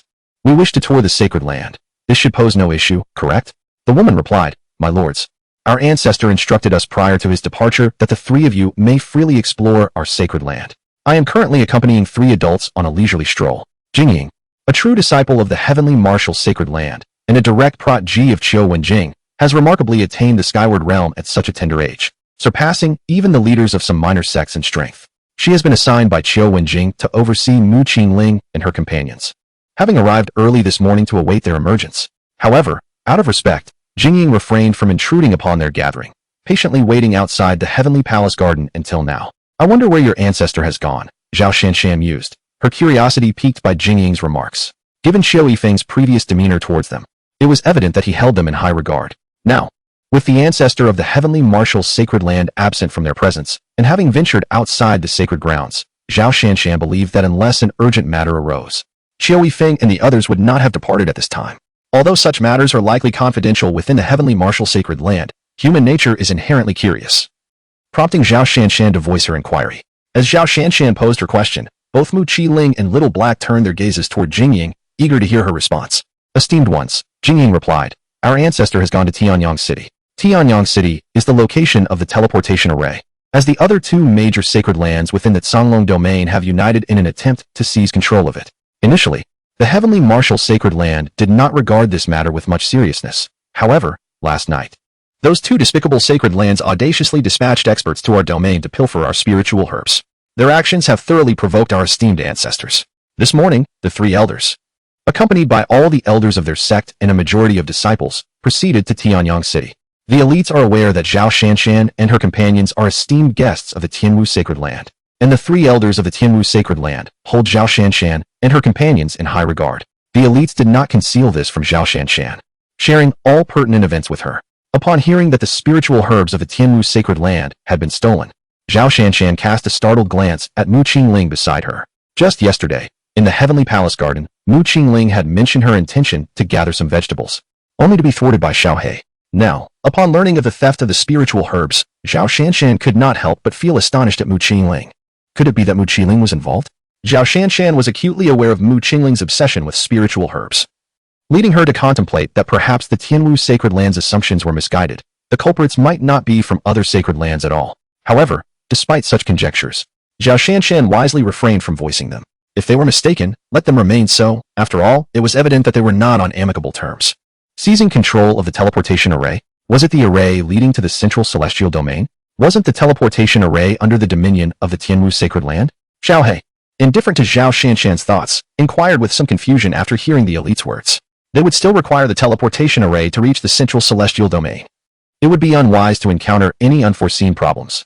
My lord, the teleportation array does not belong to any singular faction. Such inter-domain teleportation arrays are constructed collaboratively by all factions. We merely possess the rights to manage them. The teleportation array in our Canglong domain is under the control of our three sacred lands. Originally, we had established a century-long interval for a martial arts tournament. Every 100 years, disciples from the three sacred lands would compete, and the disciple from the victorious sacred land would gain control over the teleportation array for the subsequent 100 years. The reason the other two sacred lands have united in an attempt to wrest control from my Tianwu sacred land is solely because they have been defeated by us in the past two tournaments. Now, having achieved victory for the third consecutive century, they are resorting to desperate measures. Chapter 73. Mu Qingling watches the excitement. Is Grandpa going to fight? Miss, shall we go watch Grandpa in action? Upon hearing the words of the elite, Mu Qingling's eyes sparkled as she exclaimed. Although she did not fully comprehend the notion of control, she understood that Qiu Yifeng and the others were going to engage in combat. Thus, she lost interest in lingering within the sacred land and desired to witness the battle in Tianyang City. After listening to Mu Qingling, Zhao Shanshan turned to the elite with a questioning gaze, silently urging her to accompany them. Esteemed ones, do you wish to go to Tianyang City? In truth, the elite was reluctant to take Mu Qingling and her companions along, as she feared the repercussions should anything happen to them. However, her master had previously advised her to fulfill any requests made by the three individuals, regardless of their needs. Please, lead us there, Zhao Shanshan implored Jingying. Not only was Mu Qingling eager to witness the spectacle, but she too was curious to see the unfolding events. After all, this was a conflict among the three great sacred sites, a grand commotion she had never encountered in her life. As for Xiao He, he held no objections. His primary duty was to ensure Mu Qingling's safety, and he would unconditionally support her desires and destinations. Very well. Esteemed guests, please follow me. Jingying summoned a vessel, inviting the three aboard. In truth, Tianyang City was not far from the Tianwu sacred land. A flight through the skies would take merely half a day. Jingying opted for the vessel to accommodate Zhao Shanshan's status, as her current cultivation did not permit her to fly. Although Jingying regarded Zhao Shanshan as a servant, one must consider the circumstances. After all, it is said that one must not only regard the monk's face, but also the Buddha's. Thus, even a servant's dignity depended on whose servant she was, and Jingying maintained the appropriate demeanor. The vessel's speed was comparable to that of flying, yet it offered far greater comfort, consuming none of their own spiritual energy and merely requiring slight adjustments in direction. In approximately half an hour, the vessel, under Jingying's guidance, descended into a city and came to a halt in a grand plaza. Disciple, what brings you here? Qiu Wenjing immediately recognized the arc of the elite. As soon as the elite emerged, she approached to inquire, and just as she finished her question, she noticed Zhao Shanshan leading Mu Qingling out. Greetings, esteemed predecessors. Although Qiu Wenjing was somewhat surprised by Mu Qingling's arrival, she quickly stepped forward to pay her respects. With the appearance of Mu Qiling and her companions, Qiu Yifeng and others in the distance also took notice and hastened over. Junior, esteemed predecessors, what brings you here? Qiu Yifeng, accompanied by two elders from the heavenly martial sacred land, approached and bowed to Mu Qingling and Xiao He. Naturally, the actions of Qiu Yifeng and his companions did not escape the attention of the other two sacred land representatives, who turned their gazes towards Mu Qingling and her group. Who is that young lady to command such respect from Qiu Yifeng? An elder standing at the forefront of the gathering voiced his confusion. This man was none other than the formidable elder Wu Tailang of the martial god's sacred land. As Wu Tailang's words fell, the others shook their heads in uncertainty. She must be a successor from another domain, speculated an elder from the heavenly realm sacred land, pondering the situation. In the Songlong domain, their three sacred lands had already established themselves as the strongest forces, and Qiu Yifeng was the most powerful elder of the heavenly martial sacred land. Anyone who could earn such deference from Qiu Yifeng undoubtedly held a significant status, likely backed by a sacred land of their own. Martial friends, I trust today's events will unfold without any unforeseen complications. Dear friend Yi, are you perhaps overthinking? Now that our two holy lands have united, do you truly believe that the heavenly martial sacred land can contend against us? As for those three individuals, although we cannot perceive the cultivation of that young man, he is likely to possess a level of ability comparable to ours, and he should not be one of our compatriots from the Songlong domain. If he dares to intervene in today's affairs, he shall not blame us for the consequences. Indeed, you make a valid point. A mere maid and a young girl suggest that the young man is likely a bodyguard or something of the sort, and it is reasonable to assume his cultivation is not exceedingly high. Without delving into the discussions from the martial god temple and the heavenly realm, Mu Qiling is chosen to sit in the direction of the heavenly martial sacred land alongside Qiu Yifeng. Grandfather, did you not say you were going to engage in a confrontation with others? Why has it not yet commenced? Young friend, it is not our desire to fight, but rather that they have been exceedingly arrogant. After their defeat in the martial contest against us, they audaciously sought to disregard the rules. Now they even aim to usurp the management of the teleportation array. What is even more infuriating is their despicable nature. They sent people last night to steal our spiritual herbs. I was just reasoning with them when you arrived. Ah, are they truly so vile? To steal from others? Grandfather, you must swiftly teach them a lesson and demand the return of our stolen spiritual herbs. Mu Qiling exclaimed, her expression brimming with indignation. Her words elicited a twitch at the corner of Xiao Hei's mouth. Had he not possessed remarkable restraint, he might have burst into laughter. Qiu Yifeng, refrain from making baseless accusations. I have already articulated quite clearly that we have never dispatched anyone to pilfer your spiritual herbs. The sacred land of martial deities and the sacred land of heaven have always closely monitored the affairs of the heavenly martial sacred land. After Qiu Yifeng finished speaking, Wu Tailang rose in a fit of fury and exclaimed. They had just been debating this matter. However, they indeed did not send anyone to steal the spiritual herbs from the heavenly martial sacred land and would certainly not accept such a grave accusation. While the two sacred lands have indeed united to contend against the heavenly martial sacred land, their sole intention was to seize control of the teleportation array's management rights. As for a full-scale war, that is entirely out of the question. Although their alliance could certainly rival the heavenly martial sacred land, rivalry and outright warfare are two entirely different matters. You disregard the long-established rules and shamelessly attempt to seize the management rights of the teleportation array. Do you think I would be swayed by your deceptive words? It is simply beyond my imagination that you, Wu Tailang, would stoop so low as to steal the spiritual herbs of my sacred land yet lack the courage to admit it. I look down upon you petty individuals. How could Qiu Yifeng possibly believe Wu Tailang's fabrications? He unleashed a torrent of retorts at Wu Tailang, nearly inciting the latter to the brink of bloodshed. Qiu Yifeng, I challenge you to a duel, Wu Tailang declared. Come forth. I have long found you insufferable, but do you dare to face me? As soon as Wu Tailang finished speaking, Qiu Yifeng's figure flickered and appeared atop the platform, launching yet another barrage of words at Wu Tailang. Chapter 74. Qiu Yifeng enters taunting mode. As Qiu Yifeng appeared on the high platform, Wu Tailang could not help but twitch his lips. He certainly lacked the courage to challenge Qiu Yifeng to a duel. If he possessed such strength, there would be no need to ally with the celestial sacred land to confront the heavenly martial sacred land. What is the matter? Are you afraid to come up? Qiu Yifeng taunted. Wu Tailang, do not say that I am not providing you with an opportunity. Did the two sacred lands not unite to seize control of the teleportation array? Here, I present you with a chance. I will take you all on alone. Initially infuriated by Qiu Yifeng's words, Wu Tailang paused in astonishment, a glimmer of ecstasy appearing on his face. While he knew he could not match Qiu Yifeng alone, he was taken aback by Qiu Yifeng's audacity to challenge them as a group single-handedly. Wu Tailang could not resist glancing at Yi Wufeng beside him. Both men recognized a shared delight in each other's eyes. Qiu Yifeng was, without doubt, digging his own grave. What's wrong? Are you all cowards? Surely, You do not fear to step forward. Qiu Yifeng, you are truly arrogant. Since you seek your own demise, we shall oblige. Just do not beg for mercy when the time comes. How could Wu Tailang endure such provocation from Qiu Yifeng? However, he was also concerned that if Qiu Yifeng faltered, the other two from the heavenly martial sacred land might intervene. Thus, it was imperative to cut off Qiu Yifeng's escape route before engaging. Fear not.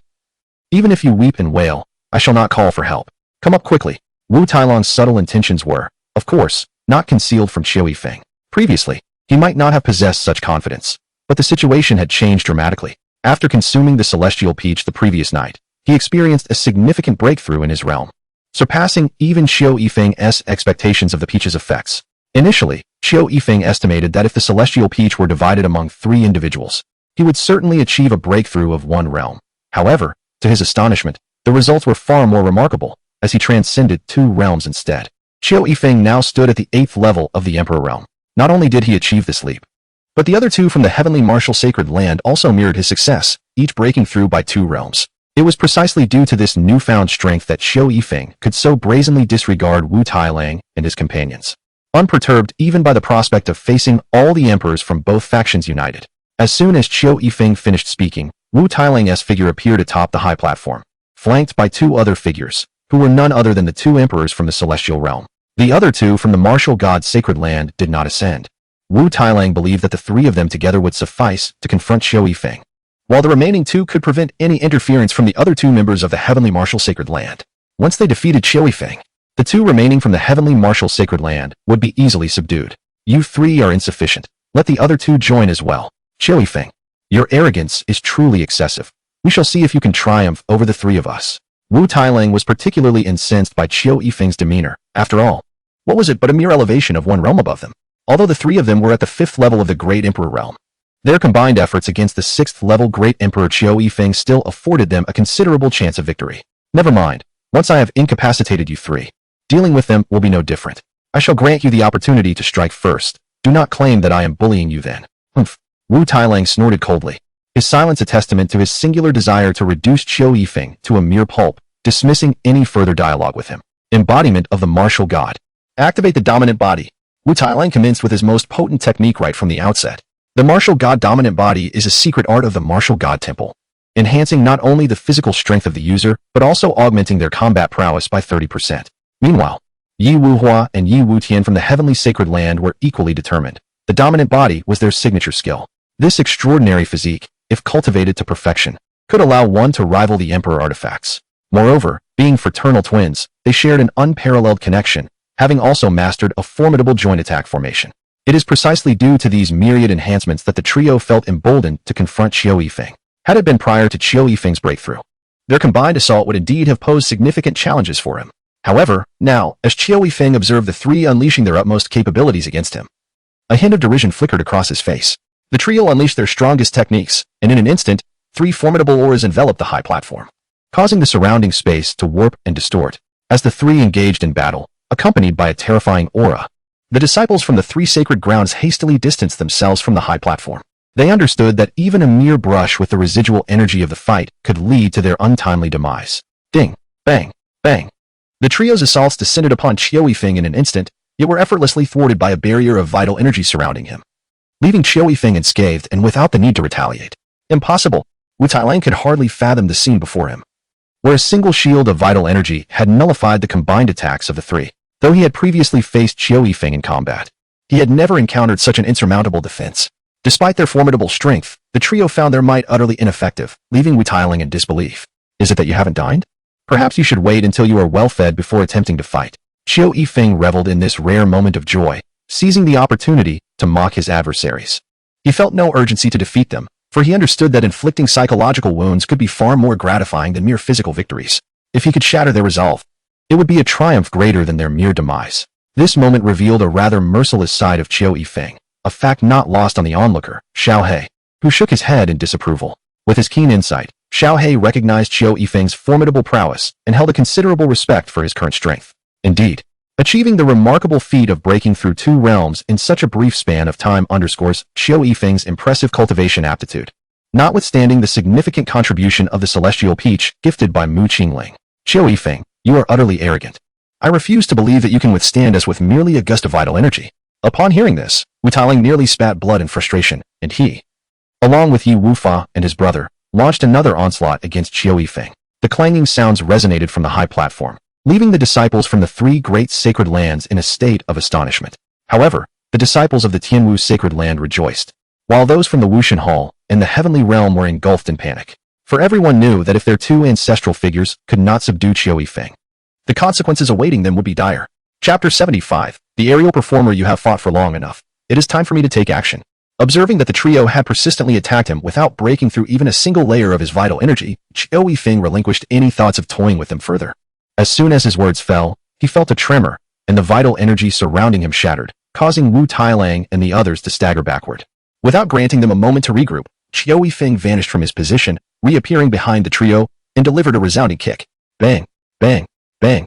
The echoes of three strikes were accompanied by the anguished cries of his opponents, as Wu Tailang and company were sent sprawling to the ground. They landed in a manner reminiscent of dogs wallowing in filth, with distinct footprints imprinted upon their backsides. In that moment, Qiu Yifeng had deliberately kicked them in the rear, seeking to humiliate the trio for their attempts to confront the heavenly martial sacred land. Meanwhile, the three individuals, prostrate on the ground, wished fervently for a hole to swallow them, preferring to hide away rather than endure the scorn of others. After all, they were the venerable ancestors of the sacred land. Now, subjected to such indignity at the hands of Qiu Yifeng, compounded by the mocking laughter of their own disciples, they felt utterly disgraced. Though the trio yearned for a subterranean refuge, their disciples were oblivious to their shameful thoughts. Upon witnessing their esteemed ancestors sprawled on the ground, the disciples rushed forward to assist them. Elder, are you alright? One middle-aged man, standing beside Wu Tailang, was none other than Qin Erju, the master of the martial god hall, who expressed his concern for his elder. Get away from me. Do I look like someone in need of assistance? Wu Tailang vehemently shook off Qin Erju's hand, his ire palpable. Indeed, Wu Tailang was physically unharmed. It was his pride that bore the injury. To be publicly humiliated, kicked in the backside, and reduced to such a disgraceful position was a blow to his dignity. Naturally, he regarded Qin Erju with disdain. Although Qin Erju had been rebuked, he dared not retort, standing there in a state of confusion. Meanwhile, Wu Tailang paid no heed to the sacred lord. His gaze filled with resentment as he glared at Qiu Yifeng, convinced that Qiu was intent on undermining his honor. It has been said that the three of you cannot possibly overcome me. Look at you now, merely having received a swift kick in the rear. Yet you take your frustrations out on your own disciple. I feel embarrassed for you. Grandfather, do hurry and give them a good kick. I long to see someone soar through the air. Whoa. Just as Qiu Yifeng finished speaking, Mu Qingling leaped onto her chair, clapping her hands and exclaiming loudly. However, before she could complete her sentence, Zhao Shanshan quickly scooped her down and covered Mu Qingling's mouth with her hand. Regardless of Wu Tairong's status as a formidable emperor-level expert, Zhao Shanshan deemed Mu Qingling's behavior exceedingly impolite. Was this not a public humiliation? They had merely come to observe. And if the ire of those three were redirected towards them, it would undoubtedly become a nuisance, despite their lack of fear towards the two from the sacred grounds. Ha. Very well. Since the young lady wishes to witness aerial spectacles, I shall grant her another performance. Zhao Shanshan's concerns did not restrain Qiu Yifeng. He immediately grasped Mu Qingling's desire to see flying marvels. Such a simple request would surely be accommodated, and he felt an urge to deliver a few more kicks after his previous bout had left him unsatisfied. With that, Qiu Yifeng's figure vanished from the high platform, only to reappear behind Wu Tairang, delivering another powerful kick. With a swift whoosh, Wu Tairang was suddenly absent from the sight of the crowd in the martial god temple, having been sent soaring into the sky by Qiu Yifeng's kick. As Qiu Yifeng's figure vanished once more, he reappeared behind Yi Wufang, delivering another powerful kick that sent Yi Wufang disappearing from sight. Meanwhile, Yi Wutian hurriedly darted away, yet despite his quick reflexes, he could not evade Qiu Yifeng's strike. After propelling Yi Wutian into the sky, Qiu Yifeng did not pause. He materialized behind Wu Tailang, who had just begun to descend. Earlier, when Qiu Yifeng had struck, he had cast a spell upon Wu Tailang, sealing half of his cultivation to ensure he could land additional blows. To the astonishment of all present, Qiu Yifeng's figure flitted rapidly between the three, repeatedly sending them soaring into the air. He. How delightful. I must join in the fun. This spectacle amused Mu Qingling to no end, compelling her to refrain from merely watching. With a mischievous giggle, Mu Qingling vanished from her seat. Bang! A resounding thud echoed from the direction of the martial god temple, soon followed by a figure soaring skyward. By the time the disciples of the martial god temple regained their composure, their revered leader had vanished from sight, unfazed by the thoughts of those around her. Mu Qingling's petite form darted swiftly through the crowd, each of her kicks sending another disciple of the martial god temple soaring into the heights. Bang, bang, bang. As anguished cries echoed, the disciples hurled into the sky by Mu Qingling fell one after another, crashing to the ground with resounding thuds. Lamenting in pain, "You reckless little brat, seeking your own demise." The two remaining ancestors of the martial god temple could not stand idly by as Mu Qingling brazenly bullied their sect. One of the ancestors, a being of the first level of the Emperor realm, swiftly charged at Mu Qingling. Though he dared not strike Qiu Yifeng, it did not mean he would permit a mere girl to humiliate the martial god temple. Therefore, disregarding Mu Qingling's youth, he launched an attack against her. "The one courting death is you." Qiu Yifeng was keenly aware of Mu Qingling's situation. Upon witnessing the ancestor's shamelessness, he was incensed that an emperor-level cultivator would dare to assault a young girl. Mu Qingling was his esteemed benefactor. Should she be harmed under his watch, how could he possibly retain his dignity? Aside from the potential ire of the forces behind Mu Qingling, he would never forgive himself. Thus, as the ancestor of the martial god temple initiated his attack, he ignored the imminent fall of Yi Wutian, his figure flashing as he intercepted the emperor-level ancestor. "Release that old man and let me handle this." Just as Qiu Yifeng prepared to deliver a fatal blow to the emperor-level ancestor of the martial god temple, Mu Qingling's voice came from behind him. He turned to see her suddenly appear behind the ancestor. Bang! In an instant, the emperor-level ancestor vanished. And when Qiu Yifeng glanced upward, he distinctly saw the expression of agony etched across the ancestor's face. This scene startled Qiu Yifeng, who could hardly fathom the extraordinary prowess of Mu Qingling, who could even overpower those at the emperor realm with a mere kick. Chapter 76, Beneath the Eaves. One must bow their head in the moment that Qiu Yifeng was momentarily stunned. Mu Qingling's figure had already vanished, darting once again towards the disciples of the martial god's sacred ground and the celestial realm's sacred ground. It was only upon hearing the cries of anguish that Qiu Yifeng snapped back to reality, swiftly turning his attention towards Wu Tailong. Everyone was mobilized to capture that little girl. While Qiu Yifeng was lost in thought, Wu Tailong and Yi Wufa had already regained their composure. Seeing Qiu Yifeng charging towards them, Wu Tailong felt compelled to issue such an order. He recognized that Mu Qingling undoubtedly possessed an extraordinary identity. Otherwise, Qiu Yifeng would not treat her with such regard. Wu Tailong also understood that they could not hope to defeat Qiu Yifeng, which prompted him to give the command with the intention of capturing Mu Qingling as a hostage. All disciples of the heavenly martial sacred ground were instructed to protect the young elder. Upon witnessing this, Qiu Yifeng too issued a command, determined that nothing must happen to Mu Qingling here. Otherwise, the heavenly martial sacred ground would face dire consequences. After giving his order, he no longer held back against Wu Tailong. Previously, he had only toyed with them, but now Wu Tailong's actions had clearly crossed a line. Consequently, Qiu Yifeng unleashed his full strength, emanating the formidable aura of an 8th level emperor realm. "Wu Tailong, you should not have issued such an order. You will pay the price for your ignorance." A chilling aura enveloped Wu Tailong and his companions as Qiu Yifeng's icy voice pierced the silence. His gaze fixed upon them with the intensity reserved for the deceased. "You, how can this be? You are actually at the 8th level of the great emperor realm."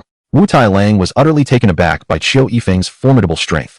The prowess of an 8th level great emperor was no less than that of the holy lands from other domains. It was no wonder they had been utterly powerless against him moments ago. The Songlong domain was the most desolate region of the true spirit world, and in Wu Tailong's memory, no one had ever appeared above the 7th level of the great emperor realm. The strongest among them had merely reached that level, and that was eons ago. Moreover, he was not one of the 3 holy lands, but rather a solitary cultivator from the Songlong domain. Since that solitary cultivator departed, no one had managed to break through the 7th level of the great emperor realm in Songlong. This was precisely why Qiu Yifeng could claim the title of the strongest in Songlong at the 6th level of the great emperor realm. Of course, this was merely the surface situation. Many powerful individuals still lurked in the shadows of Songlong, much like in the earlier Foggy Mountains incident. Now, confronted with Qiu Yifeng's 8th level of the great emperor realm, how could Wu Tailong not be astonished? Humph! Wu Tailong, nothing is impossible in this world. I wonder if you now regret your choices. Qiu Yifeng scoffed, having initially intended to merely teach Wu Tailong and his companions a lesson. However, circumstances had changed. Without further ado, Qiu Yifeng mercilessly incapacitated Wu Tailong and his friends, sealing their powers before dragging them to Mu Qingling's side, as the battle had long since concluded. Although the disciples of the 2 sacred lands outnumbered those of the heavenly martial sacred land, they were no match for the other 2 emperors of the heavenly martial sacred land in the absence of the 3 great emperors, Wu Tailong and his companions. When Qiu Yifeng commanded everyone to protect Mu Qingling, the other 2 ancestors of the heavenly martial sacred land took action. They swiftly captured the 2 emperors of the martial god palace, and the remaining elders and disciples were easily subdued with a mere display of pressure. "Junior, I have apprehended these 3 individuals. You may choose how to deal with them." Qiu Yifeng respectfully addressed Mu Qingling. His current achievements were a direct result of her support. Had she not gifted him a celestial peach, he would not have triumphed so effortlessly today. Just moments ago, Wu Tailong and his associates had intended to take action against Mu Qingling, and Qiu Yifeng believed that even if Mu Qingling chose to overlook the matter, Little Black would undoubtedly seek retribution against Wu Tailang. Elder, it is up to you to decide.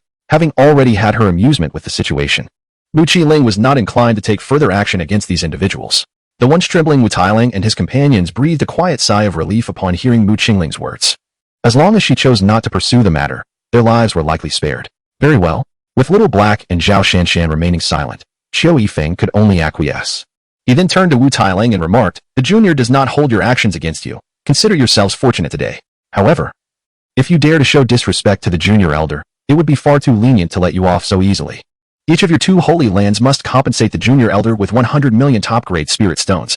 In addition to compensating my Tianwu Holy Land with another 100 million top-grade spirit stones, along with returning double the amount of the spiritual herbs stolen from my Tianwu Holy Land last night."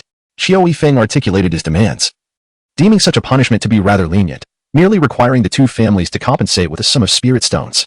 Qiu Yifeng, do not go too far in your arrogance. I have already stated that I did not steal your spiritual herbs. I can compensate you for the spirit stones you seek, but returning double the amount of the stolen herbs is simply out of the question. Wu Tailang seethed with anger upon hearing Qiu Yifeng's demands.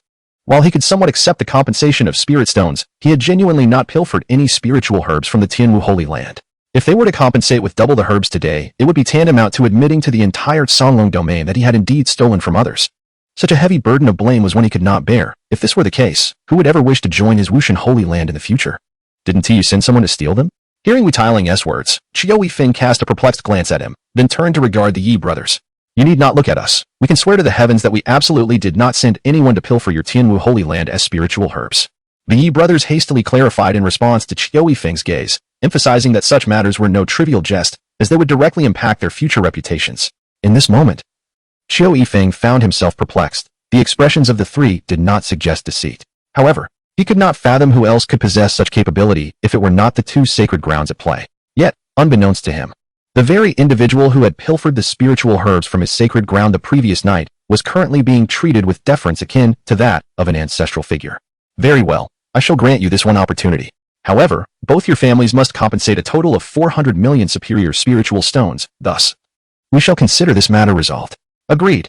Although this meant an additional 100 million superior spiritual stones, they were compelled to acquiesce to Qiu Yifeng's terms, as they had no choice under the circumstances. The offering of 200 million superior spiritual stones caused discomfort even among the sacred grounds, as their prior intentions had been to seize the lucrative management rights of the teleportation array. Who could have anticipated that they would not only fail to acquire the management rights, but also be obligated to part with 200 million superior spiritual stones? Chapter 77. Compensation. I shall grant you an hour to retrieve the spiritual stones. Should you fail to bring the stones within this time frame, the elders and disciples of your sacred grounds shall remain here indefinitely. Observing that Wu Tailang and Yi Wufei had consented, Qiu Yifeng released their cultivation restraints, instructing them to return forthwith for the spiritual stones. As for the others, they were to be held here to prevent any tricks from Wu Tailang and Yi Wufei. For Qiu Yifeng harbored doubts regarding their willingness to forsake the elders and disciples.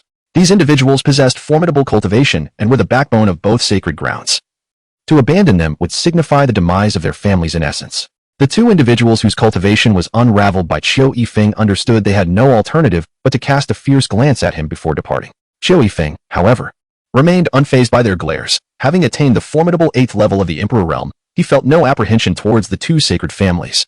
As they watched Wu Tailang leave, Mu Qingling exchanged a glance with Xiao He, who discerned her intent from her eyes. Silently, 2 ethereal presences enveloped Wu Tailang and Yi Wufei. Initially, Mu Qingling harbored no particular thoughts, but upon hearing Qiu Yifeng demand compensation from Wu Tailang and his companions, her mind began to stir with mischief. Please wait a moment. Senior, she said, they should return shortly. Yes, it's nothing, Mu Qingling nonchalantly replied, casually retrieving a celestial peach to savor. Her thoughts were far removed from the matter of spirit stones. To other cultivators, spirit stones were an indispensable resource and currency, yet for Mu Qingling, they were of little value, perhaps even less than a delectable meal. Observing the celestial peach in her hand, Qiu Yifeng could not help but twitch his lips. In his eyes, the celestial peach existed solely in the celestial realm, while to Mu Qingling, it was merely an ordinary fruit. Amidst his astonishment, Qiu Yifeng felt a surge of curiosity regarding Mu Qingling's cultivation. To treat a celestial peach as mere commonplace nourishment suggests her strength must be extraordinary. Furthermore, when Mu Qingling had made her move earlier, Qiu Yifeng had been unable to sense her power, as if she relied solely on her physical prowess. However, Qiu Yifeng dared not inquire further, for he understood that some matters were best left unknown. Otherwise, they might bring him undue trouble. Senior, will the teleportation array be operational tomorrow? During the wait, Zhao Shanshan posed the question to Qiu Yifeng, having noticed no signs of needed repairs on the array. Senior, the teleportation array is already functional. If you are not pressed for time, why not rest here for the night and depart at dawn? Though Zhao Shanshan possessed merely the strength of a fourth-layer true spirit, to Qiu Yifeng, she resembled a child just learning to walk. To be blunt, her level of cultivation did not qualify her for entry into the heavenly martial sacred land. Nevertheless, out of respect for Mu Qingling, Qiu Yifeng addressed her as senior. As the saying goes, one should not judge a monk by his face, but by the Buddha-esque countenance. Despite Zhao Shanshan being a mere maid to Mu Qingling, her association with such a distinguished figure warranted Qiu Yifeng's due respect. Linger, shall we proceed to the Central Sky region after a brief wait? Or would it be preferable to spend the night here and depart in the morning? Zhao Shanshan could not make decisions on behalf of Mu Qingling, so upon learning the teleportation array was available, she sought her opinion. I have yet to visit the old gentleman's sacred land. Let us go to the Central Sky region tomorrow. Mu Qingling had originally intended to tour the heavenly martial sacred land, but upon discovering the excitement in the area, she chose to come here instead. Thus, her response elicited no confusion from Zhao Shanshan. As for whether she truly desires to visit the sacred land of Tianwu, only the young girl herself knows. Upon hearing that Mu Qingling would only depart the following day, Qiu Yifeng felt a surge of joy. After all, each additional day that Mu Qingling spent here would afford him another opportunity to foster a favorable relationship with her. Establishing a good rapport with Mu Qingling would yield significant benefits for the entire sacred land of Tianwu. Who knows, if she were in high spirits, she might even bestow upon him a celestial peach. If such a dream were to come true, he would awaken smiling, even from slumber. Junior, it's quite warm here today. Perhaps you should return to the sacred land first. Once the compensation from Wu Tailang and the others arrives, I shall deliver it to you, he suggested. Very well, miss. Shall we return to the sacred land for some amusement? Mu Qingling found sitting idly here rather uninteresting, and as soon as Qiu Yifeng finished speaking, she readily agreed. Turning to her companion, the elite, she said, all right, I shall take my senior back now. The elite, now also addressing Mu Qingling as senior, couldn't help but notice how even their own ancestor referred to her with such reverence. After acknowledging her words, she produced her vessel once more, and together, the three of them soared back toward the sacred land. Wenjing, there is nothing more to attend to here. You should return and keep the young senior company. Remember, under no circumstances must you allow her to feel displeased. If anyone causes her distress, do not expect me to be lenient, Qiu Yifeng remarked with concern as he watched their departing vessel. He feared that one of the disciples from their sacred land might unwittingly offend Mu Qingling, which would lead to undesirable consequences. Understood, ancestor. Qiu Wenjing offered a respectful bow to Qiu Yifeng, and in the blink of an eye, she vanished from her position, only to reappear aboard the elite's Arkansas. Just as Mu Qingling departed, approximately a cup of tea's worth of time passed before Wu Tairang and Yi Wufa returned. Their expressions devoid of emotion as they approached Qiu Yifeng. This ring contains 200 million premium spirit stones. Count them yourself. This is mine. The two presented Qiu Yifeng with a ring each, filled precisely with the premium spirit stones he had demanded as compensation. 200 million spirit stones from each family. It seems your families are quite affluent. You have gathered such a substantial sum so swiftly. In that case, I shall graciously accept. Qiu Yifeng accepted the rings with a smile, yet the words that escaped his lips caused Wu Tairang and Yi Wufa's mouths to twitch involuntarily. They had already cursed Qiu Yifeng's ancestors in their hearts, knowing that had it not been for the threat posed to their elders and disciples, they would not have returned so hastily. Moreover, while both had presented 200 million premium spirit stones, they had essentially emptied their reserves. Though both hailed from the sacred forces of the Songlong domain, and a plethora of resources at their disposal, along with contributions from subordinate sects and families, the expenditures paralleled their wealth. The more substantial the foundation, the greater the outlay. With numerous disciples to cultivate, the daily consumption of resources amounted to a staggering figure. Hence, even for a sacred ground, their stock of premium spirit stones was not abundant, with most of their inventory comprising other treasures. Chapter 78. Mu Qingling ascends the martial combat platform now that the spiritual stones have been compensated. Shall we take our leave? Although Wu Tailang harbored an intense desire to devour Qiu Yifeng alive, he restrained himself, for he knew he must. Thus, his foremost wish was to depart from this place. Wishing to avoid the sight of Qiu Yifeng's insufferable countenance, lest he be unable to contain himself. Of course, I, Qiu Yifeng, am a man of my word. You may leave at any time. I shall not impose upon you further.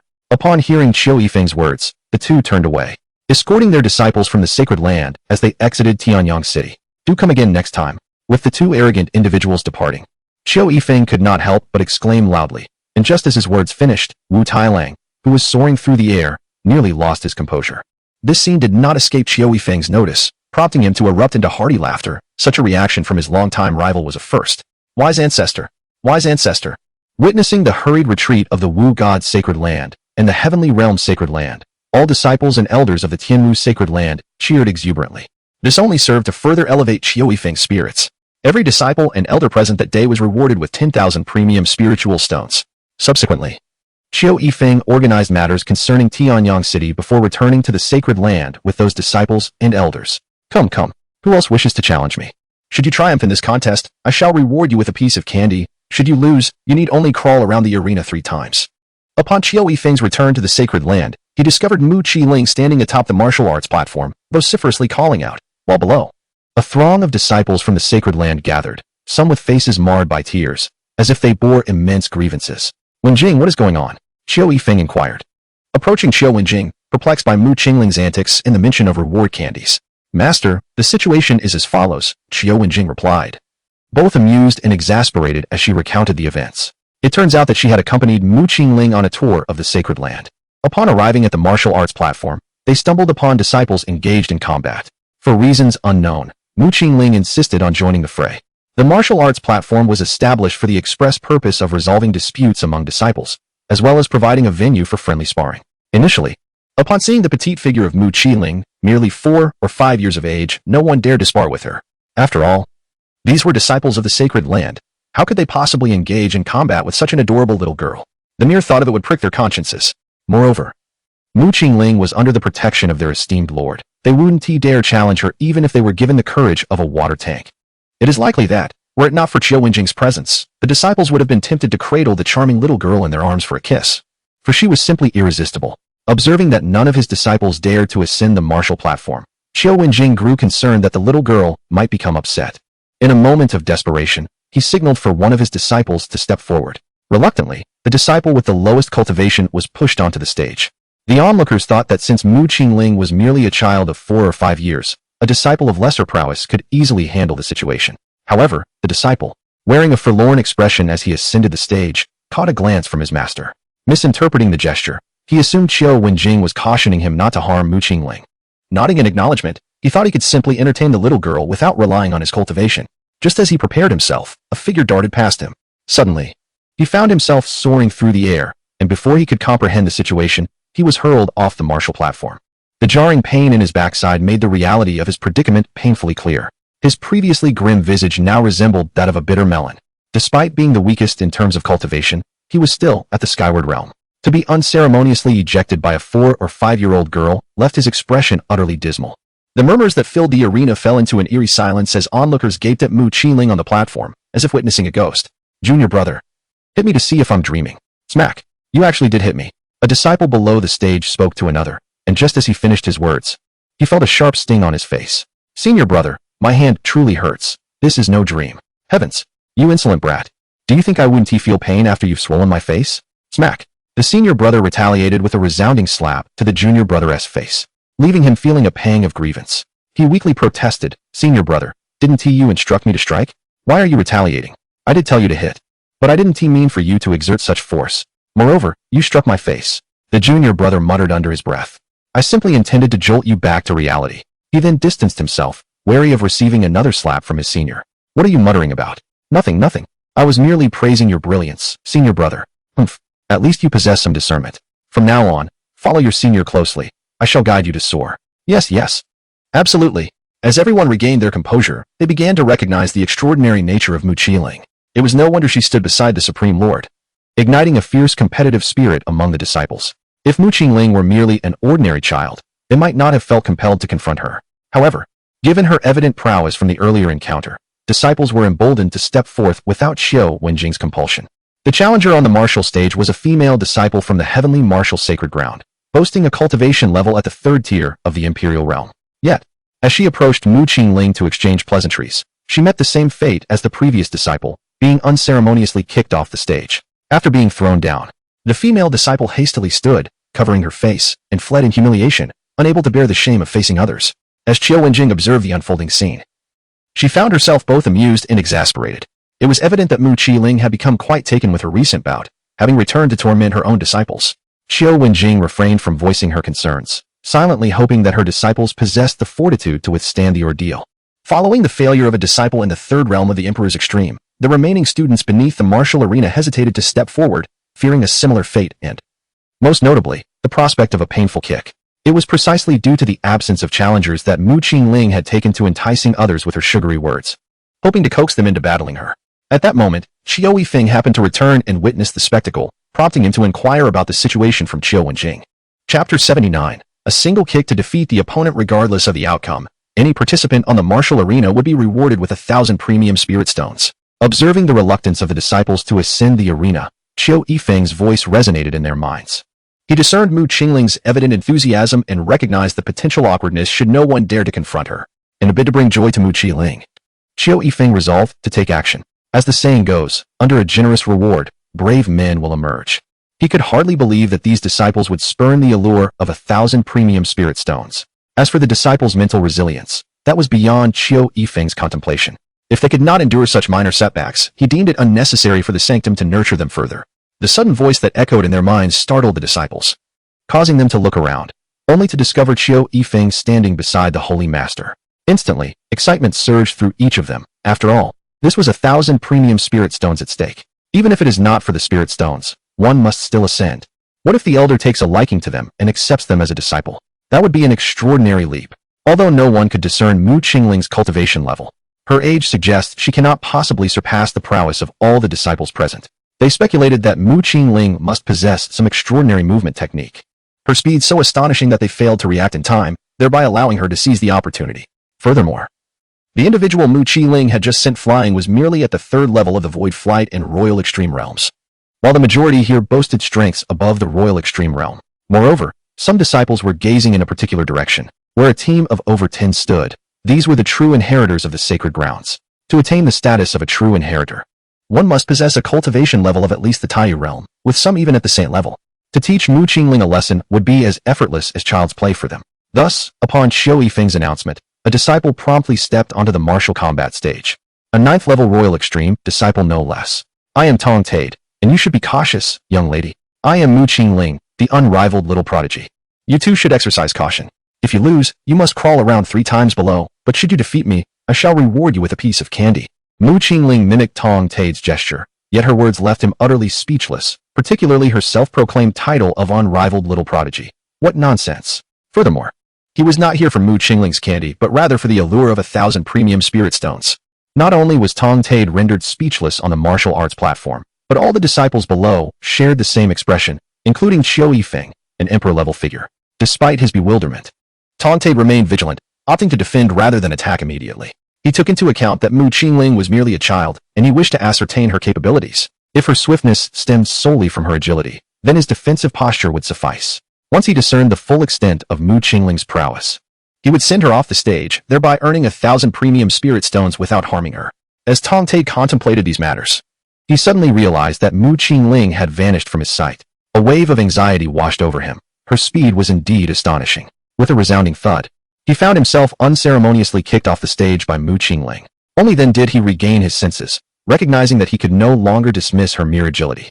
He had been exerting his utmost defense, and given his own level of cultivation, it was inconceivable that even a peer could have dislodged him with a single kick. This indicated that Mu Qingling's cultivation was at least at the Taiyu realm.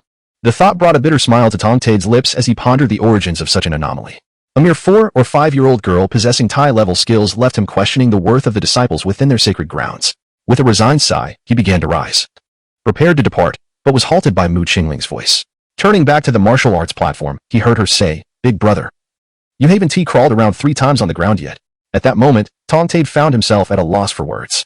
He had never anticipated that he would be crawling on the ground prior to taking the stage, and he was astonished that this girl remembered so vividly. Tong Tade could only cast a glance at Qiao Yifeng, wondering if he truly had to crawl 3 laps on the ground. If he did, he would not only lose face himself, but also tarnish the reputation of the Holy Land. Since the rules had been established, everything must adhere to them.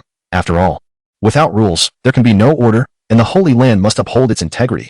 Qiao Yifeng, fully aware of Tong Tade's thoughts, understood that the Tianwu Holy Land was not devoid of integrity and would not go back on its word.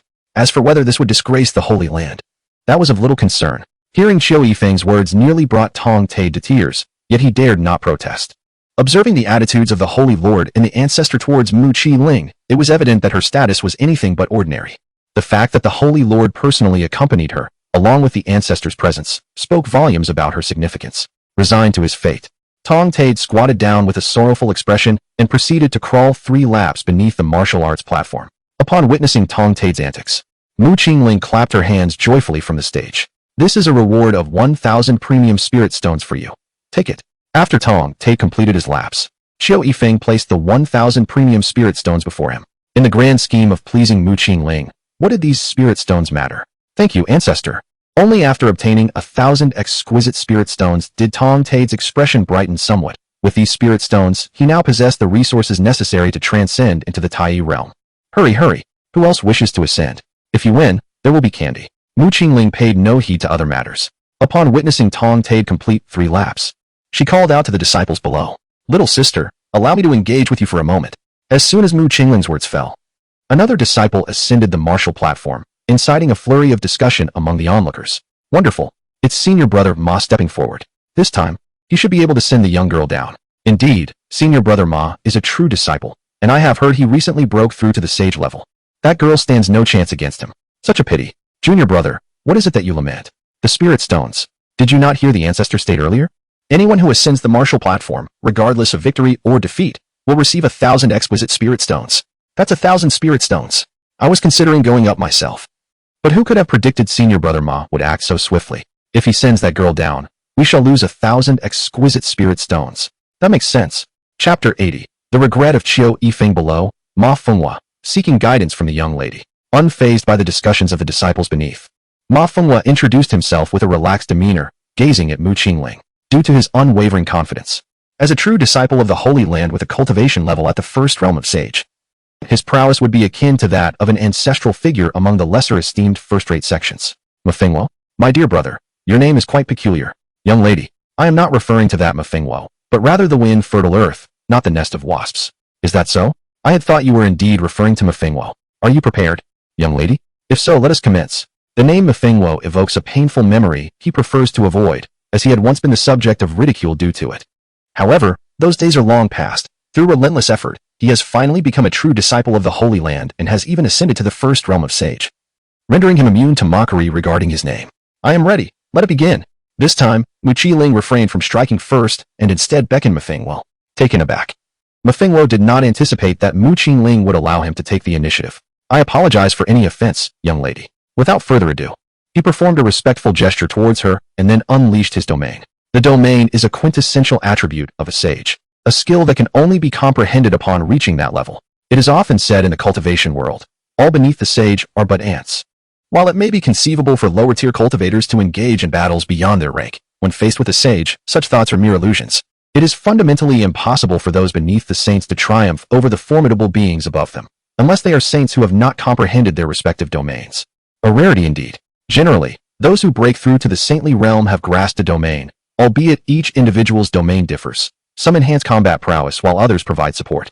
Regardless of the type of domain, if an adversary is enveloped by one's own domain, they can invariably be subdued. Ma Fenghua possesses a rather unique domain, which can be classified as a supportive one, primarily designed to bewilder his foes, akin to an illusionary realm. Ma Fenghua's intention is to confuse Mu Qi-ling and subsequently deliver her to the arena below, ensuring her safety. What's the matter with senior brother Ma? Did that young girl not ask him to strike first? I wonder. Perhaps senior brother Ma, seeing her as a young girl, is reluctant to make the first move. Indeed. It seems so. Senior brother Ma truly embodies the essence of a true disciple. He is remarkably compassionate. However, it is not only the disciples below the stage who are puzzled. Ma Fenghua himself is equally bewildered. Despite having unleashed his domain, he cannot fathom why Mu Qi-ling appears completely unperturbed. "Big brother, if you don't make a move soon, I might just have to kick." Mu Qi-ling tilted her head, looking at Ma Fenghua with a curious expression, wondering why this big brother was so unresponsive. Ma Fenghua furrowed his brow, feeling an inexplicable tightening in his heart. Why was Mu Qi-ling unharmed? Could it be that she possesses a cultivation level surpassing that of a saint? But is that truly possible? It seems that the elder brother has no intention of making a move, so I shall send you down to complete 3 laps instead. Mu Qi-ling gazed curiously at Ma Fenghua, and after uttering a single phrase, her figure vanished, only to reappear behind him. With a swift kick aimed at Ma Fenghua, she discovered, just as her foot was about to connect, that her target had evaded her. At that moment, while Ma Fenghua felt a surge of relief at his timely reaction, he suddenly experienced a sharp pain in his rear and found himself tumbling uncontrollably off the martial arena. A resounding thud echoed in the hearts of all present as the disciples fell silent once more, for Ma Fenghua had now plummeted from the arena, signifying the defeat of a true disciple at the first level of sainthood. He remembered to complete 3 laps, elder brother. Observing Mu Qingling's innocent smile, Ma Fenghua felt a pang of embarrassment. He had not anticipated her prowess, as he could barely withstand 3 moves. With no face left to say anything further, he obediently crawled 3 laps around the arena, collected 1,000 top-grade spirit stones, and then departed. Linger, shall we cease this activity? Let us explore other places instead. Seeing that Mu Qingling was eager to continue, Zhao Shanshan interjected, concerned that the disciples of Tianwu's sacred land might all be defeated in succession. After all, given Mu Qingling's cultivation level, it would nearly result in the same outcome for any additional disciples. They would be kicked off the stage. Although Qiao Yifeng and the others would not voice any complaints, it would nonetheless tarnish the reputation of Tianwu's sacred land. After all, Mu Qingling could easily kick even an emperor-level opponent. Would it not be a disgrace for these disciples to face such humiliation? Very well then. These individuals are dawdling, which is rather displeasing, especially since I had even brought out candies as a reward for them. After Zhao Shanshan finished speaking, Mu Qingling also felt a sense of disinterest. Each of them was hesitating, and it seemed that only upon her calling would anyone come forth. If you do not desire the candies, then I shall indulge myself. With a cheerful leap, Mu Qingling descended from the martial arts platform, making her way towards Zhao Shanshan. In her hand, a jade vial appeared, from which she poured out a handful of elixirs, consuming them one by one. Noticing Mu Qingling's somewhat discontented demeanor, Qiao Yifeng, who had intended to offer her some words of comfort, was momentarily taken aback upon seeing her consume the elixirs. Could it be that these are celestial pills? Unfortunately, Mu Qingling had already moved on, leaving Qiao Yifeng's inquiry unanswered. However, he would stake his life on the certainty that what Mu Qingling had consumed was indeed a celestial pill. The aura emanating from the elixirs was unmistakable. Not long ago, he had partaken of a celestial peach, and the ethereal essence was unmistakably similar. Had he known that the candies Mu Qingling referred to were celestial pills, he would have boldly approached her, for it was entirely possible that he could have acquired one himself. Master, what did you say? Qiao Wenjing, standing beside Qiao Yifeng, was somewhat perplexed, but, upon witnessing his astonishment, she inquired with curiosity. What that young senior just consumed was a celestial pill. You have all missed a tremendous opportunity. Master, do you truly believe that even if all the disciples were to approach, they could triumph over the young senior? Qiao Wenjing gazed at her ancestor with a sense of disbelief. Earlier, in Tianyang City, she had witnessed even the venerable figures of the martial god's sacred land being effortlessly cast aside by Mu Qingling. How could the disciples of their sacred land possibly triumph against her? Sighing, Qiao Yifeng remarked, acknowledging the futility of the situation. He understood that it was unrealistic. Not only their disciples, but even he himself lacked the confidence to contend with Mu Qingling. The fact that she could casually consume elixirs was a testament to her prowess, far beyond what Qiao Yifeng could aspire to. Chapter 81. Unexpected news with a hint of regret. Qiao Yifeng uttered a few words before hastening to keep pace with Mu Qingling. He personally accompanied her on a tour of the Tianwu sacred land.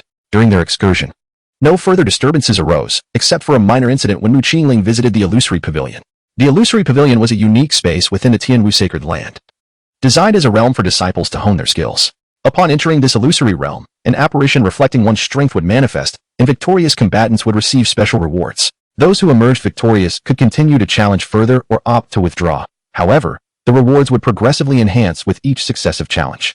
This place was a favorite among the disciples of the Tianwu sacred land. Upon learning of the illusory pavilion, Mu Qingling, eager to experience it, entered the space. Nonetheless, her overwhelming strength rendered it incapable of conjuring an opponent of commensurate power, ultimately resulting in an energy overload that caused an explosion. The entire illusion pavilion transformed into an abyss, startling the young girl who had been anticipating her opponent's appearance. Suddenly, the entire pavilion erupted in a violent explosion. This left Qiao Yifeng bewildered, mistakenly believing that it was the result of Mu Qingling's excessive force, oblivious to the fact that she had not even made a move. Junior, this is the exquisite spirit stones that the 2 sacred grounds have compensated you with, amounting to a total of 300 million. After accompanying Mu Qingling back to the Heavenly Palace Garden, Qiao Yifeng presented her with a storage ring containing 300 million premium spirit stones. 200 million of these were compensation from the Heavenly Sacred Ground and the Martial God Sacred Ground, while the additional 100 million was a gift from Qiao Yifeng. Miss, please accept this. However, Mu Qingling showed no interest in the ring. Throughout their journey, she had entrusted all spirit stones to Zhao Shanshan. Zhao Shanshan had grown accustomed to this arrangement, and upon hearing Mu Qingling's words, she accepted the storage ring without hesitation. She did not inquire about the extra 100 million spirit stones, knowing they were a gift from Qiu Yifeng to Mu Qiling. Senior, I have a question that I am uncertain whether I should pose. After stowing away the storage ring, Zhao Shanshan finally voiced her curiosity to Qiu Yifeng.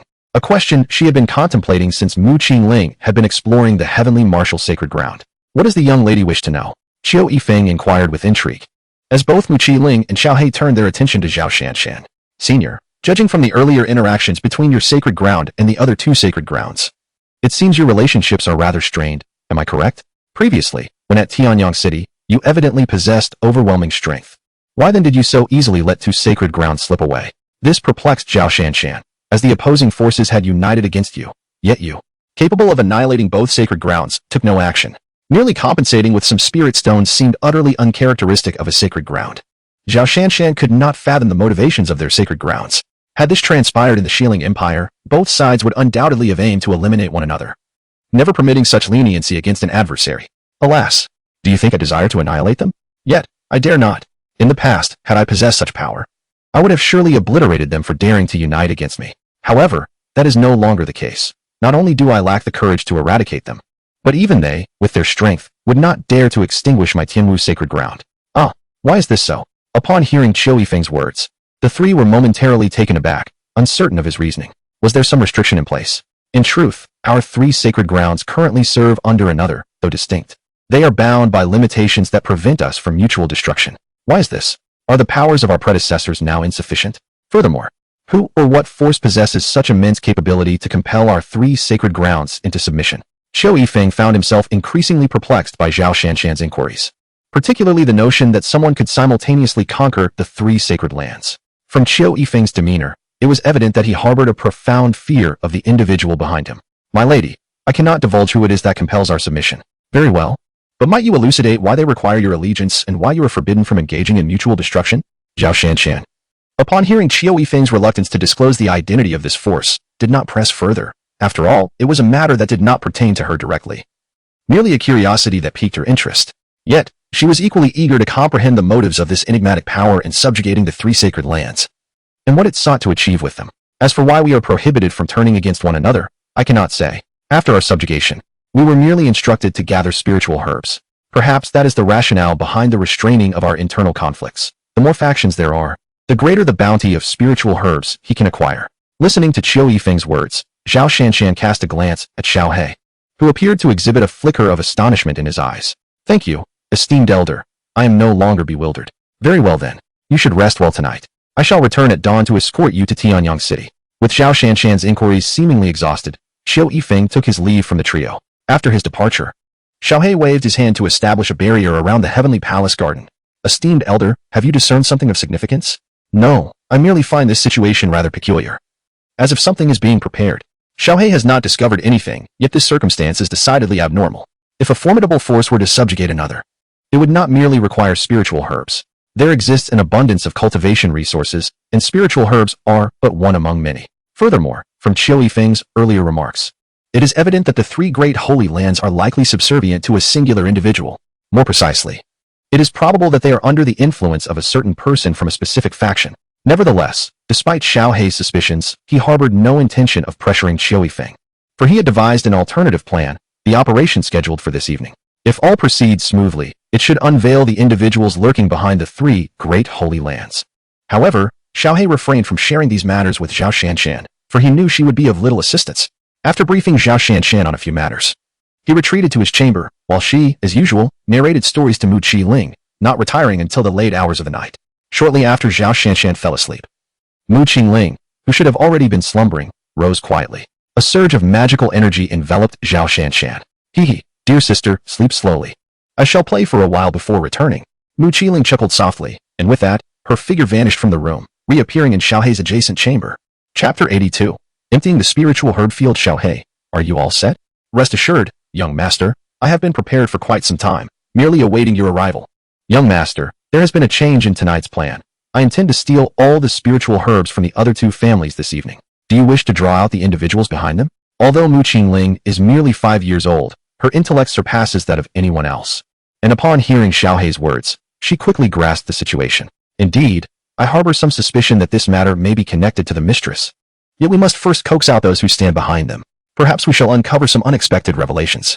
Very well, let us act swiftly. With that, the two vanished from the room, already beyond 100 miles of the Tianwu sacred land, following the aura that had previously clung to Wu Tairang. Xiao He soon pinpointed the location of the Wu god sacred land. Initially, Xiao He set up an illusionary formation throughout the entire Wu god sacred land, leading Mu Qingling to appear in the medicinal herb field. For their safety, Xiao He also established a deceptive array, ensuring that even if the two were to deplete the entire herb field, they would remain undetected by anyone whose cultivation did not surpass Xiao He's. Young master, we shall transplant every type of medicinal herb into the ring's space. It may prove useful in the future. Indeed. Thus, the two commenced their endeavor. Heeding Xiao He's advice, Mu Qingling did not pluck each herb individually this time. Instead, she utilized her magical powers to transplant the herbs in clusters into the ring's space. The storage ring, bestowed upon her by Mu Feong as a reward from a system event, was a divine artifact of boundless capacity. Mu Qingling had deliberately allocated a section of space within it for the cultivation of medicinal herbs. Due to the nature of the divine beast, the internal space of Xiao He is determined by its strength, resulting in an astonishingly vast capacity, with both individuals exerting their utmost efforts. The entire medicinal herb field of the martial god's sacred land was completely emptied within merely half an hour, leaving behind only a barren expanse of land. Onward to the next destination. Armed with the experience of their first endeavor, upon reaching the medicinal herb field of the heavenly realm sacred land, they required less than half an hour, leaving it equally desolate. By the time they returned to the heavenly martial sacred land, dawn had just begun to break. Xiao He instructed Mu Qingling to rest while they decided to cancel their travel plans and linger for a couple more days. After returning, Xiao He dismantled the formations at both sacred sites. Otherwise, they would have remained oblivious to the fact that their medicinal fields were utterly depleted. The following morning, as the disciple responsible for tending the medicinal fields approached, he was utterly astounded by the scene before him, erupting into frantic cries. His shouts quickly attracted the attention of the higher-ups of the martial god's sacred land, culminating in the appearance of the lord of the sacred land. Upon witnessing the barren state of the fields, Long Yifei collapsed to the ground in despair. It was over. Everything was lost. Was the heavens intent on destroying the martial god's sacred land? Long Yifei, crumpled on the ground, muttered incoherently. The previous day's loss of 200 million top-tier spirit stones had already placed their finances in jeopardy. Once again, a troubling incident has unfolded, leaving Long Yifei to ponder whether their revered martial god's sanctuary has become the target of divine retribution. Otherwise, how could they be plagued by such misfortune? Master, what shall we do now? One elder of the martial god's sanctuary, responsible for the sacred herb fields, inquired anxiously, his concern palpable. With the current crisis, he bore an undeniable burden of responsibility, one that could potentially endanger his very life. Quickly summon the ancestor. Faced with this predicament, Long Yifei found himself at a loss, resorting to calling upon the ancestor in hopes that he might uncover some clue. Suddenly, a recollection from the previous day surged to mind. When Qiu Yifeng had mentioned that their sanctuary's medicinal herbs had also been stolen, initially, Long Yifei had dismissed it as mere pretext, yet now he found himself reconsidering. Perhaps Qiu Yifeng spoke the truth, and it was indeed astonishing that such misfortune could befall their own sanctuary. Before long, Wu Taling arrived at the scene, his countenance darkening as he surveyed the barren expanse of the herb fields. A formidable aura emanated from him, causing the surrounding disciples and elders to prostrate themselves in reverence. Who was tasked with guarding the herb fields? Wu Tailang's voice boomed, a fierce reprimand echoing through the air. The theft had occurred under their very noses, rendering such incompetence intolerable. I was responsible for safeguarding the herb fields, came a trembling response. How could you have failed in your duty? Why is it that the entire field of herbs has vanished, and you only now come to report this to me? Wu Tairang extended his hand and grasped the elder by the neck, pulling him closer. Wu Tairang was consumed with a desire to eliminate the elder on the spot. Elder. Ancestor, I am utterly perplexed. There was no commotion last night. I was vigilant the entire time. Furthermore, I inspected the herb field until dawn, and all was intact then. Are you suggesting that our entire herb field's resources vanished without a trace? Ancestor, I can swear to the heavens that every word I speak is the truth. If I were to lie, I would surely face the wrath of celestial retribution. Although Wood's Knight was filled with trepidation, he spoke nothing but the truth. He had indeed been attentive to the happenings in the herb field the previous night. However, unbeknownst to him, he had already fallen prey to Xiao He's illusionary array, perceiving only what Xiao He wished him to see. Upon hearing Wood's Knight's declaration, Wu Tairang, albeit with some skepticism, released his grip, as he believed Wood Knight would not jest about such a grave matter. Yet, if Wood's Knight's words bore truth, how could the herbs have disappeared? Was it conceivable that someone could clear their entire herb field in an instant? Ancestor, did not the heavenly martial Holy Land also report a theft of their herbs yesterday? Could it be the same perpetrator? As Wu Tairang pondered these matters, the Holy Master Long Yifei interjected, cautioning that, Given the current circumstances, the individual responsible for the theft possessed formidable strength. They are indeed one of the 3 sacred places in the Zhanglong domain, which can be regarded as the strongest force within this realm. However, 2 troubling incidents have recently occurred. Furthermore, the fact that these occurrences went unnoticed twice raises questions about the capabilities of the individuals involved in the theft of the spiritual herbs. A sense of urgency washed over Wu Tailang as he appeared to grasp something significant. He hastily retrieved a jade pendant from his storage ring and began inscribing a message upon it. Simultaneously, in the spiritual herb fields of the heavenly realm's sacred land, Yu Wufa was engaged in a similar act, carving a message onto his own jade pendant. In unison, they dispatched their communications and soon received each other's messages.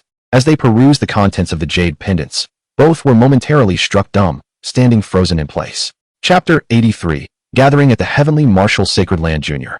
Everything is prepared. Shall we depart towards the teleportation array? In the Tiangong Garden of the Heavenly Martial Sacred Land, Qiu Yifeng inquired, slightly bending over to address the milk-drinking Mu Qingling as he planned to escort her and others to Tianyang City. Grandfather, I would like to stay and play here for a couple more days, if that's all right.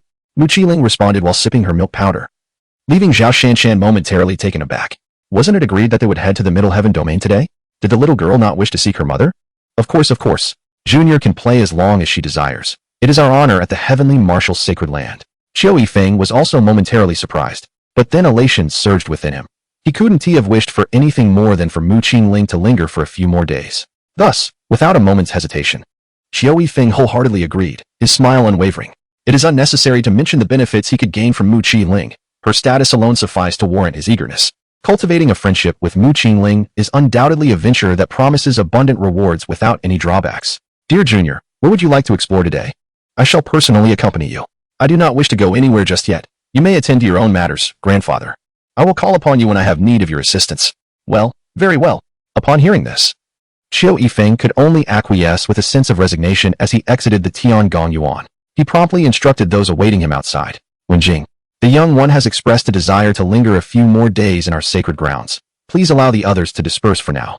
Also, ensure that you attend to her every need without fail. Qiu Yifeng directed his words towards Qiu Wenjing. In truth, had it not been for his own need to solidify his cultivation, he would have remained by her side. However, due to time constraints, he had not had the opportunity to fortify his recent breakthrough. This matter is of great significance. If one's cultivation is not properly consolidated after a breakthrough, there exists a risk of regression should unforeseen circumstances arise. Moreover, should a decline in cultivation occur due to an accident, the path to recovery is far more arduous than the initial breakthrough itself. Thus, it is customary for cultivators, especially those of Qiu Yifeng's caliber, to prioritize the solidification of their cultivation following a breakthrough. If he were to suffer a decline in his cultivation due to an unforeseen accident, it might very well extinguish any hope of breakthrough for the rest of his life. Given his circumstances, it was solely the celestial peach that enabled him to attain his current realm. Upon hearing that Mu Qingling intended to linger in the sacred grounds for a couple more days, he felt an immediate urge to return and consolidate his cultivation. Rest assured, Ancestor, I know what to do. Then I shall take my leave. He felt a sense of reassurance regarding Qiu Wenjing. After acknowledging her, Qiu Yifeng turned to depart. But at that moment, he couldn't help but furrow his brow. Several powerful auras of the Emperor realm were approaching him, and they felt distinctly familiar. In an instant, Qiu Yifeng vanished from the entrance of the Heavenly Palace Garden and reappeared in the skies above the sacred ground, gazing in confusion at a particular direction. The auras he sensed belonged to Wu Tailang and his companions, whom he had humiliated the day before. However, Qiu Yifeng could not fathom why they had come this way so early in the morning. Could it be revenge? Yet, judging by their auras, they had not made any progress in their cultivation either. What could be the reason? Before Qiu Yifeng could unravel the situation, Wu Tailang and his group appeared before him. Wu Tailang, have you come to deliver spirit stones to me again? Though he was uncertain of their motives for visiting him, he found himself unable to resist the urge to mock Wu Tailang. Perhaps this is what one might call a sworn nemesis. The words of Qiu Yifeng cast a shadow over Wu Tailang's countenance. Were it not for the gravity of the situation, he would prefer to avoid encountering Qiu Yifeng at all costs. He had never perceived Qiu Yifeng as such a despicable character until yesterday, when Wu Tailang discerned a transformation in him.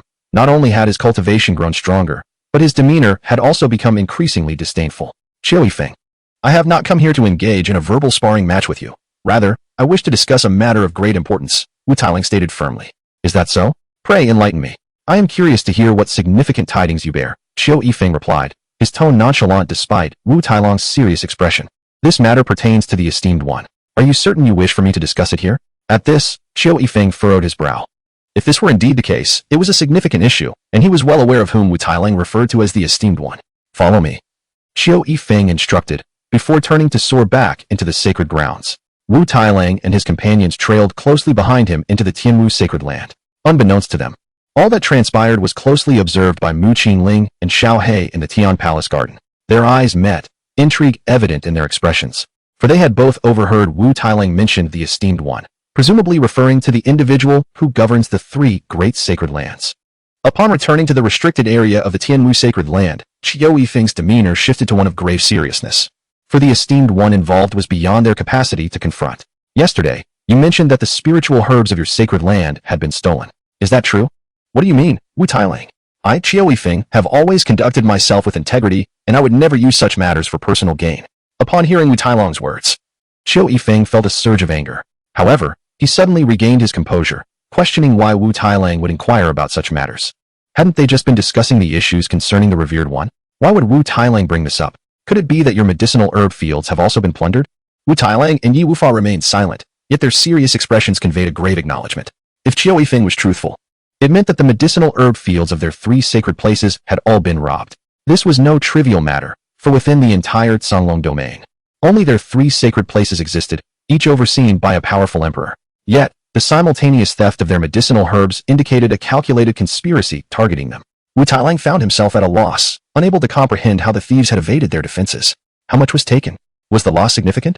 Qiu Yifeng's demeanor grew somber. He understood the gravity of the situation. Initially, he had suspected Wu Tailang and his companions of stealing their medicinal herbs.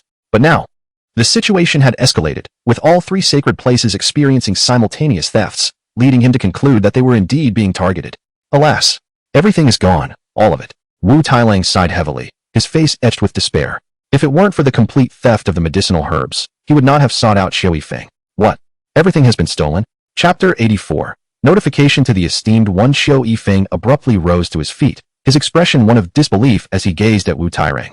He could scarcely fathom the words that had escaped Wu Tairang's lips, and it was no wonder he appeared as though he had lost his parents. Qiu Yifeng then glanced at Wu Tairang before turning his attention to Yi Wufang, who also nodded in affirmation. Clearly, the celestial herbs of the heavenly realm had been entirely pilfered. Qiu Yifeng was well aware of the abundance of herbs cultivated in his own sacred grounds. And since the martial god sacred land and the heavenly realm sacred land were among the three grand sanctuaries, their herb fields would be no less bountiful than his own. The sheer volume of herbs stolen simultaneously was enough to leave Qiu Yifeng astounded. Was it possible that the herbs of the Tianwu sacred land had not been entirely taken? Noticing Qiu Yifeng's astonishment, Yi Wufang inquired with a hint of curiosity. No, our disciples discovered the theft early on. Only a small portion was taken. Moreover, the manner of the theft is rather peculiar. It appears as though the thief had a specific objective, taking a few plants from here and a few from there. Yet the stolen items were not particularly valuable herbs. Upon hearing Qiu Yifeng's account, Wu Tairang and Yi Wufang exchanged a glance, both puzzled by the incongruity of the situation. Why was the theft at Tianwu sacred land disparate from their own? In their case, every herb, whether of high or low rank, had been uprooted without exception. Brother Qiu, since your disciples were aware of the situation, did you uncover any clues? Qiu Yifeng responded, no. It was a disciple assigned to guard the herb field who discovered it in the dead of night. The entirety of our herb field was sealed by a barrier. None could breach the barrier, and by the time they summoned me, the interior had long been devoid of any trace. Furthermore, I found no lingering essence in the medicinal herb field, indicating that all signs had been meticulously erased. Similarly, we left no evidence behind. If not for the assailant's superior cultivation, they must have been a master of concealment. So, what is your intention in seeking me out? Shall we inform the esteemed elder? Wu Tailang and Yi were unable to meet each other's gaze. They had no choice but to notify the elder. Both families had lost all their medicinal herbs, and this year's mission was destined for failure. Notifying the elder now might still salvage the situation.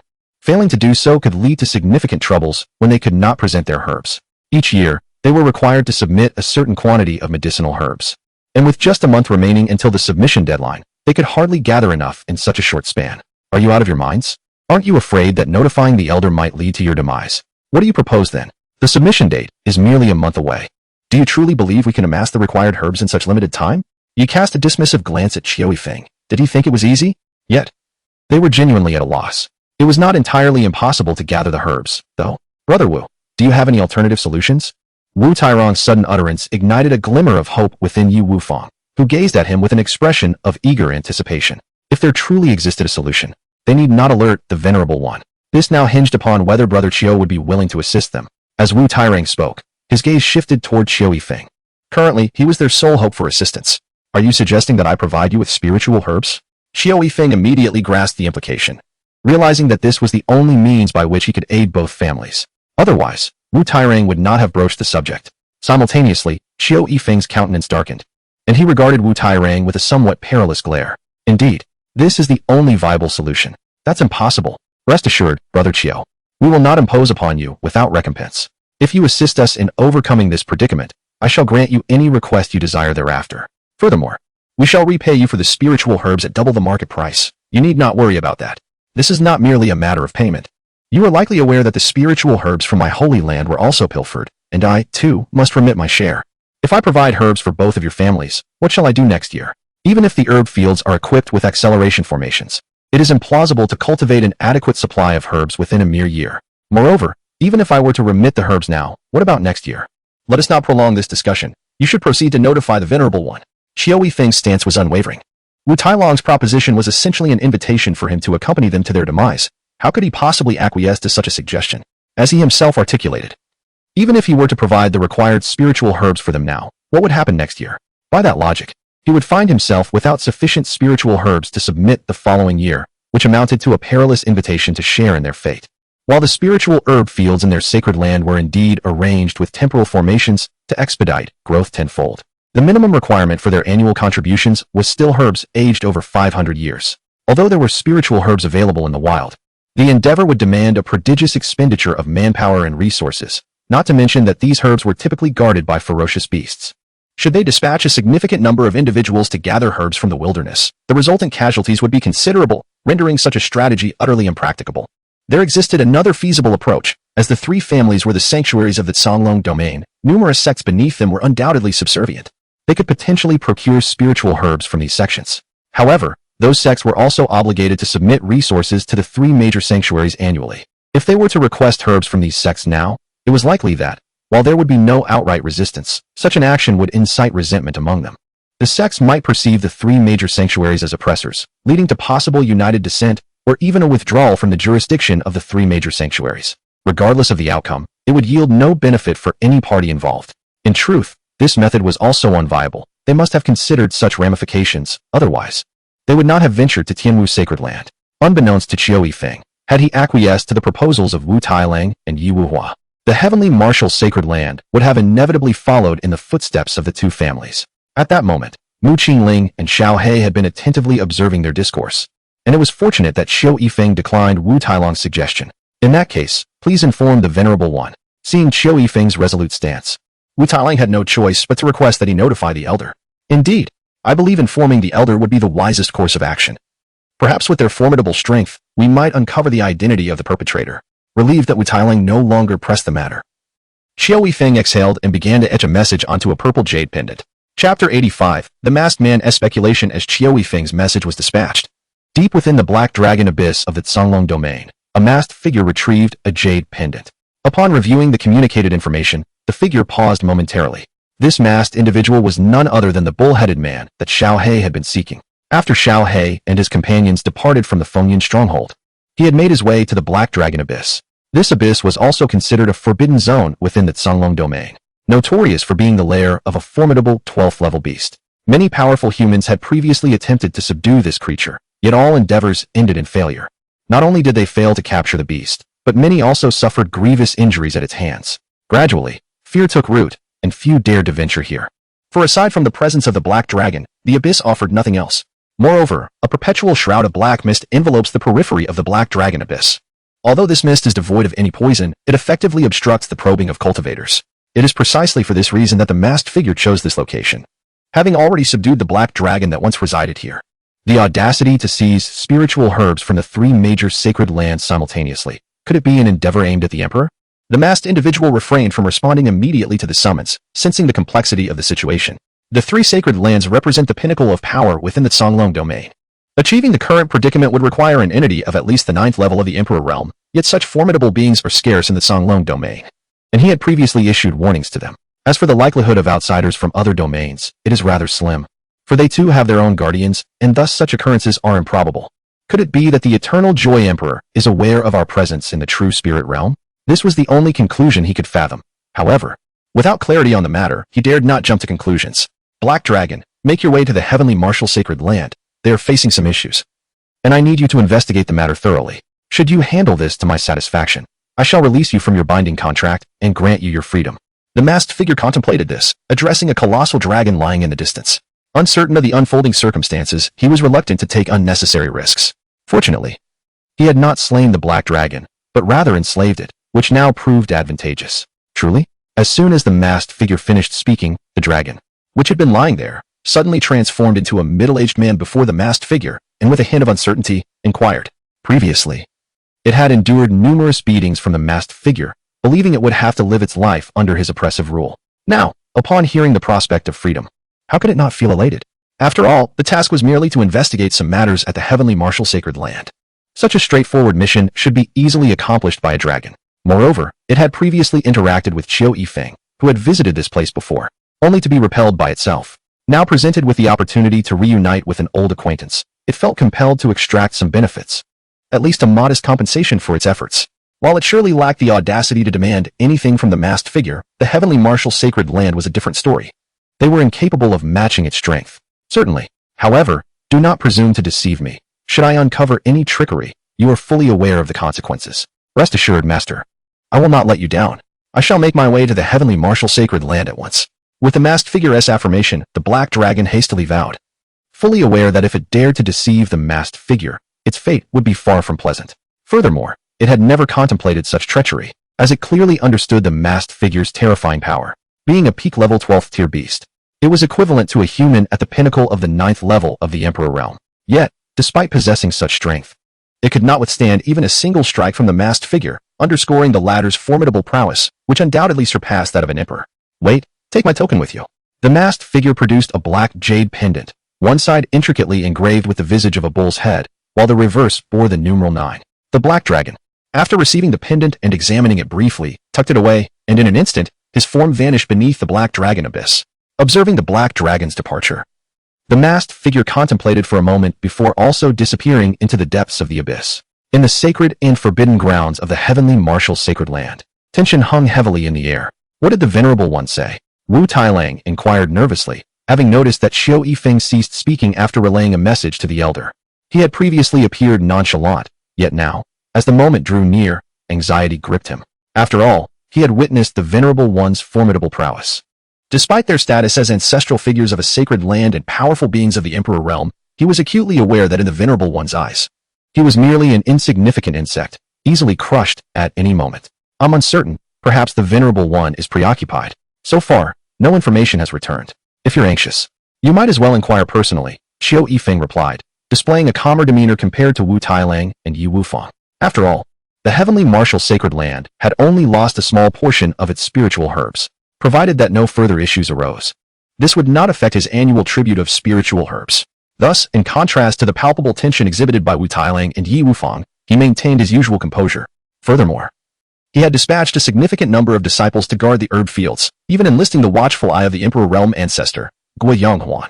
This decision came after he learned of the thefts at both the martial god's sacred land and the heavenly realm sacred land, as he feared the thief might return for a second strike. Let us wait for a moment. Perhaps the esteemed one is currently engaged in meditation. I trust that guidance will arrive shortly. Wu Tailang cast a glance of exasperation at Qiu Yifeng, uncertain how to convey the message to the esteemed one in a manner that would prompt Qiu Yifeng's notification. If he were to inform the esteemed one himself, there would be no need for Qiu Yifeng to do so. Very well, since it is thus, you may remain here for now. I shall proceed to the spiritual fields to ascertain whether those little ones have revitalized the spiritual herbs. Although only a small portion of the spiritual herbs from Tianru's sacred land was pilfered, many were still damaged, and those that were stolen must be replanted. Consequently, the spiritual fields of Tianru's sacred land are currently quite bustling. Qiu Yifeng's intention to visit is merely to assert his presence before Wu Tailang and Yi Wufa. After all, their families have suffered a complete loss of their spiritual herbs, while his own merely faced a minor theft, providing him with an opportunity to showcase his remaining resources.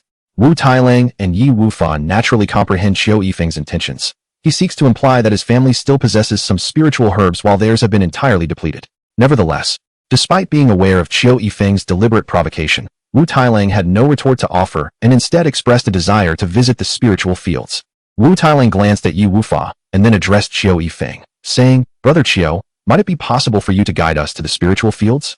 Chapter 86. The Black Dragon descends upon Tianwu's sacred land. Of course, such a modest request is one I can readily accommodate. Qiu Yifeng was eager for their company. Had he not been contemplating this very notion earlier? Thus, Qiu Yifeng did not reject Wu Tairong's words at all. Subsequently, Qiu Yifeng led the two out of the forbidden area, heading towards the spiritual herb fields of the heavenly martial sacred land. As the trio approached the fields, a sudden, piercing alarm echoed through the air. This alarm was triggered by an attack on the protective formations surrounding the heavenly martial sacred land. In the instant the alarm sounded, a figure abruptly materialized in the skies above the sacred land. Upon witnessing the sudden appearance of the middle-aged man, Qiu Yifeng immediately placed himself before him. With Wu Tairang and Yi Wufa mirroring his actions, forming a triangular encirclement around the man. Anyone capable of effortlessly breaching the protective array of the heavenly martial sacred land would undoubtedly possess formidable skills, and with the recent incident of the stolen spiritual herbs, all three suspected that this middle-aged individual might be connected to the theft. After Qiu Yifeng and his companions surrounded the man, several elders of the heavenly martial sacred land also arrived, encircling the group from the outside. Meanwhile, Xiao He and Mu Qingling, who were at the heavenly palace garden, were also observing the scene, having noticed the middle-aged man's appearance. Mu Qingling felt an urge to engage, but was restrained by Xiao He. It was prudent not to reveal their identities until they ascertained the man's intentions. Nonetheless, Xiao He continued to pull Mu Qingling away, startling Qiu Wenjing, who was accompanying the trio. Yet, considering Mu Qingling's extraordinary prowess and the enigmatic nature of Xiao He, Qiu Wenjing chose not to voice her concerns and instead remained closely by Mu Qingling's side. If there were truly any danger, she would unhesitatingly place herself in front of Mu Qingling, ensuring that no harm befell her in any circumstance. Meanwhile, outside, Qiu Yifeng and his companions had encircled the middle-aged man. Qiu Yifeng inquired, "Who are you, and why have you intruded upon our Tianwu sacred grounds?" "Huh. You old fool have truly forgotten, haven't you? Yet, it seems your cultivation has progressed. You've actually advanced to the 8th level of the Emperor realm," the middle-aged man retorted. He was none other than the Black Dragon from Heilong Gaiwan, sent by the masked figure to the Tianwu sacred grounds. Previously, when he had tormented Qiu Yifeng, it was in his true dragon form, which is why Qiu Yifeng had failed to recognize him. "Who exactly are you? If you do not speak, do not blame me for being impolite." Qiu Yifeng's expression darkened. The middle-aged man audaciously referred to him as an old fool in front of so many witnesses, particularly in the presence of Wu Tailang and the others. Who would have thought that after a millennium, not only has your cultivation improved, but your arrogance has also grown considerably? Do you believe that now, having reached the 8th level of the Emperor realm, you are invincible? Have you forgotten how? 1,000 years ago in Heilong Gaiwan, I had you weeping like a child? You are that Black Dragon from Heilong Gaiwan." Upon hearing the middle-aged man's words, Qiu Yifeng's heart jolted, and combined with the previous self-reference, he swiftly deduced the man's true identity. "Indeed, it is your grandfather, the dragon. How does it feel? Are you not pleasantly surprised?" Qiu Yifeng couldn't help but curse silently. The astonishment was genuine, but where did the joy come from? Although Qiu Yifeng harbored a degree of animosity towards the Black Dragon, he was acutely aware of his own limitations. Defeating the Black Dragon was an impossibility, even with the presence of Wu Tairang and Yi Wufa. After all, demonic beasts inherently possessed greater strength than humans within the same realm. Not to mention that the Black Dragon was a notch above him in terms of power, rendering any confrontation futile. However, Qiu Yifeng discerned that the Black Dragon, having resided in the depths of the Black Dragon abyss, had now unexpectedly ventured forth, indicating a significant purpose behind its departure. Coupling this revelation with the earlier message he had sent to the esteemed one, it was plausible that the Black Dragon was somehow linked to the revered figure, a deduction that showcased Qiu Yifeng's astuteness. In contrast, upon learning that the middle-aged man before them was the formidable Black Dragon of the abyss, both Wu Tairang and Yi Wufa instinctively recoiled a few steps. Neither had visited the Black Dragon abyss, yet they were well aware of the terror that the Black Dragon commanded. The realization that the man standing before them was indeed the Black Dragon left them astounded. Their retreat was merely a reflexive response. Should the Black Dragon have pilfered the sacred herbs from their sanctum, they would unequivocally risk everything to prevent its escape. After the initial shock subsided, Qiu Yifeng regained his composure and addressed the Black Dragon softly, stating, "This is the Master's token. I have been instructed to inquire about your matters. Please, enlighten me on the situation." The Black Dragon, no longer inclined to toy with Qiu Yifeng, presented him with the jade pendant given by the masked figure. Upon examining the pendant, Qiu Yifeng realized his suspicions were indeed correct. The Black Dragon had, without doubt, been subdued by the esteemed one. It is a jade pendant signifying the identity of a venerable one. Let us return and discuss it further. Qiu Yifeng remarked to Wu Tailang and the others, intending to take the black dragon back to the forbidden ground. However, at that moment, he happened to notice Mu Qiling and her companions approaching. Hey, little black dragon in the sky, come down. I have something to ask you. Before Qiu Yifeng could utter a word, Mu Qingling's voice rang out, nearly causing him to tumble from the heights. Wu Tailang and Yi Wufa also recognized Mu Qiling, though they could hardly fathom her presence in the heavenly martial sacred land. Upon hearing her words, they were equally taken aback. Before them stood a peak demon emperor, a far cry from the elders of their sacred land. Moreover, the black dragon was currently dispatched by the venerable, and offending such a figure would be most unfortunate for them. Old man, is this your disciple from the sacred land? The black dragon's expression was equally grim. To be addressed as little black dragon by a mere human child, and in such a commanding tone, was intolerable. As a demon emperor, it was accustomed to being treated with reverence, much like Qiu Yifeng and his companions, who had not dared utter a word upon realizing its identity. This illustrates the profound effect of status and power. My lord Black Dragon, she is merely a child. If she has inadvertently offended you, I humbly apologize on her behalf. I hope you will overlook this minor transgression and not hold it against a child. As Qiu Yifeng offered his sincere apologies to the Black Dragon, he discreetly urged Qiu Wenjing to hasten her departure with the young girl. Indeed, my esteemed friend, let us first discuss the matters entrusted by the revered one within. He suggested. The young girl, merely a child, remained blissfully unaware of the adult's true identities. Not only was Qiu Yifeng advocating for Mu Qingling, but even Wu Tailang and others echoed his sentiments. The remarkable prowess exhibited by Mu Qiling at such a tender age undoubtedly hinted at a significant background. Given that the Black Dragon was dispatched by the revered one, any discord between them would be detrimental to both parties, which is why Wu Tailang felt compelled to speak in her favor. Chapter 87, The Weeping Black Dragon. This time, I shall forgive her. But should there be a next time, I will show no mercy. After hearing Qiu Yifeng's reassurances, the Black Dragon ceased to pursue the matter with Mu Qingling, acknowledging that it had pressing tasks at hand. With the Black Dragon's words, Qiu Yifeng and his companions finally exhaled, their anxieties somewhat alleviated. Qiu Yifeng quickly exchanged glances with Zhao Shanshan and Xiao He, silently imploring them to counsel Mu Qiling. For she was still a child, and could not possibly grasp the gravity of the situation. Did they not notice the trepidation that enveloped them in the presence of the Black Dragon? However, Zhao Shanshan and Xiao He feigned ignorance to Qiu Yifeng's silent plea. Xiao He harbored little regard for the Black Dragon and, upon realizing that the creature was not the one he awaited, felt an impulse to strike it down. As for Zhao Shanshan, recognizing that Xiao He's strength was at least at the celestial level, she too dismissed the Black Dragon as inconsequential, thus ignoring Qiu Yifeng's imploring gaze. The disobedient little Black Dragon shall witness my retribution. Just as the Black Dragon ceased its quarrel with Mu Qingling and prepared to inquire about the situation from Qiu Yifeng and the others, Mu Qingling's adorable voice rang out once more. Subsequently, they beheld her brandishing a spoon, her petite legs moving swiftly towards the Black Dragon, leaving the trio and the dragon momentarily stunned. After recovering from its astonishment, the Black Dragon was engulfed in an inferno of rage. This bothersome little human girl was utterly insufferable. Despite its decision to overlook her antics, she continued to disregard its presence, now even resorting to wielding a spoon to strike it. The Black Dragon resolved to no longer indulge this little girl. After all, where would its dignity as a formidable demon emperor be if it did? With a resounding roar, the Black Dragon unleashed a powerful dragon's cry, conjuring a colossal dragon head before it, which lunged menacingly towards Mu Qingling. Stop! Qiu Yifeng, witnessing this alarming spectacle, felt his soul nearly leap from his body. He shouted in desperation, intending to rescue Mu Qingling, but her figure vanished in an instant. With a dull thud, he turned with great difficulty to find the Black Dragon sprawled on the ground, its mouth twitching uncontrollably, evidently having been dealt a significant blow by the spoon.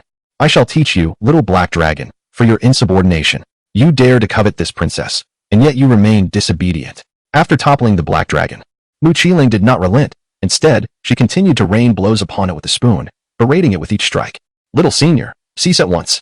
If you continue, you shall inadvertently slay it. It was only at this moment that Qiu Yifeng regained his senses and hurriedly stepped forward to pull Mu Qiling back a bit. He had not anticipated that Mu Qingling possessed such formidable strength, capable of incapacitating the Black Dragon with but a single strike. Wu Tailang and Yi Wufa were no exception. Although they had recognized Mu Qingling's exceptional abilities during their time in Tianyang City, they had merely assumed she was at a similar level to themselves. However, their perceptions had drastically shifted now, for the Black Dragon was a formidable demon emperor, one at the pinnacle of the emperor realm, significantly more powerful than they were. Yet, here he lay, stunned by Mu Qingling's blow. At this moment, despair gnawed at their hearts. For the Black Dragon had been sent by the Venerable to assist them in investigating the theft of the spiritual herbs. With the investigation yet to commence, and the black dragon already rendered unconscious. How could they possibly explain this to the venerable? Now, Qiao Yifeng and his companions harbored a modicum of resentment towards Zhao Shanshan and the little black dragon, as they had failed to intervene despite the subtle cues they had provided. However, their grievances remained unvoiced, for they dared not speak out, fearing that it might provoke further complications. "Grandfather, let go of me. I must teach this disobedient little black dragon a lesson," Mu Qingling exclaimed, feigning a struggle against Qiao Yifeng's grip, though she did not truly attempt to break free. A glimmer of cunning flickered in her eyes, observing her feigned struggle. Qiao Yifeng could only cast a pleading glance at Zhao Shanshan and the little black dragon, his expression contorted into a smile more sorrowful than tears.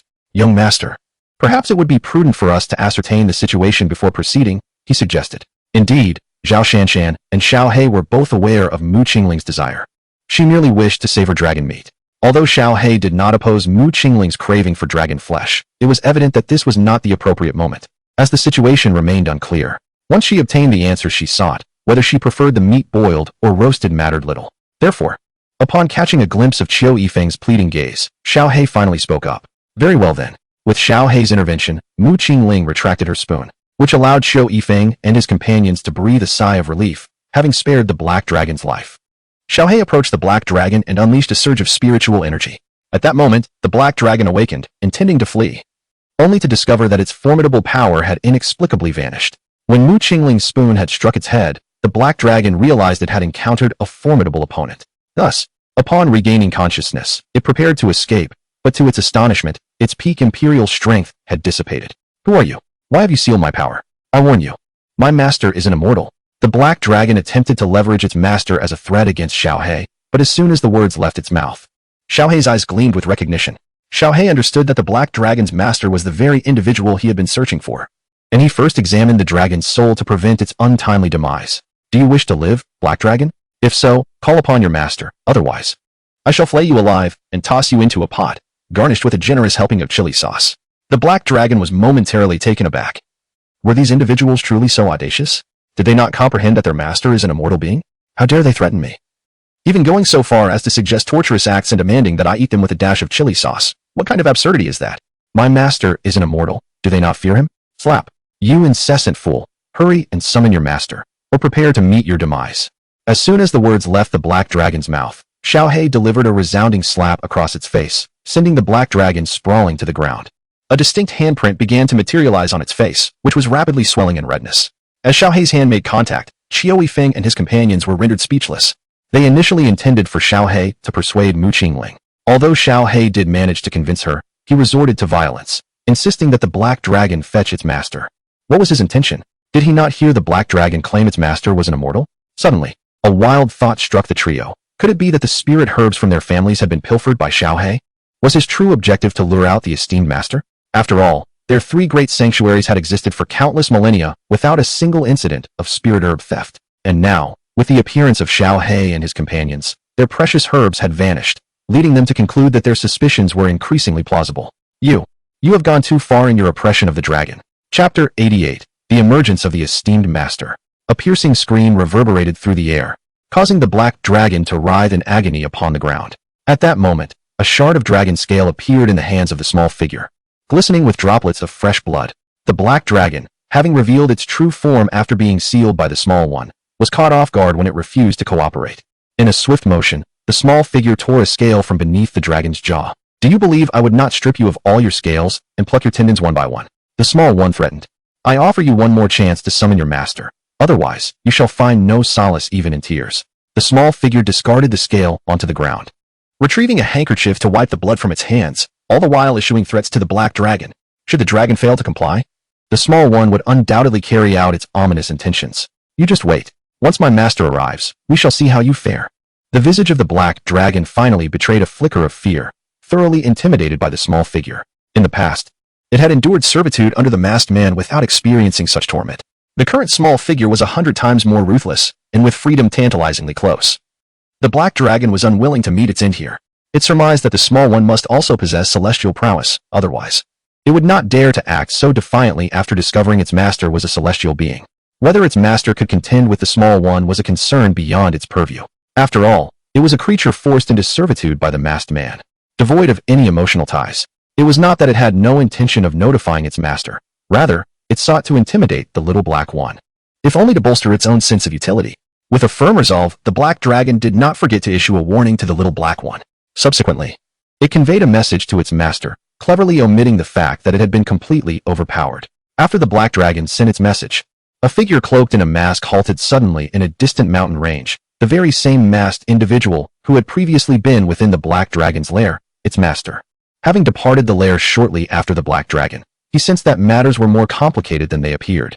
The notion of the black dragon's lair no longer being safe crossed his mind, and the recent communication from the dragon only confirmed his suspicions. Although the black dragon's message indicated that it had already ascertained the details of the lost spiritual herb and requested his presence to address the matter, the masked man was acutely aware of the dragon's tendencies. If it had indeed uncovered the truth, it would have resolved the issue on its own rather than summoning him to handle it. The fact that it sought his intervention suggested that there were matters left unsaid. After a moment of contemplation, the masked figure retrieved a puppet from his storage ring. He then drew forth a drop of his own blood, applying it to the puppet while swiftly forming intricate seals with his hands. As he inscribed the puppet with these seals, it began to transform gradually, taking on the visage of a middle-aged man.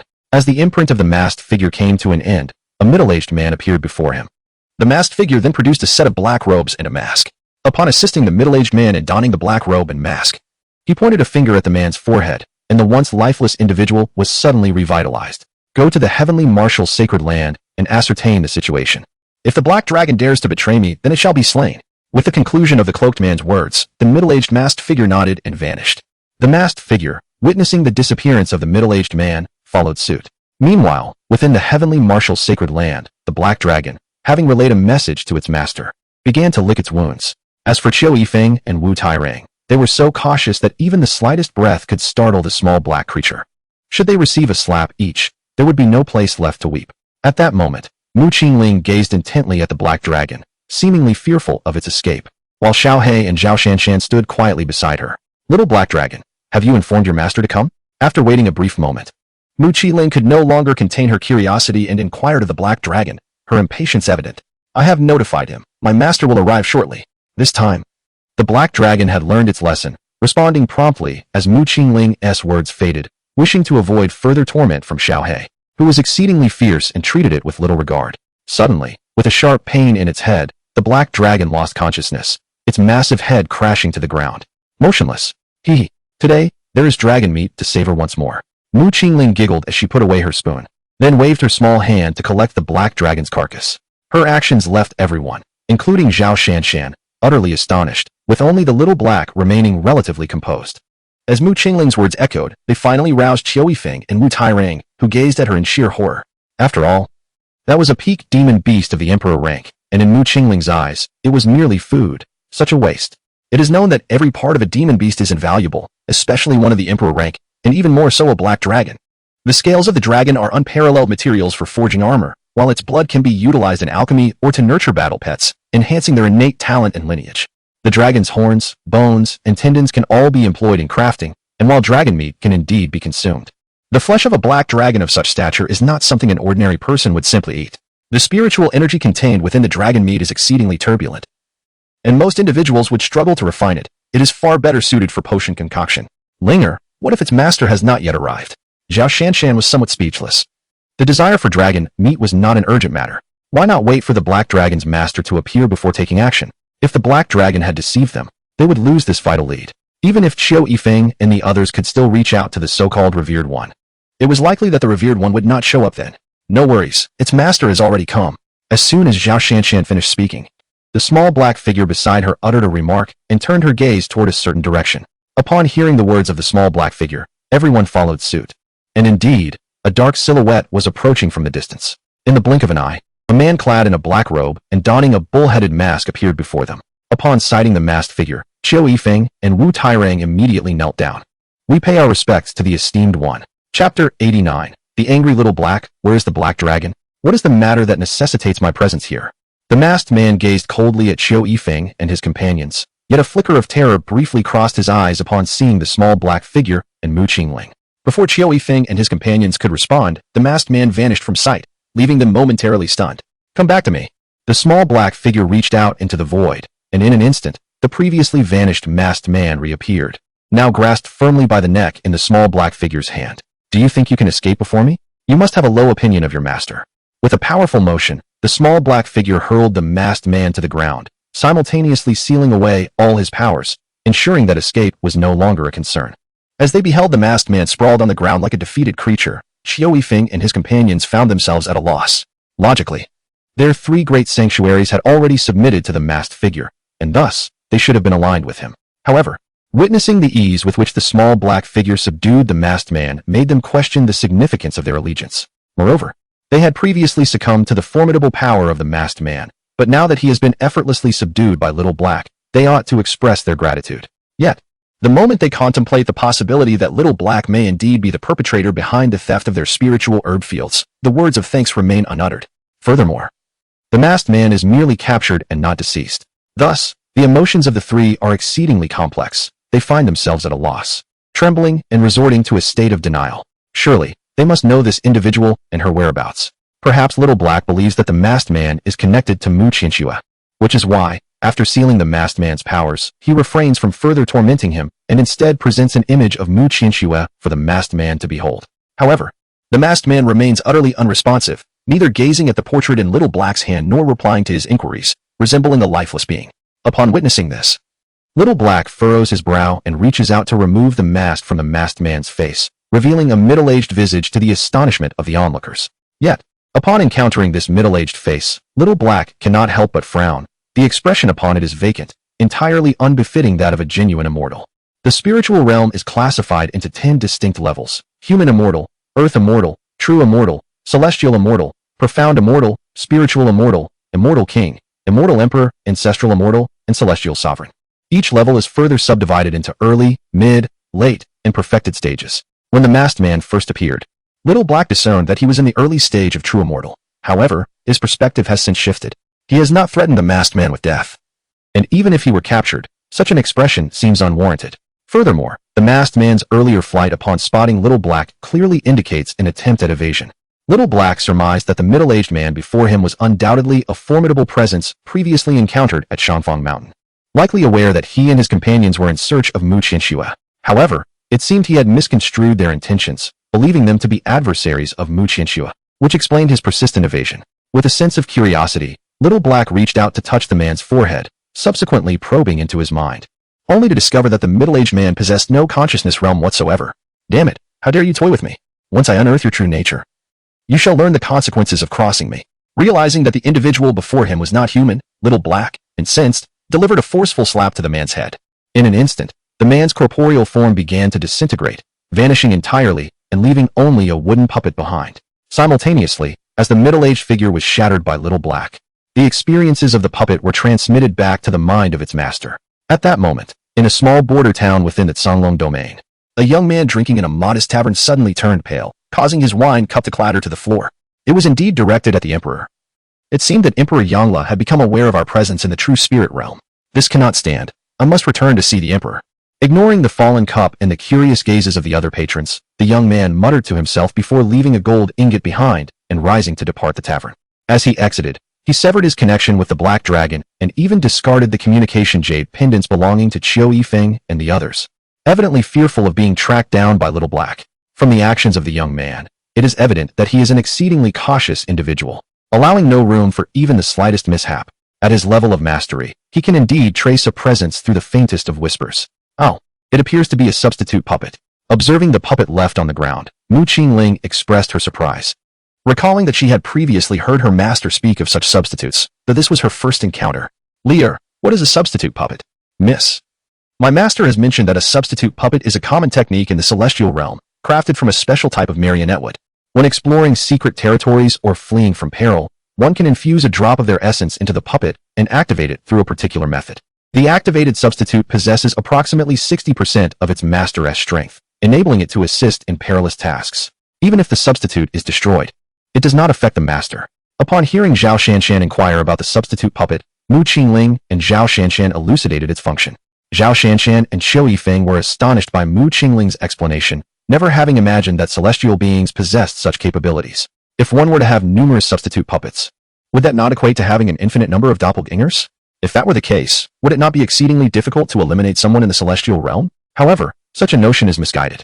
While substitute puppets can aid their masters in hazardous endeavors, they are ultimately not real beings and differ significantly from actual persons. Firstly, the puppet lacks consciousness and can only fulfill tasks according to its master's commands. Additionally, due to its soulless nature, the puppet often exhibits a rather dull expression. This explains why the puppet, concealed behind a mask, went unnoticed by Xiaohei initially. Otherwise, Xiaohei would have certainly been able to trace the puppet's master's location. To control the puppet, one must operate within a certain range, which is contingent upon the user's strength. Given Xiaohei's capabilities, had he detected it sooner, he would have undoubtedly been able to pinpoint the masked figure's precise location. Regrettably, Xiaohei realized it too late. By that time, the masked individual had already relinquished control over the puppet, making it impossible for Xiaohei to pursue. This is also the reason for Xiaohei's frustration. Apart from Mu Qingling and her daughter, this is the third individual who has played him for a fool, and it is no surprise that he is enraged. Young master, please quickly bring forth that black dragon for me to see. Chapter 90. The cunning masked man that is my meat. Mu Qingling hurriedly turned around, believing Xiaohei intended to seize her food, nearly causing Xiaohei to stumble. Young master, I do not wish to take your meat. The black dragon is the contracted beast of that individual. I can trace that person's location through the dragon's soul. Is that so? Mu Qingling sighed in relief and released the physical form of the black dragon. Xiaohei promptly approached the dragon's head, placing his hand upon it to sense its essence. What a cunning fellow. Xiaohei could not help but utter a curse. He had not anticipated that the figure would be so astute as to willingly relinquish the black dragon, withdrawing his very soul. He then turned his gaze towards Qiu Yifeng, aware that Qiu possessed a communication jade pendant from the masked man. However, Xiaohei held little hope. Why not send him a message and see if it can be conveyed? He suggested to Qiu Yifeng, all the while subtly stowing away the corporeal form of the black dragon. Mu Qingling, who had been intently observing the black dragon's body, curled her lips in displeasure. Though she did not vocalize her thoughts, a spoon materialized in her hand, poised to strike Xiaohei. Little master, I shall safeguard this for you. And later I will prepare a barbecue. Xiaohei hastily retreated a few steps, explaining himself, for he knew that should Mu Qingling strike him with that spoon, he would not be able to endure the consequences. Xiaohei, I warn you, should you dare to consume my meat, I shall ensure that my father serves you up as dog stew upon our return. I would never dare, dear master. Rest assured, I am the most obedient. I would never devour your precious meat. Threatened, Xiaohei trembled, realizing that if Mu Qingling truly informed on him, his master would undoubtedly have him executed. What are you staring at? Hurry up and send the message. With nowhere else to vent his frustration, Xiaohei directed his ire towards Qiu Yifeng, who remained an onlooker, utterly unfazed. Yes, I shall send a message to the esteemed one right away. Qiu Yifeng felt a pang of bitterness. Why was it always him who bore the brunt of the misfortune? They both had been watching, after all. Why does Xiaohei only scold himself instead of them? Nevertheless, Qiu Yifeng swiftly produced the messenger jade pendant of the masked man, inscribing a message and sending it forth. Senior, the message has been dispatched. Please hand me the jade pendant. Upon witnessing Qiu Yifeng's ability to convey messages, Xiaohei's heart brimmed with joy, and he hurriedly retrieved the messenger jade pendant, commencing his search for the markings within. Found it. Young master, let us depart. Xiaohei quickly located the masked man's insignia within the pendant and successfully locked onto the position. With that, Xiaohei vanished alongside Mu Qingling and Zhao Shanshan. When the trio reappeared, they found themselves before a small beggar who was strolling along the road with 3 jade pendants in hand. The sudden appearance of Xiaohei and his companions startled the beggar, who instinctively concealed the pendants behind him, believing that Xiaohei had come to seize them. Little one, from where did you acquire those pendants? Observing the small beggar, Xiaohei realized that this trip had been in vain. It was evident that the individual had discarded the messenger jade pendant, for it would not have ended up in the hands of a mere beggar. I found it over there. Do you intend to steal my pendants as well? Dear child, if you give your pendants to this sister, I shall compensate you with silver. Would that be agreeable? Before Xiaohei could voice his thoughts, it was Zhao Shanshan who spoke, producing 10 silver ingots. It was not that Zhao Shanshan was stingy and reluctant to offer more. She feared that if she gave too much, the little beggar might not be able to safeguard it, for he was merely an ordinary child. If Zhao Shanshan were to give too much, it might inadvertently harm the little beggar, and it would not be surprising if the little beggar were to lose his life. Is that true? Rest assured, little beggar, the young lady would never deceive you. Did you not notice how strikingly beautiful she is, just like me? The young girl patted the little beggar's shoulder and pointed to herself, but her words left Zhao Shanshan and Xiaohei at a loss for words. It was unclear whether she was complimenting Zhao Shanshan's beauty or her own. Such flattery was quite unconventional. However, I once heard a storyteller at the bridge say that the more beautiful a woman is, the more likely she is to deceive. Oh dear, this is infuriating for me. Which imbecile uttered such words? I shall have him dismembered. Upon hearing the little beggar's words, Mu Qingling became so enraged that she began to whirl in place. incredulous that someone would dare to slander a beauty. Observing Mu Qingling's reaction, Zhao Shanshan and Xiao He could not help but chuckle. It was the first time they had witnessed anyone provoke the young girl to such an extent. Fear not, little friend. I can offer you the silver first. And then you may hand over the jade pendant to me, if that is agreeable. Zhao Shanshan gently ruffled Mu Qingling's hair and handed the silver to the little beggar. Upon seeing the silver before him, the little beggar could not help but swallow hard. Without hesitation, he seized the silver from Zhao Shanshan and tossed the jade pendant to the ground, turning to flee, as though fearing Zhao Shanshan would reclaim the silver. Xiao He disregarded the fleeing little beggar and, drawing the jade pendant closer, began to examine it. Indeed, there was a message within that had yet to be read. Precisely the correspondence from Qiu Yifeng. That fellow is exceedingly cunning. He must be aware that we are searching for him. Even going so far as to discard his communication jade pendant. What shall we do now? Let us return to the heavenly martial sacred land. We shall promptly set forth for the central heavenly domain, for locating that individual again will prove to be quite a challenge. Moreover, if he is indeed affiliated with the matriarch, he is certain to inform her of our situation here, making it even more arduous for us to obtain information regarding her in the future. The expressions of the three were far from pleasant. And then Xiao He led them back to Tianyang City, instructing the disciples stationed there to activate the teleportation array to the central heavenly domain. Upon learning that Xiao He and his companions had ventured to the central heavenly domain, Qiu Yifeng and his associates let out a sigh of relief, fearing that if Xiao He were unable to locate the esteemed elder, they might bear the brunt of his wrath. By now, they had come to realize that their precious spiritual herbs had undoubtedly been pilfered by Xiao He and his group, with the intention of drawing out the esteemed elder. Qiu Yifeng, the three of you are the reason he was drawn out. You must compensate us for the loss of our spiritual herbs, one of them demanded. I have a hammer to offer you as compensation. How about that? It was not I who absconded with your herbs. So why not seek out the esteemed elder Xiao He instead? Do not overstep your bounds, Qiu Yifeng. Had you not retained those three in your heavenly martial sacred land, our spiritual herbs would not have been stolen. Should you not be liable for our losses? Do not regale me with your nonsense. The esteemed elders came of their own accord to my sacred land. Once again, if you possess the capability, pursue them to the central heavenly domain. Qiu Yifeng, if I were to disclose this matter to the esteemed elder, how do you suppose he would deal with you? With the audacity you possess, why not take action? Depart from the sacred land post-haste, or I shall not hesitate to cast you out myself. Chapter 91. Mu Qinshu at Qiu Yifeng harbored no fear of Wu Tailong's threats. Regardless of whether they could reach the esteemed one, what would it matter? Qiu Yifeng surmised that the esteemed one was likely preoccupied with evading danger and had no time to concern himself with these matters, thus rendering Wu Tailong's intimidation ineffective. You. Very well, we shall see. I will certainly relay this matter to the esteemed one. Do as you wish. Ancestor, what if they truly inform the esteemed one? As Wu Tailang and Yi Wufang stormed away in fury, Qiu Wenjing expressed her concerns. The esteemed one, even in the form of a mere puppet, wielded considerable power, equating to that of a true immortal. Should the esteemed one personally intervene, the sacred land would undoubtedly face dire consequences. Although Mu Qingling and her companions had arrived of their own volition, having spent 2 days within the sacred land, if the esteemed one sought to trouble them, he would hardly heed their explanations. Fear not, the esteemed one is unlikely to return. Even if he does, it may be several years hence. Qiu Yifeng was not particularly anxious, judging by the esteemed one's evident trepidation towards Mu Qingling and her companions. It was clear that his strength was inferior to theirs. Presently, with Xiao He and the others having ventured to the central heaven domain, the esteemed one was certainly in retreat. Given their connection, it was evident that he would not dare to return anytime soon. Moreover, it is quite possible that one day, he might fall into the hands of the enigmatic figure known as Xiaohong. In such a case, how could Qiu Yifeng be concerned about the possibility of Tailang and his companions divulging secrets?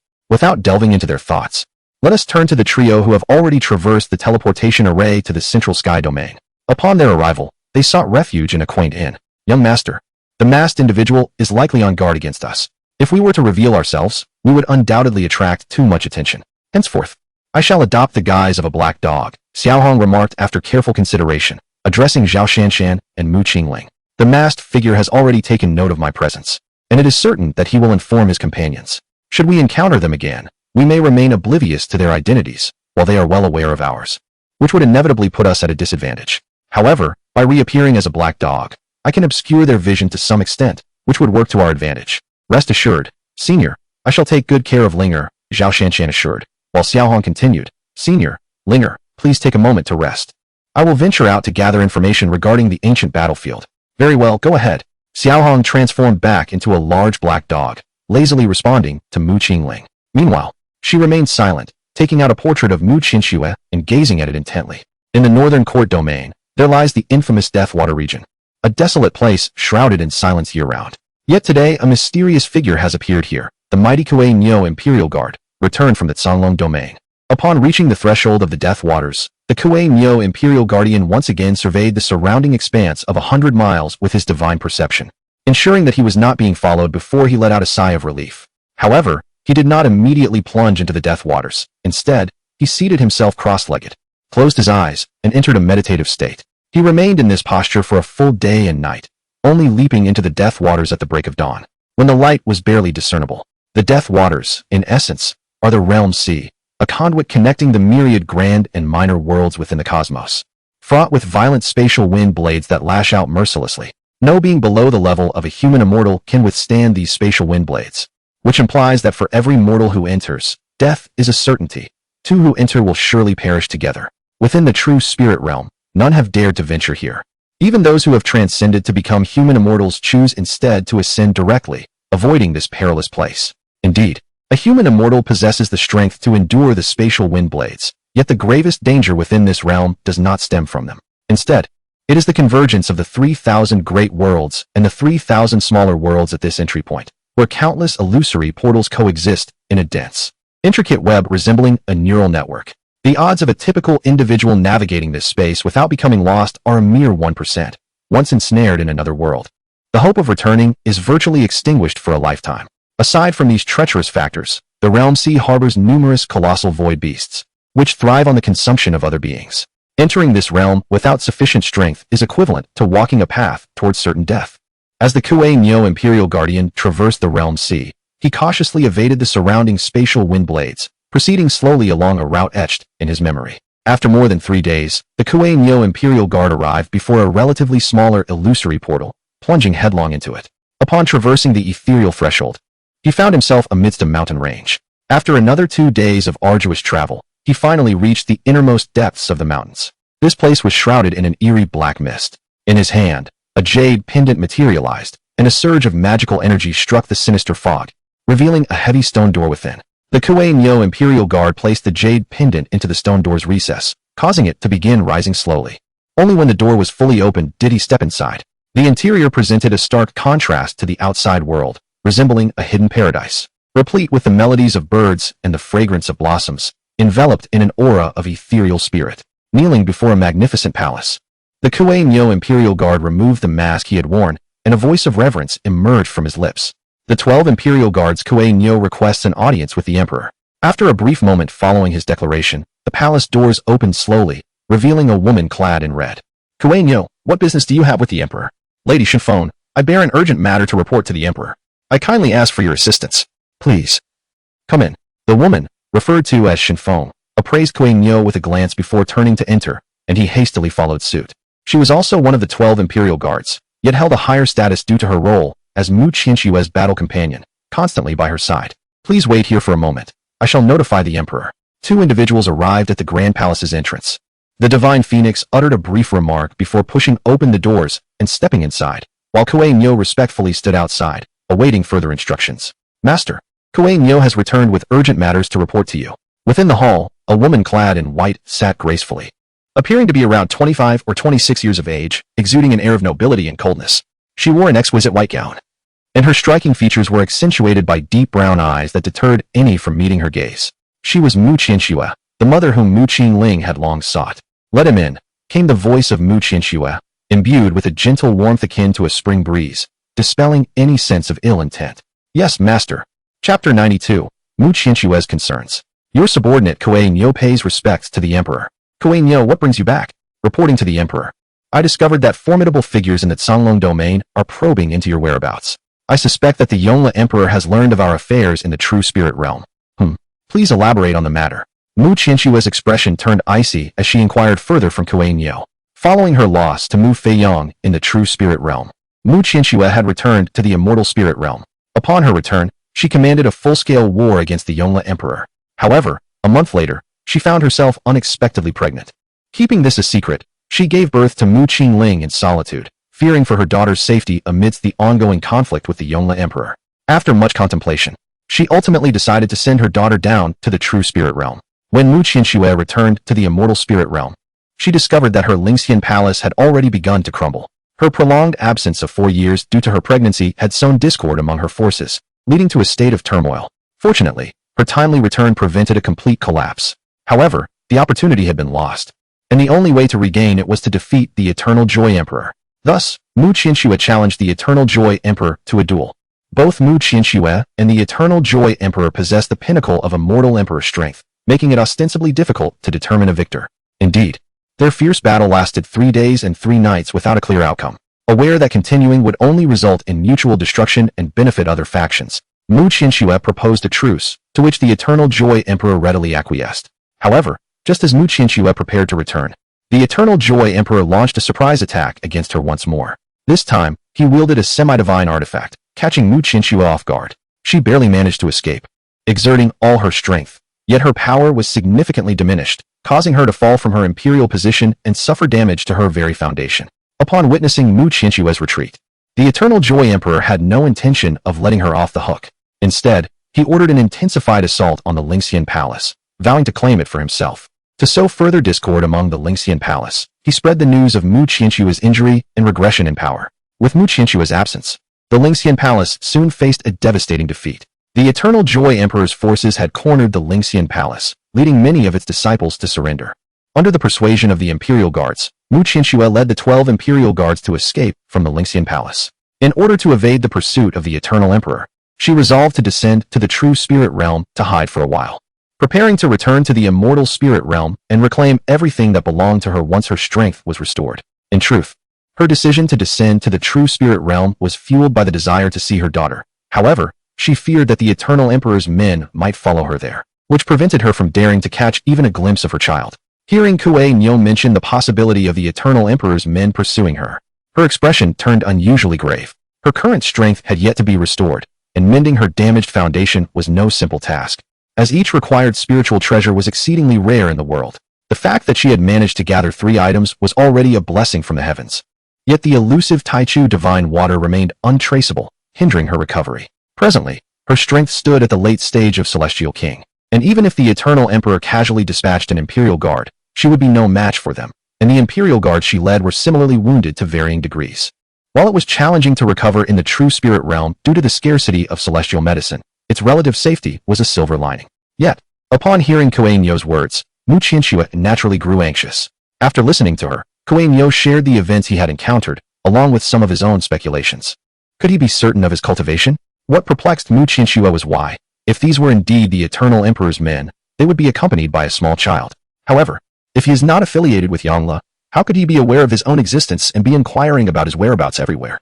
Your Majesty, I am only aware that his cultivation surpasses mine, but I cannot discern the specifics of his prowess. Had it not been for my adeptness at concealment, I might have already fallen into his grasp. I returned in haste to inform your Majesty, urging you to alert others to exercise caution regarding this individual, who has now ventured towards the Central Heaven domain. Kuei Nyo, you may return for now. I shall ensure they are made aware of the need for vigilance. And upon your return, devote your efforts to uncovering the whereabouts of the primordial divine water. Yes, your Majesty. Mu Qianxue contemplated for a moment before allowing Kuei Nyo to depart, recognizing that their current mission must center around the primordial divine water. Should she fail to restore her foundational cultivation, discovery by the followers of the Yongla Emperor would spell certain doom. Your Majesty, can Kuei Nyo's words be trusted? After Kuei Nyo, the Imperial Guard left. Feong, another Imperial Guard, appeared beside Mu Qianxue, questioning the credibility of Kuei Nyo's claims, which seemed rather exaggerated. While she could believe that another individual might possess the cultivation of an immortal king, the assertion that even a 5-year-old girl could reach such a level compelled Feong to harbor doubts. As a phoenix, an immortal beast with a lifespan far exceeding that of Kuei Nyo or even Mu Qianxue, she had never encountered a human child with such cultivation. Not only had she never seen one, but she had also never even heard of such a phenomenon. Even among the younger generation of the celestial spirit realm, it was implausible for one to attain the cultivation of an immortal king by the tender age of 5. Kuei Nyo has been with me from the beginning. Given his character, he is unlikely to deceive me. Furthermore, he has not encountered them directly, so the information may not necessarily be accurate. You must first convey the message to them. Regardless of its veracity, we must exercise caution. The Emperor Yongla is a profoundly treacherous individual, and prudence is paramount. Alas, if only the seer were present at this moment, surely they would possess the knowledge to locate the primordial divine water. Mu Qianxue sighed and lamented that if the seer from the celestial spirit realm were here, they would undoubtedly know about the primordial divine water, allowing her to restore her foundation and cultivate further.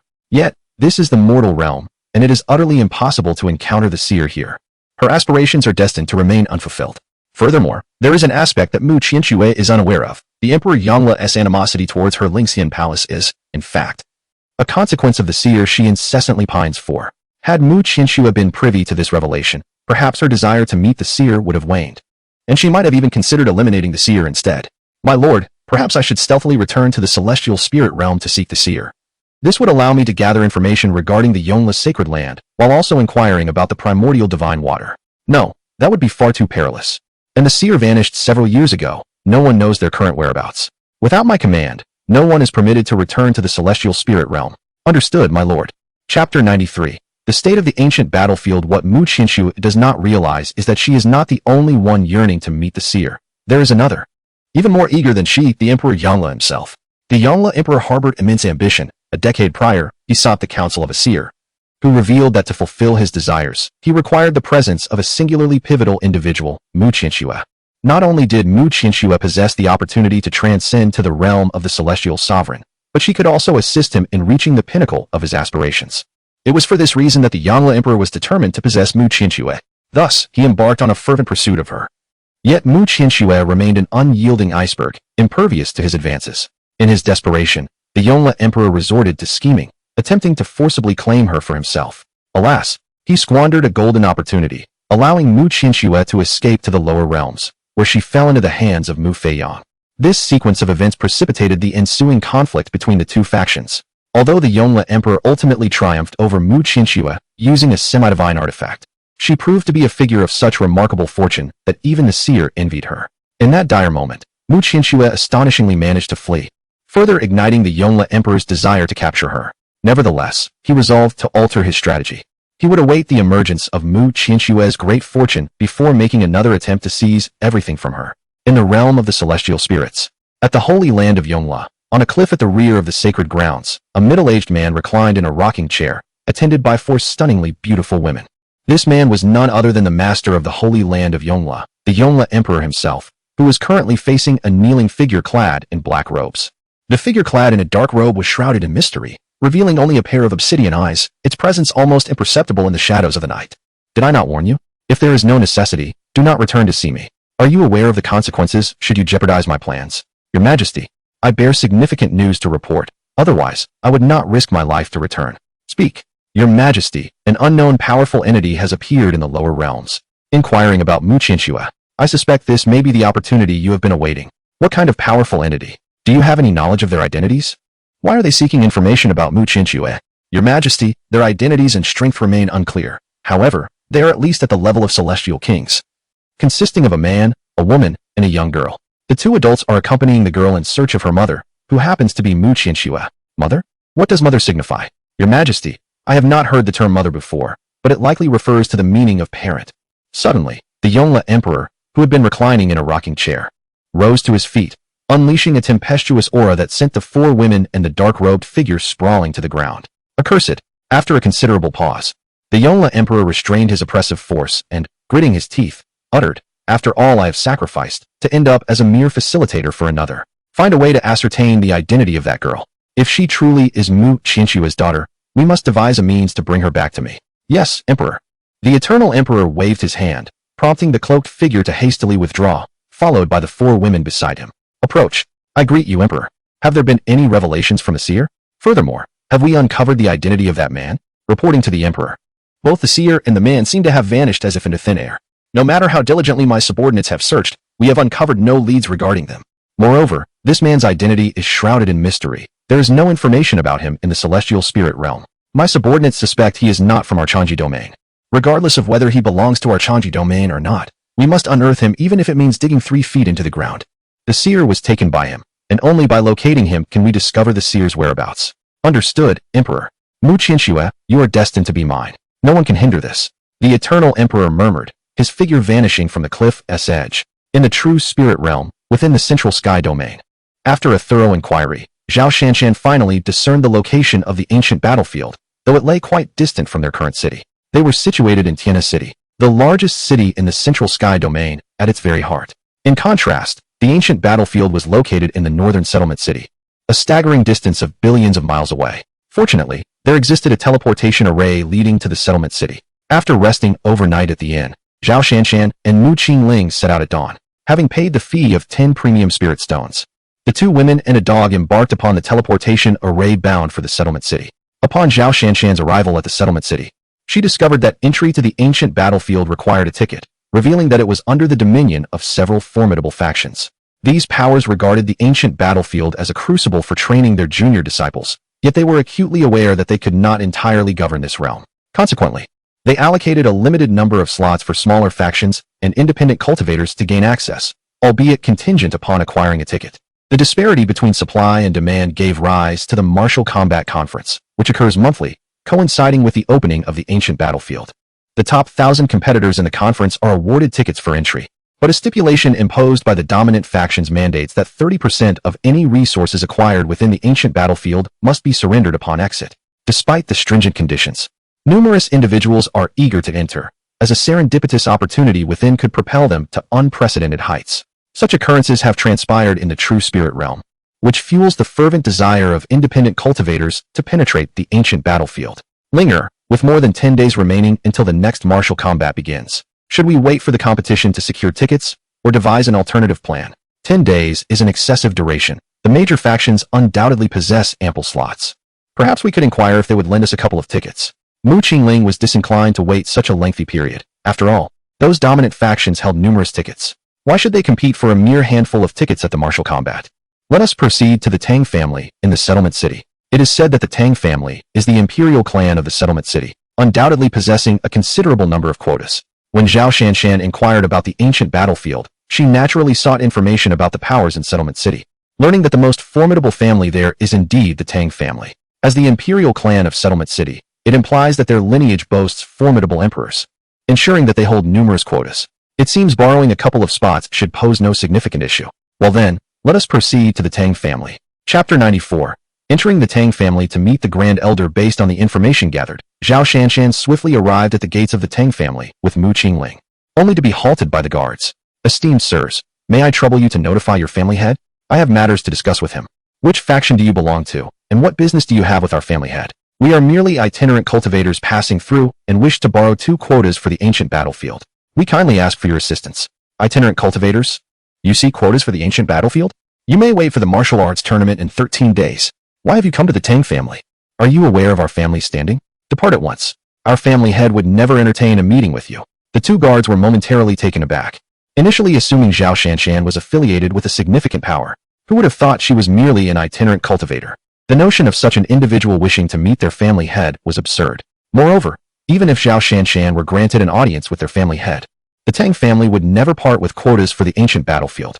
Although the majority of the quotas are firmly held by the powerful factions, the vastness of the true spirit realm naturally harbors numerous top-tier forces. Even among these dominant entities, the slots for the ancient battlefield are highly coveted, predominantly claimed by the younger generation of their clans.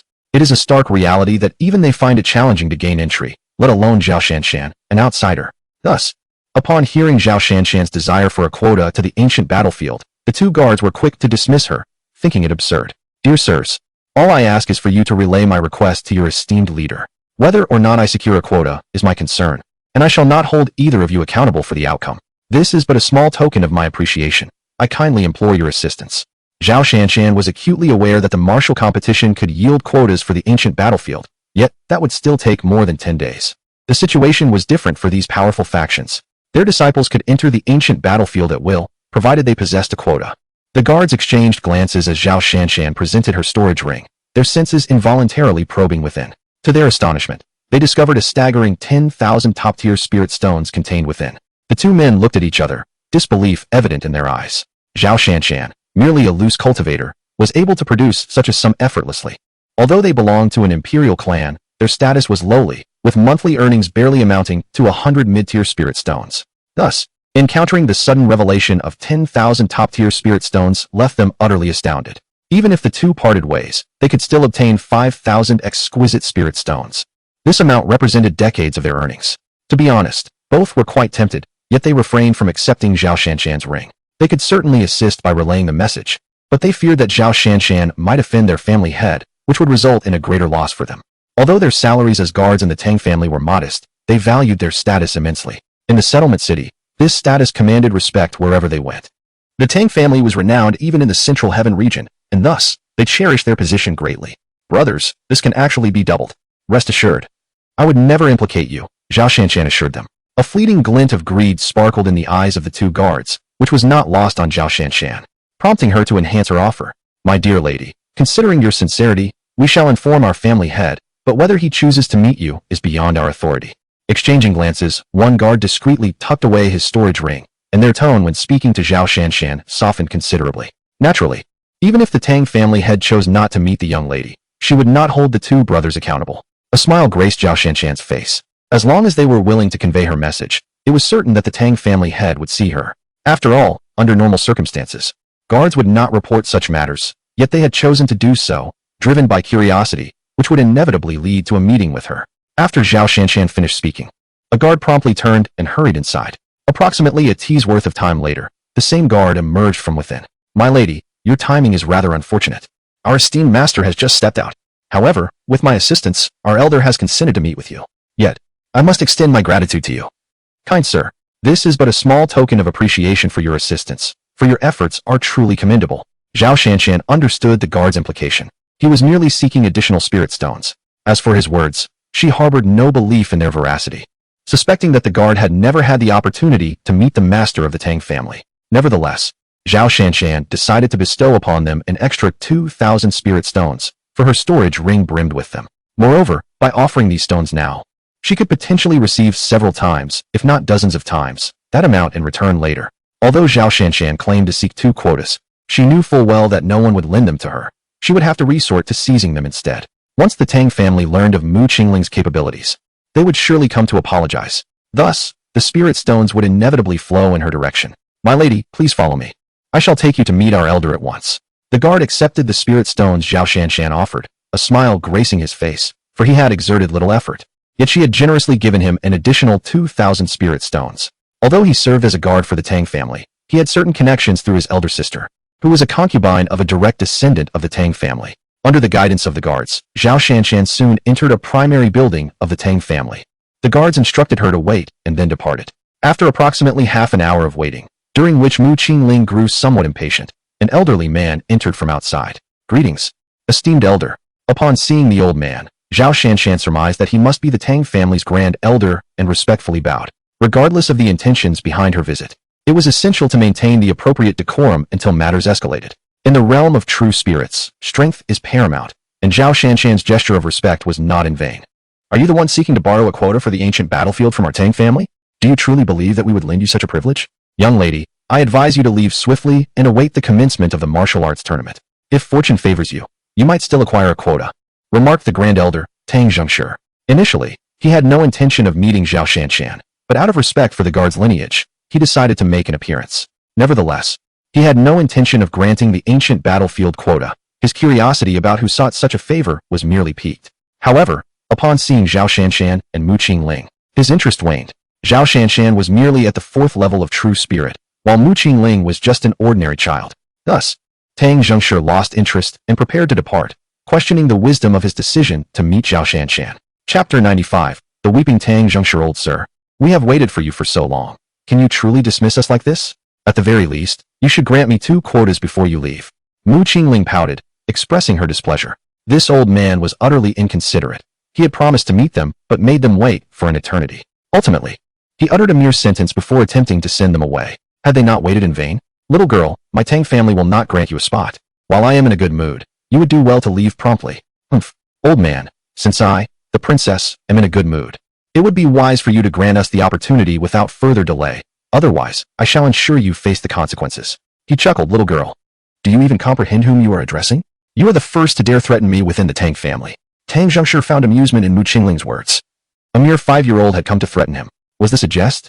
Setting aside the fact that his family was an imperial clan, his own cultivation was at the 9th level of the Great Sage realm, making him a renowned figure in both the settlement city and the entirety of Zhuzhou. Who would dare speak to him in such a manner? If not for Mu Qingling's adorable appearance, he would have struck her down instantly. Humph, but do you know who I am? Oh, pray tell. Who are you? Tang Jingshi's curiosity was piqued. He was eager to learn what sort of identity lent Mu Qingling such audacity in addressing him. Most notably, Zhao Shanshan, standing by, had not intervened, allowing a 5-year-old to threaten him without restraint. If Mu Qingling was unaware of what her identity represented, Zhao Shanshan should have certainly known. Yet, Zhao Shanshan did not intervene to stop Mu Qingling, which indicates that if they were not both fools, they must possess distinctly different backgrounds. This also explains why Tang Zhengshi had refrained from taking action thus far. Although the Tang family is indeed of imperial lineage, they would not carelessly offend uncertain individuals or forces. Listen closely, for I am the unparalleled little master, Mu Qingling. How about that? Have you been intimidated by my reputation? He he he. Bang. The formidable Tang Zhengshi, a powerhouse at the 9th layer of the Saint Realm, collapsed upon hearing Mu Qingling's declaration. Genuinely startled by her notoriety, Tang Zhengshi finally grasped the singular truth. Neither Zhao Shanshan nor Mu Qingling were ordinary individuals. He had wasted considerable time in the company of these two imbeciles. Bring someone here, Tang Zhengshi shouted as he rose from the ground. And 2 disciples from the Tang family entered, respectfully bowing to him. Please, great elder, give your orders. Expel both of them from here at once. Tang Zhengshi did not wish to act against the two, fearing it would tarnish his dignity. As others might say, he was quarreling with 2 fools. Understood, great elder. Humph. You despicable old man. How dare you attempt to expel this princess? I shall teach you a severe lesson. Before the 2 disciples from the Tang family could act, Mu Qingling struck first, delivering a punch to one of them and then charging towards Tang Zhengshi. As Tang Zhengshi observed his disciple being effortlessly subdued by a mere young girl with just 2 punches, a flicker of astonishment crossed his face. After all, these were 2 individuals at the celestial ascendancy level. It was not merely a question of their formidable strength. Surely, they should be capable of handling a child. Could it be that a formidable figure lurked in the shadows beside her? However, before he could ponder further, he was taken aback when the girl directed her attention towards him, prompting him to instinctively raise his hand to block her petite fist. With a resounding thud, Tang Zhengshi felt an overwhelming force emanating from her small fist, propelling his body backward until he crashed against a pillar at the edge of the grand hall. With a gasp, he involuntarily spat out a mouthful of blood, his entire arm going limp and losing sensation. Yet, before he could regain his bearings, he noticed a figure lunging towards him. With a thump, she landed atop him, unleashing a relentless barrage of punches. Tang Zhengshi wished to defend himself, but his left hand had already been rendered useless. His right hand, which he had just raised, was similarly incapacitated by another blow. He found himself unable to mount any defense, forced instead to evade the chubby yet extraordinarily powerful fists, desperately trying to protect his face from the onslaught. At that moment, Tang Zhengshi felt a swell of despair. Whose alter ego was this? He silently pleaded for the formidable presence to retreat. How outrageous it was that a mere 5-year-old girl surpassed even his own formidable prowess at the 9th heavenly saint level. Why hadn't she revealed this earlier? It was merely a couple of ancient battlefield quotas. He mused that he would willingly offer her not just 2, but even 20 quotas if only she would cease this assault. Unfortunately, Mu Qingling remained blissfully unaware of Tang Zhengshi's thoughts, reveling instead in the joy of her spirited attack upon him. Linger, that should suffice. Do not take it too far. At first, Tang Zhengshi was able to evade, but as time progressed, with each blow from Mu Qingling, his vitality diminished further. Now, he could not even dodge, allowing her fists to land upon him. Zhao Shanshan grew concerned that Mu Qingling might inadvertently cause Tang Zhengshi's demise in her playful exuberance. Very well. As Zhao Shanshan's words reached her, Mu Qingling halted, pulled up by Zhao Shanshan, who proceeded to brush off the non-existent dust from her attire, as if disapproving of any dirt on Tang Zhengshi. Elder, may we now receive the quota for the ancient battlefield? After tidying Mu Qingling's garments, Zhao Shanshan inquired of Tang Zhengshi. Despite his pitiful state, it was merely physical harm, and such injuries were not life-threatening for a formidable sage at the 9th level. The reason Tang Zhengshi remained on the ground was likely due to his embarrassment. Upon hearing Zhao Shanshan's question, Tang Zhengshi hastily rose from the ground, retreating a few steps from Mu Qingling. Senior, I shall have someone bring the ancient battlefield quota immediately. Please wait a moment. He adjusted his clothing slightly while respectfully addressing Mu Qingling, who he now regarded as an emperor. Although he could not fathom how such a young girl could possess such prowess, he recognized that she was not someone he could afford to offend. It was merely 2 quotas for the ancient battlefield, not a matter of great significance. If it could be given, so be it. Come forth. 2 disciples of the Tang family entered the room, their expressions tinged with curiosity as they observed the 2 individuals lying on the ground, and then glanced at Tang Zhengshi with perplexity. They had not heard any commotion outside. How could it be that these 2 appeared to be rendered unconscious? Additionally, the Grand Elder seemed unusually remarkable today, yet they refrained from inquiring further and respectfully offered a bow. Please, Grand Elder, give your command. Summon Tang Wangning and Tang Yujiao. Tang Jingshi instructed. Yes, Grand Elder. As the two disciples turned to leave, they were abruptly halted by Tang Jingshi's voice. Grand Elder, is there anything else you require? Take these two down. He gestured towards the unconscious disciples on the floor, feeling a sense of embarrassment at being bested by a mere girl with a single punch. Yet, he failed to reflect on his own predicament. Even he, a formidable figure at the 9th level of the Great Sage, had been utterly powerless against her. Let alone these two, who were merely disciples of the Sky Realm. Yes, Grand Elder. The disciples dared not ask further questions, each hoisting an unconscious comrade before departing. Once they were gone, Tang Jingshi respectfully invited Zhao Shanshan and Mu Qingling to take a seat. Young seniors, do you seek to enter the ancient battlefield for a specific purpose? My Tang family has considerable manpower within the ancient battlefield, and should you not mind, we would be pleased to assist you in your endeavors. We do have matters to address within the ancient battlefield. However, please, share with us the details regarding the ancient battlefield first. Allow me to share with you the intricacies of the ancient battlefield. This realm is a unique space, akin to those secret realms, yet it remains perpetually accessible, in contrast to the latter, which only manifest at designated times. The origins of the ancient battlefield remain shrouded in mystery within the true spirit realm. All that is known is that it has witnessed monumental conflicts, with countless souls perishing within its confines. Much like the secret realms, the ancient battlefield is replete with rare spiritual herbs and fruits seldom found elsewhere. Moreover, due to its ancient nature, it harbors relics, martial techniques, and cultivation methods from bygone eras, and with a stroke of fortune, one might even encounter remarkable legacies. Consequently, the formidable factions of the true spirit realm have established their presence within this battlefield, treating it as a secondary sect to safeguard their disciples who venture in for trials. For the dangers lurking within are manifold.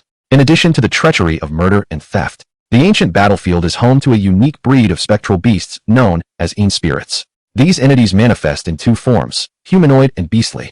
Born from the resentful energies of those who perished in ancient times, the Een spirits possess formidable strength, some even exhibit martial prowess, and they are inherently immune to both physical and magical assaults, rendering them exceedingly difficult to vanquish. Aside from lightning and fire, other methods prove largely ineffective against them. Therefore, dear Junior, should you encounter a Een spirit during your foray, it would be prudent to evade them whenever possible. Although these spectral beasts are exceedingly difficult to vanquish, should one possess the means to eliminate them, within their corporeal forms lies a crystalline substance capable of enhancing both cultivation and spirit. This gem is universally referred to as the martial soul crystal. Tang Jingshi did not withhold any information, as he shared all that he knew. After all, such knowledge is not shrouded in secrecy and is familiar to anyone who has ventured into the ancient battlefield. It is precisely due to the existence of the martial soul crystal that numerous individuals are drawn to enter, for within lie various treasures and rare materials. As Tang Jingshi concluded his discourse regarding the ancient battlefield with Mu Qingling, the two disciples who had departed earlier returned, accompanied by a young man and woman. They respectfully greeted the Grand Elder, inquiring about their summons. Wang Ning, Yu Jiao, surrender your jade tokens for the ancient battlefield. For the time being, you shall refrain from entering. I shall provide compensation for you both. The Grand Elder's request left Tang Wang Ning and Tang Yu Jiao momentarily taken aback. Uncertain as to why the Grand Elder desired to reclaim their tokens, which they had painstakingly earned. In the Tang clan, not everyone is granted access to the ancient battlefield. While there are numerous allotted spots, the number available to disciples diminishes after accounting for predetermined quotas.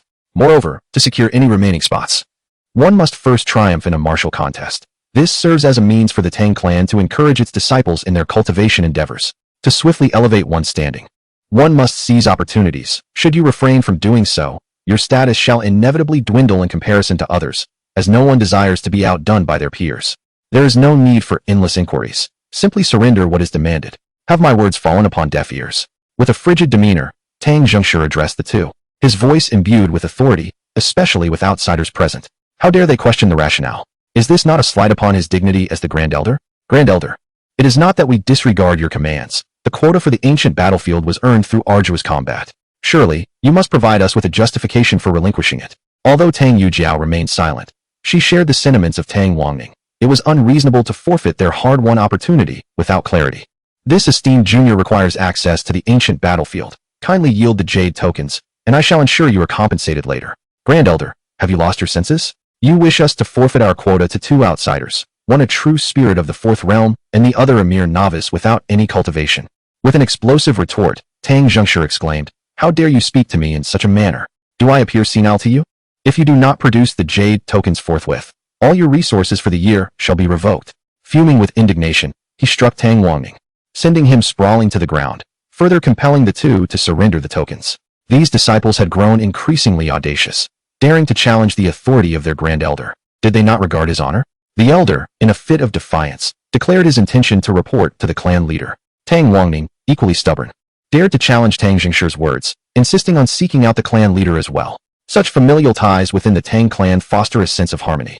In other families or sects, any disciple who dared to confront an elder in such a manner would have long been confined to a dark room.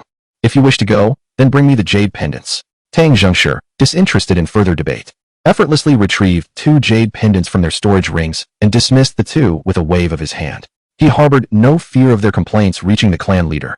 For even if the leader were to learn of Mu Qingling's prowess, he would likely respond in a manner akin to Tang Jingshi's own. My dear junior, this jade pendant serves as your ticket to the ancient battlefield. Once there, simply present it to the guards, and they will grant you entry. Thank you for the jade pendant, old sir. However, I must admit, your earlier words displeased me, and now my limbs ache. What do you suggest? My dear junior, it is indeed my fault for causing you distress. Here is a small token of my sincerity, and I hope you will not hold my shortcomings against me.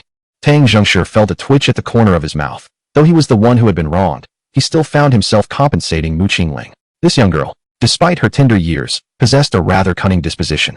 Yet, given the current circumstances, Tang Jingshi could only part with his token with a heavy heart. Chapter 97. Entering the ancient battlefield, you are indeed thoughtful, and I shall graciously accept this on behalf of my young lady.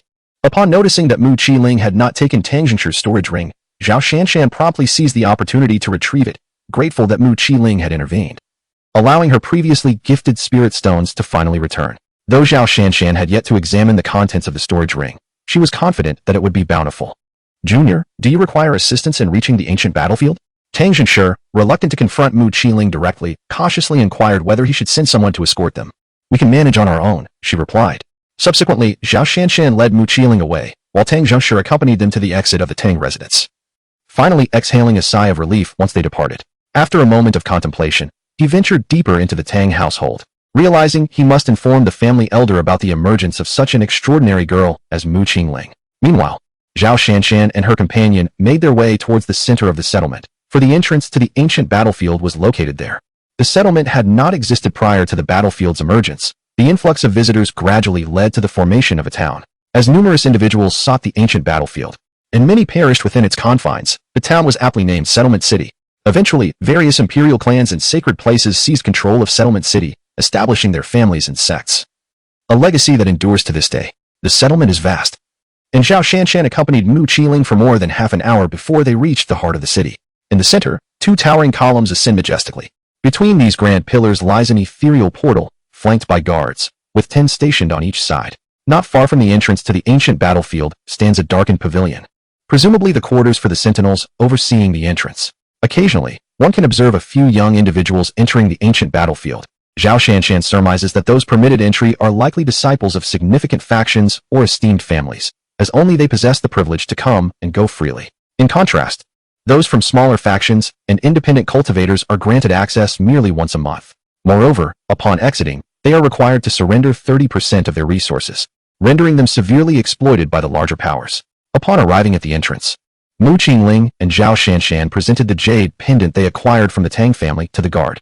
After inspection, the guard returned the pendant to them, for it bore the emblem of the Tang family, leading the guards to assume that the duo were affiliated with them, thus treating them with courtesy. Should they have been independent cultivators or members of lesser sects, their pendants would have been confiscated upon entry, facilitating access for others in the following month. Additionally, if independent cultivators or members of minor sects were to enter, their storage rings would be scrutinized to ascertain the resources they harvested within. However, the powerful factions exploit the independent cultivators, who naturally feel resentful. Thus, if an independent cultivator gains access, they tend to exhaust their acquired resources before departing, allowing them to evade the obligation of surrendering a significant portion. Should they choose to withhold all resources, they risk being blacklisted, making future entry exceedingly difficult. Although the major factions are aware of the independent cultivators' actions, they find themselves powerless to intervene, opting instead to turn a blind eye. Zhao Shanshan grasped Mu Qingling's hand, who was perched atop the small black steed, an image that drew the attention of many onlookers. However, upon realizing that the two were members of the Tang family, their curiosity waned, assuming they were merely there to broaden their horizons, especially since there was a branch of the Tang family within. Is this the ancient battlefield? As the two crossed the threshold, A wave of desolation and decay enveloped them, revealing an inhospitable environment. A glance around revealed shattered bones scattered about, along with remnants of dismembered limbs in certain areas. "Sister, where shall we go to inquire about Mother's whereabouts?" The elder of the Tang family mentioned that there are many factions here. "Let us first locate a populated area to gather information." Zhao Shanshan was uncertain where to seek news of Mu Qianxue. Yet given the presence of factions with established branches, it seemed plausible that they could uncover some leads there. Two individuals and a dog chose a direction and pressed onward, for the surroundings were all rather similar and bereft of a map. They could only select a path at random. "Linger, should we take a moment to rest before continuing?" Zhao Shanshan inquired, wiping the perspiration from her brow. They had traversed the ancient battlefield for 3 days, yet not a soul had been encountered during their journey, and their efforts had yielded little in terms of resources. Zhao Shanshan had only managed to collect a few artifacts, all of which had long since lost their essence, rendering them little more than sharp objects devoid of significant utility. Conversely, Mu Qingling had gathered a handful of spiritual herbs, but beyond that, their haul was meager, and they had not crossed paths with the malevolent spirit beasts that Tang Zhengshi had mentioned. "Let us first partake of some food before we proceed. It has been far too long since I last savored meat broth." Mu Qingling concurred with the notion of resting.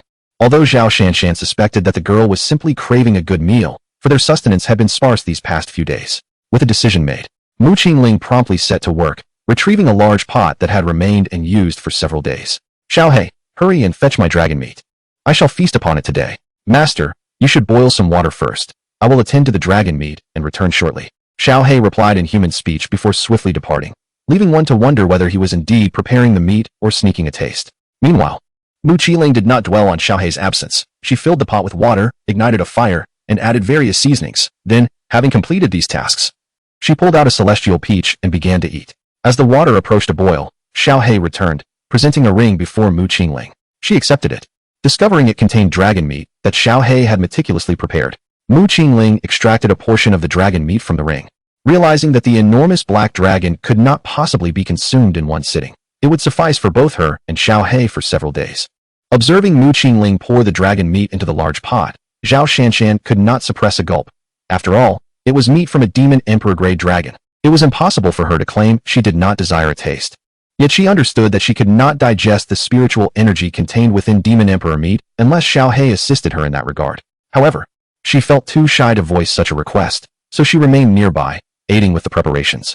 Chapter 98, Rescuing Jiang Tao, the amusing in-spirit beast miss. We can begin to feast. After a tea's worth of time had passed, Mu Qingling called out and served a full plate of dragon soup, which she dedicated to Xiaohei. "Linger, this is demon emperor meat, so I shall abstain. I cannot yet digest the spiritual energy within, and I am not particularly hungry." Once a cultivator reaches the stage of absorbing qi into their body, daily sustenance becomes unnecessary.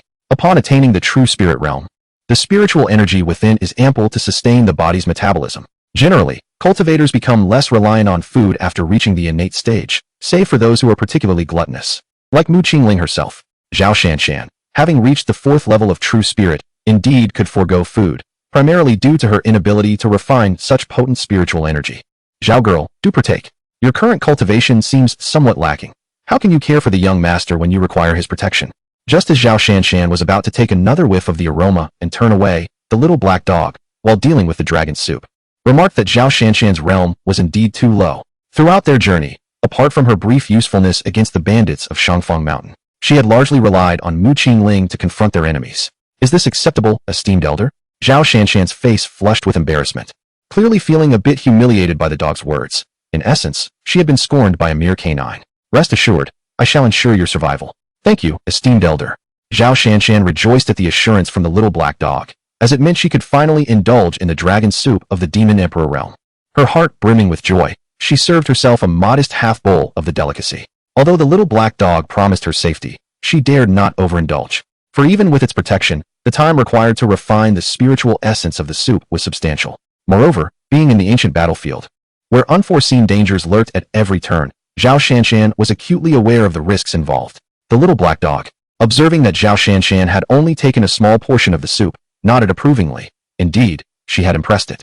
While the two were cheerfully savoring the dragon soup, a young man was fleeing toward them from the southwest direction, pursued by a somewhat ethereal figure that seemed to be toying with him. Though it was entirely capable of catching up to the young man, it deliberately lingered behind him, reminiscent of a cat toying with a mouse. "Cursed be Wu Huishan for daring to conspire against me. May she pray not to fall into my grasp," lest I ensure her demise is far from merciful. The young man, named Jiang Tao, cast a glance back at the shadowy spirit beast that had been trailing him. Fully aware that it was this creature that was toying with him, yet he felt utterly powerless. Jiang Tao, a cultivator of the 5th level of the Spirit Sea, had fought valiantly to secure a spot in the ancient battlefield. There, he met 2 fellow cultivators, and at their invitation, he consented to join their party, as they claimed to have discovered a cave that might house the legacy of a sage, albeit guarded by a shadow spirit beast. This creature possessed the prowess of a 9th level Spirit Sea, while Wu Huishan stood at the 7th level, and the other, Sun Xiaoxiao, at the 8th. Their plan was for Wu Huishan and Sun Xiaoxiao to restrain the shadow spirit beast, while Jiang Tao would seize the treasures within the cave. Should they succeed, the spoils would be shared equally among the 3. However, whether due to misinformation from Wu Huishan or other unforeseen circumstances, it turned out that there were 2 shadow spirit beasts residing within the cave. Realizing the gravity of their predicament, the trio made a hasty retreat. Although Jiang Tao was the weakest among them, he proved to be the most adept at fleeing. Just as Wu Huishan was on the verge of being overtaken by the beast, she called out to Jiang Tao for assistance. Witnessing the delicate beauty plead for his help, Jiang Tao could not turn her away. Jiang Tao turned and grasped Wu Huishan, urging her to flee. However, due to that brief moment of hesitation, the spectral beast had already closed in on them. In the midst of their desperate escape, Jiang Tao remained oblivious to the flicker of ruthlessness that crossed Wu Huishan's eyes. Suddenly, with a surge of strength, she halted Jiang Tao's retreat and, under his incredulous gaze, struck him with a forceful palm. Jiang Tao was sent hurtling backward, landing perilously close to the spectral beast, while Wu Huishan fled without a backward glance. Had it not been for the teleportation scroll on Jiang Tao's person, his fate would have been sealed. Though he narrowly escaped with his life, the spectral beast seemed to have fixated on him, relentlessly pursuing him. The teleportation scroll, being of mere mortal quality, could only transport him a distance of 1 kilometer, an inconsequential span for the 9th-tier spectral beast. "Young master, someone approaches us." A voice echoed from another realm. Meanwhile, Mu Qiling observed Zhao Shanshan, who had consumed a small portion of dragon broth, now engaged in refining its spiritual essence. As the ravenous little black creature devoured the broth, it suddenly sensed that a person and a beast were making their way toward them from thousands of miles away. Upon hearing this, Mu Qiling paused her meal and turned her gaze in that direction, witnessing the scene of Jiang Tao being pursued by the spectral beast. "Oh, is that the spectral beast?" A hint of astonishment graced Mu Qingling's features. It was her first encounter with such a spiritual entity, while she overlooked the fleeing Jiang Tao. "Young master, shall we intervene and assist that young man?" Under the gaze of Xiao He, the spectral beast behind Jiang Tao drew ever closer, poised to strike in an instant. "Wasn't it coming towards us? We ought to intervene. My dear father once proclaimed that saving a life is more meritorious than constructing a grand pagoda. Though even he is uncertain of the true nature of such a pagoda, it must surely represent a lofty honor. However, let us refrain from slaying the spectral beast. Instead, we shall capture it for study." "Very well." Xiao He acknowledged this, yet made no visible movement. In an instant, Jiang Tao, who was fleeing in the distance, and the pursuing spectral beast were suddenly before Mu Qingling. Xiao He had teleported both the man and the beast, confining them in place. Confronted with the unexpected presence of both a person and a creature, as well as the realization of being ensnared, Jiang Tao felt a flicker of panic in his gaze. The spectral beast behind him mirrored this fear. Being a spiritual entity, it was immune to both physical and magical assaults. Yet now it found itself immobilized, a testament to the overwhelming power of its captor, which far surpassed its own capabilities. "Xiao He, this spectral beast is quite intriguing. My hand can pass through its body, yet I cannot sense its presence," Mu Qingling remarked. Initially intending to reach out and touch the spectral beast, her small hand merely traversed through its ethereal form. Chapter 99. Zhao Shanshan breaks through to the skyward realm upon hearing Mu Qingling's words. Xiao He could only chuckle inwardly. Yet the reaction from Jiang Tao and the Yin spirit beast was quite different. At this moment, Jiang Tao could not help but smile wryly to himself. He had nearly fallen prey to the Yin spirit beast, yet in the eyes of the diminutive girl before him, this terrifying creature had transformed into her playful pet. Fear flickered across the countenance of the Yin spirit beast. It was born from the resentful thoughts of powerful beings who had perished, essentially living a second life. However, should it be slain once more in this state, it would vanish completely from existence, leaving no trace behind. "I've heard that you possess martial soul crystals within you, and that you are particularly averse to flames and lightning. Is that correct?" Mu Qingling mused aloud, extending her small hand to explore the surface of the Yin spirit beast, only to discover nothing. No sign of the so-called martial soul crystals.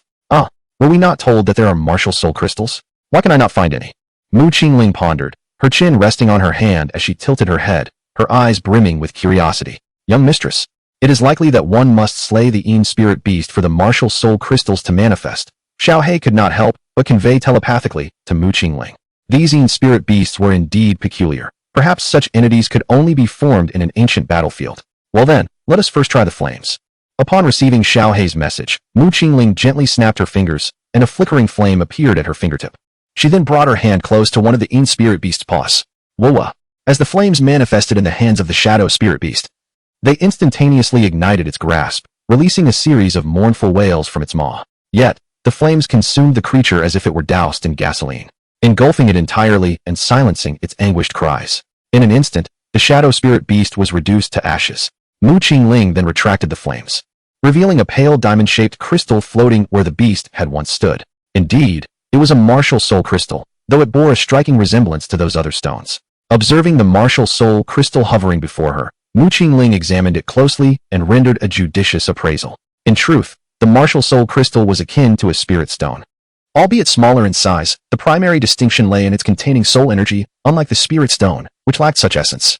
Thank you, esteemed elder, for your life-saving grace. At the moment the shadow spirit beast was vanquished, Jiang Tao discovered he could once again move. He promptly bowed to Mu Qingling. Regardless of her youth, she was still a girl of superior strength. In the realm of true spirits, power reigns supreme. Age matters not. One must address those of higher cultivation as esteemed elders. Big brother, do you know where the most people gather in this vicinity? Esteemed elder, if you seek a place bustling with people, the Flowing Sandin is your best bet, as it hosts the largest crowd. And where might the Flowing Sandin be? Could you lead us there, big brother? Esteemed senior, the Flowing Sandin lies in the depths of the desert. If you have any instructions, I shall exert every effort to fulfill them. Jiang Tao readily agreed without a moment's hesitation. If he wished to depart from the ancient battlefield, he might encounter unforeseen dangers. Moreover, Mu Qingling had just rescued him, so guiding her to the flowing sand would not pose a significant challenge. Accompanying Mu Qingling could even yield certain advantages. Even in the absence of benefits, being by her side was undoubtedly safer than being alone, offering advantages from every conceivable angle. Then I shall express my gratitude to you, dear brother. Once I finish my dragon soup, we shall set forth. Would you care for some? Mu Qingling felt a surge of joy at Jiang Tao's willingness to escort them to the inn, yet she had yet to finish her dragon soup, insisting they depart only after her meal. You are too kind, esteemed senior. I am not hungry. Please, take your time to enjoy your meal. Jiang Tao gazed into the large pot, filled with swirling, ethereal broth, and upon hearing Mu Qingling mention that it was dragon soup, presumably derived from an esteemed draconic beast, he had no desire to invite trouble upon himself, particularly since he was indeed not famished. Very well then. Mu Qingling refrained from further conversation and resumed her meal, while Jiang Tao found a spot nearby to sit and meditate. Previously, he had been ambushed by Wu Huishan and struck with a powerful blow, having fled for so long. His spiritual energy was nearly depleted. Had it not been for Mu Qingling's timely intervention, he would have lasted only a few minutes before being drained by the malevolent spirit beast. Humans hunt the shadow beasts to extract the soul crystals within them for cultivation, while the shadow beasts, in turn, prey upon humans, draining their vital essence to elevate their own realms. After the passage of another half an hour, Mu Qingling and Xiaohei finally finished a pot of dragon soup, with Mu Qingling contentedly letting out a satisfied belch. However, Zhao Shanshan was still in the process of refining the soup's spiritual energy. Boom. Almost an hour later, a sudden surge of pressure emanated from Zhao Shanshan, and her realm began to ascend at an astonishing pace. In an instant, she broke through to the 4th stage of true spirit, followed swiftly by the 5th, the 6th, and then the 1st stage of Sky Sovereign. Zhao Shanshan's cultivation soared to the 8th stage of Sky Sovereign, having leaped over more than 10 minor stages and 1 major realm. The commotion from Zhao Shanshan's breakthrough jolted Jiang Tao, who was meditating nearby, awake. He stared in disbelief at Zhao Shanshan's rapid ascension, witnessing what he considered the most extraordinary breakthrough he had ever seen. Normally, breakthroughs occur incrementally, step by step, but today, he had witnessed Zhao Shanshan surpassing 13 minor realms in one go. His gaze toward her was filled with envy. If the outside world were to learn of this, her breakthrough would undoubtedly be etched into the annals of history. Is this truly the Sky Sovereign realm? Zhao Shanshan reflected on her newfound power, realizing she had unexpectedly ascended to the advanced level of Sky Sovereign. Linger, thank you. She sincerely expressed her gratitude to Mu Qingling, intending to thank Xiaohei as well, but hesitated upon noticing the presence of an unfamiliar figure nearby. Had it not been for Mu Qingling, even with 30 years of relentless cultivation, she would have found it exceedingly challenging to break through to the Void Ascendant's realm. However, having accompanied Mu Qingling for merely a few months, she ascended from the 4th layer of True Spirit to the 8th layer of Void Ascendants. Dear sister, what do you thank me for? Mu Qingling expressed her bewilderment at Zhao Shanshan's gratitude, wondering what good deed she had performed to warrant such thanks. Linger, who is he? And why is he taking us to the Lushan? Zhao Shanshan had just been refining the spiritual energy of the dragon soup to break through, and the outside world had long been obscured by Xiao He, leaving her unaware of Jiang Tao's circumstances. It was only after Xiao He conveyed an explanation that Zhao Shanshan grasped the situation, and thus the trio, accompanied by a dog, set off towards the Lusha Inn with Jiang Tao. Chapter 100. The Perilous Actions of Kong Minglan Sr. In 3 days' time, we shall reach the Lusha Inn. On a highland within the desert, a tent housed 3 individuals and a dog, resting as they journeyed towards the Lusha Inn. Due to the harsh conditions of the desert, Jiang Tao, whose cultivation was merely at the 5th layer of Spirit Sea, found it unbearable to sustain a prolonged journey. Even Zhao Shanshan, at the 8th layer of Void Ascendance, was struggling, as they had been traveling continuously for over 10 days. During this arduous period, they encountered numerous humans and ghostly beasts, with 3 individuals attempting to rob Mu Qingling and her companions, yet they were effortlessly dealt with. A man and a woman, accompanied by a small child, traversed the ancient battlefield, a realm where humanity consumed one another. They remained oblivious to the lurking eyes of those who could not fathom encountering the dreadfully fearsome Mu Qingling, a being more terrifying than the spectral beasts themselves. Thus, those onlookers were destined to remain in this forsaken place forever, while the soul crystals obtained from vanquishing the spectral beasts were safeguarded by Zhao Shanshan. Let us take a moment to rest before we set forth, Mu Qingling suggested, producing a bottle of refreshing beverage. She took a couple of sips, revealing her discomfort in the sweltering environment. Even the little girl, usually reluctant to indulge, sought solace in the cool drink. Sipping chilled nectar in the scorching desert was an unparalleled delight, yet the sentiments of the others contrasted sharply.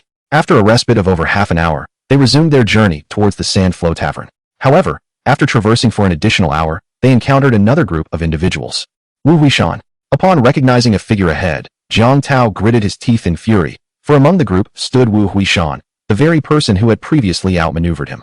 "Ah, I never expected you to still be alive," Wu Huishan exclaimed, equally surprised to see Jiang Tao, her disbelief evident as she had not anticipated his survival, let alone his appearance in this place. "Is she the Wu Huishan you mentioned?" Zhao Shanshan inquired, casting a puzzled glance at the woman before them. Throughout their journey, she had gleaned the events that had transpired concerning Jiang Tao. "Indeed, she is Wu Huishan, a woman with a heart as venomous as a serpent," came the solemn reply from Jiang Tao. "Jiang Tao, have you become foolish through your cultivation? As the saying goes, one must prioritize oneself. I merely act out of a desire to survive. Where lies the fault in that? If it were you in my position, I believe you too would sacrifice others to preserve your own life. Moreover, we are not intimate acquaintances. Our collaboration is merely temporary, and when danger arises, it is only natural for each to seek their own escape. You."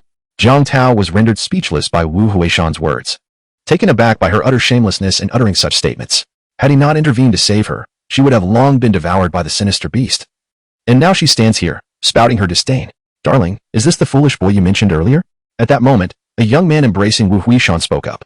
Their group comprised 8 individuals, evidently led by the youth, presumably Wu Huishan's latest ally. "Kong Xiao, he is the foolish boy I referred to earlier. Let us not pay him any mind and depart swiftly. This environment is utterly unbearable. We must hasten to the Sanzin, so I may properly attend to you." "Kong Xiao, there's no rush," Kong Minglan replied, releasing his hold on Wu Huishan as he approached Mu Qingling. Wu Huishan furrowed her brow at his actions, recognizing that he likely had his sights set on Zhao Shanshan again, for he was indeed a glutton for desire. However, with her meager cultivation, she felt too intimidated to voice her thoughts. "Miss, I am Kong Minglan, the 3rd young master of the Kong imperial family. I assume you two are headed to the Sanzin? Why not accompany me? I am fully capable of taking care of myself. So kindly step aside and do not obstruct my path," Zhao Shanshan stated coldly. It was evident to her that Kong Minglan was not a man of good character. His gaze toward her was laden with aggression, which she found quite repugnant. As for Kong Minglan's mention of the imperial family, Zhao Shanshan dismissed it outright. What merit was there in flaunting one's lineage before her? Are you implying that you will not show respect to the Kong family? If you wish to avoid dire consequences, I suggest you remove yourself from our affairs. Even if your family is of imperial descent, they cannot bear the repercussions of your actions. Very well, very well. You are indeed the first to so brazenly disrespect my family. I hope you do not come to regret this, Kong Minglan retorted. As the 3rd young master of the imperial Kong family, his cultivation level was not insignificant. He had recently broken through to the royal extreme realm, albeit through the use of elixirs. He discerned that Zhao Shanshan was merely at the 8th level of the Void Ascendance realm. How audacious it was for a mere girl of that level to threaten his family. If he did not teach her a lesson, it would be a disgrace for the Kong family as an imperial lineage. Guards, seize them, but do not harm the lady. I shall reward you once I have had my amusement. Yes, third young master. At his command. The 6 guards behind him were elated and swiftly surrounded Zhao Shanshan and her companions. As Kong Minglan's attendants, they had often indulged in the company of various women, but none possessed the allure that Zhao Shanshan did. At this moment, Wu Huishan, standing behind Kong Minglan, chuckled softly. Jiang Tao truly was an unfortunate lad. How could they dare to offend Kong Minglan? After all, he was the 3rd young master of the imperial clan, not someone that these wandering cultivators could antagonize. Perhaps she was simply clever, offering her own body while binding herself to the 3rd young master of the imperial family. As long as she served Kong Minglan well in the future, her rise to prominence would be imminent, making her the ultimate victor in life. In the realm of Tai, feeling the strength of the 6 individuals, Zhao Shanshan genuinely grasped the terror of the imperial clan. Merely some guards possessed the cultivation of Tai. In the Shilling Empire, such power would equate to the ancestral figures of a second-tier sect, yet within the imperial family they were merely guards. Lingo. It seems I must trouble you to take action once more. The Tai realm was beyond Zhao Shanshan's capacity to confront. If it were Kong Minglan at the royal extremity realm, she could perhaps contend with him, but the disparity with Tai was far too great. Ha, little beauty. If you're afraid, you might as well submit to our young master. You dare seek aid from a mere child? Do you wish to have a little girl fight us? As soon as Zhao Shanshan finished speaking, the guards erupted in laughter, believing she was so frightened that she had lost her wits, resorting to seeking help from a child. No, we can't let such a hot day dirty Linger's clothes. Xiaohong, you go. Mu Qingling shook her head vigorously like a rattle drum, patting Xiaohong's head and instructing him to teach these individuals a lesson. As the laughter of those who had just ceased echoed in response to Mu Qingling's words, they found themselves unable to suppress their mirth once more, each individual outdoing the other in their jest. Chapter 101. Kong Minglan, terrified to the point of losing control. Meanwhile, the little black dog felt rather dejected. Its young master was truly mischievous. On such a sweltering day, while it was bound to soil its clothing, could it not also dirty the fur upon its own body? Nevertheless, thoughts aside, the little black dog sprang into action. The moment Mu Qingling dismounted from its back, it darted forward, a swift shadow streaking past. In an instant, a series of thuds resounded as 6 guards encircling them were sent sprawling through the air. Their chests caved in, lifeless as they fell to the ground, unmistakably deceased. After dispatching the 6, the little black dog did not pause. Instead, it approached Kong Minglan with deliberate slowness. The sudden turn of events left Kong Minglan and Wu Huishan in a state of bewilderment, struggling to comprehend the unfolding scenario. It was only when the little black dog stood directly before him that Kong Minglan emerged from his stupor, his gaze fixed on the formidable creature so close at hand, causing him to collapse to the ground in terror. A mere scion of a wealthy family accustomed to a life of leisure, he had never before encountered such a vicious black dog. The sheer aura of the creature rendered him paralyzed with fear. Roar! Ah! Do not kill me! Do not kill me! I am the 3rd young master of the imperial family. You cannot slay me. The little black dog's sudden roar sent Kong Minglan into a fit of tears, eyes squeezed shut and hands flailing as if to ward off the menacing presence. Suddenly, a foul odor wafted into the nostrils of the onlookers, and upon glancing at Kong Minglan, they witnessed a stream of liquid escaping from beneath him. Evidently, he had been so frightened that he had lost control of his bodily functions. Oh no, this individual is utterly repugnant. Let us depart swiftly.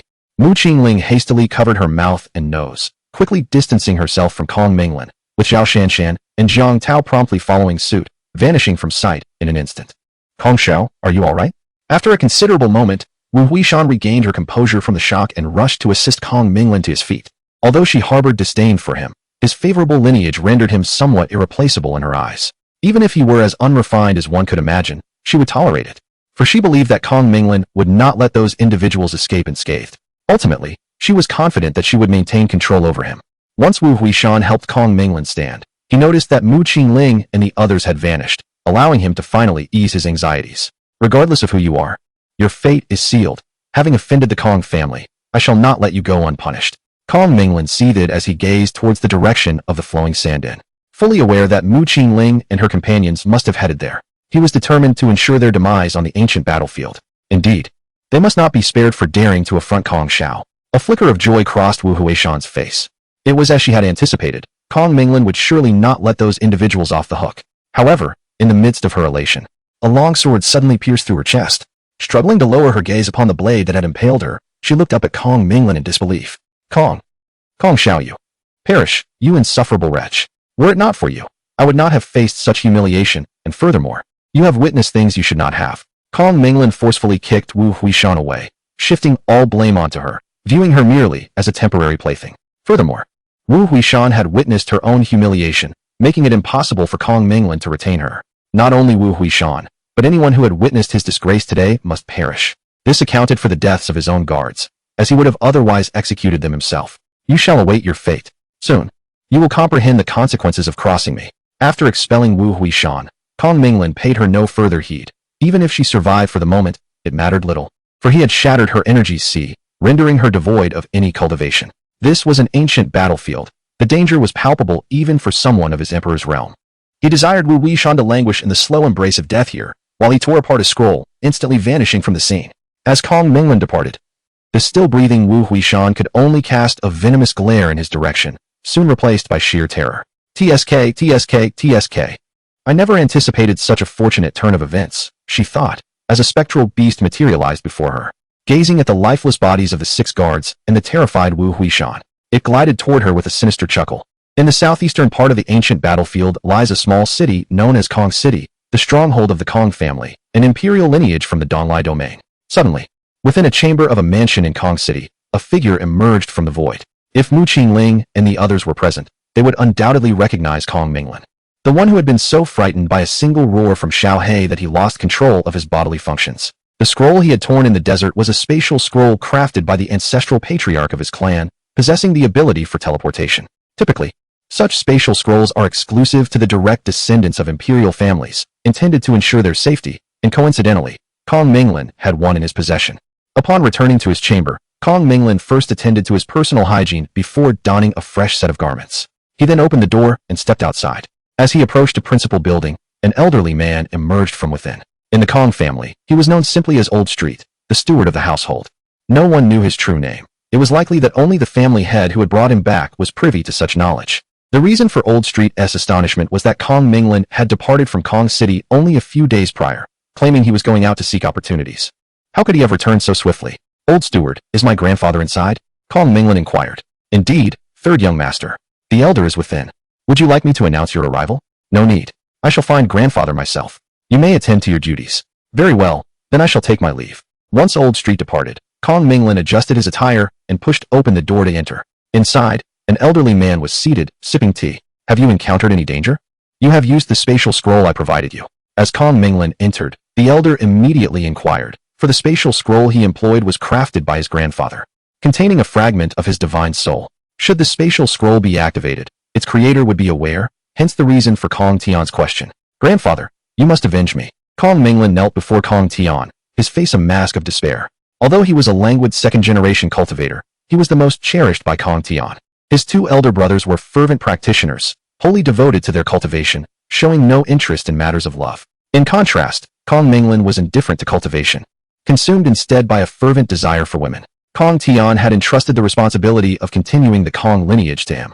Witnessing Kong Minglan's distress, Kong Tian rose from his seat. Liner, tell your grandfather who has wronged you, and I shall shatter their bones to avenge you. Chapter 102. Arrival at the Shifting Sands and Grandfather. I do not know who they are, but they have slain the 6 Tai realm guards I brought with me, and now they have gone to the Shifting Sands Inn. They further intimidated Liner, claiming they would uproot our Kong family, disregarding us entirely. Grandfather, you must help Liner seek vengeance. Preposterous. How dare they so brazenly disregard our Kong family? You should at least know their cultivation levels and how many of them there are. Upon hearing Kong Minglan's words, Kong Tian was immediately filled with rage. Regardless of the veracity of Kong Minglan's claims, it was utterly unacceptable for anyone to harm a member of the Kong family. Even if the perpetrators belonged to the imperial lineage, such treatment of the Kong family was nothing short of an affront, a blatant disregard for their standing. How could Kong Tian not be incensed? Grandfather, their cultivation levels are not high. One is at the 8th level of the Skyward Realm, another at the 5th level of the Spirit Sea Realm, and there is also a 5-year-old girl. It was a demon beast accompanying them that made the move. Likely a demon lord. Liner, are you saying there is a man and a woman along with a 5-year-old girl? Yes. Grandfather, have you encountered them before? Enough. You should return and rest for now. I will handle this matter. Kong Tian did not respond further to Kong Minglan, instead urging him to rest, for he needed to verify certain details. Very well. Grandfather, you must capture that woman for me. I intend to teach her a lesson, as she was the one who ordered the assassination of my attendant. Rest assured, I will manage it. Kong Tian replied absent-mindedly, and upon noticing his grandfather's preoccupied demeanor, Kong Minglan dared not linger and quickly departed. Once Kong Minglan had exited, Kong Tian also vanished from sight. Meanwhile, after more than 2 days of travel, Mu Qingling and her companions finally arrived at the flowing sand inn. The sand dune inn stands apart from other locations in the desert, where encountering another person proves to be a formidable challenge. In stark contrast, the sand dune inn resembles a grand hotel in a bustling city, teeming with patrons coming and going. Jiang Tao, is this establishment truly just an inn? Zhao Shanshan previously believed that the Sand Dune Inn was merely the name of a powerful faction. However, upon witnessing the throngs of people entering and exiting, she realized it genuinely is an inn. The Sand Dune Inn was, in fact, an inn. Did not Senior Linger mention the necessity of finding a populous locale? Very well then. Are you aware of the true nature of this Sand Dune Inn? The establishment capable of operating as an inn here must possess considerable backing, correct? Indeed. It is not a trivial matter. Behind the Sand Dune Inn stands the foremost assassin organization of the true spirit realm, known as Sand Dune, a group willing to eliminate anyone for the right price. Rumor has it that, provided the spiritual stones are sufficient, even emperors are not beyond their reach. As Jiang Tao spoke, his voice fell to a whisper, as if fearing eavesdroppers. This trepidation is understandable. He himself possesses merely the cultivation of the 5th level of the spiritual sea. To openly discuss the Sand Dune Inn would undoubtedly yield no favorable outcome. Upon hearing Jiang Tao's words, Zhao Shanshan and Mu Qingling exchanged glances, their eyes alight with realization that they had indeed come to the right place. What enables the Sand organization to be the premier assassin group in the true spirit realm? Beyond its formidable strength, a critical factor in the art of assassination is intelligence. Only with accurate intelligence can one truly understand the essence of a target, which is a pivotal factor in the success of an assassin. At times, information may hold greater significance than sheer strength. After all, assassins thrive in the shadows, striking unexpectedly. Direct confrontation is not their forte. Therefore, when the disparity in power is not excessively vast, intelligence undoubtedly supersedes raw ability. The reason Mu Qingling and her companions have come here is to seek out Mu Qianxue, and the flowing sand inn serves as their most valuable asset in this endeavor. Jiang Tao, I have some spirit stones to present to you as a token of gratitude for guiding us over the past 10 days, Zhao Shanshan said, producing a storage ring filled with 1 million premium spirit stones, acknowledging Jiang Tao's diligent efforts. The forthcoming tasks they planned to undertake would not be suitable for him, as Jiang Tao was an independent cultivator. Involving him could lead to his detriment. Thank you, esteemed one. It is an honor to serve you. Should you require any further assistance, do not hesitate to reach out to me. Although my strength is modest, I am certainly capable of handling some errands, Jiang Tao replied, accepting the ring without hesitation. He understood that Zhao Shanshan and her companions were not in want of spirit stones, while he himself was indeed in need of such resources. Jiang Tao, as a parting piece of advice, it would be wise for you to leave the ancient battlefield swiftly. Zhao Shanshan's counsel stemmed from genuine concern. She had not forgotten the earlier offense against Kong Menglin and was acutely aware that retaliation was inevitable. They were naturally unafraid, but Jiang Tao was a different matter. Even a mere guard could easily eliminate him. Only by departing from the ancient battlefield could he hope to preserve his life. Senior, I shall take my leave from the ancient battlefield now. Jiang Tao clasped his fists in farewell to Zhao Shanshan and Mu Qingling before turning to leave. Fully understanding Zhao Shanshan's implication, Linger, let us proceed inside. Indeed, once the two entered the inn, they found it already brimming with patrons. The sight of a stunning beauty accompanied by a small girl elicited a mix of surprise among the onlookers. After all, who would venture into the ancient battlefield with a tiny companion? Wasn't that courting disaster? Moreover, their astonishment only deepened upon realizing Zhao Shanshan's cultivation level. A practitioner of the Skyward Realm, accompanied by a little girl, had managed to reach the Laish Inn. This was truly unexpected. Yet, precisely because of this anomaly, they dared not underestimate Zhao Shanshan. The more unusual a situation, the greater the peril. Perhaps Zhao Shanshan had intentionally revealed such a cultivation level. Esteemed guest, may I inquire whether you seek a meal or accommodation? We seek neither sustenance nor lodgings. Rather, we have come to discuss business with your proprietor. Very well, please follow me. The innkeeper's assistant quickly grasped Zhao Shanshan's intent. Aside from dining or resting, the only other purpose for being there was indeed to conduct business. He led Zhao Shanshan and Mu Qingling towards the counter, where a doorway beckoned, leading directly to the inn's rear courtyard. Esteemed guests, please wait here a moment while I inform the manager. When the attendant arrived at the largest room in the backyard, he turned back to Zhao Shanshan and uttered a remark, not pausing for her response before entering. After a brief interval, the attendant emerged from within and gestured for Zhao Shanshan to enter. Without a second thought, she took Mu Qingling's hand and stepped inside. State the target you wish to eliminate, and I shall determine the corresponding fee based on the details provided. An elderly man sat in the room, presumably the innkeeper, who addressed Zhao Shanshan directly upon her entrance. I am not here to commit murder, Zhao Shanshan asserted. Chapter 103, The Man in Black. My dear girl, you must understand that no one has ever dared to trifle with the Sand Flow organization. Do you comprehend the gravity of your words? Upon hearing Zhao Shanshan's declaration, the elderly man turned his gaze towards her, his words laced with menace. The Sand Flow organization, renowned as the foremost assassin collective, comprised individuals who were not only formidable but also ruthless. Naturally, the elder was incensed by Zhao Shanshan's audacity to challenge him. I am fully aware of what I am saying. Although I do not seek your services for murder, I have come to negotiate a business proposition. Zhao Shanshan remained unfazed by the elder's threats, calmly articulating her intent. They had come to inquire about the whereabouts of Mu Qianxue. If Mu Qianxue had indeed visited the ancient battlefield in search of the innate spiritual embryo, it was likely that the Sand Flow organization, given its prowess, would possess knowledge of her existence. It is uncertain whether Mu Qianxue has ever visited the Flowing Sand Inn, as her quest for the innate spiritual embryo necessitates knowledge of its whereabouts. Naturally, the Flowing Sand Inn emerges as the optimal choice. Unexpectedly, another individual seeks to purchase information. Do you all perceive my Flowing Sand organization as an intelligence agency? The old man chuckled coldly, asserting that Flowing Sand is an assassin organization, not an intelligence one. Yet, here was Zhao Shanshan, once again seeking information. However, since she did not appear to be a disruptor, the old man was intrigued to discover what news Zhao Shanshan desired. With the possibility of later exacting a hefty toll from her, Zhao Shanshan's eyes sparkled upon hearing the old man's words. If what he said were true, then someone must have previously come here seeking information, perhaps even Mu Qianxue. She is called Mu Qianxue, and I wish to know her current whereabouts. Though she harbored such speculation, Zhao Shanshan refrained from directly inquiring. Instead, she produced an image of Mu Qianxue and unfolded it before the old man. If it had indeed been Mu Qianxue seeking information, the old man would surely recognize her. If not, there would be little point in questioning further.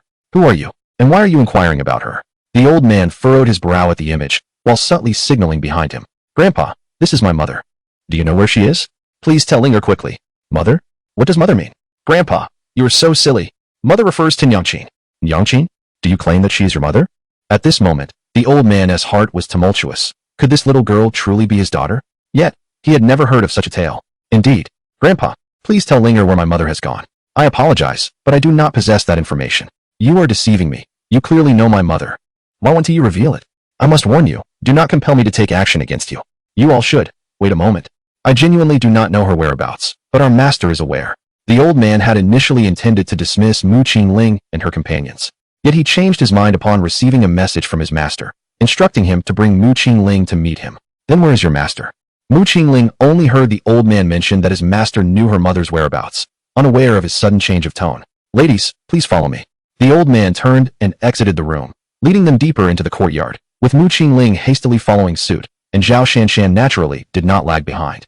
Although she sensed something peculiar in the old man's tone, she thought little of it, considering the formidable abilities of Mu Qingling and Xiao He. Soon, the old man led them to a rockery, where he cast a spell upon it, revealing an ethereal portal. Without uttering a word, he stepped inside. Beyond the portal lay a slightly sloped passage, dimly lit, with an oil lamp flickering about 100 meters ahead. The depth of the passage remains unknown, however. It took several individuals approximately half an hour to traverse it before emerging into a vast space. At the heart of this expanse stood a towering pillar, upon which rested a grand oil lamp that illuminated the entire area with a warm glow. Surrounding this central space were numerous stone doors, indicating that this might be a sanctuary where the adept